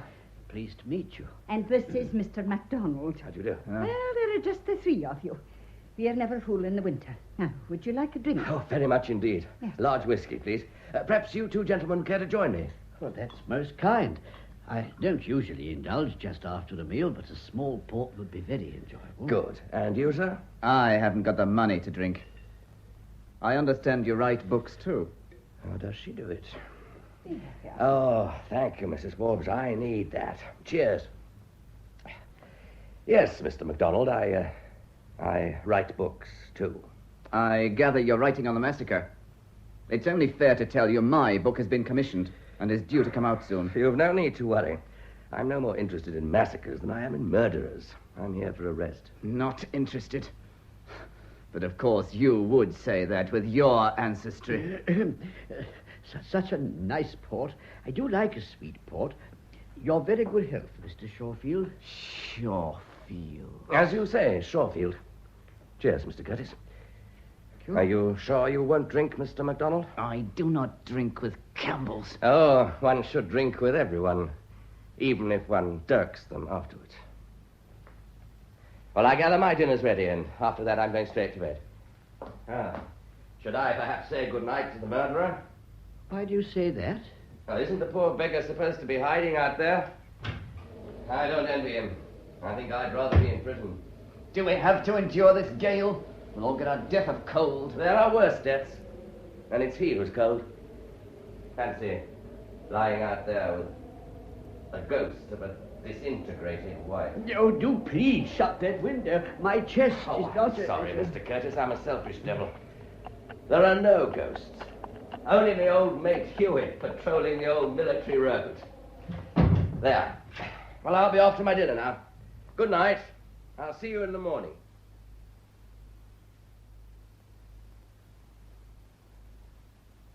Good morning. Oh, I see we're to sit at the same table. I think Mrs. Forbes felt it was a bit silly to sit at different corners of the room, as there are just three of us. May I pass you the condiments? Oh, my God! Do you have to use that word? You'll be crooking your little finger next. I fear I do not have the advantages of your education, Mr. MacDonald. I'm sorry if my way of expressing myself displeases you. I'm afraid Mr. MacDonald's education doesn't extend to his manners. Pay no attention, Mr. Curtis, and I should like the condiments very much. This angry young man's simply showing off. I'm not staying here to be insulted. Well, well. So silly to sit at different corners of the room. Or is it? Oh, dear me, dear me. I'm afraid we'll have to ask his parents to remove that boy. We've had a lot of this. Well, he's an artist, of course. I believe all artists are a little nervy. Now, forgive me, but that's just baloney. Why do you put up with it? I endeavor not to judge my fellow men. Only I do think animals are more agreeable than humans. By the way, Mr. Shawfield. Of course. My memory. I was just going to say that you can always use my car when you need it. You need never hesitate to ask. Oh, how kind of you. I'll probably take advantage of that one day. Well, you're very welcome. I always say it would be a sad world if we didn't help each other. Yes, I suppose it would. I gather you're a great friend of Huey's. Oh, we're the greatest friends. Such a human animal. And I fear he's a little greedy. The local farmers have to lock their guests against him at night. Unfortunately, once Mrs. Stewart, she owns the Etty farm near Dalnes. I know. A very sweet lady. She locked her gates once, only she made a mistake. She didn't lock Huey out, she locked him in. Oh. And he ate a whole sack of oats. Oh, good heavens. But it was serious, you see, because if he'd drunk water after that, he'd have burst. Oh, it wasn't funny, I assure you. Fortunately, the dear old chap couldn't find anything to drink. Well, why does Mrs. Forbes let him wander about like that? Oh, he likes his freedom. You know, Mr. Shawfield, I sometimes wonder if the soul of the MacDonald chieftain MacEwan inhabits dear Huey's body. Certainly plenty of room. Well, when one watches him walking the pass night after night, one really gets the impression he's still brooding on the massacre. If one only knew the thoughts in his wise old head. Apples, biscuits, oats, I should imagine. Oh, no. No, you don't understand. Oh, I'm sorry. I didn't mean to make fun of him. Well, I think I'll take my little constitutional. I've not been very well, you know. I've not been well at all. Well, it's bitterly cold out. And I need fresh air. I don't like being cooped up. I wonder if this coffee is still hot. Oh, yes. Oh, was that Mr. Curtis going out? Yes, he's braver than I am. I'm just going to sit by your lovely fire. I see old Huey's just outside. I bet he'd come in here if you gave him half a chance. Oh, him. He'll stay there in the hopes of an apple. Mr. Curtis always feeds him, so he's come to expect it. Oh, Kate feeds him, too, when she's over. Kate Stewart, you know, from Etty Farm. Oh, but of course you met her mother on the train. I did, indeed. Oh, well, she's a bit of a talker, but the lassie's a nice wee thing. Though I do wish she wasn't so much under her mother's thumb. Mrs. Stewart was a great beauty in her day, you know, and poor Katie gets depressed because she thinks she's so plain. Oh, she's got magnificent red hair. Ah, if she'd only do it properly. She's a capable lassie, anyway. It's a pity she's not in charge of the farm. I'm afraid they'll end by being evicted. They never got the hay in at all last year, and 3 of their cattle starved to death. Mr. Curtis was very upset about it. But I mustn't stand here blithering. You'll be wanting to get on with your book. Oh, what is the subject, or shouldn't I ask? Oh, I just write novels. Oh, I do so like a good tale. I must read one of them. Oh, if you want something to read, there are some magazines and papers over there. And perhaps Mr. MacDonald would lend you something. He's a good boy, but very highly strung. He lets the massacre prey on his mind, as if it wasn't bad enough to have this terrible murderer so near us. Of course, I bolt the doors and windows every night. You better be careful you don't lock him in by mistake, like Huey and the Oats. Oh, my goodness me. Don't say things like that, Mr. Shawfield. This isn't really important, but has it struck you that one of us almost certainly has met the murderer? What do you mean? Our friend outside, Huey. Aye. Well, I must get on with my work.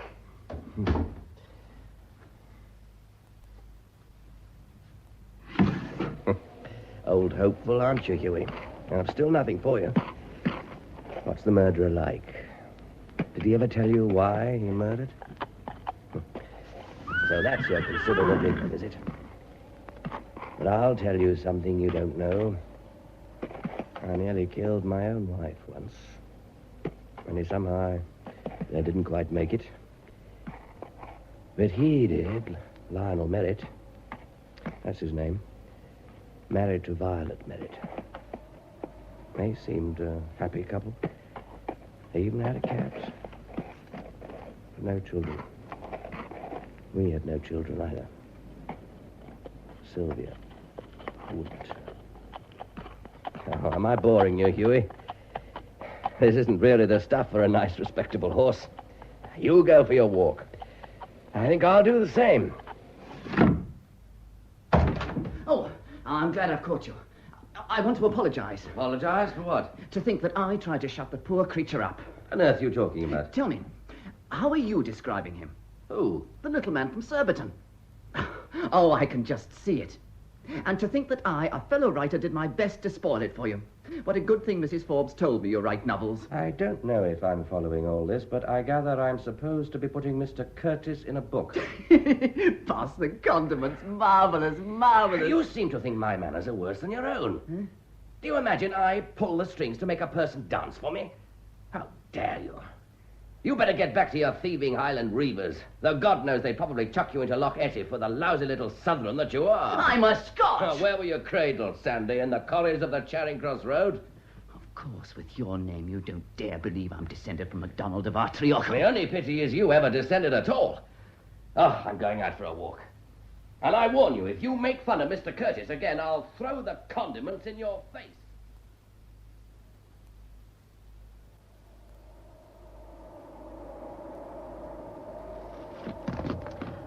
Hey, who's chucking away perfectly good apples? Why, it's Miss Stewart. Hello there. You're a long way from home, aren't you? Oh, hello, Mr. Shawfield. I was on my way to Tyndrum. Nice to see you again, Tibby Fowler. Tibby Fowler was rich. That's why the men came after her. We haven't got any money at all. We're going to be evicted. Oh, in that case, it seems a pity to waste good apples. Let me pick them up for you. Mrs. Forbes promised me these. I biked up here with a message for her, then I dropped my bag. I see.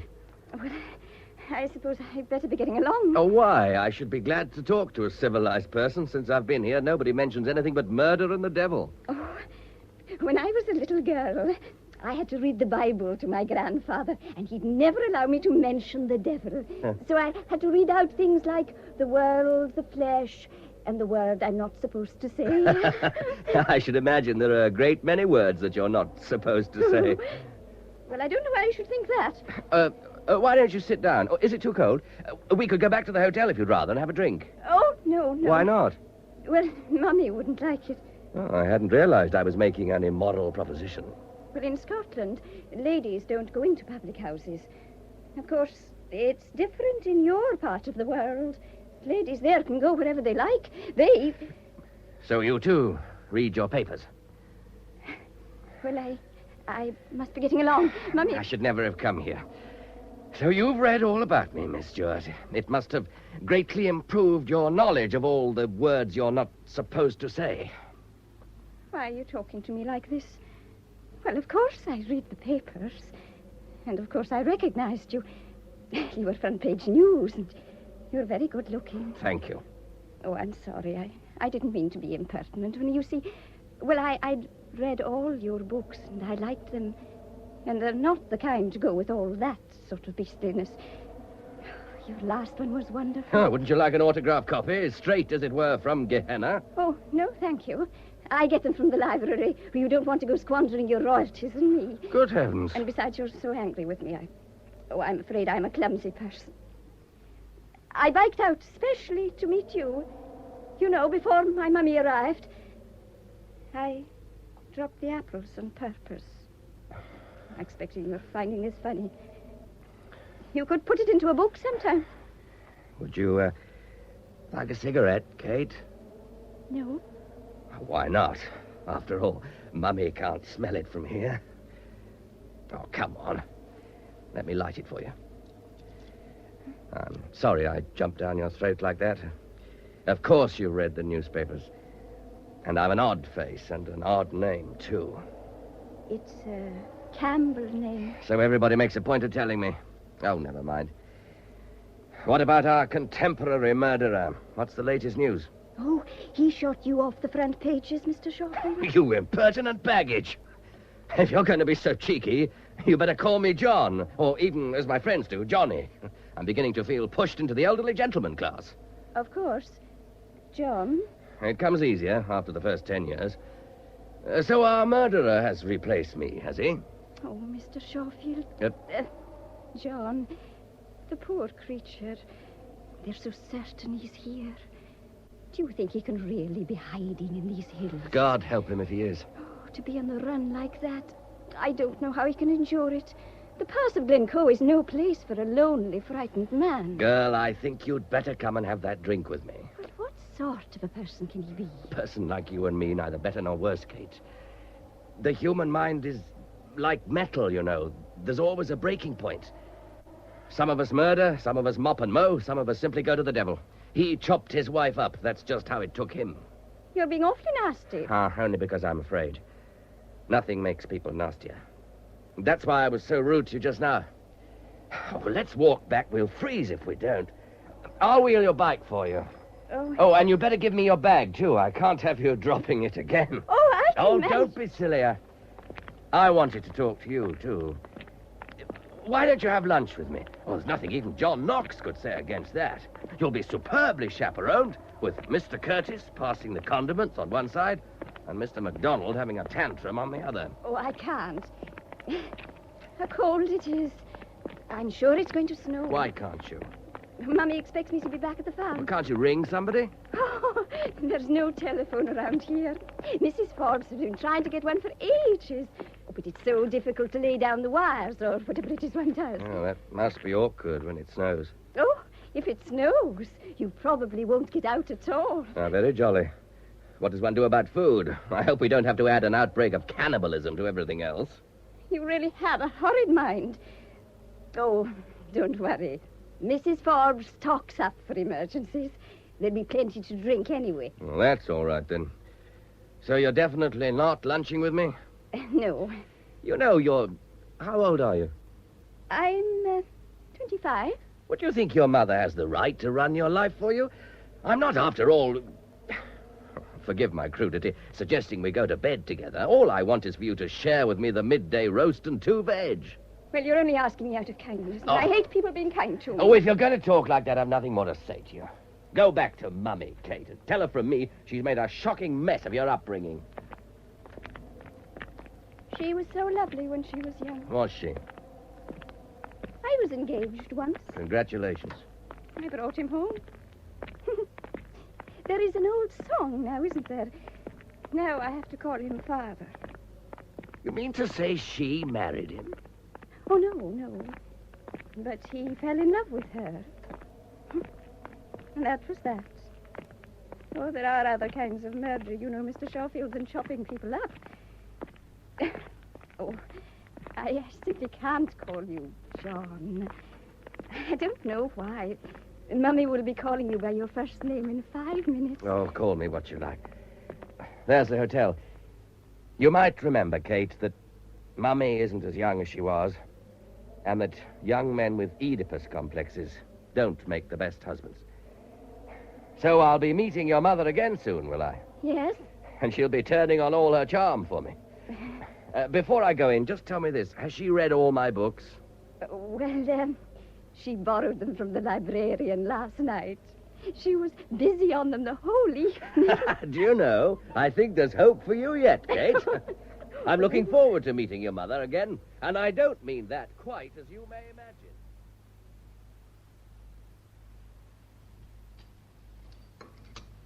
Oh, there's Mrs. Stewart asking for you, Mr. Shawfield. Oh. I did say you were all at dinner, but... Oh, I'm disturbing you, and Mr. Curtis just about to carve to you, isn't it a shame? Katie said you'd be eating, didn't you, Kate? And I just didn't listen. Now, you're just to go on eating, you poor hungry creatures, as if I wasn't here. I'll be away in a minute. I want a wee word with Mr. Shawfield. I'm sure we're all delighted to see you. We hadn't really started. Do sit down. Oh, hell, there's the pepper. Confound it. Hello, Kate. Damn. You see, Mrs. Stewart, the effect you have on us all. Hello, Kate. Hello, Mr. Shawfield. Oh, so we're back in square one, are we? I don't know what you mean. I just came to ask you to tea tomorrow afternoon, Mr. Shawfield. And I'm not asking you, Ian. You've caught a cold, you poor boy. It's the pepper. Anyway, I'm not asking you because I know what you writers are. You'll be talking shop all the time, and poor Katie and I'll not understand a word of it. As for you, Mr. Curtis, dear, I want you all to myself when you come. Oh, you've no idea how he helps us, Mr. Shawfield. He knows so much about animals. Oh, how kind of you. Actually, I once studied to be a vet, but I fear my knowledge is sadly rusty. Of course it isn't, you silly man. But now, Mr. Shawfield, so fascinating our meeting like this. I don't think these things are coincidences, do you? I think they're meant. After all, I've been a fan of yours for ages. Indeed. I must say it's interesting to meet people who've really read one's books. Most of them just flip over the pages so that they can say the right things. You must have noticed this, Kate. Oh, no, I can't say I have. Haven't you? Once or twice I nearly wrote to you, but I didn't quite have the nerve. That second book of yours, A Lion Among the Ladies, haunted me for a long time. Do you remember, Kate? Oh, but I'm afraid my little daughter prefers thrillers. Oh, come, Kate. Surely you remember. I didn't realize I was saying anything funny, Kate. Oh, of course not, Mummy. Oh, well, never mind. If you want to laugh at your poor old mother, why not? But now, Mr. Shawfield, you'll come tomorrow, won't you? I will indeed. I shall look forward to it. Well, then, that's settled. Oh, Mr. Curtis, dear, do go on with the carving. You all look so hungry. Well, if you're sure you don't mind. How clever of you to know how to carve. He's definitely here, you know. Oh, Mummy, please. The murderer, I mean. He's been seen in the glen, actually seen. Please don't let me disturb your meal, only I thought you'd like to know. I'm not hungry. They have a description of him, you know. Apparently, he's got a scar. A scar? Yes. Oh, it's so terrible. A creature like that is no better than a wild beast. Oh, he's mad, of course. No sane person could cut up his wife. Well, I've disturbed you more than enough. Come on, Kate, darling. We must tidy up our little home before the famous Mr. Shawfield sees it, mustn't we? Would you think me very forward if I called you John? It would be a privilege. I hope, Kate, you will do the same. It sounds so much more friendly. Oh, I don't think she'd dare. Kate is very shy, aren't you, darling? Well, we must go. Bye just now. Tomorrow at 4, Johnny. Goodbye. Bye. Oh, Mr. Curtis, anything wrong? I'm sorry. I'm afraid I'm not feeling very well. Oh, can I do anything? No, I'll go upstairs and rest a little. That woman's a damn show-off. Is she? Oh, you wait till tomorrow. You'll get a magnificent tea and you'll see your books in the case at the far end. Not near enough to be obtrusive, but where you can't miss him. She did the same to me. Best of luck to her. Oh, you would say that. I'm going to tell you something. Every time you tell me something, you create an earthquake. What is it now? I've decided I'm going to marry her daughter. Oh, have you informed Kate of your decision? It's none of your business. I don't know why I'm telling you any of this. For all I know, you might be this murderer. I could say the same of you. You've got that kind of face. Is there a murderer's face? As it happens, my wife, my ex-wife, is very much alive.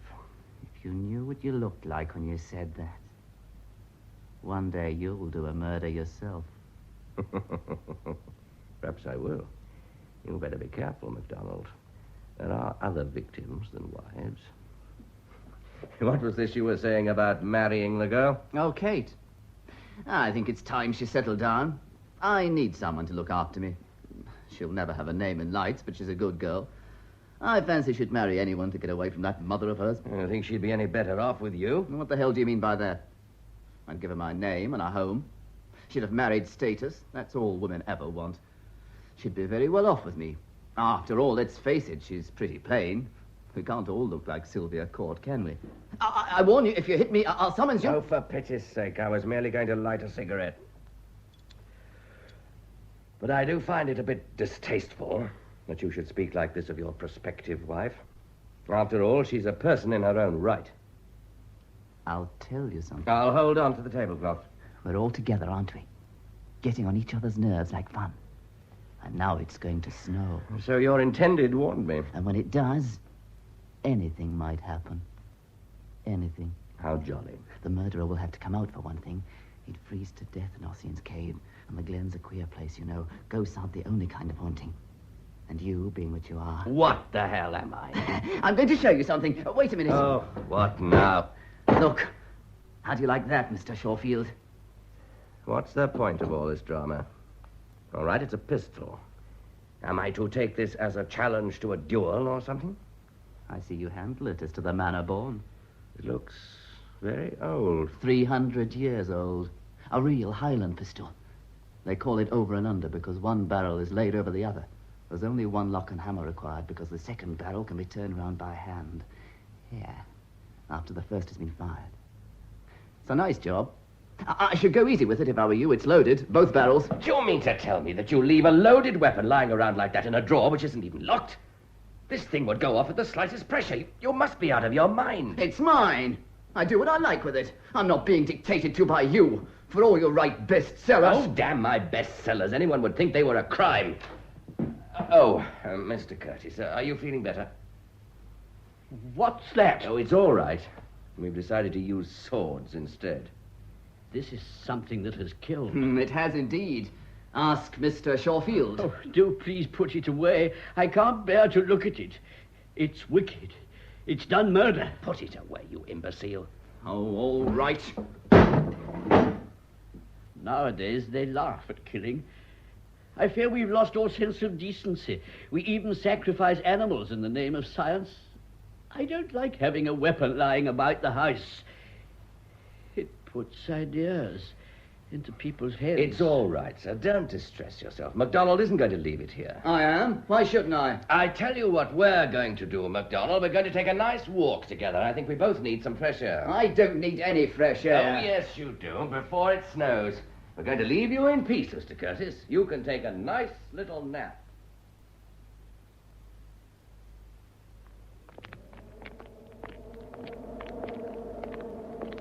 What is all this? I don't want to walk with you. Well, you are walking with me. Serves you right for baiting that poor little creature. It's a pity you don't mind your own business. Okay. Oh, God, it's cold. Can't you smell the snow? Ah, that poor devil. This is no place for a murderer on the run. Tell me about the massacre, MacDonald. I'm in the mood. Wasn't it this kind of weather when it happened? Why, here's old McKeon himself to give local color. Hey, boy! Ah, it appears he's not feeling sociable. A revolting slob of an animal. He ought to be sent to the knacker's yard. Would you murder your own clansman? What about my history lesson? I'm beginning to believe you know nothing about the massacre at all. I know it by heart. So should you, Mr. Shawfield. I wonder you can face the ghosts, you murderer. There are other ghosts. There's Violet, for instance. Don't forget Violet. And you call me mad. Who the blazes is Violet? Is she somebody here? She is a little dispersed, but she's here all right. She's here. Oh, I don't know what you're talking about. But I'll tell you of ghosts. The Master of Stair. You'll have heard of him. He ordered the massacre. I hope the soldiers will not trouble the government with prisoners. That's what he said. He wanted them killed. Women, children, and all. A little dispersed. Her hands here, her feet there. I wonder if he sees her still on the slopes of Anachdub. It was down these slopes that they fled, naked and screaming in a blizzard. The sky was red with their cottages going up in flames. They shot the old man from behind. They stripped his wife and tore the rings from her fingers with their teeth. It was bloody murder. This was bloody murder, too. When it was all over, the Campbells played a tune on their pipes from Loch Leven shore. The Glen is mine. That's what the tune was called. The MacDonalds were dead. There was nothing left of them. There was nothing much left of Violet either. Poor Violet. It might so easily have been poor Sylvia. I nearly throttled her once. Only... well, I didn't. If I had, it would be me in Ossian's cave. Perhaps it might be even now. Well, now you know all about it. And now you know why I call you a murderer, Mr. Campbell of Shawfield. What do you say? What? Oh, my God, you look it. What an ass you are. I'm no murderer. I saw you handle that pistol. It belonged to your ancestor. He murdered mine, John MacDonald of Artrilchan. When did all this take place? 1692 in the month of February. Well, it's now 1965, the month of January. And I'm going to chuck that pistol away the moment I'm back. Oh, let's stop this nonsense. Tell me about this precious book of yours. When's it coming out? I think you ought to dedicate it to me. You and your bestsellers! I don't want to talk to you anymore. I wish you'd never come. Are we all mad? My bestsellers. You couldn't even leave me that, Sylvia, could you?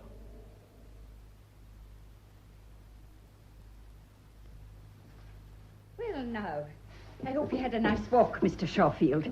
Oh, are you looking for something in that drawer? There's nothing there. It's empty. Yes, it's empty.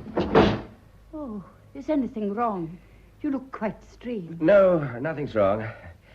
Well, you must give me some idea of my route. Tomorrow I go to Etive Farm.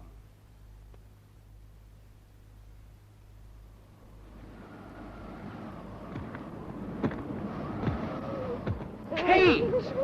What on earth are you doing here in the middle of the road? And what's all this furniture? Or do you have to move house in the snow? Oh, my dear girl, what has happened? We've been evicted. Oh. It's all Mummy's fault.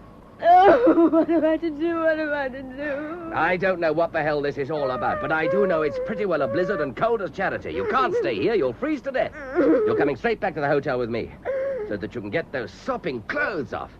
And I shall give you a large brandy, whether you like it or not. You can pretend it's medicinal. Come along at once. Yes, but these things have been ruined. Oh.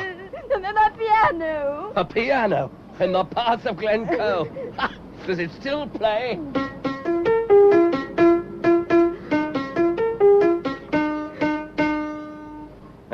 Never mind. Clandiarmid's dead, and Clandonald, too.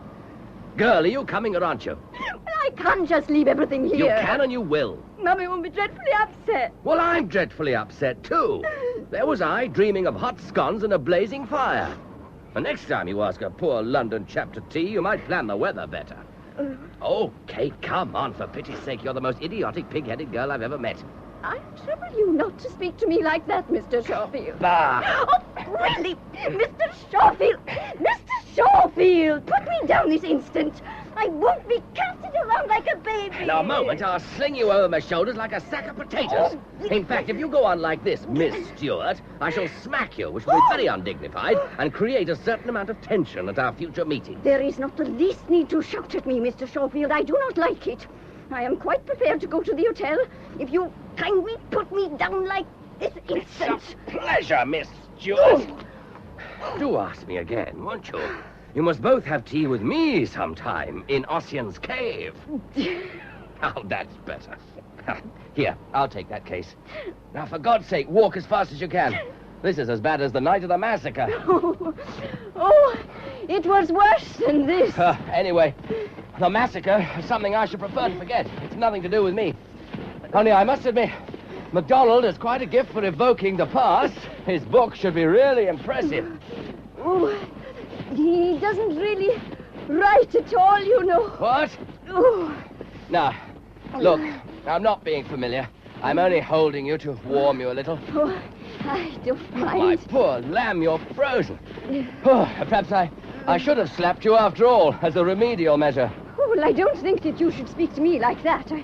I am 25, you know. Oh, I'm sorry. What were you saying about MacDonald? Oh, well, I thought you knew. He means to write the book, of course, but he'll never really get down to it. He's a failure, you know, like me. Like you? Oh, yes. He's always making a mess of things, even as a school teacher. That's what he is, you know. Oh, he's really quite nice under all the nonsense. He wants to marry me. He thinks I'd look after him while he writes. And are you going to marry him?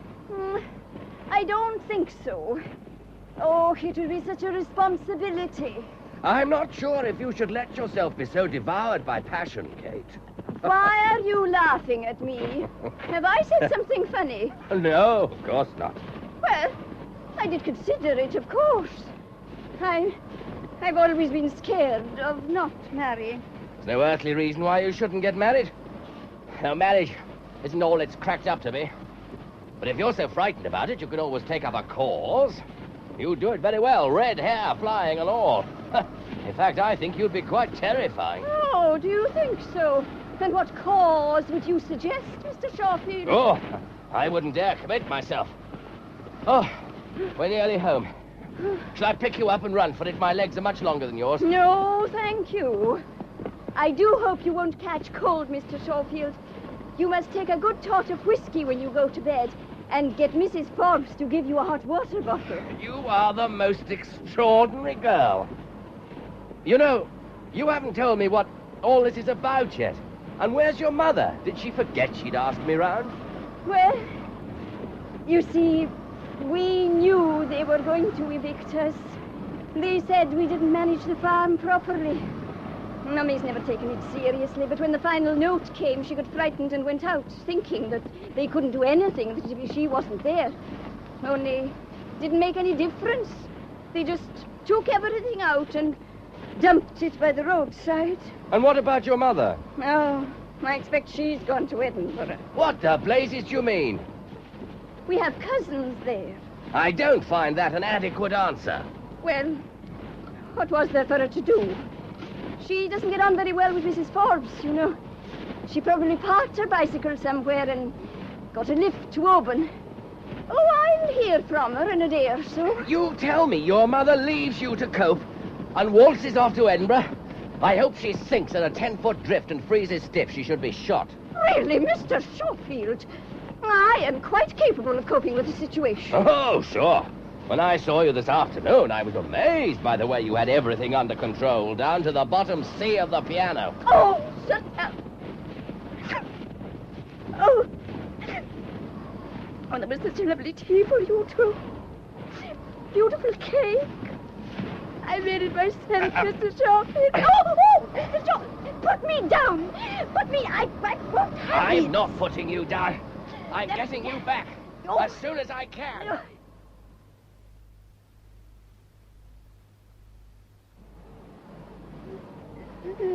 Look, we're home. Stop crying, my darling, silly girl. Ian is watching you from the doorway. Huh? He looks like a new massacre. You should speak more respectfully of the Glen. Shouldn't she, MacDonald? Shouldn't she, boy? Shouldn't she what? What's happened? Why are you carrying her? Is she hurt? Hurt? Oh, Kate? Never. Here. Take her! No, I'd not be tossed about between the pair of you. What do you think I am, a tennis ball? Don't put me down! Oh, Mrs. Forbes. Oh, I'm terribly sorry to land myself on you like this. Possibly dreadful things happen. We've been evicted and I simply know where to go. Close the door, MacDonald. By the way, what happened to your precious pistol? I don't know what you're talking about. The pistol, MacDonald. The pistol I shot you with 300 years ago. The pistol I may be shooting you with any moment now. Look, all I want to know is, did you take that pistol away yesterday? I don't see what business is it of yours, but I took it up to my room half an hour ago. What were you carrying Kate in your arms for? Oh, having just sacked the farm, I thought I might as well do things properly, so I ravished her as well. Will you let me pass, please? You may enjoy chatting in an icy hallway, but I want to go into the sitting room and warm up a bit. Oh, may I join you, Mr. Curtis? Mrs. Forbes says we won't be able to get out at all. Oh. You don't think the snow's as bad as that, do you? Gosh, I'm cold. Oh, bless Mrs. Forbes for this glorious fire.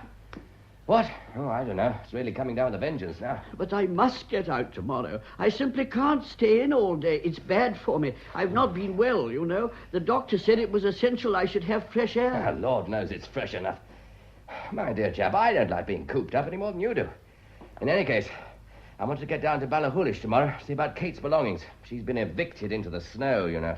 And frankly, I don't think any of us will get out if it goes on like this. But I must... Mind you, I do understand how you feel. We're not exactly a coordinated group. If you feel you simply can't stand us, why don't you stay in your room? I'm sure Mrs. Forbes wouldn't mind. I know what the need for privacy is, God knows. Do you? Oh, yes, I had a wife once, you know. And wouldn't she leave you alone? Not for a minute, not even to write. I don't know why I'm telling you all this. You stay in your room, Mr. Curtis. Walls are good 18th century workmanship. You won't hear us brawling downstairs. It might thaw tomorrow. It might. I must get out. You don't understand. I must. That pistol. Oh, now, don't worry about that. MacDonald's taken it away. And high time, too. Well, I'm going to get myself a drink. I think I've earned it. Would you like something? Oh, no, thank you. It's very kind of you, but alcohol doesn't suit my constitution. Suits mine. There now. Oh, thank you, Mrs. Forbes. I needed that. How's our Kate? She's all right. She's had a hot bath and a good drop of brandy. I lent her my dressing gown and put her by my sitting room fire. Oh. Fancy Mrs. Stewart leaving the poor lassie in the snow and going to Edinburgh. Yeah. I could wring that woman's neck. Things were different before Mr. Stewart left her. Oh, of course. Husband. Aye, he couldn't take it. He's married someone else now. The poor lassie's never been the same since. Not that Mrs. Stewart would care. She always used her as a kind of servant and keeps on telling her how plain she is. If she was lying dead in the snow this very minute, I'd not care. Perhaps she is. Now, you'll have a refill. Oh, Mrs. Forbes, you're making a lush out of me. Oh, no. Well, why not? It's one hell of a night. Mr. Shawfield. Cheers. I was thinking maybe you'd go up and have a word with Kate. I know she'd like to see you. She wants to thank you. There was nothing to thank me for. Of course I'll go. Oh. And you won't mind the dressing gown? I think I could survive it.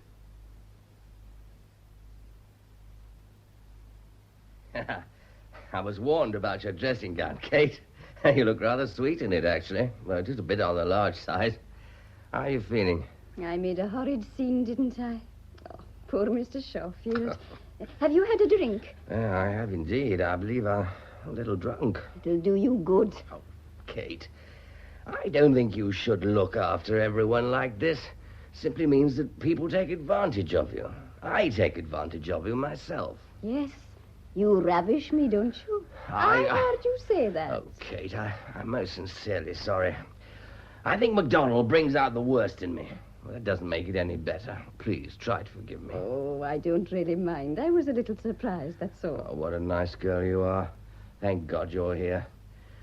Looks as if we're going to be snowbound. It's just as well there'll be one civilized person among us. No, I'm not as civilized as all that. What do you mean? It doesn't matter. You'd better go. You should have a good hot meal. Oh, there you go again. Only I wonder if you would kiss me good night before you go. Yeah, of course. Well, I know I shouldn't ask you. Oh, I was going to do it in any case, whether you asked me or not. Oh, no, you weren't. It's nice of you to say so, though. But, I know I'm embarrassing you. Oh, for God's sake, come here. Come here, you idiotic girl. Shawfield. Mr. Shawfield. Kate. Silly, nice little Kate. Why don't you relax now? You're hurting me. Well, you asked for it, didn't you? Yes. Yes, I did, didn't I? Well, you better get down to your dinner now. And don't forget your aspirin. No. Good night, Mr. Shawfield.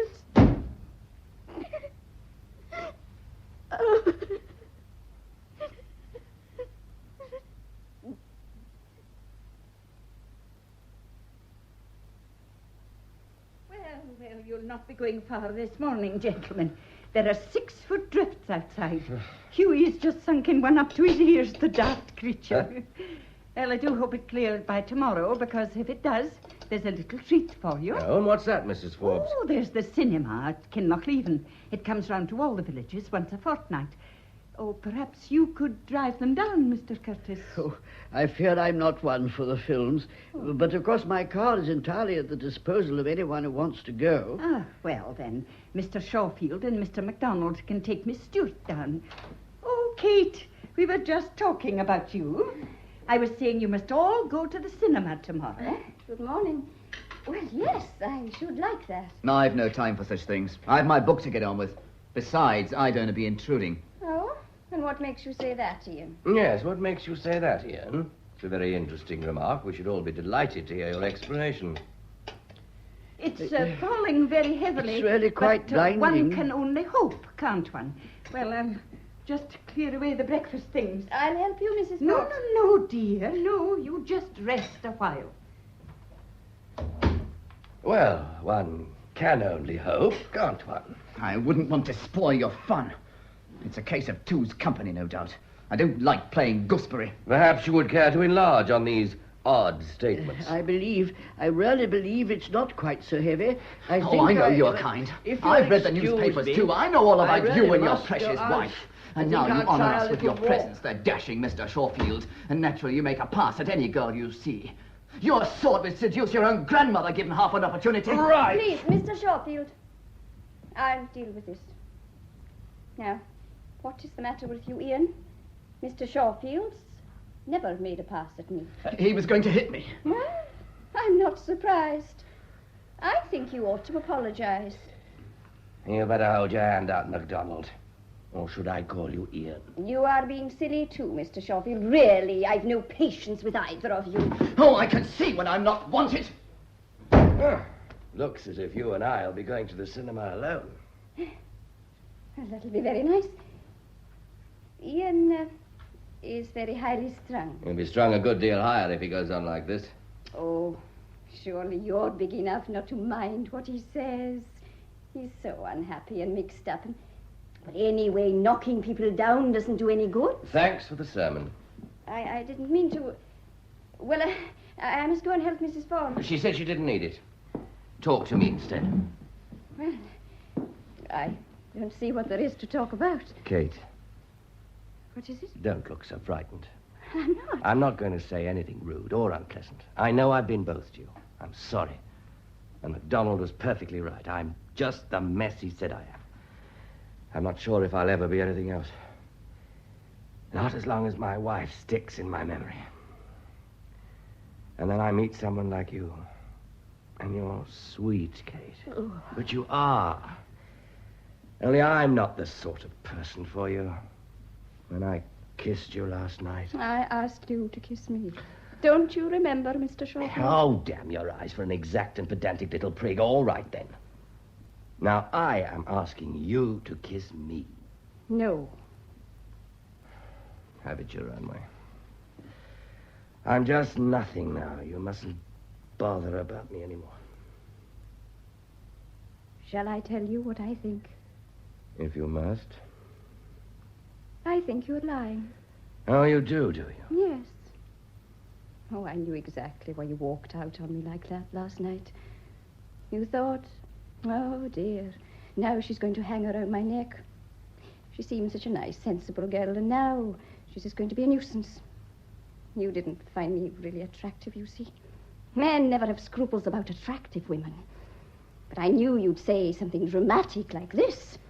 All writers like drama. It would serve you damn well right if I took hold of you this very instant and gave you a practical demonstration of the facts of life. I suppose it would.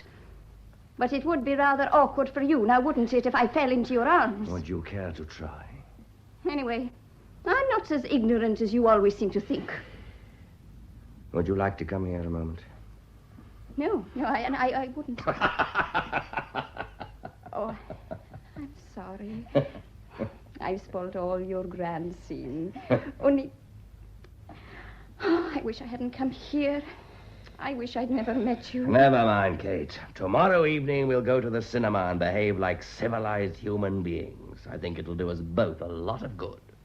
I suppose it will take our mind off things. What things? Well, Kate. Do you, play cards, Mr. Schofield? Why? Are you suggesting we settle down to a nice quiet game of cutthroat? And perhaps it's not a very good idea. No, I don't think it is, really. But it's no reason for me to go on cutting your throat. I apologize, Kate, for being an absolute so-and-so. Why are you frightened? I keep thinking of the murderer. So do I. It's as if he's forcing his thoughts on us, making us all think of dreadful things. Yes, yes. We're all ordinary people, aren't we? Ian's really quite sensible when you get him on his own, and, well, Mr. Curtis is just a nice, respectable little man who probably goes to work every day in a bowler hat with a rolled umbrella. Well, that should certainly liven up the city. Ah, you're laughing at me again. You should be glad. It means you're exercising my demons for me. Of course, you're perfectly right, as you always are. It is frightening, my darling. And we are all behaving like lunatics. Well, where are you going? Are you leaving me? Don't go. Oh, I must go and help Mrs. Forbes with the dinner. There, now I'm afraid it's just you and Mr. MacDonald today. Kate is eating with me, and poor Mr. Curtis is having his meal upstairs. He doesn't look at all well. Oh, I hope he's not sickening for something. It's very worrying. However, I must leave you two gentlemen to your meal. I'll thank you to lay off that girl. Did you hear what I said? I did. Look, I've known Kate for some time. She's a good girl. I'm going to marry her. So you've already notified and me. And you come along. Of course, with all the tricks of the trade, you turn on the charm, no doubt. Don't you think this is all a little unnecessary? What is the matter with you, man? You always assume that I'm hell-bent on seducing your Kate when I assure you nothing is further from my mind. She thinks she's in love with you. Nonsense. You're insulting her. She's not the kind to make flirty eyes at everything in trousers. If you want to marry her, that's okay with me. But do some courting instead of shrieking abuse at me. Talk some sense for once. Why don't you tell me about your book? What a filthy, abominable swine you are. You talk of courting. You weren't so successful in your own, were you? Wasn't I? I suppose it just doesn't matter to you. That little chap outside has more guts than you. He killed her. He chopped her up. But I don't suppose you even mind all that muck in the papers. It's just more material for your cheap jack nubbles. Suppose it is. Well, I'm going for a walk. I'll leave you to do your courting. I must admit that the thought of you as a wooer seems rather like Huey in tights doing a tap dance. But Kate is a very compassionate girl. Pretentious swine. Kate? Kate? Come here a moment. I want to talk to you.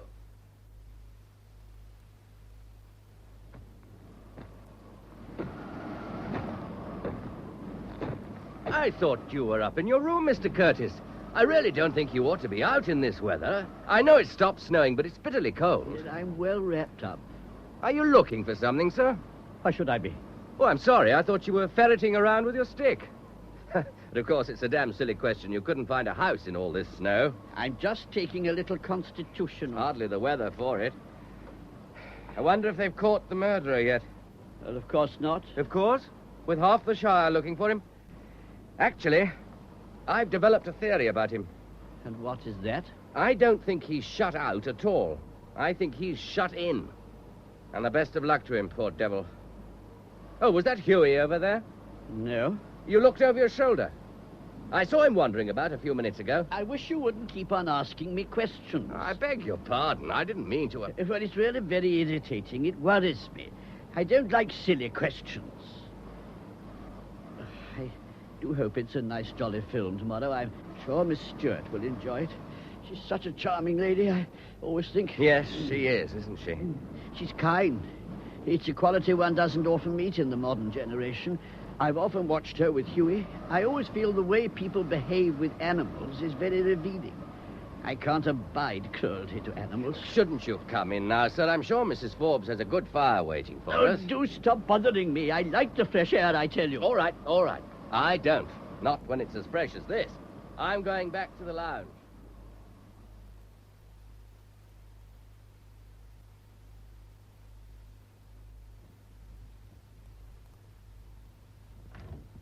Ian, do stop pawing me about like this. I don't want to kiss you. I've already said a dozen times that I'm not going to marry you. Thank you very much. I suppose you want to remain an old maid. I do wish you'd be sensible. Why don't you listen? You just go on from where you left off without paying the faintest attention to what I've been saying. I've said no, and I mean no, and... Oh. I'm so sorry. Am I intruding? This is too much. You did this on purpose. You're spying on us. Oh, dear. I didn't mean to gate crash a crisis. I'm honestly sorry. I'm afraid I ruined his kiss. Do you think I'd let a great big Jessie like that kiss me? Let me help you pick up those magazines. MacDonald seems to do his courting as he does everything else. Like a car with the steering gone. Why are you always so beastly about him? He said you'd been terribly rude to him. We all come to you for comfort, you see. I'm here for comfort myself. Comfort. A shoulder to weep on, I know. Oh, it always makes me laugh when I read those magazine stories about strong, silent heroes taking the little woman into their manly arms. The poor creature ought to know that in a wee while she'll be reeling under the full 16 stone of him, patting his shoulder and drying his tears. I don't know why you're complaining. Before you know where you are, Mr. Curtis will be asking you to partake of his couch and condiments. I don't find that in the least bit funny. Oh, I don't seem to be very popular this evening. Come and have a drink with me. Let's go to pieces.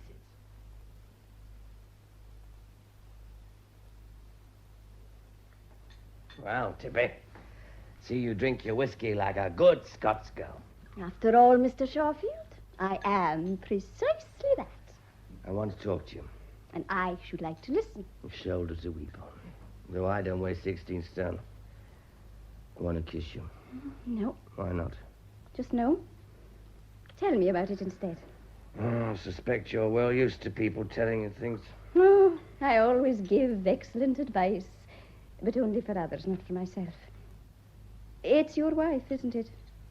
You're really still in love with her. In love? Girl, I hate her. I want to murder her.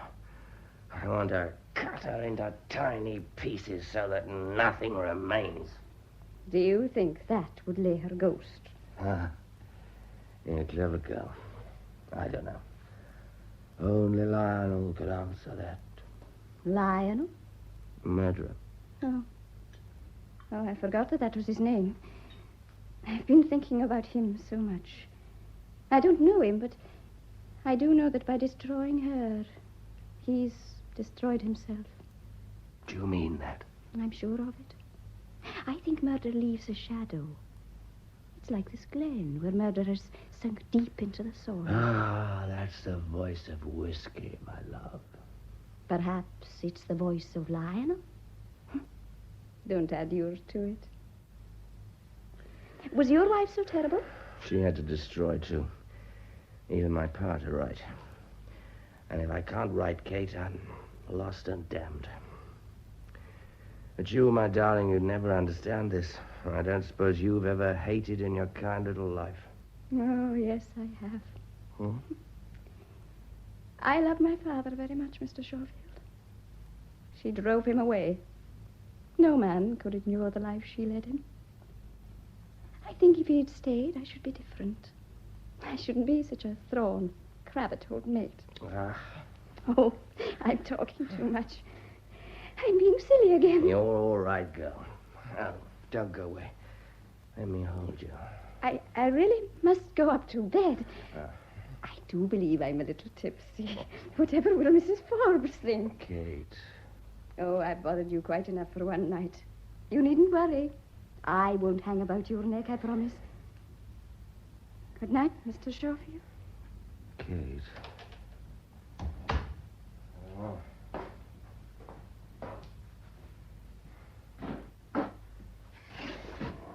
I want someone to talk to. I must have someone to talk to. Huey! My boy, Huey.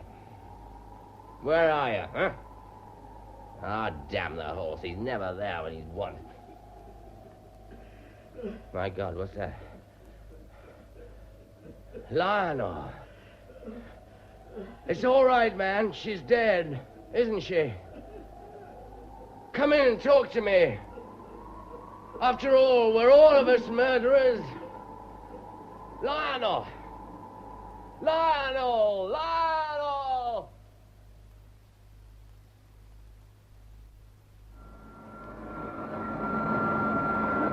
Mrs. Ford.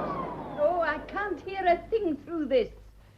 There, now, what did you say, Mr. Shawfield? I just wondered, did you hear anything last night? What do you mean? Like someone crying? Oh, I sleep very heavily. He's still in the papers, but they don't think he's hiding out now. They think he's in a hotel. Someone saw him at Ballahoolish. It's that scar, you know. It's on his wrist. They think it may be where the knife slipped.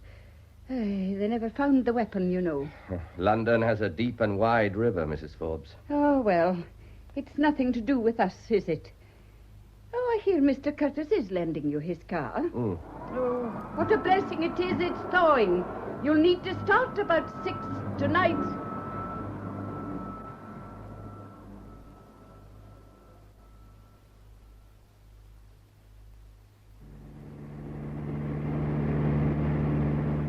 How pretty you look, Kate.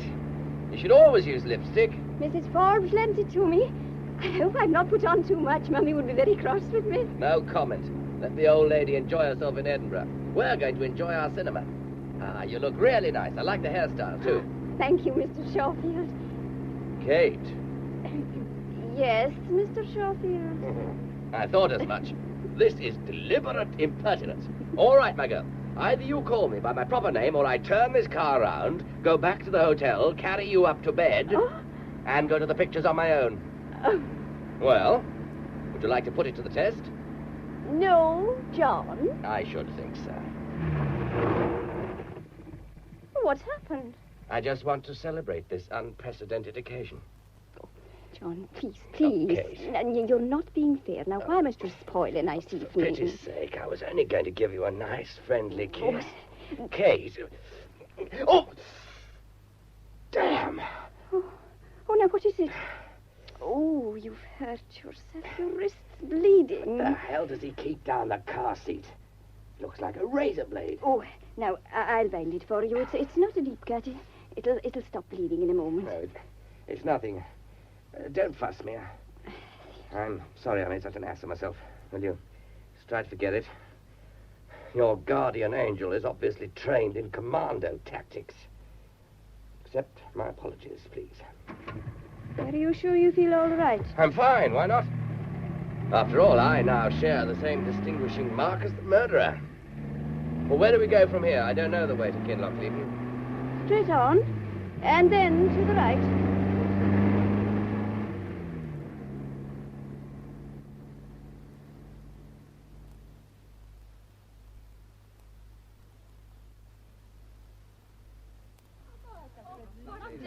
Oh, here you are. I didn't think we'd get that one. I think Sylvia Cook's so lovely, don't you? In you get.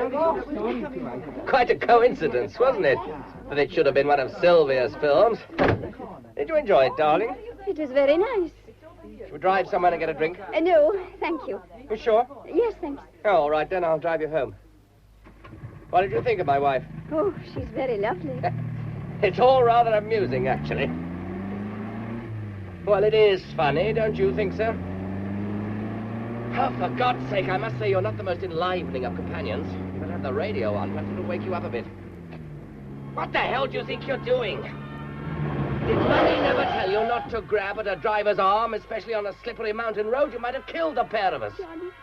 Johnny, I know you hated her. I know she's hurt you dreadfully, but leave her be now. She doesn't matter. She can't touch you anymore. She'll get what she deserves in the end. She will indeed. Oh, please, Johnny, listen. Please, you must listen. It was wicked that it should be that film, and I wish I'd known, but does it really matter so much to you? That part of your life is over and done with. You need never see her again. I have to see her again. No, please. Let her go to the devil any way she pleases. I'm surprised at you, Kate. What would your grandfather say? Oh, are you going to ruin your life for her? You fool. Can't you see that is what she wants you to do? What do you mean by that, Kate? I should like an answer. We're not moving till I get one. All right. I'll answer. I think you're planning to kill her. You're going tonight, Johnny. I know you are. All right. If you have to know, I am going tonight. I had a letter this morning from my solicitors. Oh, there's been no postman today. I put a call through this morning. There is no telephone. And you said it was a letter. Oh, you're driving me mad with all this insanity. It'd serve you right if I put you out of the car and made you walk home. You are going to kill her. I know it. You win. I'm going to see her anyway. Only I don't know if I'm going to kill her. Oh, don't be frightened, Kate. There's no need. I'll try not to do anything silly. Johnny. Johnny, you're not to go. I have to. I'll go for you. I'll give her any message you want. Oh, my darling idiot. She'd eat you alive. Oh, I'm not afraid of her. I can sort her, all right. You don't know me, Johnny. You don't know me at all. I'm beginning to see that. But I have to go, Kate. I can't explain exactly why, even to myself.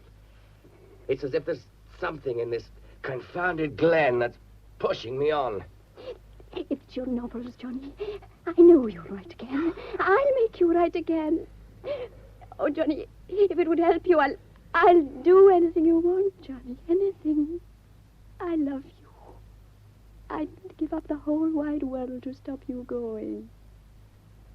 I'm not as silly as I used to be. If you want me to. What? Oh, Kate. Oh, my dear, dear girl. Thank you, Kate. I'll never forget that. But I wouldn't want it to be like that for you. You deserve better. Dear Kate, I'll be honest with you. I have to go to London. But what'll happen when I get there, I don't know. I don't know anything anymore. Come, darling. We must go.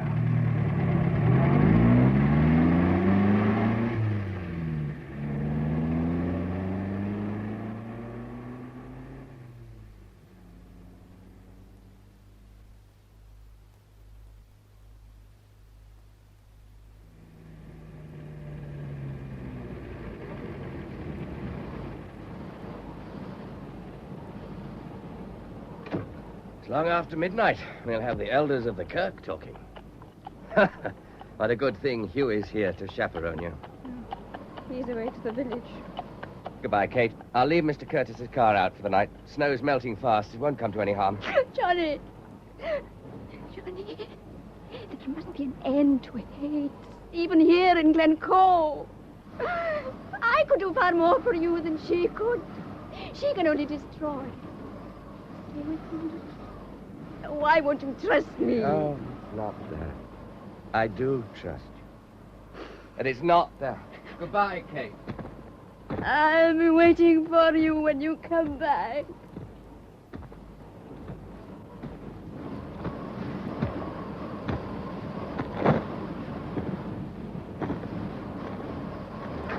Damnation, what's that? Oh, this is just about the last straw. What the hell are you doing out of this hour in the morning, MacDonald? And is this confounded bicycle yours? Left, presumably, to trip me up? I've been waiting for you. Oh, go back to bed, you confounded idiot, and take your bike with you. Oh, no, you don't get away with it like that. You murderous Campbell. Look here, MacDonald. I've had just as much as I can take. Let me tell you once and for all that I am not a Campbell. I never was a Campbell. And I'm never, thank God, likely to be a Campbell. Of course. Seducing a nice girl like that means nothing to you. And what do you mean by that? The cinema ended at 10:30. It didn't take you 2 hours to drive back, did it? Oh, will you get out of my road? I've got to get to Ballachulish. You neurotic little moonshiner, you're mad. You've got Campbells on the brain. You're not going to get away with this. I heard her go to her room and cry her heart out for what you'd done to her. She was still crying when I left. Oh, but you wouldn't care. You just take what you want and the hell with it. You're muddling up your times a bit, aren't you? I am not one of your wenching gallants of 3 centuries. What's that in your pocket? Put that away, you idiot. You want to commit a murder? It's a hair trigger. Oh, for God's sake, you are mad. Don't you like my pistol, Schofield? Perhaps you prefer to be at the other end of it. Put that down! Get up, you damn fool. Well, you don't expect me to help you, do you?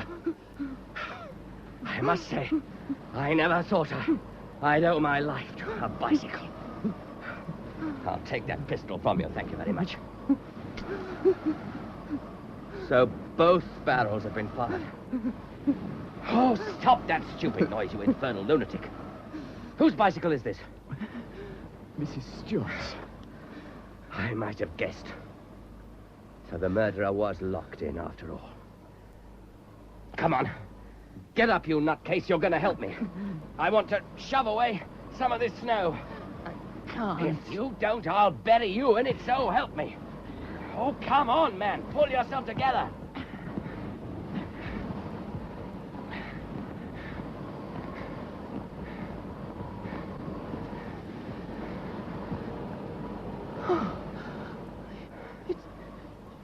Mrs. Stewart. I told you not to leave lethal weapons about. Come along, we better get back. We've made enough asses of ourselves to create a new massacre. You can't leave that poor lady lying there. You imagine either of us is in any state to carry her? Besides, the police will have to be notified. She's dead. I can't feel any more for the dead. It's time I concentrated on the living. Only, I want to tell you this, MacDonald.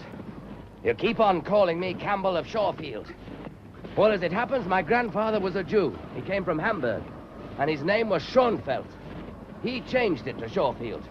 He thought it sounded prettier. We've never shouted Kruachen. Our war chant is Oi vai, oi vai. Oh, all right. Oh, stop dragging at me. This is the hotel, isn't it? Oh, I want to go to bed. Leave me alone. I have every intention of leaving you alone. Just one more thing. You are not to say a word of this to Kate. She'll know in the morning. It's soon enough. There's something I've got to do. But when I've finished, I'm going in to say goodnight to Kate. Any objection? Oh, have it your own way. What are you rummaging in Curtis's car for? Death. Suppose you think that makes sense. Where are you going? I'm going to see Mr. Curtis.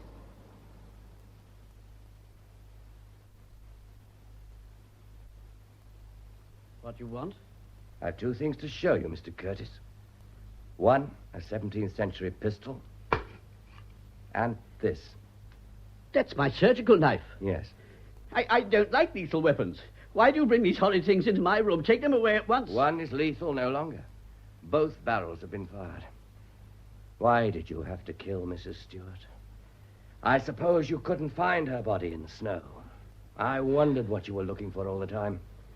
She was well buried. You wouldn't have found her till the thaw. But it's all up, you know. And what do you mean by that? Oh, for pity's sake, man, of course it's all up. The police will be here tomorrow. They have your description. Even if this hadn't happened, it would only have been a question of time.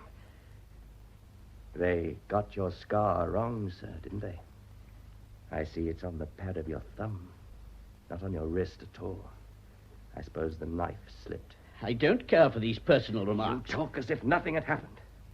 Even if I were prepared to connive at your escape, how on earth do you think you could get away? I fear you underestimate my intelligence. You haven't answered me. Why did you kill her? Why? Didn't you see it took away your last chance of escape? And of course I killed her. She knew about my scar. I couldn't possibly let her live. She was cycling down the road and I shot her. She was cruel. She let her cattle die of starvation. I've no patience with people who ill-use dumb animals. It's wicked, vile. We had such a lovely cat. He was called Ricky. After Kipling's mongoose, you know, he was the dearest little fellow. Don't you ever think of humans? Humans? Oh, humans. No, Mr. Shorefield. Why should I? They've never thought of me. Give me Huey any day. But he's only an animal. That's what Violet said. He was such a dear little fellow. He used to run and meet me when I came back from work. He talked to me, you know. I've always loved animals. I believe I told you that I trained to be a vet. Of course. That's why you have a surgical knife. Why didn't you throw it away? It wasn't very clever of you to keep it in the car. I still keep my instruments. I wish you'd seen little Ricky. He understood everything I said. And she waited until my back was turned. And then had him destroyed. My lovely cat. She must have had her reasons. Reasons? What possible reasons could there be for such a dreadful thing? She said he was dirty. After all, he was an old gentleman, 15 years old. It wasn't his fault if he occasionally made a mistake. But she couldn't bear anything dirty in her home. She took him round to the vet while I was at work and had him put to sleep. So I killed her. I suppose you're going to repeat all this to the police? What else can I do? You litter the place with corpses like a battlefield. Mr. Curtis, I want you to tell me something. Pardon? You killed your wife. I don't know why you keep on asking me that. I've never attempted to deny it. Of course I did.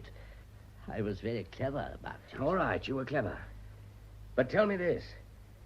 Why do you always look over your shoulder? What on earth do you mean? Why are you always turning, as if there's someone behind you? She's still there, isn't she, Lionel? Violet is always there. Maybe there's a jigsaw pattern across her, but she's still there. No! I'm sorry, dear. I won't keep you waiting long. I just have to speak to this gentleman. Oh, don't be angry, dear. I'm just coming. Mr. Curtis, you're not well. Oh, yes, I am. And I'm clever, too. I'm cleverer than you. They'll never catch someone as clever as me. You're not going to the police. I shall make my getaway as I always have.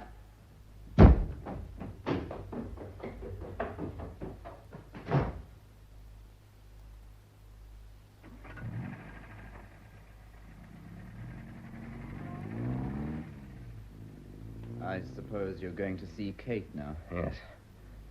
The only person I could bear to talk to. I don't really mind.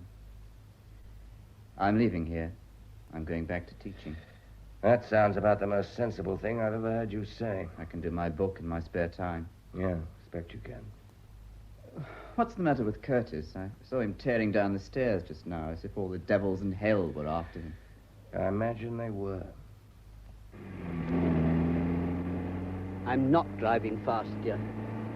Yes, dear, I did signal I was going right. Of course, dear. Just as you say, dear. And after all, dear, we have to get away, don't we? Huey! Oh, do go away! There's a good old chap! Huey! I can't stop here! What am I going to do? Huey! Huey!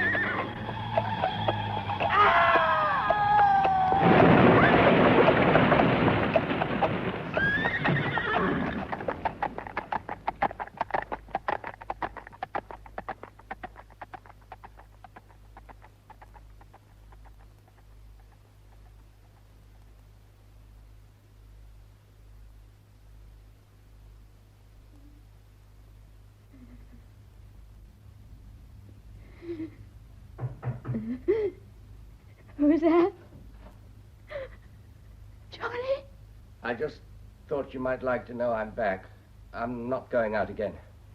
You needn't worry any more, Kate. Oh, my darling, my poor darling. You've been crying yourself sick. Oh, don't cry anymore. Go to sleep now.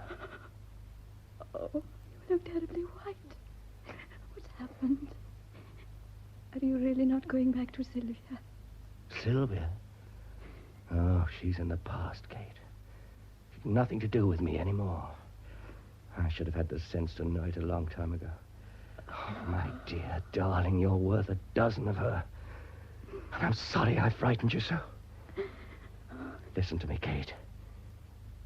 The shadow of murder is gone. And we're alive. We're going to stay alive and be happy. And, oh, my darling Kate, I love you very much. Charlie.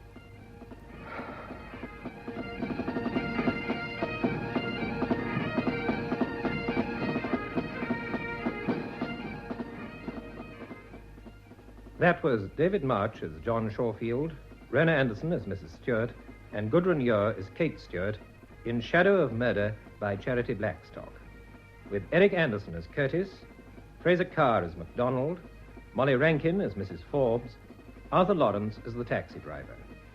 The production, which was recorded, was by Audrey Cameron.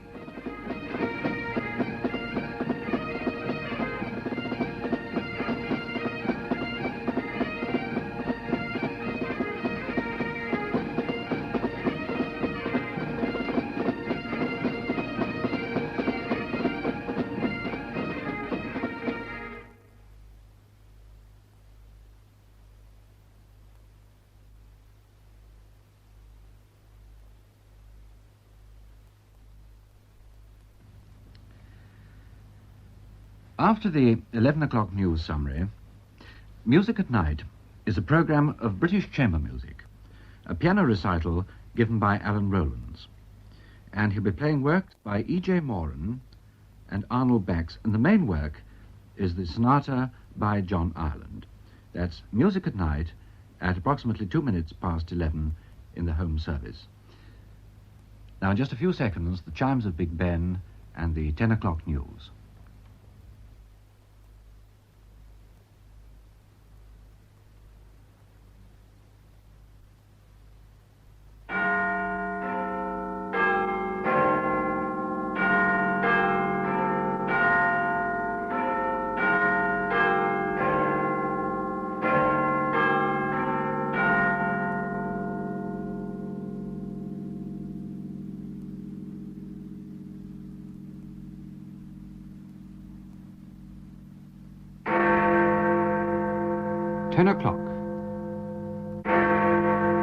This is the BBC Home Service. Here is the news read by Michael Murray. India has accused Pakistan of using tanks in a new border clash. Mr. George Brown has said he's going to issue a shop steward's guide very soon on his prices and incomes policy. Chelsea, watched by the 8 players suspended from training, were beaten 6-2 at Burnley and are now out of the running for the league championship. In one of tonight's matches, Portsmouth escaped relegation from the second division by drawing away to one of the promoted clubs, Northampton. The P&O liner Arcadia has been refloated after going aground in the Suez Canal. Lord Hives, former chairman of Rolls-Royce, has died at the age of 79. Indian and Pakistan troops engaged each other today in a new border clash, and judging by Indian accounts, it seems to have been a particularly vicious one, with the Pakistanis using tanks. The scene was the boggy wilderness known as the Rann of Kutch, where fighting has been going on intermittently for the past fortnight. It's in this area that the Indian border runs closest to Karachi, West Pakistan's biggest city. Most of the details of the fighting have come so far from the Indian side. According to their spokesman, Pakistan troops, numbering about 3,000, attacked a post held by a small Indian force. The Indians fought back, destroying 3 Pakistan tanks. The latest reports indicated that fighting was still going on. The Indian spokesman said Pakistan had brought up a substantial force, including, as well as tanks, medium artillery and 2 squadrons of fighter bombers. The scale of these preparations, he said, suggested that Pakistan was taking an increasingly threatening attitude. When you start using tanks, he added, it is very near war. A Pakistan spokesman has said that Pakistan forces retaliated after repeated firing from Indian positions in the Rann of Kutch. He claimed that the Indians suffered considerable casualties. It's not clear whether the Pakistan statement refers to the same engagement as described by the Indians or to another incident in the area.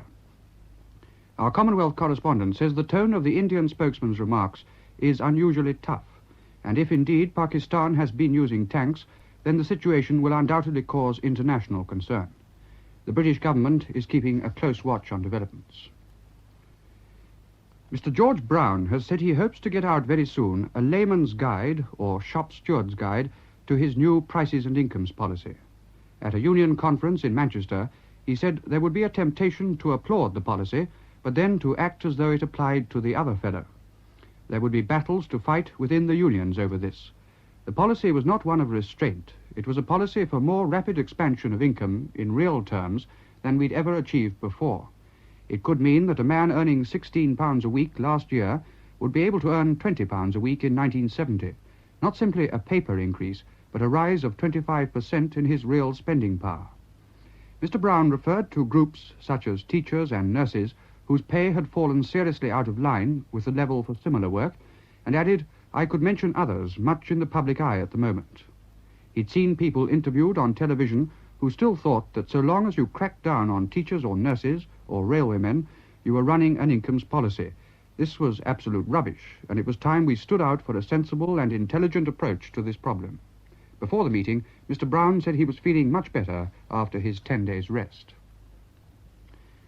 The former Conservative Minister of Labour, Mr. Godber, speaking at Newcastle-on-Tyne, said that Mr. Brown's incomes policy was already beginning to look more than a little meaningless.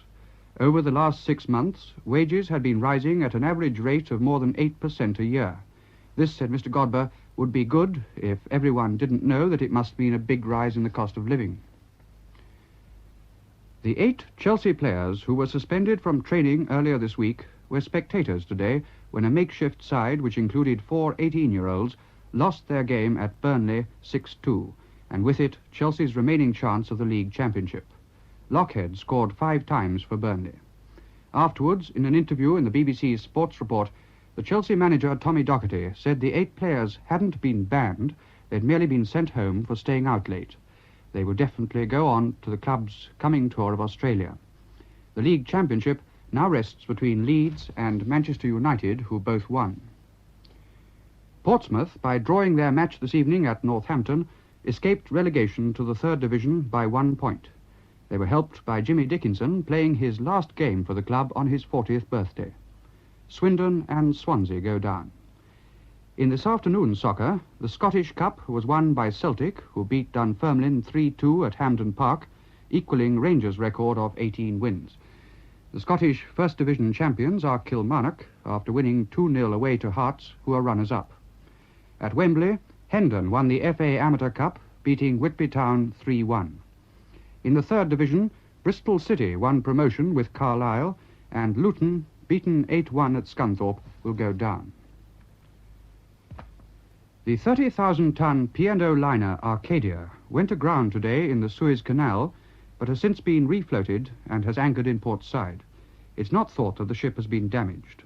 The Arcadia, on a voyage from Britain to Australia, is carrying nearly 1,200 passengers. Southern Region electric train crews have called off their threat to go slow from Monday. This was decided at a meeting in London today of representatives from about 30 depots in the South Eastern Division. After an appeal by Mr. Griffiths, General Secretary of the Drivers' Union, ASLEF, the men agreed to await next week's meeting of the Union Executive. Some 600 motormen had said they'd work to rule because of continued delay in settling their claim for a productivity bonus. Lord Hives, a former chairman of Rolls-Royce, died today in the National Hospital for Nervous Diseases in London. He was 79 and had been in a coma since he went there more than 2 years ago after a stroke. Lord Hives joined the staff of Rolls-Royce as a mechanic at the age of 22 and became managing director in 1946. He was made a Companion of Honour in 1943. The Minister of Land and Natural Resources, Mr. Fred Willey, today attended the official opening of the Pennine Way, Britain's first statutory long-distance footpath that stretches 250 miles from Edale in Derbyshire to just over the Scottish border at Kirk Yetholm. At the ceremony at Malham Lings in Yorkshire, he said he was making an urgent and comprehensive review of a policy for the countryside. This would have the backing of all the necessary powers to ensure that people could enjoy the countryside in all its aspects. The American government has published the results of a 6-month experiment to find out how people and property react to the bangs made by the supersonic aircraft over a long period. Oklahoma City was chosen for the test, and American Air Force planes made over 1,200 bangs at the rate of about 7 or 8 a day. Our Washington correspondent says it was found that damage to property was fairly slight. Windows seemed to have broken only where they were damaged or badly installed in the first place, and much the same was the case with plaster. More interesting was the reaction of people. At first, over 90% of those questioned said they thought they could learn to accept the bangs. But halfway through the test, only 80% thought they could get used to it, and by the end of 6 months, a quarter of those asked said no. They thought they could never learn to live with the bangs. Socialist leaders from 13 countries have been entertained at Chequers today at a meeting of the Socialist International. Informal talks, which went on throughout the day and into the evening, were concentrated on the problems of European economic cooperation, Southeast Asia and Africa. After the full conference, a special after-dinner session between the Prime Ministers of Norway and Sweden, the Vice-Chancellor of Austria, and Mr. Harold Wilson discussed means of bringing the countries of EFTA and the common market closer together. The expenses of the conference, it is said, are being met by Mr. Wilson, as this was not a government but a party occasion. 74 of the 77 riders in the Vintage Motorcycling Club's Coventry to Brighton run arrived in Brighton tonight. The other 3 broke down on the way. The 6 oldest machines, all built more than 50 years ago, completed the 150-mile run. So did the only woman competitor, Mrs. Margaret McMahon of Coventry, who rode a 35-year-old machine. The Soviet Foreign Minister, Mr. Gromyko, according to the New York Times, is to have an executive type of American limousine costing about £6,000. It is equipped with a bar and a television, and the report says it is already being shipped to Russia. The car, a Lincoln, will take 8 people. The weather. Tomorrow is expected to be dry for much of the day, with some sunshine in eastern areas. Rain will later spread from the west. That's the end of the news.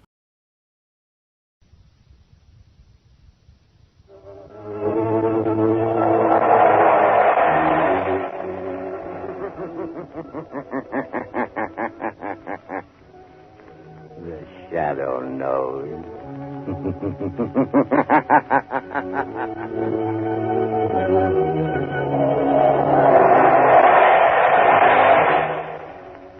Again, Blue Coal Dealers present radio's strangest adventurer, The Shadow. Mystery man who strikes terror into the very hearts of shopsters, lawbreakers, and criminals. Today, Blue Coal brings you The Shadow's latest adventure, The Bride of Death. The Shadow begins his exciting adventure in just a moment. Meanwhile, I'd like to make a suggestion to all you homeowners. To protect your family's health and save real money in the bargain, burn blue coal. For blue coal gives you uniform, healthful, economical heat all winter long. Its harmless blue coloring is your guarantee of better heat at less cost. So when you're buying fuel, insist on blue coal. It's Pennsylvania's finest hard coal. Order a trial ton from your nearest blue coal dealer tomorrow.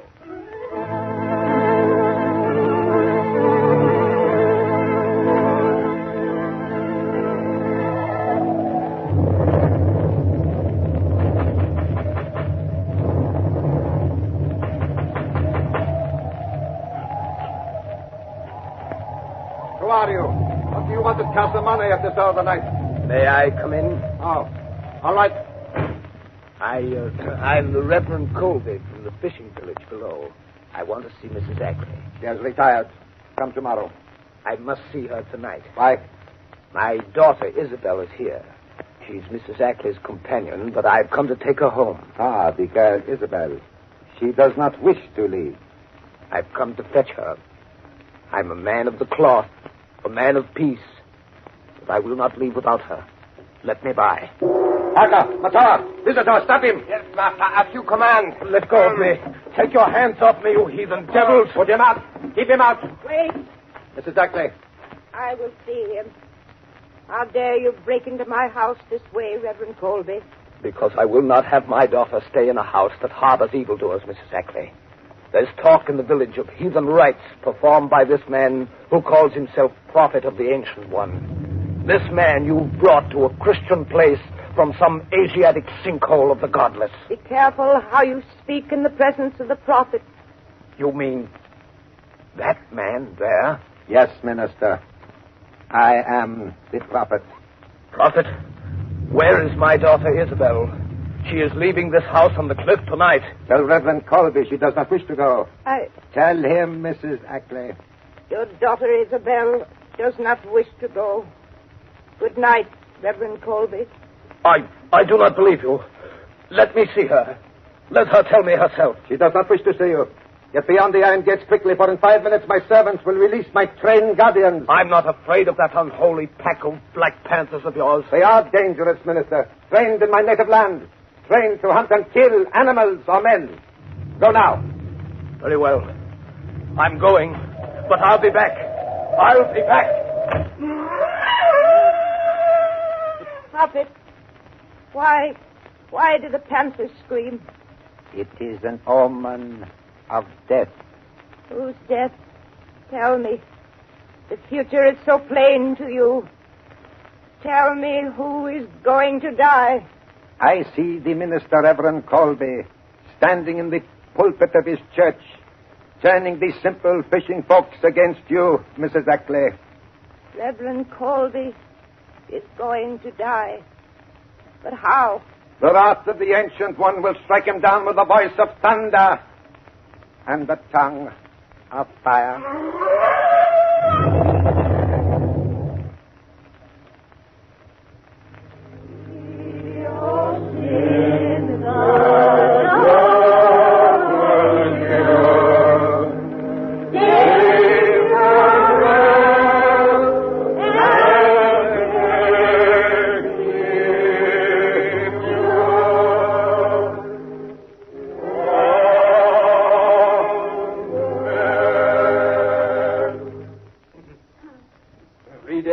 This night, I went to Mrs. Ackley's house on the cliff to bring my own daughter, Isabel Colby, home.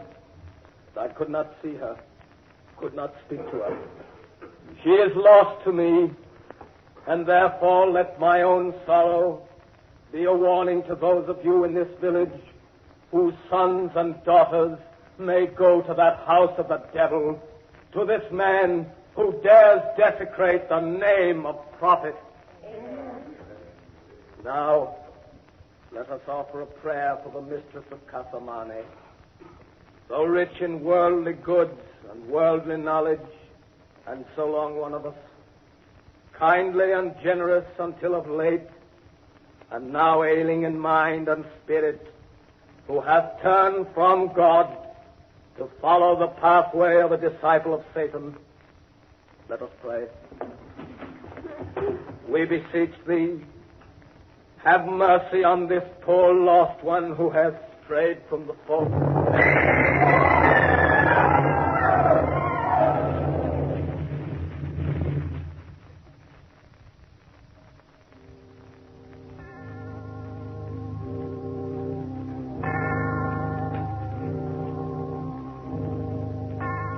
And so in the midst of those who perished with him, and whom he loved so well, we return the body of our beloved minister, Reverend Colby.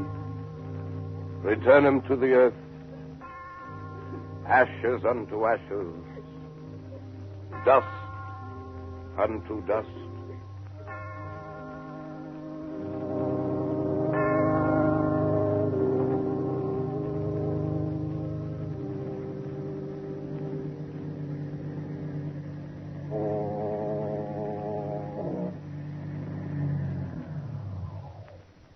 Here we are, Margot. Yes, but where, Lamont? The fog's so thick I can't see a thing. This is the little village where the Reverend Colby and 10 of his parishioners were killed by a mysterious explosion in his church. Oh, that was horrible. But, Lamont, it happened days ago. What can we do? Murder has been committed, Margot. Wholesale murder, and the killer or killers are still at large. But according to the newspaper report... Yes, I know. The paper said the authorities have been unable to uncover a possible motive. Investigation is hampered by the refusal of the fisher folk of this quaint little village to cooperate. Perhaps they're afraid to talk, Lamont. Yes, it's surprising what superstition can do. What about this rich Mrs. Ackley you were talking about, Lamont? Where does she fit into the picture? I don't know, Margot. All I know is that about 3 months ago she returned from the Far East with a man who calls himself the Prophet. This man claims to be the leader of a cult worshipping a deity known as the Ancient One. Is there such a cult? There was, but it was stamped out nearly 5 centuries ago because its ceremonies and rituals included human sacrifice. Human sacrifice? Yes. Oh, how horrible. Then you think there is a connection between this so-called prophet, the destruction of this Christian church, and the murder of Reverend Colby? Margot, I don't know. I'm going into that cottage down the road. There are some Christians. I'll wait in the car. Oh, that awful foghorn. It gives me the creeps. You'll be safe here, Margot, but don't get out of the car. All right. Now, Lamont Cranston and the Shadow are going to find out something more about this mystery of the house on the cliff.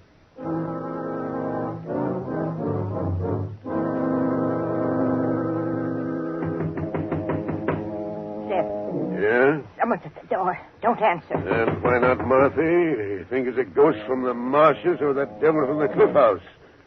Who's there? Don't open the door, Seth. Stranger, I've lost my way in the fog. Well, tell him there's but one road back to the mainland. Leave this to me, Martha. Where are you heading for, stranger? Can you tell me how to get to Mrs. Ashley's place, Casa Mane? Yes, I could, but I won't. Wait, don't close the door. I'd like to ask a few questions. Questions, huh?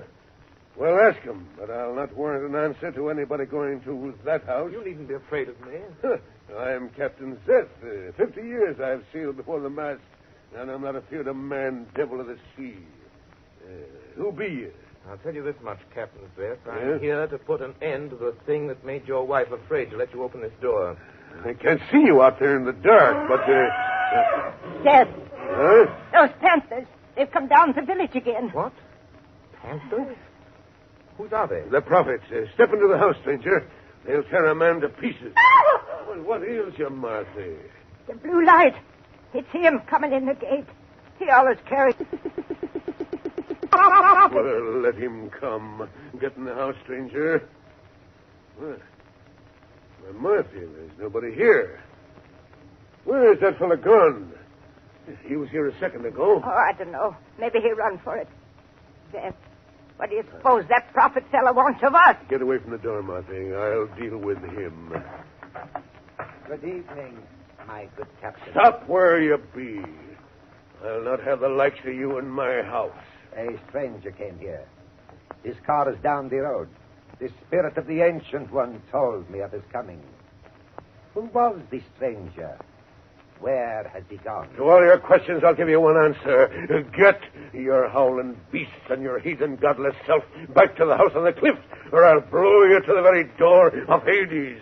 No man threatens the prophet and lives. Get out! Very well, Captain. Since you will not tell me, I will find him. My servants are watching his car. We will find him. He'll need all the unearthly powers you claim to find a man in this fog. Good night. I'll find him. He can't be far away. No. Not far away, but close to you. In the dark shadows and the swirling mist. Who speaks? I am looking for a man with blood on his hands. The blood of a minister and 10 innocent people he murdered. Are you a man hiding in the fog? Do not try so hard to pierce the fog. You cannot see me, for I am the shadow. The shadow. A voice without physical presence. Only a voice. No, my friend. In my native India, such things are known. But not here. The powers of mesmerism have spread beyond the gray monastic walls of the yogi priests. Modern science has advanced their ancient art. Perhaps. But I am still stronger than you. Strong enough to do what I have set out to do. And what is that? I will not tell you, Shadow. And no one, not even you with your borrowed powers, shall stand in my way, for I am the prophet. Prophet of the Ancient One. Master, the stranger, he does not return to the automobile, but a young woman is there waiting for him. So, could it be, Shadow, that you are the stranger we seek, that your companion waits for you? Aka. Yes, Master. Go quickly, I will follow. Seize the girl. She will be useful to us. Very useful. If I cannot reach the Shadow, I can reach his companion. Yes, Master. Matau and the Panthers watch her. She will not escape. Do you hear, Shadow? Yes, I hear. Save her if you can. You say you are a man. If that is true, Then my panthers will smell you out whether they can see you or not. There's the car. Agnes, seize the girl. Matana, the girl. Matana low. Cover him up, you fools. Take her to the house on the cliff. We will keep her with Isabel Colby. She shall be tortured until she tells us what she knows.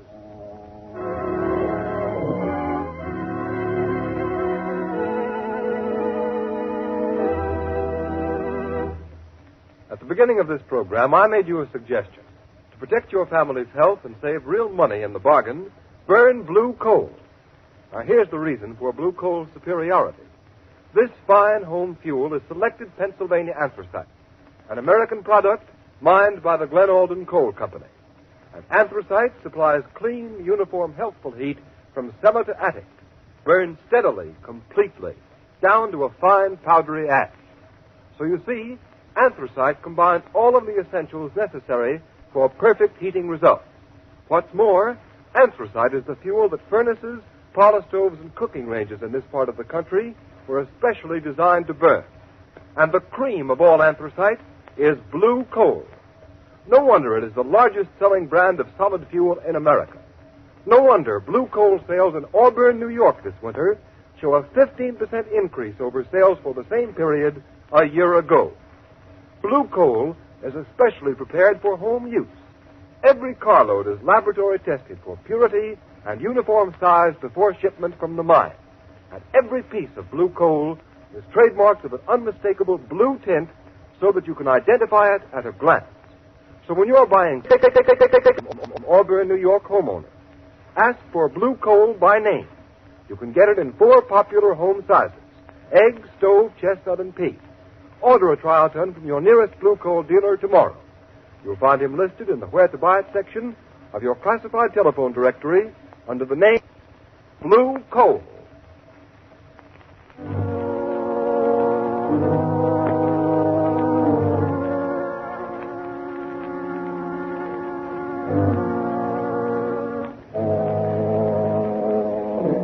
Why did the prophet's servants bring you here to Mrs. Ackley's house? I don't know. But who are you, and why are they keeping you locked up in this room? Oh, I'm Isabel Colby. My father was Reverend Colby, the minister of the little fishing village down the cove. He's dead. They've murdered him. Yes, I know. But you, why are you here? I used to be Mrs. Ackley's companion and secretary before she brought this man, the prophet, to the house. But now, that Hindu has some sort of hold over her mind. He calls her a high priestess, and she let him lock me up in here. Oh, how terrible, Miss Colby. What is happening in this house to Mrs. Ackley and to you? I don't know. It has something to do with a ceremony that the prophet says he and Mrs. Ackley must perform. The climax of some strange religious ritual they go through day after day in Mrs. Ackley's private chapel. He's changed it into a place he calls the Temple of the Ancient One. This morning, he came here and said, I'm to be what he calls the bride of death. They're going to take me to that temple tonight. Do you know why? Yes. To kill me. Oh, no. Mrs. Ackley, as the high priestess, is going to sacrifice me to that horrible deity they worship. Don't give up hope, Isabel. There's still a chance we'll get out of this place, both of us. Oh, Lamont, why don't you come before it's too late? Maybe this is... Aka! Unlock the door. Don't let him take me. No. Isabel Colby, the time has come. The high priestess is waiting to perform her ceremony in the temple of the ancient. No. Matawa. Yes, master. Take the girl Isabel to the shrine. Tell the high priestess to prepare the girl and herself for the wedding of death. Come. My master commands. No. I won't go. Your hands off, Colby. Seize the strange girl. Let go of me. Yes, master. I kill her now. No. Matawa. Take the girl Isabel to the shrine. Wait there for me. Prepare the sacred fires. Purify the sword of the Ancient One. The sacrificial altar is ready. And death is waiting for his bride. Yes, master. No, you're going to murder me like you murdered my father. Now, strange girl, I will deal with you. No, Prophet. You will deal with me. The shadow. Thank heaven you've come. You, the shadow here? How? There are panthers chained at every door. It was easy, Prophet. Oh, I knew the shadow would come. I knew he couldn't be far away. No, you do know this shadow. This slinking coward who fears to show himself, who hides himself in the shadows. Shadow, the prophet is going to kill Reverend Colby's daughter. He's going to make Mrs. Ackley kill her in some fantastic ceremony. Yes. In a few minutes she will be dead and you cannot stop it. Clever scheme. You've numbed the failing mind of Mrs. Ackley with drugs. Made her do your will, sign a fortune over to you. Your knowledge will not help you now, Shadow. You plan to have Mrs. Ackley commit murder, turn her over to the police, blame her for the death of Reverend Colby, and with a fortune in your hands, discard your role of prophet and disappear. You are clever, Shadow. Yes, that is my plan. It is a pity such a mind as yours will soon be lost to the world. Within an hour, after Mrs. Ackley has obligingly murdered the girl Isabel, this house will burn. A tank of gasoline in the cellar will explode. And this will be the funeral pyre of the shadow and his beautiful young companion. But I must go now. They are waiting for me. You are not going through that door. It is locked. You lie. It is. Akka! Stop! They cannot hear you. They're waiting for you in the temple, and I have the key to the door. You are not too clever, Shadow. Give me the key to the door and I shoot this girl. Take that gun away from her head. Throw the key upon that table, quick. Don't give him the key. I'm not afraid of him. I shall count to 3, Shadow. If I don't get the key, it's a pity. But this beautiful girl shall die. 1. You wouldn't. 2. 3. You are wise, Shadow. You fiendish devil. I'll show you the shadow can do more than warn, threaten. Take that! Oh, Lamont.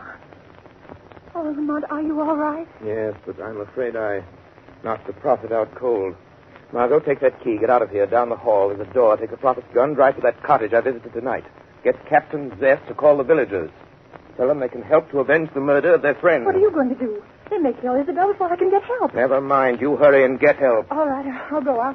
I'll get Captain Zest to round up the people of the village, and then I'll come back. Very well, Margot. I may need your help. Come back to this room. I'll be back in a few minutes.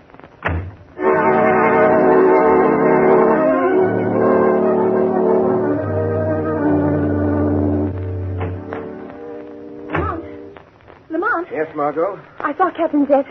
The people of the village are coming. He's calling them together. We can't wait for him, Margot. Beyond that door, at the head of the stairs, Death is waiting for Isabel Colby. The prophet's followers are there awaiting his appearance. But the prophet's still lying here unconscious on the floor. Nevertheless, he will not disappoint them. Lamont, I don't understand. Margot, I'm going to ask you to do a very dangerous thing. I want you to put on the prophet's robe, cover your face with a hood, and walk in there as the prophet. Oh, very well. I'll do anything I can. You know that. Do not show your face till you reach the altar. Don't speak. Keep close to Isabel Colby.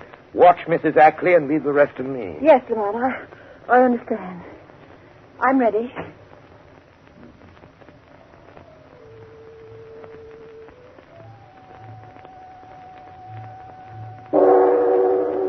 Metanalo, etilasi calavera.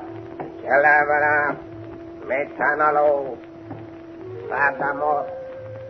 O ancient one, vision of eternal life, before thy altar the youthful maiden waits. Thy ancient sword, her spirit, to release unto thine own. Her blood is pledged, her soul is thine. Metanalo etilasi, calavera sadamor. All is in readiness, master. Metawa, look. The hood covers the master's face. The hour has come for the ritual to begin. See, master. The girl Isabel is lashed to the altar of the Ancient One. The sacred fires burn in the jeweled torches. All is in readiness, master. All as you have commanded. Metawa, bring Mrs. Ackley. Prepare her to make the sacrifice. I am ready. Ready to do the will of the prophet. To plunge this sword into the girl's heart. But I am afraid. Take for drugs to give me strength. will to do the things you have told me I must do. If I am to be high priest to the ancient one. Look, Matua. It is strange. The master does not speak, does not answer us. He goes to the shrine alone. Wait. He turns. He is lifting the hood of his robes. Akka, look. It is not the prophet. It is a beautiful girl. It is the strange girl. The one the master stayed below to... What has happened to our master? Why do you wear the robes of the prophet? Makawa, you have been tricked. The man you serve as a god is a rogue, a charlatan, a pagan. That voice, Makawa. That is not the voice of the prophet. It is not the strange girl speaking. See, her lips have not moved. No. It is the voice of the shadow. The shadow. The master warned us to beware of the shadow, Akka, Makawa. The master must be dead. The shadow has killed him. Prophet, the time has come. I must drive this sword into the heart of the bride of death. I will not fail. Don't do it. They're tricking you, making you murder me. Then they'll kill you. No. They'll kill you. No, I shall be a high priestess. I shall live forever like the prophet, like the ancient one. Mrs. Agnes! Mrs. Agnes! Drop that sword. Drop that sword, Mrs. Agnes. Drop it, I say. Drop the sword. Yes, drop the sword. Oh, Akka, look. This shadow has broken the master's power over this woman. I am free now. Free of the spell. Oh, what have I done? He is stronger than the master. We must escape. We must get away. You will never get away. Never leave this house. Akka! Matawa! The prophet! The girl wearing my robes! Throw your knives! Kill her! Kill her, I command you! No! No, prophet. We obey you no more. Obey me! You trick us, make us kill. For you are the true prophet of the Ancient One. You defy me. Don't! Drop the knife! See? The blood runs in his veins. He tells us he cannot die. Now we shall see. You fools. Now the shadow will destroy you. He is dead.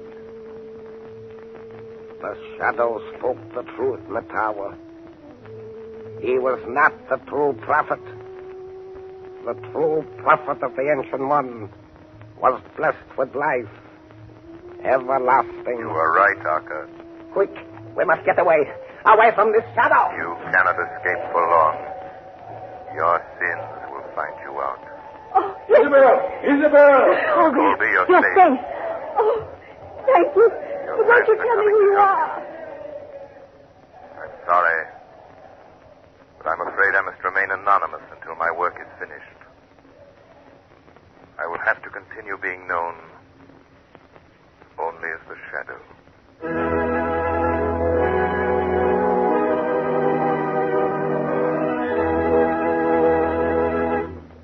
Now here is John Barclay, Blue Coal's heating expert, with a few words of heating advice for you.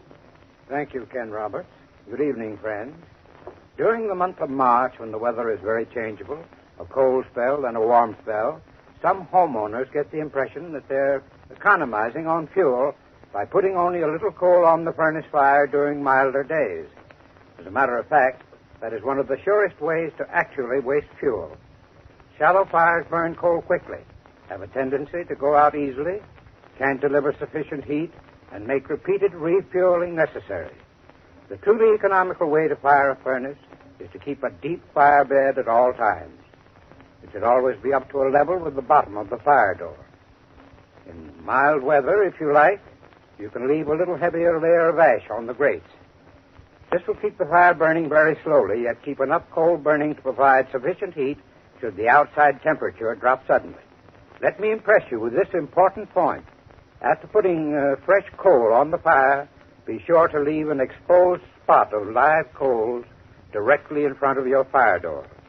The hot spot will act as a pilot light and ignite the gases that come up from fresh coal.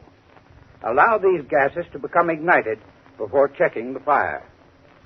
If you follow this method of firing throughout the changeable March weather, you will get the utmost in efficiency and economy from your furnace.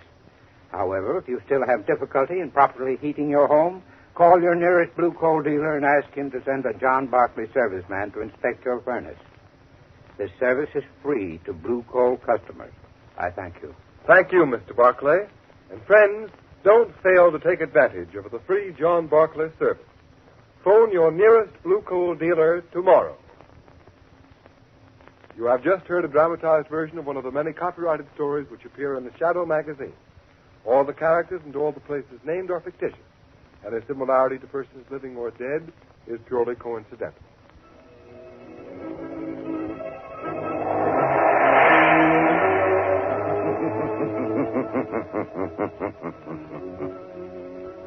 As you sow evil, so shall you reap evil. Crime does not pay. The Shadow knows. Next week, same time, same station, Blue Coal, America's finest anthracite, will again present another thrilling adventure of the Shadow. Be sure to listen, and be sure to burn Blue Coal, the solid fuel for solid comfort.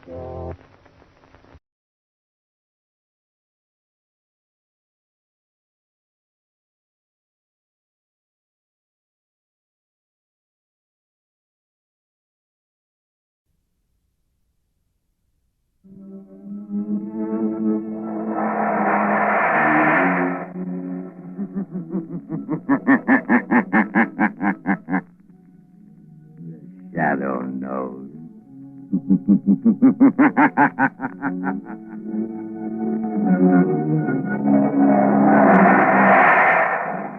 Again, Blue Coal Dealers present radio's strangest adventurer, the Shadow, mystery man who strikes terror into the very hearts of shopsters, lawbreakers, and criminals.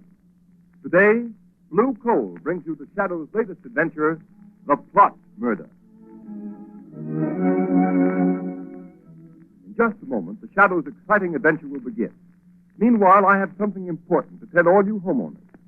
During this treacherous winter season, you can protect your family's health by burning blue coal.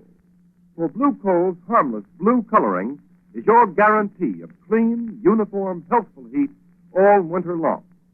Blue coal saves you money, too, for it burns steadily, completely, down to a fine, powdery ash. So next time you're buying fuel, ask for blue coal by name. It's Pennsylvania's finest anthracite. Order a trial ton from your nearest blue coal dealer tomorrow.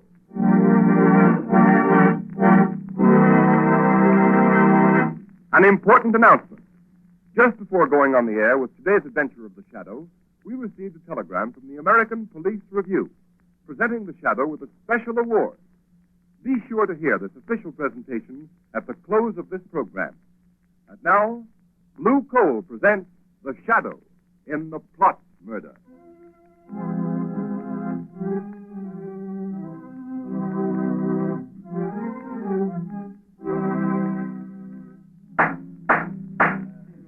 Captain Hines, read the findings of this court-martial. We find the accused, Lieutenant John Wilson, guilty of treasonable sabotage against the government. No! In that he willfully destroyed a secret device known as the flying torpedo, invented by one Georges Achilles and acquired exclusively for use by the government.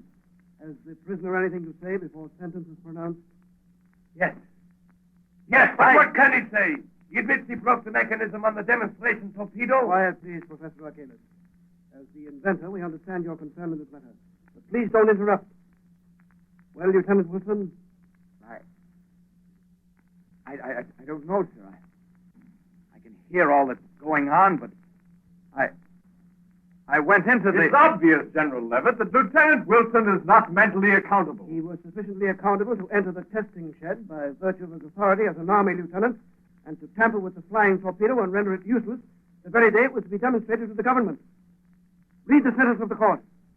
Lieutenant Wilson, this court decides, subject to the approval of the President, that you will be dishonorably discharged from the service of your country and sentenced to imprisonment for the term of... No! No! Look out, he's got a revolver! Don't shoot! That's the man, Professor Achilles! He's wounded, Professor Arcane! Oh, Doctor, take Lieutenant Wilson back to his cell.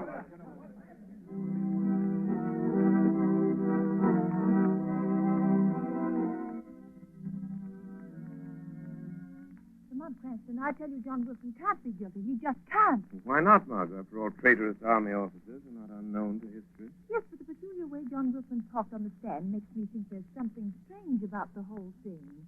He acted, well, almost like a man in a trance. Lamont, just what is this flying torpedo he's supposed to have tampered with? That's what its name implies, a sort of aerial torpedo filled with high explosive flying under its own power.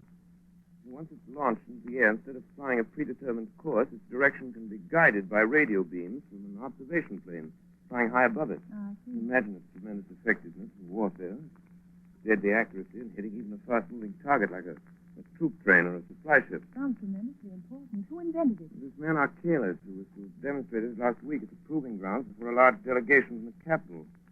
Besides being members of the War Department, a great many high officials and other branches of the government were to attend the test. Well? Since your friend Wilson gained access to the laboratory and put the flying torpedo out of commission, the test has been postponed until tomorrow. And who is Arcane? Where did he come from? A famous foreign inventor. He's quite a reputation abroad.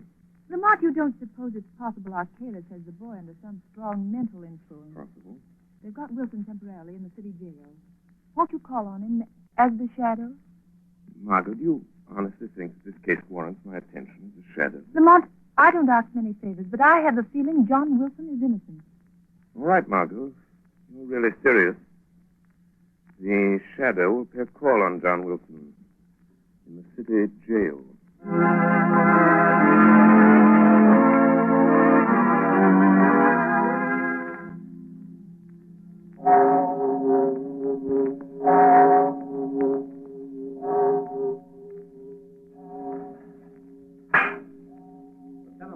That last cell, Professor Arcane.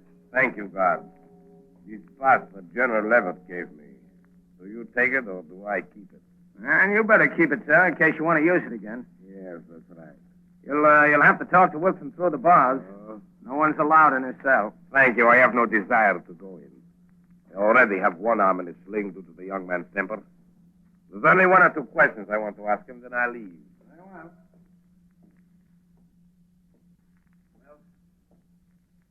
Who is it? You! Arcane! Don't get excited, Lieutenant Wilson. I only came to tell you that you're a much better mechanic than a marksman. Your bullet only injured my arm. I'm only sorry I didn't kill me. The only way you can break the spell I have of you, isn't it? To kill me. Will somebody come? Stop! Look in my eyes. No. Look. No, I won't. John Wilson. Look in my eyes. No! Look in my eyes, Wilson. That's right. Now repeat after me. I destroyed the torpedo.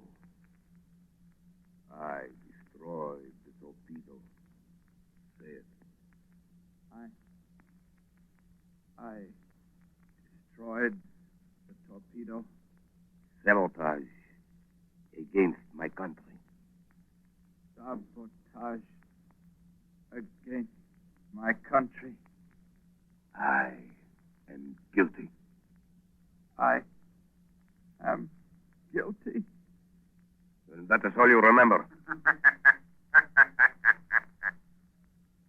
Are you sure that's all he remembers, Professor Arcane? Who said that? Guard. You are there? No, not the guard, Professor. He's waiting at the end of the passage. You hide somewhere. In the next cell, perhaps. No, I'm here. In the shadows, Professor Arcane. Perhaps you've heard of me. Who are you? The Shadow. The Shadow? Help me. Help me. I am your friend, John Wilson. Think now. Concentrate. What is it you're trying to remember? It's that torpedo. Dangerous. Wilson, keep quiet. Steady now. Think. Think. You can break through this spell. I tried to make them understand that. Stop. I destroyed the torpedo I because... command you to stop. John, your friends believe in you.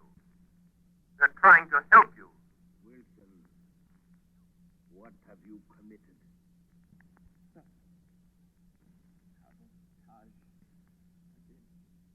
My country. I am guilty. I'm guilty.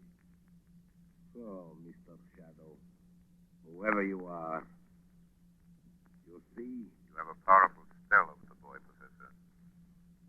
But there is a way to break it. what way, Shadow? If you don't know, I have no intention of telling you. Yet.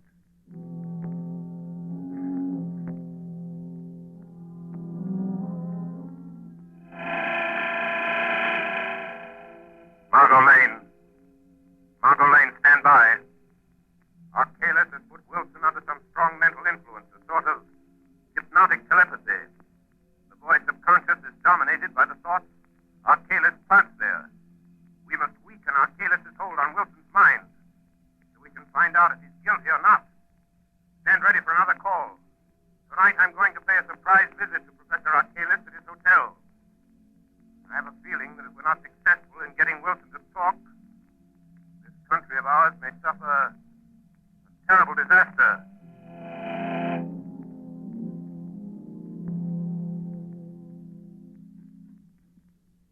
Barra, lock the door. All right. Did anyone follow you here to the hotel? No one, Professor Arcalis. Good. The test will take place tomorrow? Yes, at 3 o'clock. The War Department is so convinced your invention will render any nation possessing it invincible that the high command of both the Army and Navy are to be there to witness the test. The president, too? Yes. The President and the Vice President expect to attend, together with the Secretary of War and the Secretary of the Navy. So they've fallen into my trap. They'll be blown off the face of the earth just as I planned. Barloff, be sure you make a final inspection before the torpedo is taken out of the ground. And see that the steering mechanism is set. I understand. But since I am your chief assistant, they might ask me to go along with them. No, they won't. I'll fix that. Their bungling army mechanics think they understand the flying torpedo perfectly. So to satisfy their pride, I've let them take complete charge of the demonstration. Good. Don't worry, Barloff. And afterwards? Afterwards, with the guiding brains of the nation wiped out at a single stroke, the country will be thrown into confusion, disorganized. So we'll have nothing to fear. I see. There are only two things that bother me slightly, though. Lieutenant Wilson, for one. Wilson? Did he really discover the secret trick of the steering mechanism? Yes, he knows what we intend to do and how we intend to do it. You should have disposed of him at once. I thought of that. I was afraid it would arouse suspicion.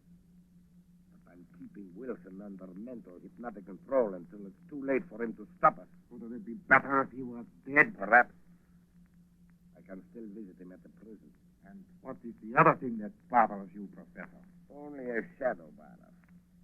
But I'm not quite sure of the extent of its power. A shadow? Don't worry. I think I can take care of it, too.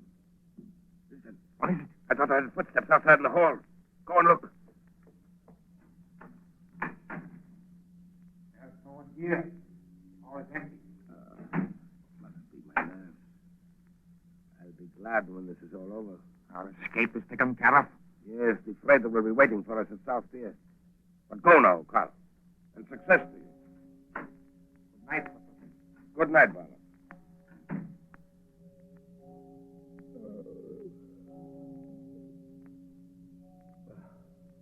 The shadow. If I can't put my willpower against the shadow, then I deserve to lose. And I've never yet... Good evening, Professor Arcalis. You? Shadow, you've come? Yes, Professor. Why do you hold Lieutenant Wilson in a hypnotic spell, Professor? I don't know what you're talking about. We shall see. And now I have something else to tell you. What? Wilson knows something about you, Professor. And I'm going to find out what it is. All right, Shadow. You know a little, but you'll never learn more from Wilson. No one can break the spell, not you, nor all your childish magic. You forget. Greater magic, Arcalis. What? Death. Death? Yes, it's on the way, Professor.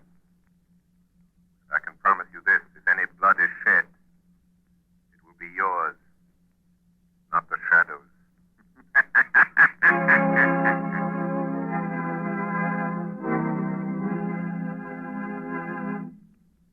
second part of the Shadow's adventure will continue in just a moment.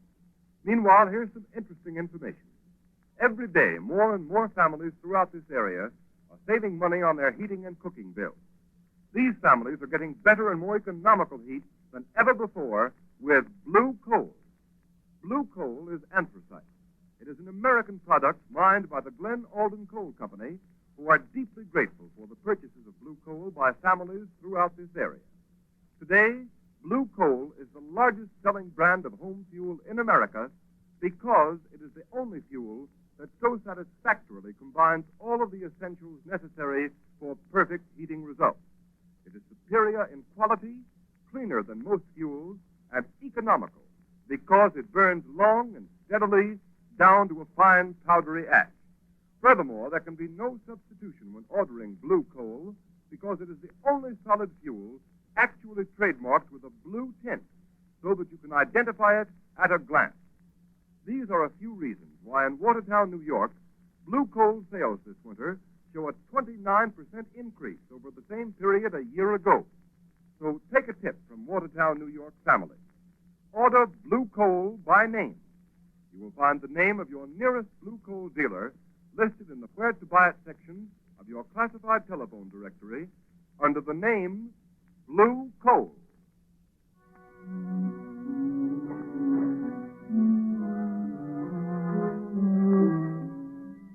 But I tell you, General Levitt. Excuse me, Colonel. Go right ahead, General. Hello? General Levitt speaking. Oh, yes. Good morning, Captain Hines. That's fine. You have the flying torpedo loaded and ready for the demonstration? Good. I'll expect a report. Sorry I can't be with you. Goodbye.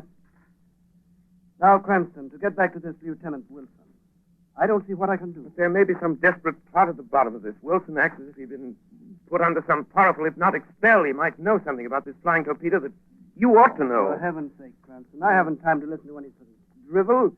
I know you're a very agreeable young man, and you mean well, but you're letting your imagination run away with you. Now, if you don't mind, I must get ready to leave for the capital. Very well. Just do me one favor, General Levitt. Might prove something to you. Well, what is it?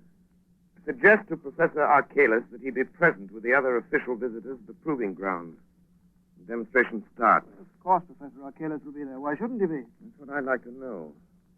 Unless I'm very much mistaken, General, Professor Archalis has made arrangements to be far, far away from the scene of his triumph.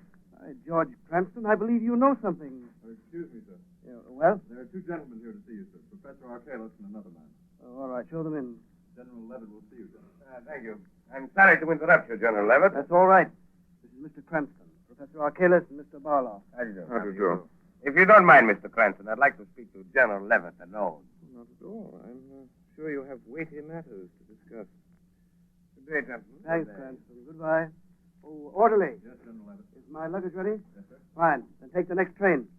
There's one leaving in 20 minutes.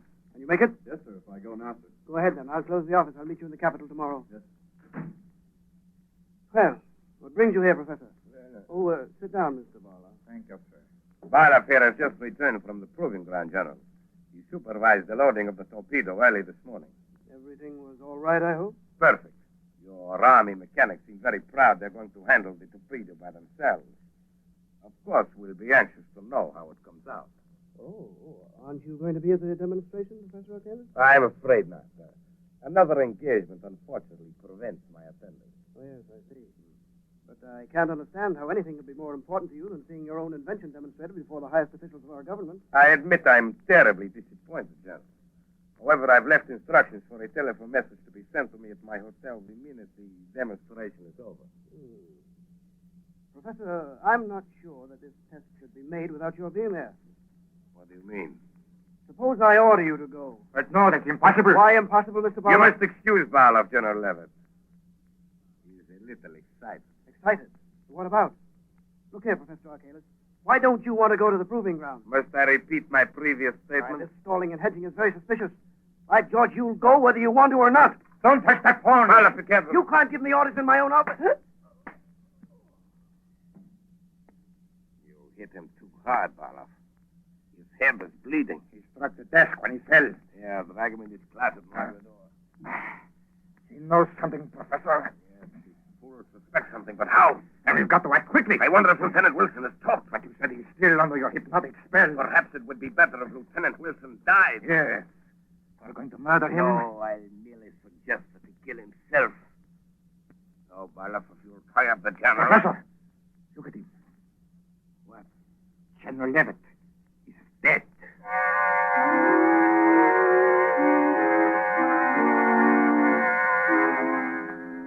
Well, here's General Levitt's office, Margot. No one seems to be here, Lamont. Oh, that's odd. The General was here less than an hour ago. General! General Levitt. Look, here on the corner of the desk. Blood.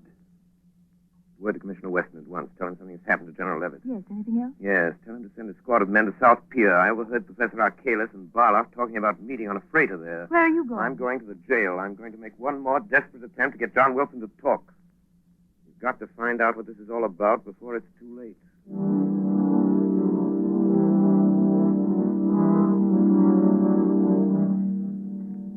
You want me to wait here at the jail, Professor Arkalis? No, go down to South Pier, Blyth. I want to be alone with Lieutenant Wilson. Yes. I'll follow after I've taken care of him. All right. But first, I'll collect the baggage.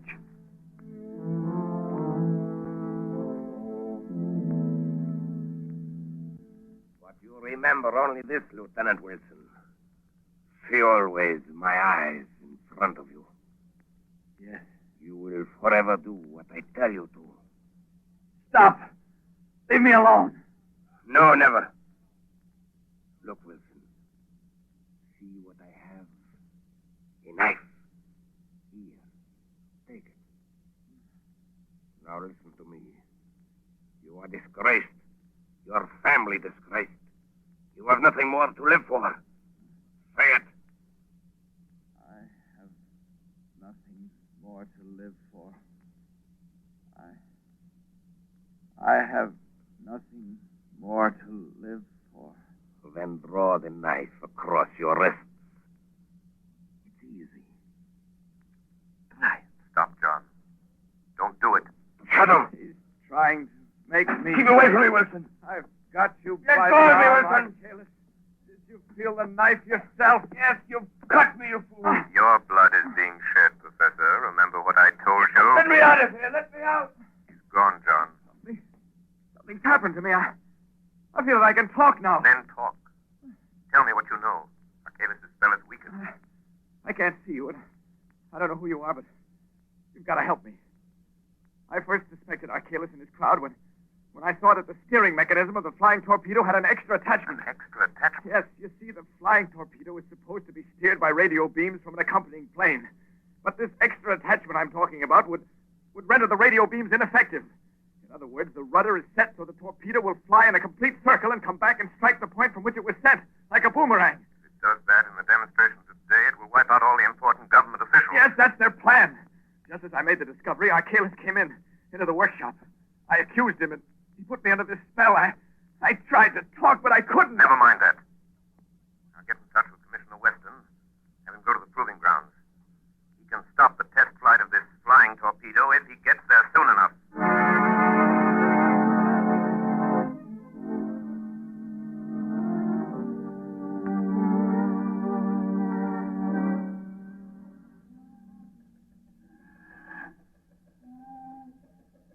The idea of having us wait around here at the South Pier. There don't seem to be anything stirring. Who are the guys we're supposed to pick up? Two birds by the name of Professor Arkalis and Blyth. Foreigners, huh? Yeah. What are they going to do, make a getaway? I don't know. Commissioner Weston just said to make sure we got them, that's all. If it had been that important, don't you think the commissioner would have come down here himself? Well, he was coming, but he got a last-minute call to go over the place where they're trying out that new flying torpedo. Oh, yeah, I read about that. All these inventions. Now, wait a minute. Somebody coming down the dock. Hey, you. Hey, stop where you are, I'll shoot. What's this all about? Nothing. Where are you going? That is my business. What's your name? Come on, what's your name? Are you Blyth? What is it to you? Answer me, are you Blyth? Yes. Well, that's all we wanted to know. Come on. Come on. Where are you taking? I have done nothing. He's got a gun. What? I'm sorry, Sergeant. I had to do it. That's okay. This Arkalis will probably be along in a minute. But this boy behind those... We don't want Arkalis. Hey, look out. Here comes another guy down the dock. All right, quick. Right. Behind this piling here. Come on. Must be Arcalis. Yeah, I guess. Professor Arcalis? Who are you? The police. We want to ask you what... Well, you can't get me to talk. You'll never make Look me... out, Sergeant. He's got a gun there. Drop that gun, You Arcalis. can't take me. The police can't touch me. You asked for it. Oh, you nailed him, Sergeant. He get you? Oh, I'm okay. Here comes the parole. Must have heard the shot. Oh, they didn't have time. Oh, Commissioner Weston? Yes, Sergeant. You got our man. Yep. Is he dead? I don't think so, sir. Well, Arcalis, maybe you'll talk. I'll never talk. Commissioner Weston. Shadow, what are you doing here? We can't waste time, Commissioner. Did you stop the test of the flying torpedo? Yes, but... Good. Commissioner, you've saved the lives of thousands of spectators. To say nothing of some of our highest government officials. Then it was you. Yes. Yes, I had a friend of mine call you. And now, Professor Arcalis, let's have the story. You haven't much time. I know. I'm dying, Shadow. It was a plot against our national defense, wasn't it? It was. Who employed you to do it? That I won't tell you. But Lieutenant Wilson is innocent. Yes. Wilson is innocent. Commissioner, you're a witness. Lieutenant Wilson is cleared. Yes, Shadow. What about General Levitt? Barloff killed him. Where is Barloff? We got him behind these boxes. How did you know about General Levitt, Shadow? We found blood on his desk. But this time the blood is yours, Arcalis. Yes. Mine. Well, Shadow, Arcalis is dead. Yes, Commissioner. You've been instrumental in averting a national calamity. Arcalis is dead. The innocence of Lieutenant Wilson has been proved.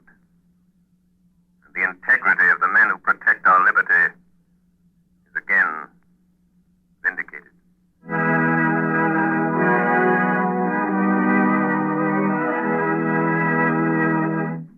And now, here is John Buckley, Blue Coal's heating expert, with helpful heating hints for you.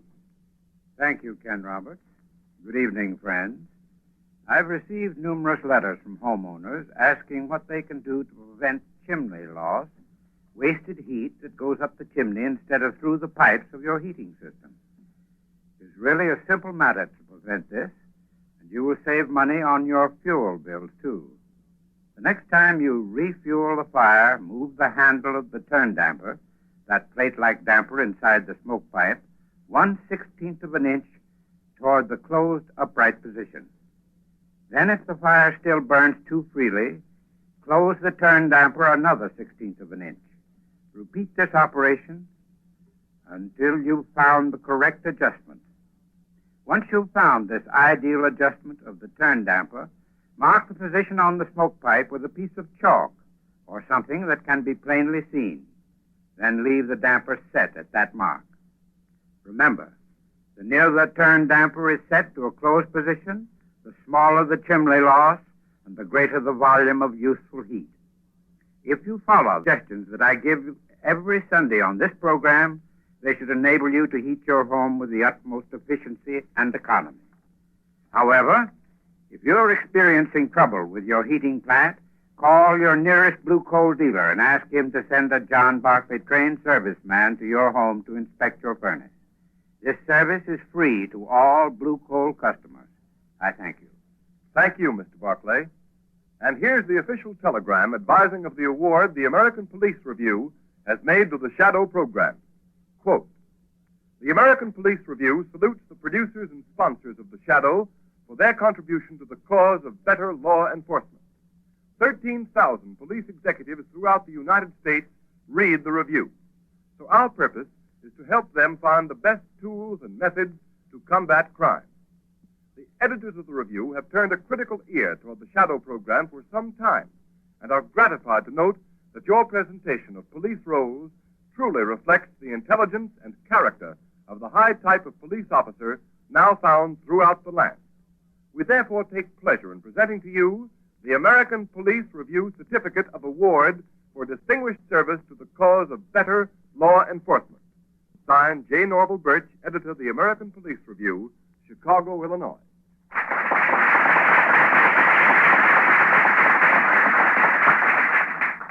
And so, on behalf of blue coal dealers and of all those who assist in the weekly programs of The Shadow, we tender our thanks and appreciation to editor J. Norval Birch and the American Police Review for their splendid testimonial.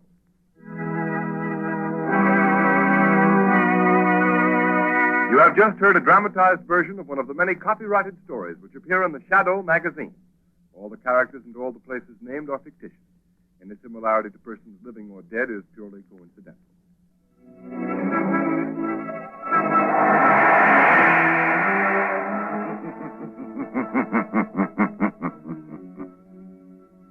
As you sow evil, so shall you reap evil. Crime does not pay. The Shadow knows.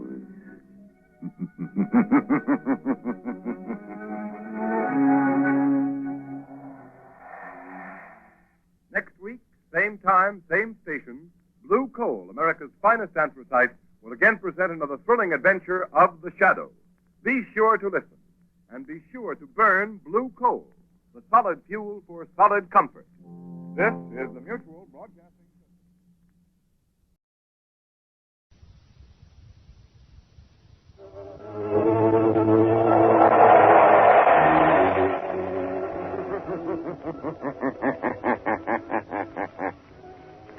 The Shadow knows.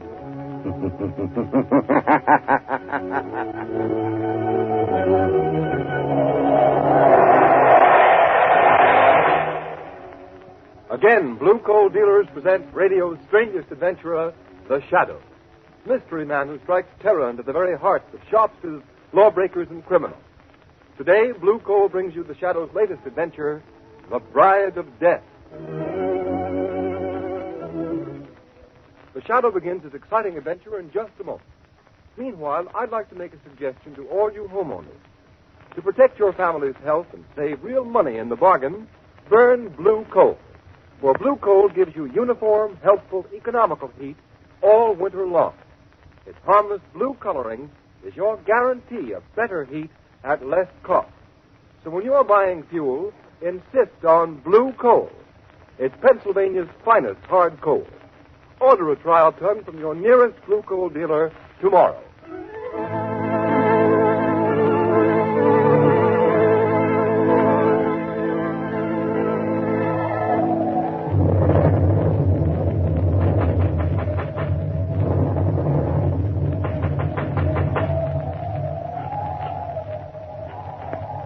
Who are you? What do you want to Castle Money at this hour of the night? May I come in? Oh, all right. I'm the Reverend Colby from the fishing village below. I want to see Mrs. Ackley. She has retired. Come tomorrow. I must see her tonight. Why? My daughter Isabel is here. She's Mrs. Ackley's companion, but I've come to take her home. Ah, because Isabel, she does not wish to leave. I've come to fetch her. I'm a man of the cloth, a man of peace, but I will not leave without her. Let me by. Parker, Matara, visitor, stop him. Yes, master, as you command. Let go of me. Take your hands off me, you heathen devils. Put him out. Keep him out. Wait. Mrs. Ackley. I will see him. How dare you break into my house this way, Reverend Colby? Because I will not have my daughter stay in a house that harbors evildoers, Mrs. Ackley. There's talk in the village of heathen rites performed by this man who calls himself Prophet of the Ancient One. This man you've brought to a Christian place from some Asiatic sinkhole of the godless. Be careful how you speak in the presence of the prophet. You mean that man there? Yes, Minister. I am the prophet. Prophet, where is my daughter Isabel? She is leaving this house on the cliff tonight. Tell Reverend Colby she does not wish to go. I... Tell him, Mrs. Ackley. Your daughter Isabel does not wish to go. Good night, Reverend Colby. I do not believe you. Let me see her. Let her tell me herself. She does not wish to see you. Get beyond the iron gates quickly, for in 5 minutes my servants will release my trained guardians. I'm not afraid of that unholy pack of Black Panthers of yours. They are dangerous, Minister. Trained in my native land. Trained to hunt and kill animals or men. Go now. Very well. I'm going, but I'll be back. I'll be back.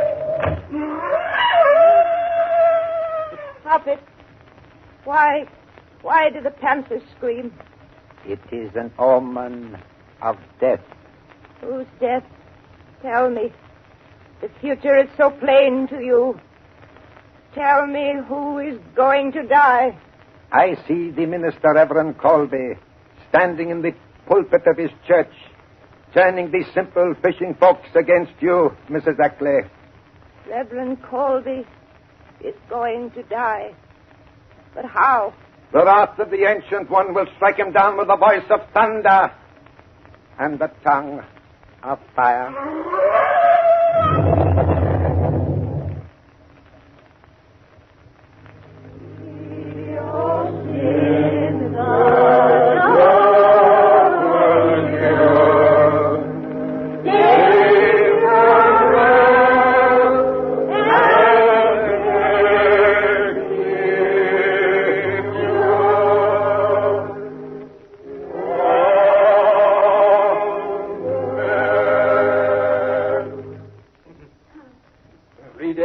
This night, I went to Mrs. Ackley's house on the cliff to bring my own daughter, Isabel Colby, home. I could not see her, could not speak to her. She is lost to me, and therefore let my own sorrow be a warning to those of you in this village whose sons and daughters may go to that house of the devil, to this man who dares desecrate the name of prophet. Now, let us offer a prayer for the mistress of Casamane. So rich in worldly goods and worldly knowledge, and so long one of us, kindly and generous until of late, and now ailing in mind and spirit, who hath turned from God to follow the pathway of a disciple of Satan. Let us pray. We beseech thee, have mercy on this poor lost one who has strayed from the fold.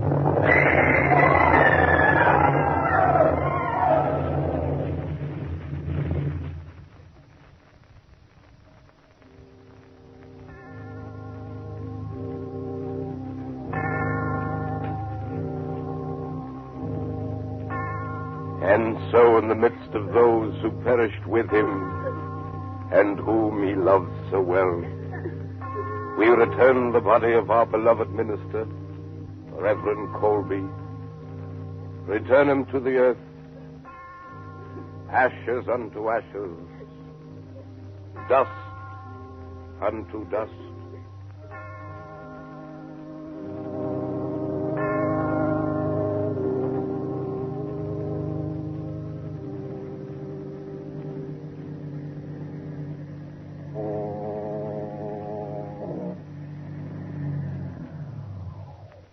Well, here we are, Margot. Yes, but where, Lamont? The fog's so thick I can't see a thing. This is the little village where the Reverend Colby and 10 of his parishioners were killed by a mysterious explosion in his church. Oh, that was horrible. But, Lamont, it happened days ago. What can we do? Murder has been committed, Margot. Wholesale murder, and the killer or killers are still at large. But according to the newspaper report... Yes, I know. The paper said the authorities have been unable to uncover a possible motive. Investigation is hampered by the refusal of the fisher folk of this quaint little village to cooperate. Perhaps they're afraid to talk, Lamont. Yes, it's surprising what superstition can do. What about this rich Mrs. Ackley you were talking about, Lamont? Where does she fit into the picture? I don't know, Margot. All I know is that about 3 months ago she returned from the Far East with a man who calls himself the Prophet. This man claims to be the leader of a cult worshipping a deity known as the Ancient One. Is there such a cult? There was, but it was stamped out nearly 5 centuries ago because its ceremonies and rituals included human sacrifice. Human sacrifice? Yes. Oh, how horrible. Then you think there is a connection between this so-called prophet, the destruction of this Christian church, and the murder of Reverend Colby? Margot, I don't know. I'm going into that cottage down the road. There are some Christians. I'll wait in the car. Oh, that awful foghorn. It gives me the creeps. You'll be safe here, Margot, but don't get out of the car. All right. Now, Lamont Cranston and the Shadow are going to find out something more about this mystery of the house on the cliff.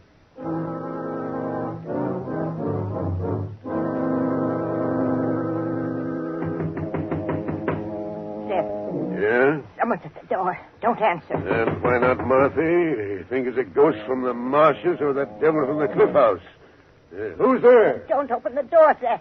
Stranger, I've lost my way in the fog. Well, tell him there's but one road back to the mainland. Leave this to me, Marthy.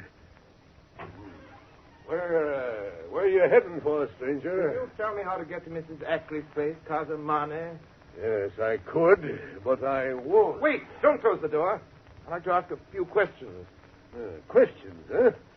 Well, ask them, but I'll not warrant an answer to anybody going to that house. You needn't be afraid of me. I am Captain Zeth. 50 years I've sailed before the mast, and I'm not afeard of man, devil of the sea. Who be you?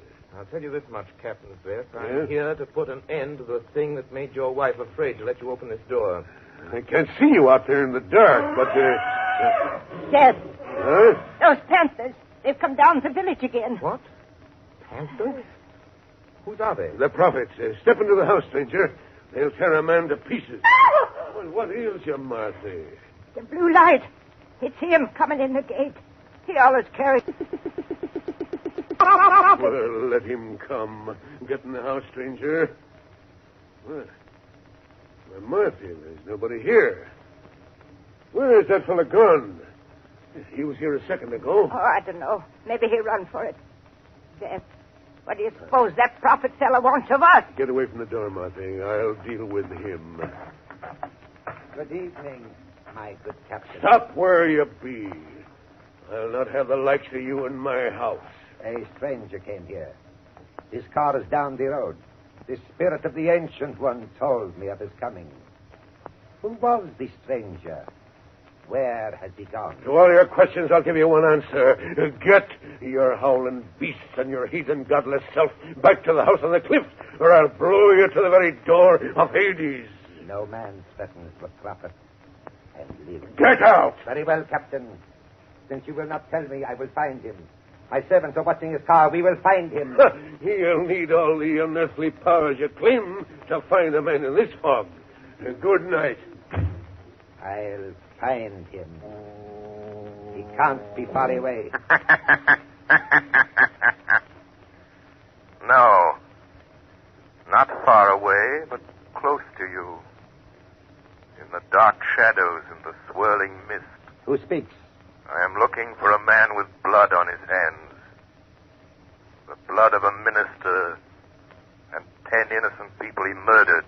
Are you a man hiding in the fog? Do not try so hard to pierce the fog. You cannot see me, for I am the shadow. The shadow. A voice without physical presence. Only a voice. No, my friend. In my native India, such things are known. But not here. The powers of mesmerism have spread beyond the gray monastic walls of the yogi priests. Modern science has advanced their ancient art. Perhaps. But I am still stronger than you. Strong enough to do what I have set out to do. And what is that? I will not tell you, Shadow. And no one, not even you with your borrowed powers, shall stand in my way, for I am the prophet. Prophet of the Ancient One.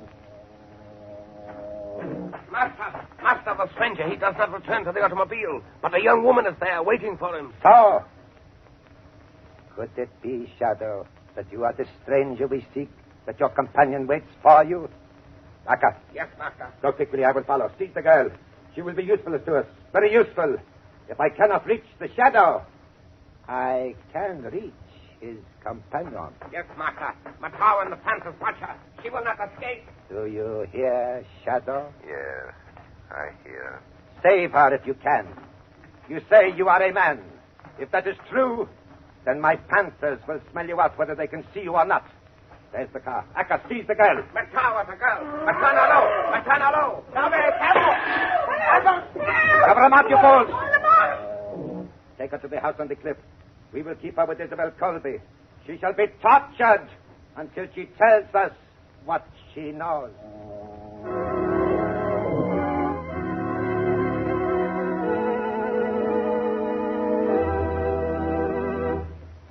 At the beginning of this program, I made you a suggestion. To protect your family's health and save real money in the bargain, burn blue coal. Now, here's the reason for blue coal's superiority. This fine home fuel is selected Pennsylvania anthracite, an American product mined by the Glen Alden Coal Company. And anthracite supplies clean, uniform, healthful heat from cellar to attic, burns steadily, completely, down to a fine, powdery ash. So you see, anthracite combines all of the essentials necessary for perfect heating results. What's more, anthracite is the fuel that furnaces, parlor stoves, and cooking ranges in this part of the country were especially designed to burn. And the cream of all anthracite is blue coal. No wonder it is the largest selling brand of solid fuel in America. No wonder blue coal sales in Auburn, New York this winter show a 15% increase over sales for the same period a year ago. Blue coal is especially prepared for home use. Every carload is laboratory tested for purity and uniform size before shipment from the mine. And every piece of blue coal is trademarked with an unmistakable blue tint so that you can identify it at a glance. So when you're buying from Auburn, New York homeowners, ask for blue coal by name. You can get it in 4 popular home sizes: egg, stove, chestnut, and pea. Order a trial ton from your nearest blue coal dealer tomorrow. You'll find him listed in the Where to Buy It section of your classified telephone directory under the name Blue Coal.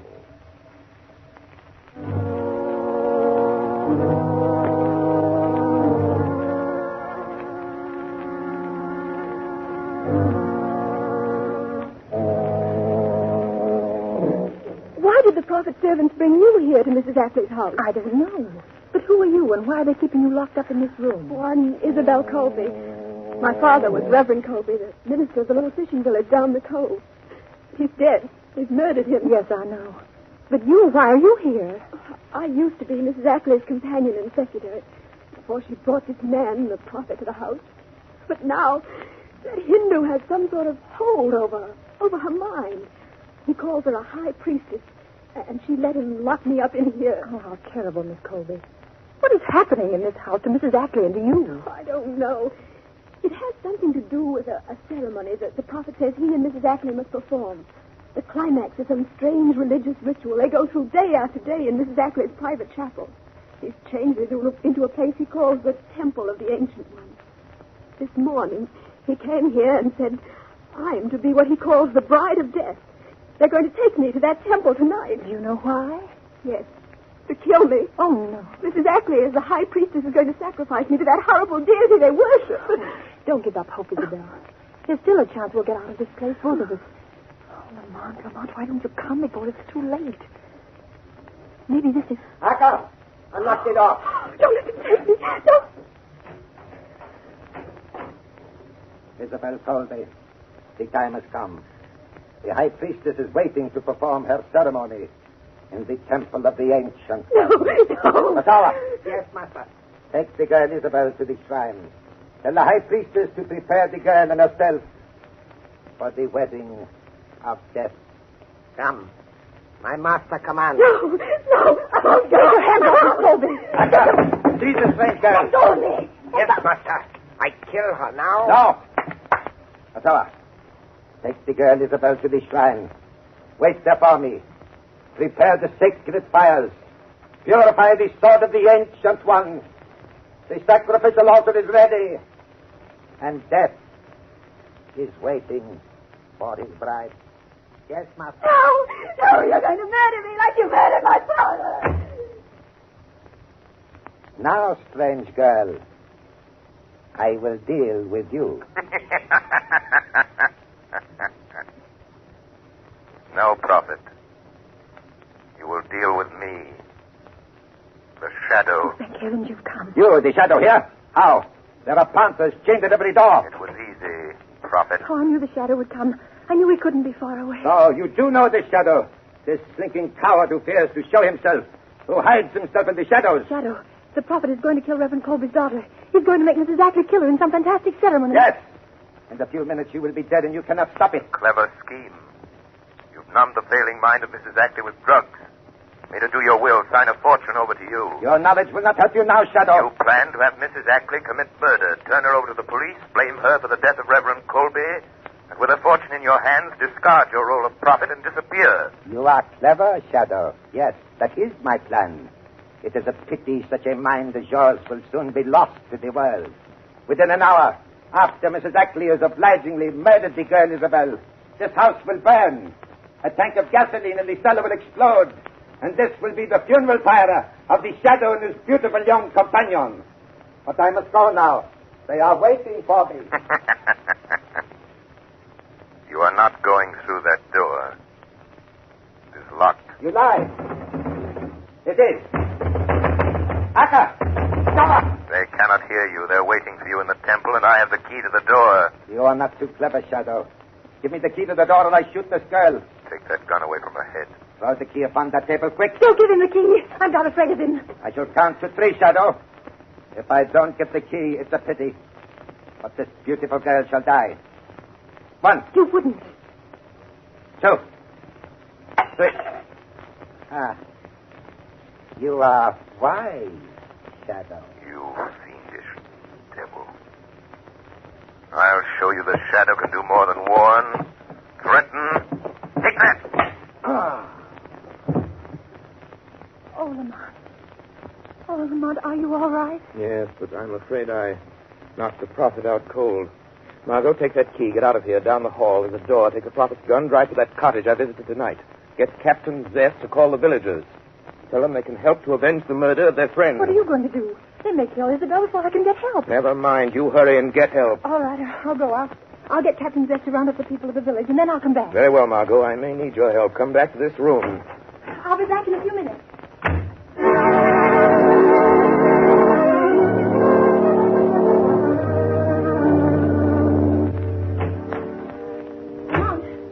Lamont? Yes, Margot? I saw Captain Zest.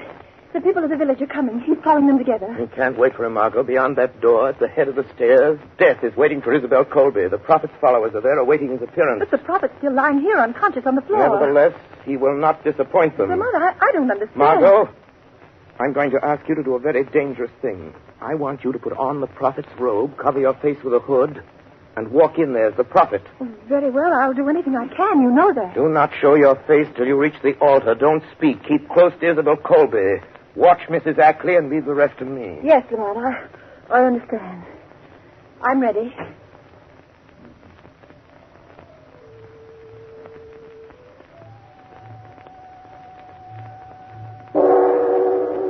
Metanalo, etilasi calavara,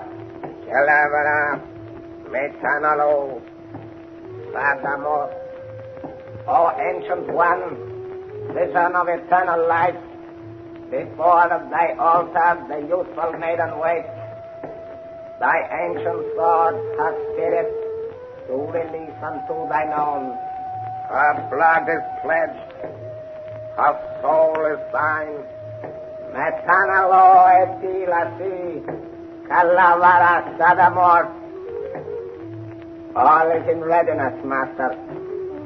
Metawa, look. The hood covers the master's face. The hour has come for the ritual to begin. See, master. The girl Isabel is lashed to the altar of the Ancient One. The sacred fires burn in the jeweled torches. All is in readiness, master. All as you have commanded. Metawa, bring Mrs. Ackley. Prepare her to make the sacrifice. I am ready. Ready to do the will of the prophet. To plunge this sword into the girl's heart. But I am afraid. Take the drug to give me strength. Will to do the things you have told me I must do. If I am to be high priest to the ancient one. Look, Matawa. It is strange. The master does not speak, does not answer us. He goes to the shrine alone. Wait. He turns. He is lifting the hood of his robes. Akka, look. It is not the prophet. It is a beautiful girl. It is the strange girl. The one the master stayed below to... What has happened to our master? Why do you wear the robes of the prophet? Akka, Makawa, you have been tricked. The man you serve as a god is a rogue, a charlatan, a fake. The voice, Matawa. That is not the voice of the prophet. It is not the strange girl speaking. See, her lips have not moved. No. It is the voice of the shadow. The shadow. The master warned us to beware of the shadow, Akka. Matawa. The master must be dead. The shadow has killed him. Prophet, the time has come. I must drive this sword into the heart of the bride of death. I will not fail. Don't do it. They're tricking you, making you murder me. Then they'll kill you. No. They'll kill you. No, I shall be a high priestess. I shall live forever like the prophet, like the ancient one. Mrs. Agnes. Mrs. Agnes. Drop that sword. Drop that sword, Mrs. Agnes. Drop it, I say. Drop the sword. Yes, drop the sword. Oh, Akka, look. This shadow has broken the master's power over this woman. I am free now. Free of the spell. Oh, what have I done? He is stronger than the master. We must escape. We must get away. You will never get away. Never leave this house. Akka, the tower. The prophet. That girl wearing my robes. Throw your knives. Kill her. Kill her, I command you. No. No, prophet. We obey you no more. Obey me. You trick us, make us kill. For you are the true prophet of the Ancient One. You defy me. Don't. Drop the knife. See, the blood runs in his veins. He tells us he cannot die. Now we shall see. You fools. Now the shadow will destroy you. He is dead. The shadow spoke the truth, Matawa. He was not the true prophet. The true prophet of the Ancient One was blessed with life. Everlasting. You are right, Akka. Quick, we must get away. Away from this shadow. You cannot escape for long.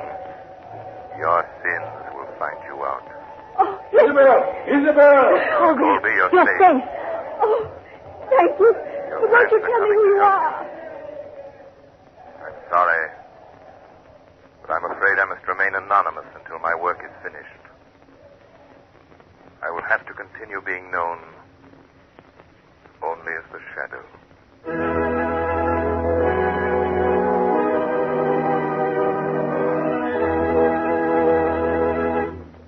Now here is John Barclay, Blue Coal's heating expert, with a few words of heating advice for you. Thank you, Ken Roberts. Good evening, friends. During the month of March, when the weather is very changeable, a cold spell and a warm spell, some homeowners get the impression that they're economizing on fuel by putting only a little coal on the furnace fire during milder days. As a matter of fact, that is one of the surest ways to actually waste fuel. Shallow fires burn coal quickly, have a tendency to go out easily, can't deliver sufficient heat, and make repeated refueling necessary. The truly economical way to fire a furnace is to keep a deep fire bed at all times. It should always be up to a level with the bottom of the fire door. In mild weather, if you like, you can leave a little heavier layer of ash on the grates. This will keep the fire burning very slowly, yet keep enough coal burning to provide sufficient heat should the outside temperature drop suddenly. Let me impress you with this important point. After putting fresh coal on the fire, be sure to leave an exposed spot of live coals directly in front of your fire door. The hot spot will act as a pilot light and ignite the gases that come up from fresh coal. Allow these gases to become ignited before checking the fire. If you follow this method of firing throughout the changeable March weather, you will get the utmost in efficiency and economy from your furnace. However, if you still have difficulty in properly heating your home, Call your nearest blue coal dealer and ask him to send a John Barclay serviceman to inspect your furnace. This service is free to blue coal customers. I thank you. Thank you, Mr. Barclay. And friends, don't fail to take advantage of the free John Barclay service. Phone your nearest blue coal dealer tomorrow. You have just heard a dramatized version of one of the many copyrighted stories which appear in the Shadow magazine. All the characters and all the places named are fictitious. Any similarity to persons living or dead is purely coincidental.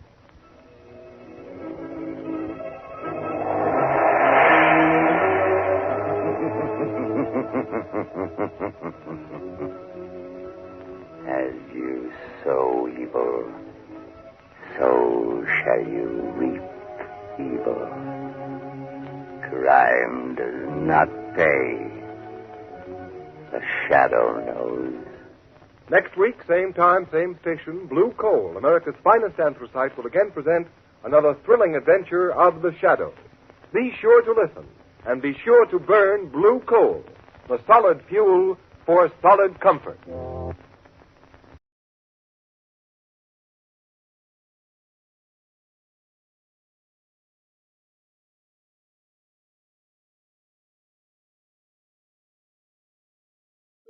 Who knows what evil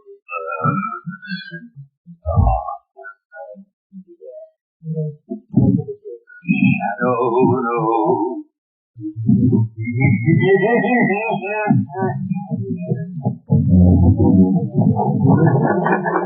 Blue Coal presents The Shadow, the man of mystery who strikes terror into the hearts of doctors, lawbreakers, and criminals.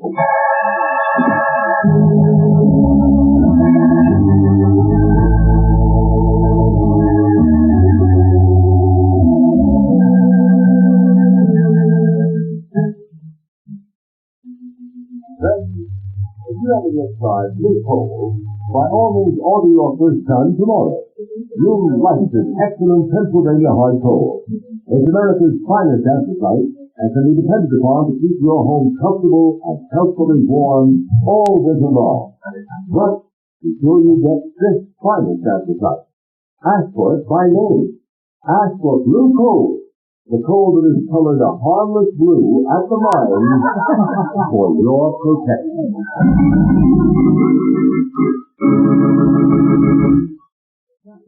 Is in reality Lamont Cranston, wealthy young man about town. Years ago, in the Orient, Cranston learned a strange and mysterious secret. The hypnotic power to cloud men's minds so they cannot see him. Cranston's friend and companion, the lovely Margot Lane, is the only person who knows to whom the voice of the invisible shadow belongs. Tonight's episode, Murder by the Dead.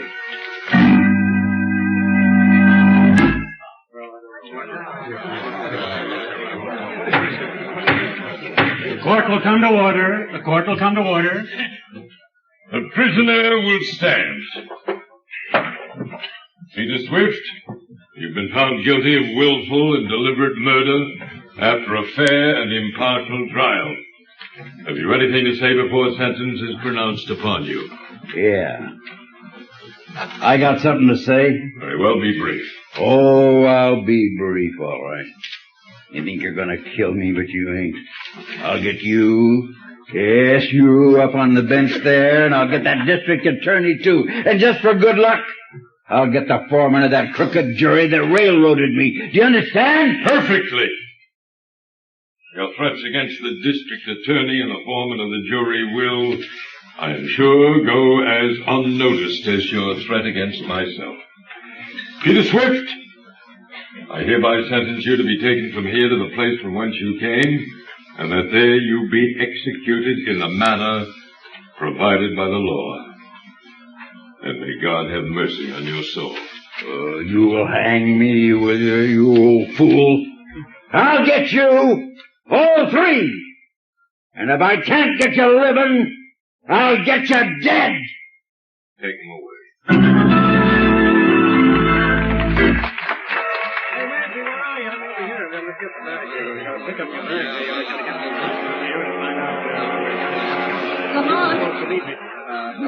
Cranston, it's good to have you back in America again. Oh, Margot, I cabled you that I was coming at once, just as soon as I got that frantic message from you. What's it all about? Lamont, the district attorney Stowe was murdered last week. Yes, I know. I saw it in the papers. I cabled you because I was afraid. Afraid? You? What's the matter? Spooks? Well, I'm trying to believe it isn't. Oh, darling, you're talking nonsense. I only hope I am. Lamont, it was District Attorney Stowe who prosecuted that murder of Peter Swift 6 months ago. Yes, I remember. The chap who threatened to come back and get Stowe and Judge Clive and the foreman of the jury. You haven't forgotten who the foreman of the jury was, have you? Oh, by George. It was your father, wasn't it, Margot? Your father is the third on the list to die. Yes, now do you understand? Oh, but my dearest girl, you surely don't intend to suggest that... But I mean, Peter Swift was hanged. All I know is that 3 men were threatened, and one of them is dead. A coincidence, of course. Well, perhaps. But I know you'll think I'm a fool, Lamont, but... And I don't know how, but perhaps Peter Swift has come back. Peter Swift was executed. Hanging is usually effective. But there is something in what you say. I wonder now. So we're asked to believe that Peter Swift has come back from the land of shades to kill 3 men. 3 were threatened. 1 is dead, murdered. The killer must be, then, a ghost, a shade. Well, my dear, I suppose there's only one thing that can be opposed to a shade. And that is? A shadow. My dear Margot, a shadow.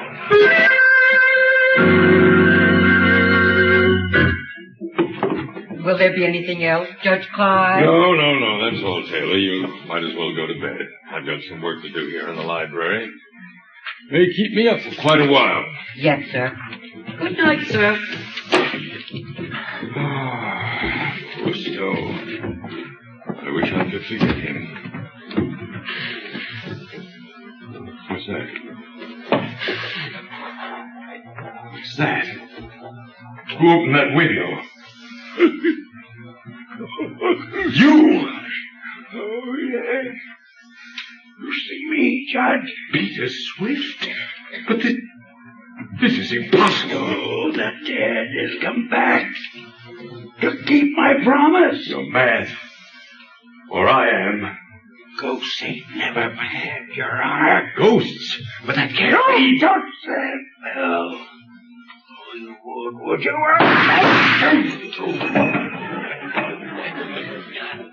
Just 2 of them. 1 more to go.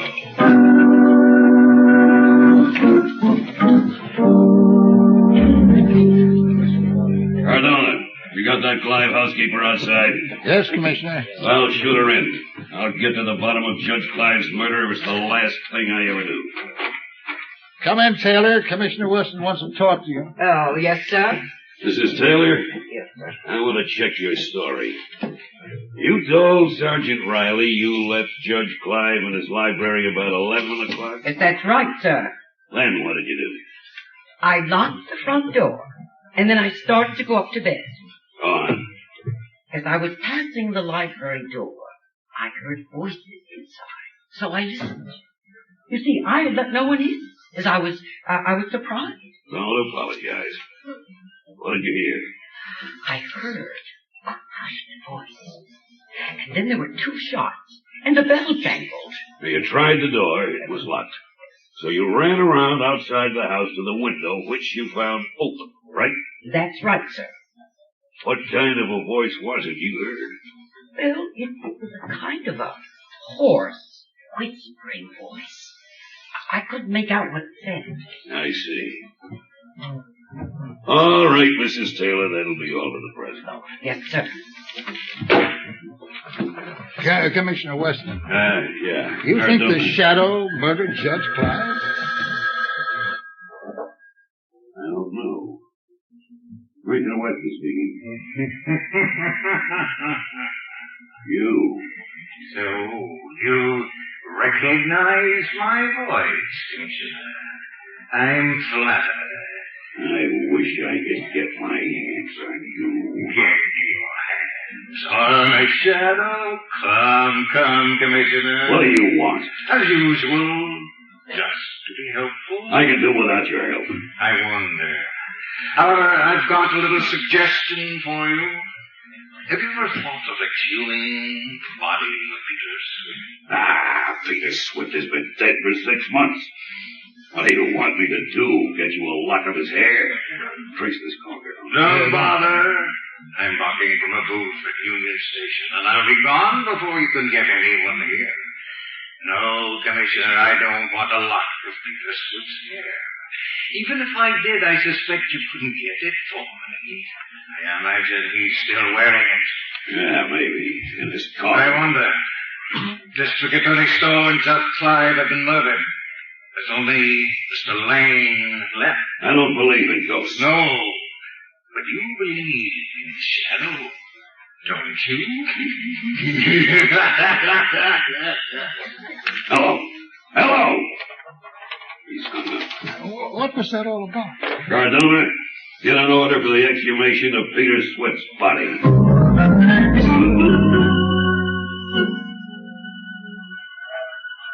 Margot, stand by for orders. The police are on the right track, but they may be too late. Go to the Warden State's prison. Pose as a newspaper reporter. Find out what disposition was made of Peter Swift's body following his execution. Hurry. Every second counts.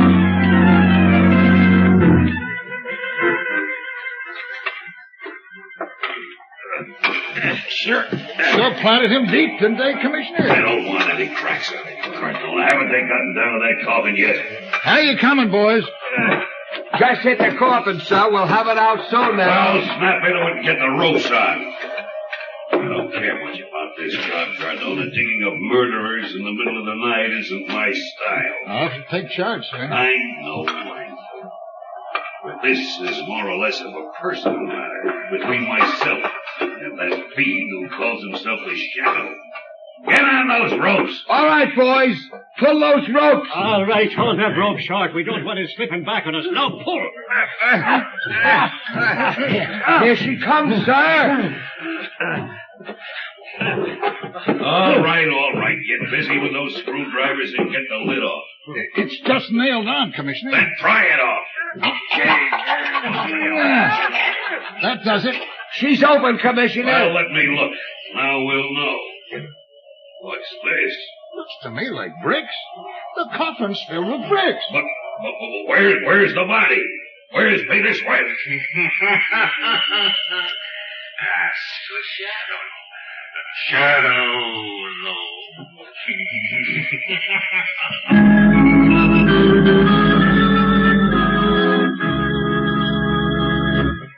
While we're waiting for the Shadow, I want to pass on a bit of advice of particular interest to all homeowners.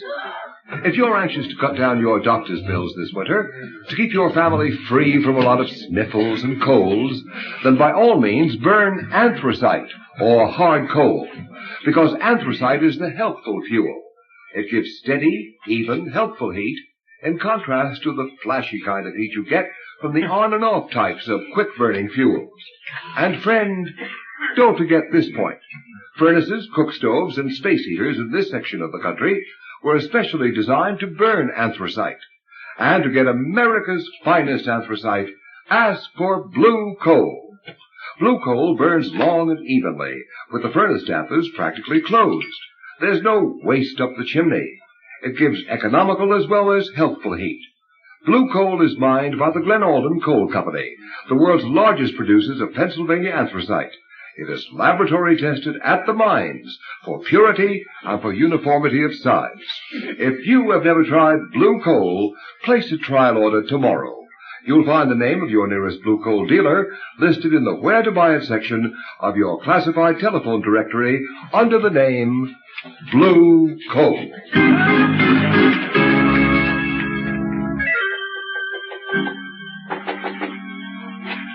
Oh, Lamont. Thank heavens you're back. Well, come in, Margot. Lamont, I was right about Peter Swift. I was right. Yes, I know you were. I found out from another source. My darling, you're trembling. What's the matter? Oh, I'm all right. I've just come from the prison now. I guess all that talk about bodies and executions has unnerved me a little. Well, That's I'm all. terribly sorry I had to ask you to do it, but time is so short, and I had to be somewhere else. Oh, I understand. No, calm down, and tell me just what happened from the beginning. Well, I went to see the warden, said I was a newspaper reporter, as you told me to, and asked him what happened to the bodies of executed men. Yes? Well, he told me if the relatives don't claim the body, it's turned over to the State Medical College. So I asked him about Peter Swift. Go on. The warden said that according to the record, Peter Swift's family called for his remains. However, he said as long as I was interested, he'd send for the guard at the south gate. He'd know all about it. Pretty soon, the guard came up from the warden's office. Come in. You want to see me, Warden? Come in, Sloan. This is Miss Lane. She's a newspaper reporter. Oh, pleased to meet you, miss. She wants to ask you about the removal of bodies. Oh, I can tell you about every stick that's left here in the past 15 years. Well, you see, I just wanted to ask... The first one I ever saw was Grimes. He was strung up for murdering his mother with an axe. Well, ma'am, when they come for him, they... Just a minute, Sloan. There's one in particular Miss Lane is interested in. Swift. Oh, Peter Swift, huh? That's right. Remember him? Oh, certainly. His family was supposed to come for him, but they didn't come after all. No? Nah. A croaker named Cragg came for the body in an old truck. A croaker? He means a doctor, Miss Lane. Oh. That's the rather unflattering prison term for a medico. Oh. Yeah. I reckon this croaker Cragg had bought the body. Anyways, he took it away quick. He was in a great hurry, too. The stiff wasn't even cold yet. Do you know where this, Dr. Cragg came from? Sure, from the city. I got his address on the register down at the gate. You want it? Oh, yes, please. Thank you very much, sir. A doctor named Cragg, Margot? Do you have his address? Yes, here it is. Oh, thank you. Now, listen, Margot, I've got to go out now. Lamont, I'm going with you. No, you're not. You're going home to be sure that your father doesn't leave the house until this thing is cleared up. I don't think it'll be for long, but I don't want to take chances on his safety. But where are you going? Shadow is going to pay a visit to a certain Dr. Cragg.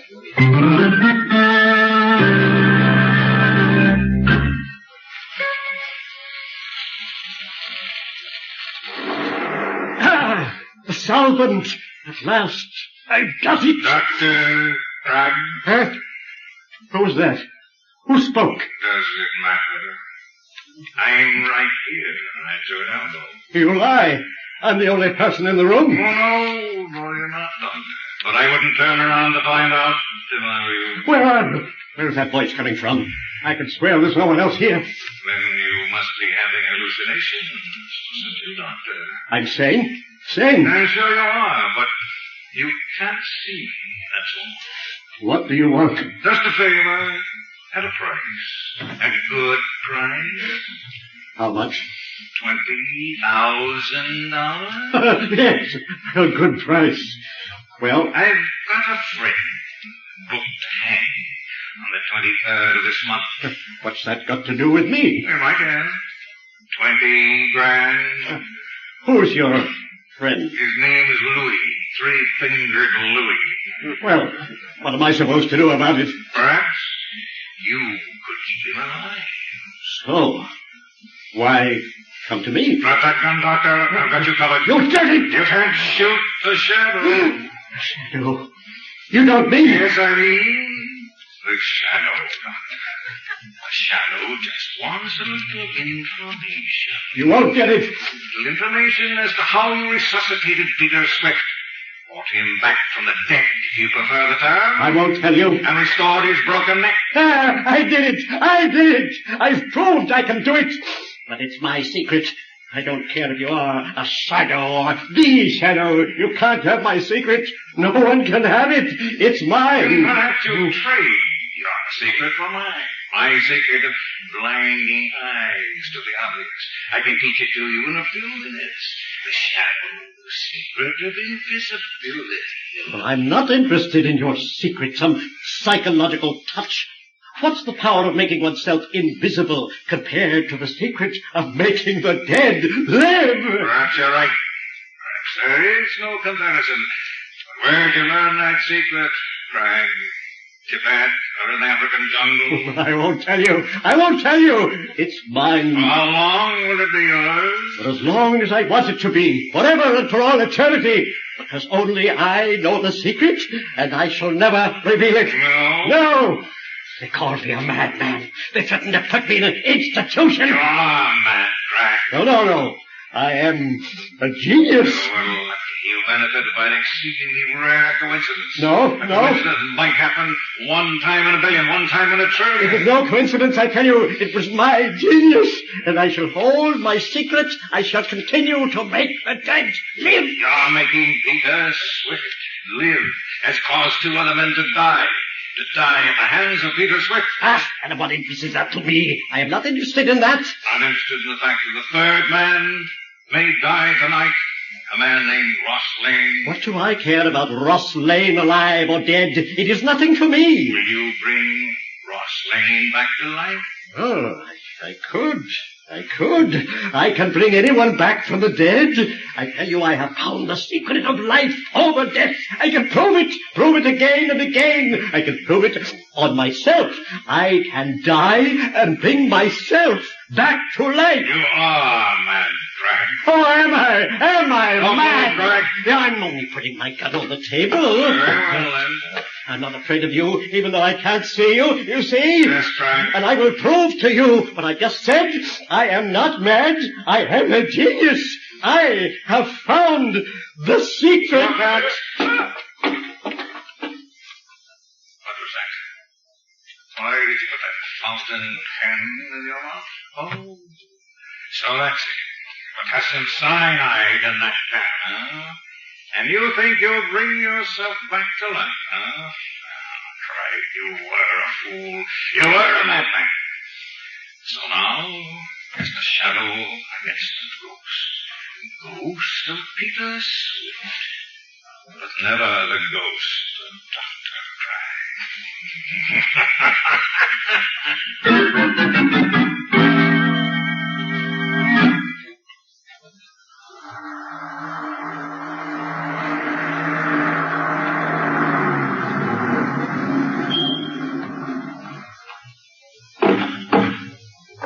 That you, Jenkins?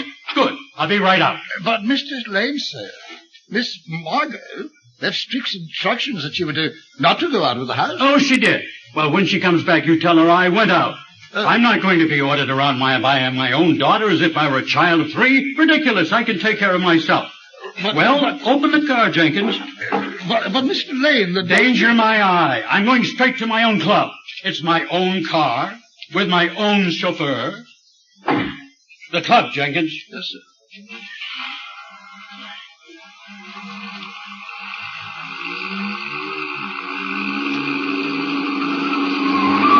Jenkins, be careful. You turn that corner on 2 wheels. Remember, I have a weak heart. Drive carefully. Jenkins, did you hear me? Jenkins, what's the matter with you? Stop the car this instant. Jenkins, why, you're not Jenkins. It's for me. Ross Lane. Why, you're Peter Swift. I don't care who you are. Stop this car. Let me out.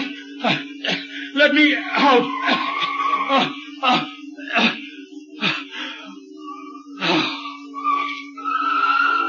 Fool. Went and croaked by himself. Scared to death. Well, save me the trouble. I wouldn't be too sure of that, Peter Swift. What's that? Ross Lane is unharmed. He's only thinking. He has a weak heart. Who's that? Where are you? Don't tell me you didn't know you had the shadow as a passenger too, Peter. The shadow? Yes, the shadow. What are you going to do? I think you'd better stop the car, Peter, and then I'll see that the proper authorities get you again. And this time there'll be no Dr. Craig. Yeah. Well, this time they don't get me. No? Shadow or no shadow. I'm driving this car. And you don't dare touch me if you do. And when they get you, Peter, they'll take you up on that little platform and blind blindfold you, and then we'll put the noose around your neck. It'll be harder than to find you. Your driving is positively reckless, Peter. I think the emergency brake is indicated.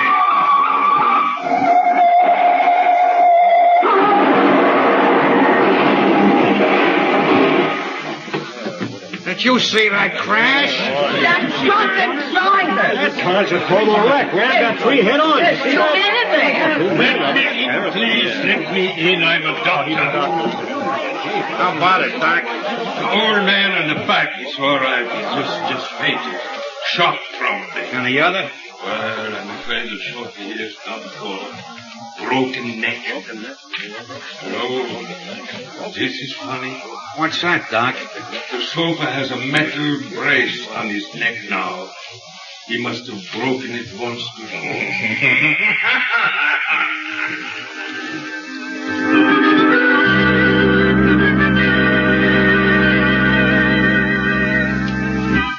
Well, there he is. Peter Swift, the only guy that ever died twice. Yeah, we're giving him a swell funeral, all right. I bet there's guys from every mob in town, right in this room. Don't he look natural? Waste of natural. And cast your lamps on the reed. Yeah, Peter liked flowers. They used to let him mow the grass and sing.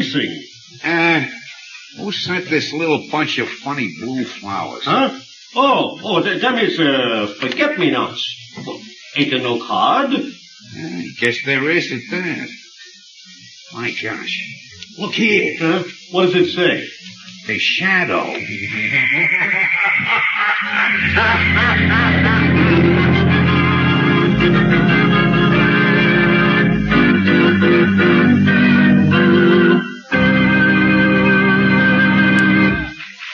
Ladies and gentlemen, before today's thrilling episode in the life of the Shadow comes to a close, we have an announcement that I'm sure will be of interest to everybody.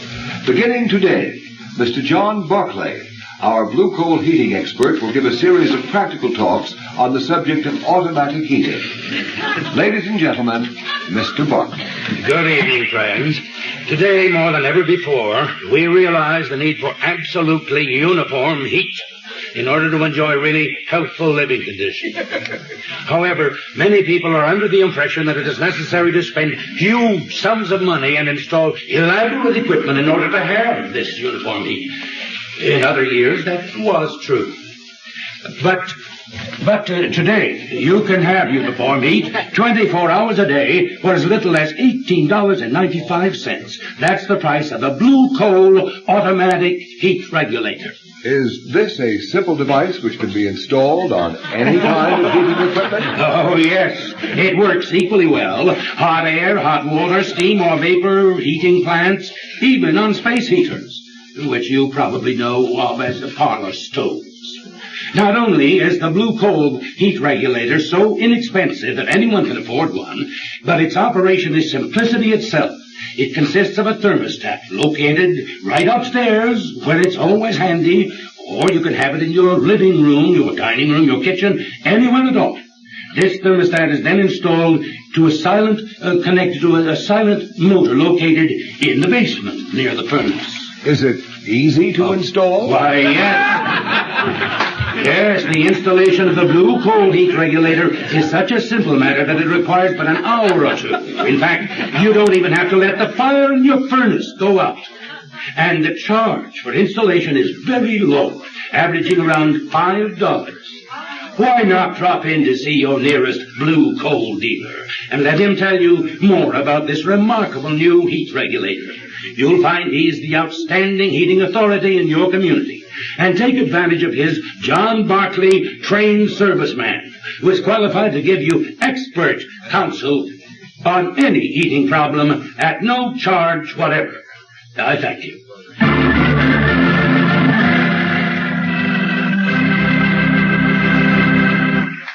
The story you have just heard is copyrighted by the Shadow magazine.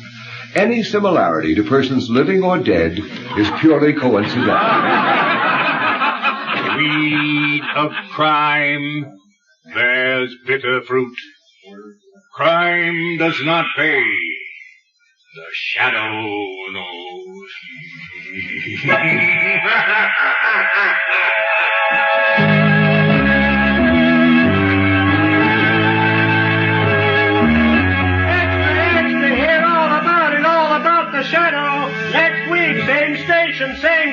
the Shadow returns. His latest adventure, same time, same station. Extra, extra, don't miss it, extra.